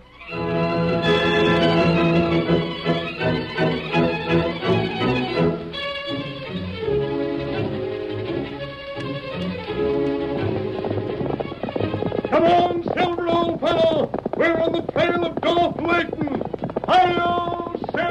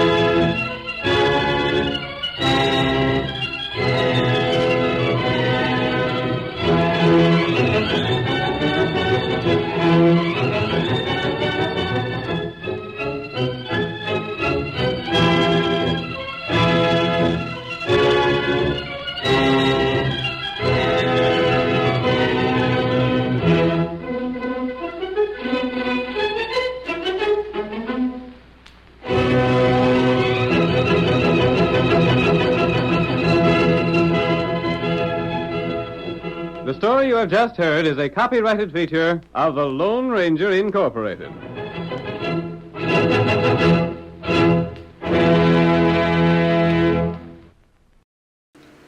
Groucho Marx meets some of the most interesting people you could ever hope to hear on radio in You Bet Your Life, coming up next. Ladies and gentlemen, the secret word tonight is book. B-O-O-K. Oh, you're always saying that. You bet your life.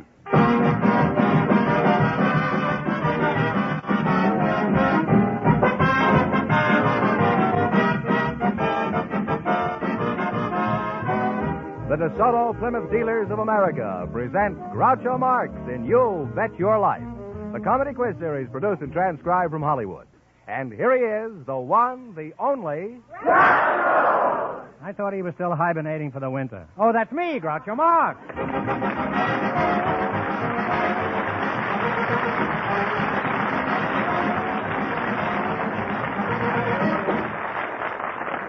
Thank you. Well, here I am again with $1,500 for one of our couples. George Fenneman, who's supposed to try for it? We invited some nightclub hat check girls and some ballpark vendors to the program tonight. And just before we went on the air, our studio audience selected Miss Betty Schumann and Mr. Al Weissman. And here they are. Folks, meet Groucho Marx. Welcome, you beautiful people, for the DeSoto Plymouth Dealers. I mean you, Betty. Yeah? And if you say the secret word, you'll split $100 between you. It's a common word, something you'll find around the house. Mr. Weissman. Oh, I've seen you at the ballpark. Huh? Thank you. What ballpark do you do your hawking? Gilmore, huh? Hollywood Ballpark. Hollywood, huh? What kind of items do you sell to the ball fans?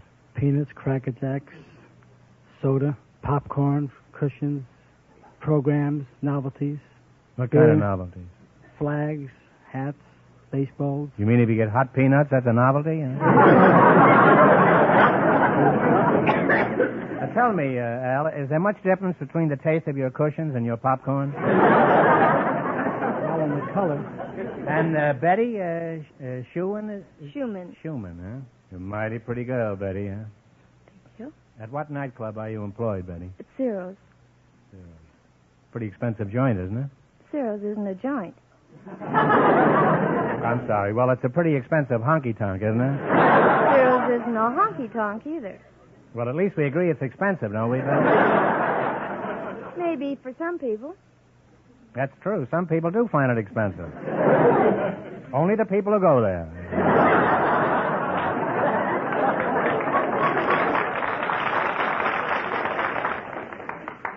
What do you do at Ciro's? I'm a combination hat check and cigarette girl. Well, you've got a very nice combination there. Well, tell me, Betty, do women check their hats in your honky-tonk? Very rarely, mostly coats. What kind? Oh, chinchillas, mink, sables, Persian lambs. You mean you have all those animals in that little room? Why do women check those valuable coats? I should think they'd never want to let them out of their sight. Well, if they were to take them to the tables with them and they got up to dance, they'd be left all alone. You mean some skunk would come along and go away with the mink? Do people check other things besides hats and coats? Occasionally. Do any of your customers ever check their husbands? No, but I had a man check a toupee once and a woman check a girdle. I don't know why a woman would want to check a girdle. If she stayed in a nightclub long enough, she'd be strapped anyway.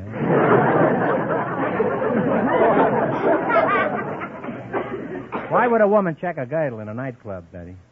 I don't know, sir. I didn't ask her. It wasn't any of my business. Well, I consider it mine. The next time a woman checks her girdle in your place, you tell her I want to know why. Now, how much do you charge for checking a hat? There is no charge. There isn't, eh? What do you mean, no charge? In a nightclub, they charge for everything, including the air you're choking in.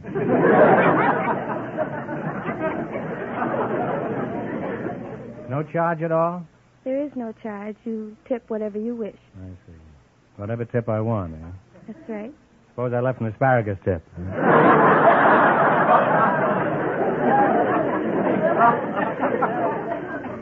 Now, Frankfurter, take me out of the ball game. Do you get many tips like Betty gets at Ciro's? What, from those baseball fans?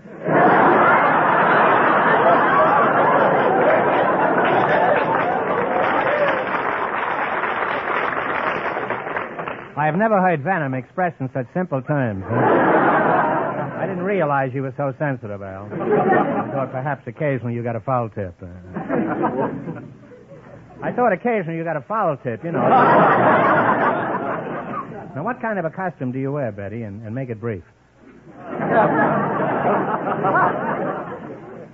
Well, it's strapless. It's very short, and we wear long opera hose. Well, that's brief enough, I guess. Doesn't an outfit like that make people stare? Well, yes. Mostly the women. You mean the men don't stare? Yes, but in a different way. Naturally. Well, a man wants to see what happens to his hat, that's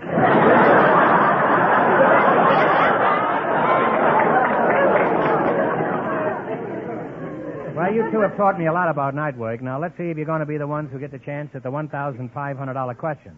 Now, in just 1 minute, you're going to play You Bet Your Life.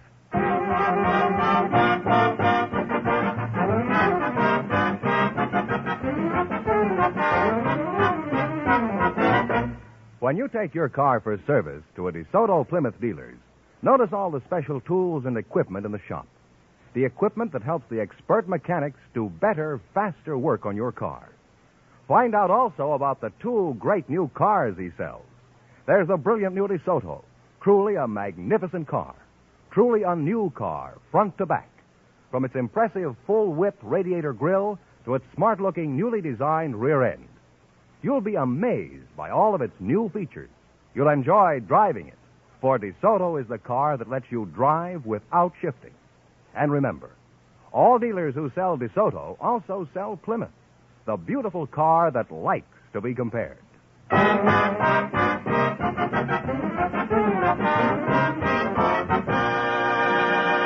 let's see if you two will get a chance at the $1,500. Fenham, and bring them up to date on the rules. Each of our 3 couples has $20.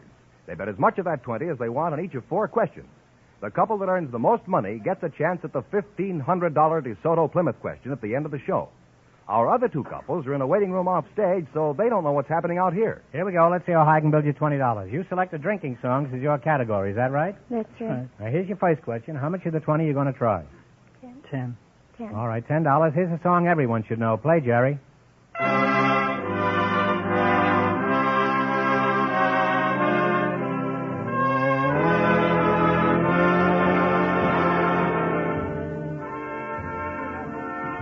Sweet Adeline. Sweet Adeline. And they're on their way. They have $30. $30. Remember, you're going for $1,500 tonight. Now, how much of the 30 are you going to try? 20. $20. What is the name of this song?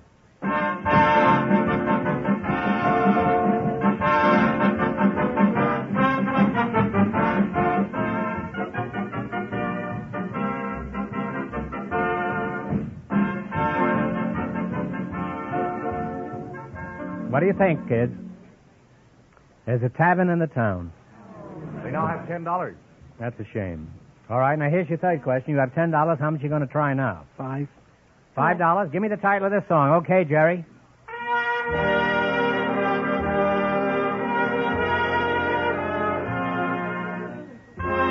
Whip and Poop. The Whip and Poop song. Oh, on their way again. They're now at $15. Here's your last chance to beat the other couples. How much of the 15 will you try? All of it. All of it. Shoot the works. Give me the title of this song.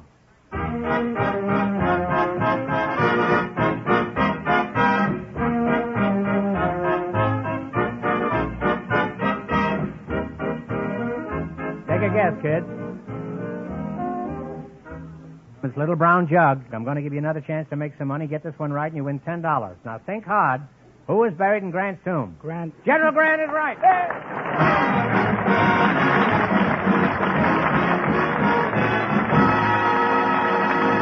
Thanks and good luck from the DeSoto Plymouth dealers. Now, don't go away. You may get a chance at the big question. Now, before I forget it, I want to thank George Rosen and Weekly Variety for the special showmanship citation they gave us last week. It was a very high honor, and all of us on the show are sincerely grateful. Gentlemen, you may proceed. Groucho? Yes. The secret word is still book. It is. Perhaps the next couple will say it. We invited some hospital dietitians to the program, and just before we went on the air, our studio audience selected Miss Shirley Phillips. Her partner is a married man from the audience, Mr. Charlie Harvey, and here they are. Folks, meet Groucho Marx. Welcome to You Bet Your Life, and if you say the secret word, you'll divide $100 between you. It's a common word, something you'll find around the house. Miss Phillips, Shirley Phillips. That's right. For a dietitian, you're a pretty tasty dish. Where are you from, Shirley? Cedars Lebanon Hospital. Were you born there? No, I'm really from San Francisco. Oh. And Mr. Harvey? Yes, sir. Are you one of the Harvey girls? Where are you from, Charlie? Philadelphia, Pennsylvania. What sort of work do you do? I'm a former gravedigger.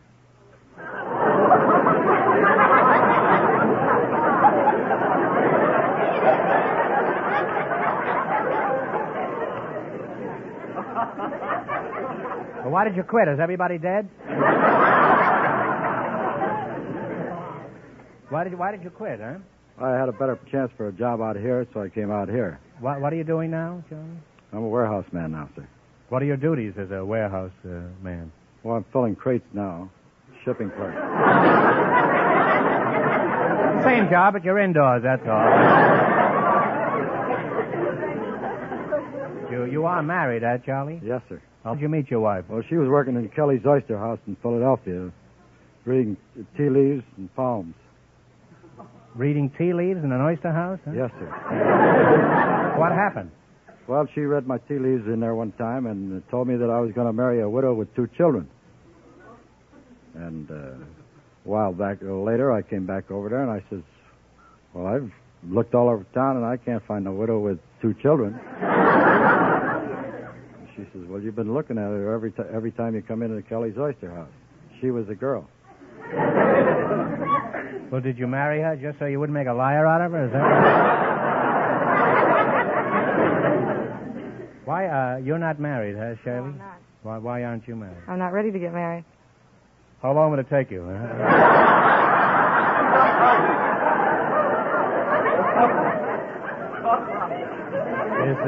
Is that the only reason you're not married? No.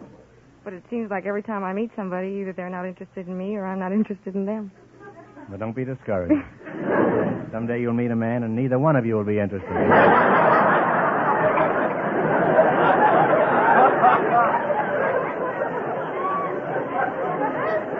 And then you'll have something in common, and you'll probably get married. Just, what do you do on your job, Miss Phillips? Well, I write diets, and I check trays. Do you make up the diet for the entire hospital? No, I don't. Who does that, Shirley? The head dietitian. The head dietitian? You mean there's a diet just for heads? Has anything unusual ever happened in your kitchen, Shirley, like putting something appetizing on the tray?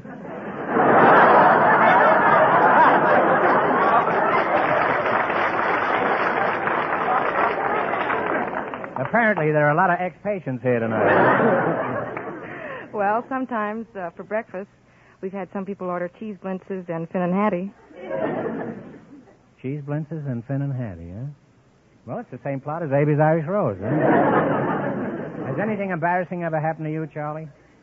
Well, not embarrassing. I wouldn't say embarrassing, but I was. Well, what would you say, huh? I was called out of bed at 1 o'clock in the morning to go back to the cemetery. Were you alive at the time? Well, I was the foreman of the gravediggers, and I was the only one that had the key to the tool house. It seems that some fellow had gone through the... Somebody was eager to get buried, huh? No, it seems like he had a few too many, and he was walking through the cemetery and fell in an open grave. Just looking at you has made me hungry, Shirley. How much food should I eat in a day? Well, that all depends upon the type of work that you do. A laborer should have about 3,000 calories, and a white-collar worker about 2,200 calories. Well, I'm a white-collar worker, but my laundry didn't come back. Huh? Now, answer my question. How much should I eat, Shirley? Well, what do you do? Well, I can do 85 and the wind's with me.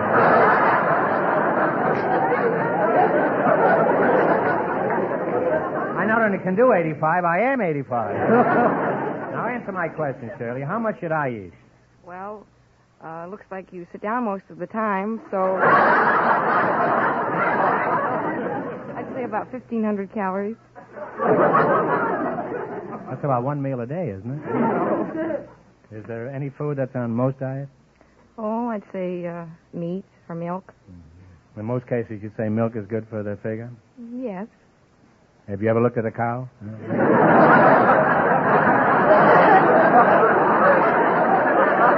Well, it's been nice talking to you two, and as soon as we're through here, Shirley, you and I will go out and have a banana split and some mashed potatoes. Now, let's see how well you'll make out in the battle for the $1,500 question. You're going to play You Bet Your Life. Run you $20 into more than the other couples, and you get a chance at the big question. I can't tell you how much our first couple won, but Fenneman's off stage to remind our listeners. The nightclub girl and the ballpark vendor lost all their money, so these people have a clear field. Here we go. Let's see how high I can build you $20. You selected well-known husbands and wives as your category. Is that right? Yes. Now, how much of the 20 are you going to try? 10. David O. Selznick is married to a famous actress. What is her name? Teresa Wright. Do you agree with that? I'm sorry. It's Jennifer Jones. Yeah. And they have $10 now. All right. Well, you're down to $10. Anyhow, you're going for $1,500 tonight, and that's the big money. Now, how much of the 10 are you going to try? $5. $5. Who is actress Lynn Fontanne married to? Alfred Lund. Alfred Lund is right. Now they have $15. All right, now you got $15. Here's your third question. How much of the 15 you going to try? 10. 10. Who is designer Gilbert Adrian married to? Janet Gaynor. Janet Gaynor is right. They're climbing. They have $25. Well, you're the gainer now. Now, here's your last chance to beat the other couples. How much of the 25 are you going to try? 20. Who is Lily Pons married to? Andre Castellano. Andre Castellano. And they wind up with $45. Thanks and good luck from the DeSoto Plymouth dealers. Now, we'll soon know who gets the chance at the $1,500 question. Folks, I don't have to tell you that summer is almost here. No, Fenneman, but you will anyway. And summer means that the best days to drive your car are right on top of it. I wish you'd drive more carefully. I will, Groucho, and more enjoyably, too. Because now's the time when I and thousands like me... I won't comment on that horrible thought. Now's the time when we smart car owners get set for those fine summer weekends and for vacations by visiting our DeSoto Plymouth dealer. Fenneman, that's your idea of a vacation? Your family visiting a DeSoto Plymouth dealer? Well, the time your car spends at a DeSoto Plymouth dealer's, folks. will make every mile you drive this summer more enjoyable. That's true. More economical. Yes, it is. Safer. Yeah, and safer. For expert service and checkup at a fair price. See your DeSoto Plymouth dealer tomorrow. All right, Fenneman, who's leading in the race for the $1,500 question? Well, the dietitian and the married man are ahead with $45. And the secret word is still book. We invited some sets of identical twins to the program tonight, and just before we went on the air, our studio audience selected Janny and Joey Pope. Folks, meet Groucho Marx. Welcome, kiddies, for the DeSoto Plymouth dealers. And if you say the secret word, you'll divide $100 between you. It's a common word, something you'll find around the house. Identical twins, eh? I'm glad somebody told me. Otherwise, I might have accused one of you of being up here twice just to confuse me. Which one are you? I'm Janny. You're Janny, yeah? Yes. How do you do? And which one are you? I'm Joey. You're Joey. Uh-huh. You're Joey Ha-Ha? That's an Indian name, huh? Is your name Janny Ha-Ha? I've heard of Minnie Ha-Ha, but you two certainly look alike, and I think you should know each other. Janie, shake hands with Joey, huh? Now, don't anybody move. Stay right where you are. Now, let's see. Janie, how old are you? I'm 20 years old. Joey, you are Joey, huh? Yes. Since you're identical twins, you're exactly the same age? Yes, I'm 22.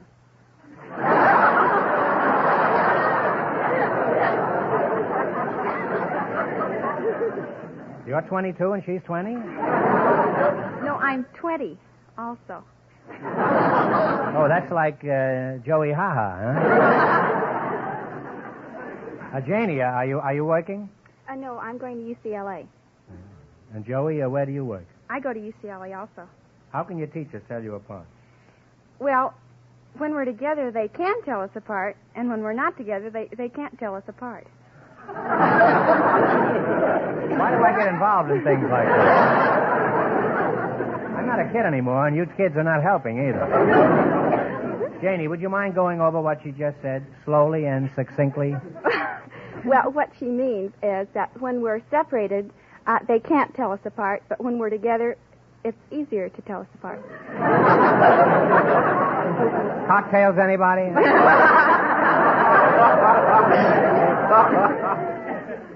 Joey, does everybody have the same trouble I have? I'm Janny, that's Joey. Oh, this is... Answer my question. Does everybody have my trouble?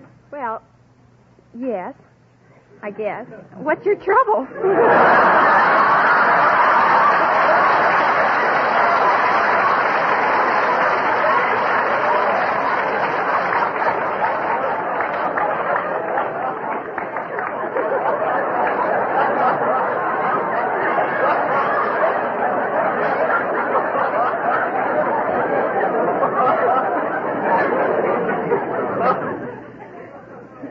Well, I'll tell you, Mrs. Anthony, I come from a family of 5 boys. I was standing here 5 minutes ago minding my own business when suddenly I went off my rocker. Now, Janie, do you have any boyfriends? That's you, Janie, over there. Yes, I have How do one. your boyfriends tell you apart? Well, they have a lot of trouble telling us apart. But on the other hand, we have trouble telling them apart because they're also identical twins. We all get mixed up. Have you ever played any tricks on your boyfriends? Well, for instance, one day I walked into class and this boy ran up to me and said, Joey, and I didn't want to say I was Jenny. I said, yes, and he said, can you go out Saturday night? And I said, I'd love to because Joey hadn't made a date for Saturday night. So Joey walked in and I told her and she already made a date, so I had to go out with him. And so we both happened to end up at the same place, and I introduced the boy, and he said, well, which one is Joey? And we wouldn't tell them, and they still don't know to this day. I guess it's just as well. Have you any experiences like that you'd care to relate, Joey? That's you, Joey, over here. Well, in high school, we had quite a lot of fun. Janny was better in geometry, and I was better in history. And I flunked the geometry test once, and so I had to make it up after school. So Janny went and took it in my place.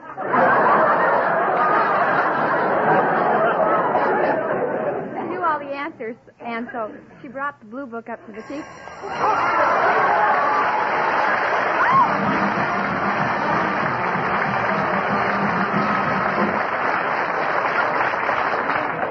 Joey, that did it. You just said book, and since that's the secret word for tonight, you and your partner split $100 in cash, compliments of the DeSoto Plymouth Dealers of America. Oh, thank you.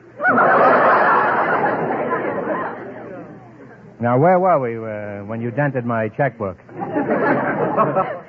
Well, I brought the blue book up to the teacher, and as I was handing it to her, we both wear different rings, and I forgot to change my ring, and that's the only way the teacher could tell us apart, and she knew I had a pearl ring, and this girl that brought it up had a ruby ring, so she caught us in the act, but she was very nice about it. Just kicked you out of school, huh? Well, Joey, you two not only look exactly alike, but you even dress exactly alike. Do you always dress the same? Oh, yes. What about boyfriends? Do you like the same boyfriends? Oh, no. We've been very lucky about it. Yeah. Your taste is quite Very different. much the same, twins. But Yeah? the twins are alike, so it doesn't make any difference who goes with who. You don't care which one you get, huh? No. I guess when you've seen one twin, you've seen them all. Well, it's certainly been nice looking at you girls. Now we're going to see if two heads are better than one. You're going to play You Bet Your Life. You beat the other couples, and you'll get a chance at the $1,500 DeSoto Plymouth question. I can't tell you how much the other two couples won, but Fenham is going to remind our listeners. The dietitian and the husband are ahead with $45. Here we go. Let's see how high I can build you $20. You selected animals and birds of fact and fiction as your category. Is that right? Yes. All right. Now you have $20. How much are you going to try? $10, Harpo. $10. Harpo, right?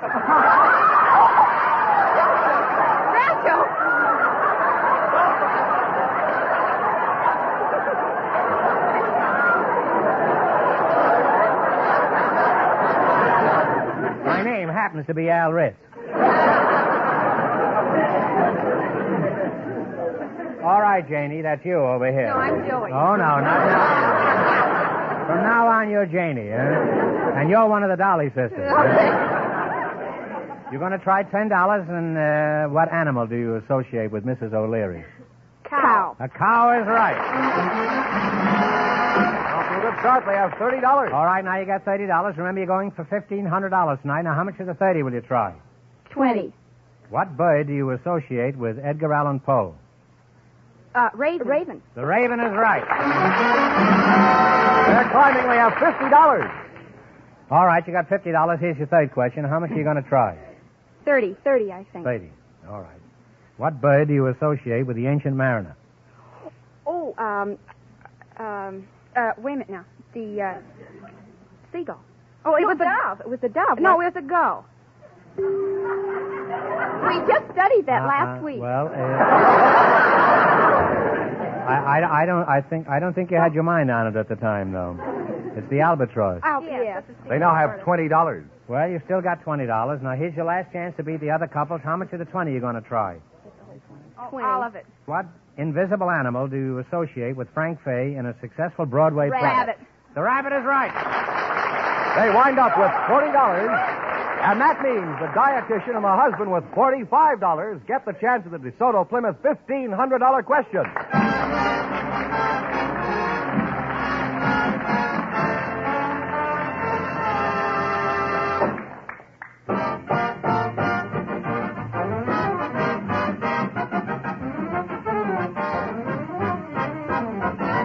When your car needs attention, it's important to get the very best service you can get. That's why you should always drive in at the sign of a DeSoto Plymouth dealer. For there's where you get a top service job every time. Expert factory-trained mechanics, working with factory-approved tools and equipment, do better work on your car, and they do it faster. That means money in your pocket. Add to this a DeSoto Plymouth dealer's constant desire to treat you fairly and squarely, and you have all the reasons why it will pay you next time your car needs attention. To take it to a DeSoto Plymouth dealer.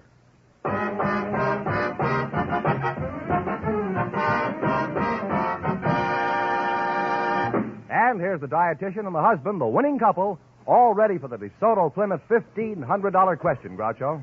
Here we go for $1,500. Ready? I'll give you 15 seconds to decide on a single answer between you, so think carefully and please no help from the audience. Here it is. Children the world over know about American Indians and early pioneers because of the writings of one of our greatest authors. He wrote The Deerslayer and The Last of the Mohicans, among others. Who was this man?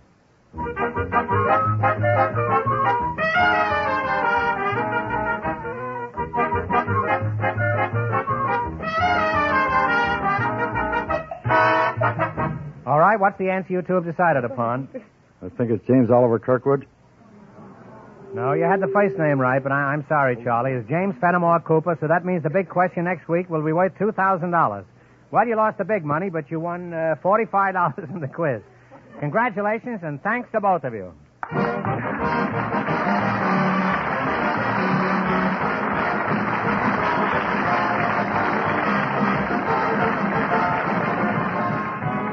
You Bet Your Life is a John Goodell production, transcribed from Hollywood, directed by Robert Dwan and Bernie Smith. Music by Jerry Fielding. Be sure to tune in again next Wednesday night at this time for the Groucho Marx Show, You Bet Your Life, presented by the more than 3,000 DeSoto Plymouth dealers of America. And remember, all dealers who sell DeSoto also sell Plymouth. Two great cars, both products of the Chrysler Corporation. And don't forget, next week, the big question will be worth $2,000. Good night, folks, and remember, just be sure to see your DeSoto Plymouth dealer.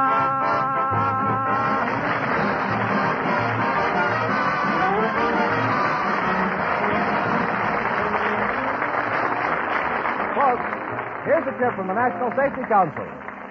When driving, look ahead of the vehicle ahead to give yourself more stopping distance.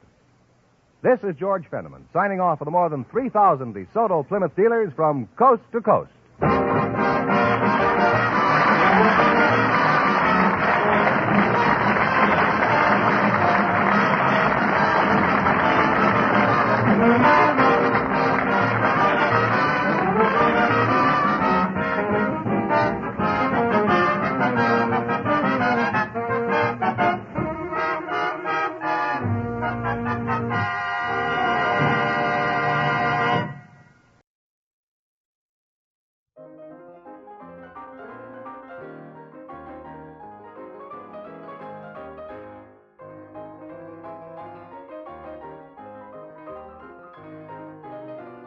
Well, I went online and I found us a bodyguard.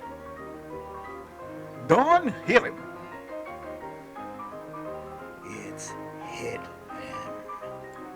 I'm sorry, Don hit them. So, this Josh character, do you want them to find his head? What? The next question. Do you want his family to be able to identify him when I am finished with him? Man, I'm getting scared. Yeah, I really don't think you are what we are looking for. Don't be so sure. No, I'm really sure. Please, just go. We really don't need your types of services. Fine, I'll go. But make sure you give me 5 stars on Google reviews. Fine, whatever. Just get out of my house. You see, you're weak. That is why. This Josh has the advantage. Good day, sir.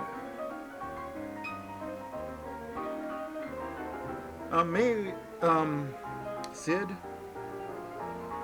Maybe we need to rethink looking online for a solution. Yep, I think I'm going back to the drawing board on that one. Well, see you later, folks. Yep, see ya.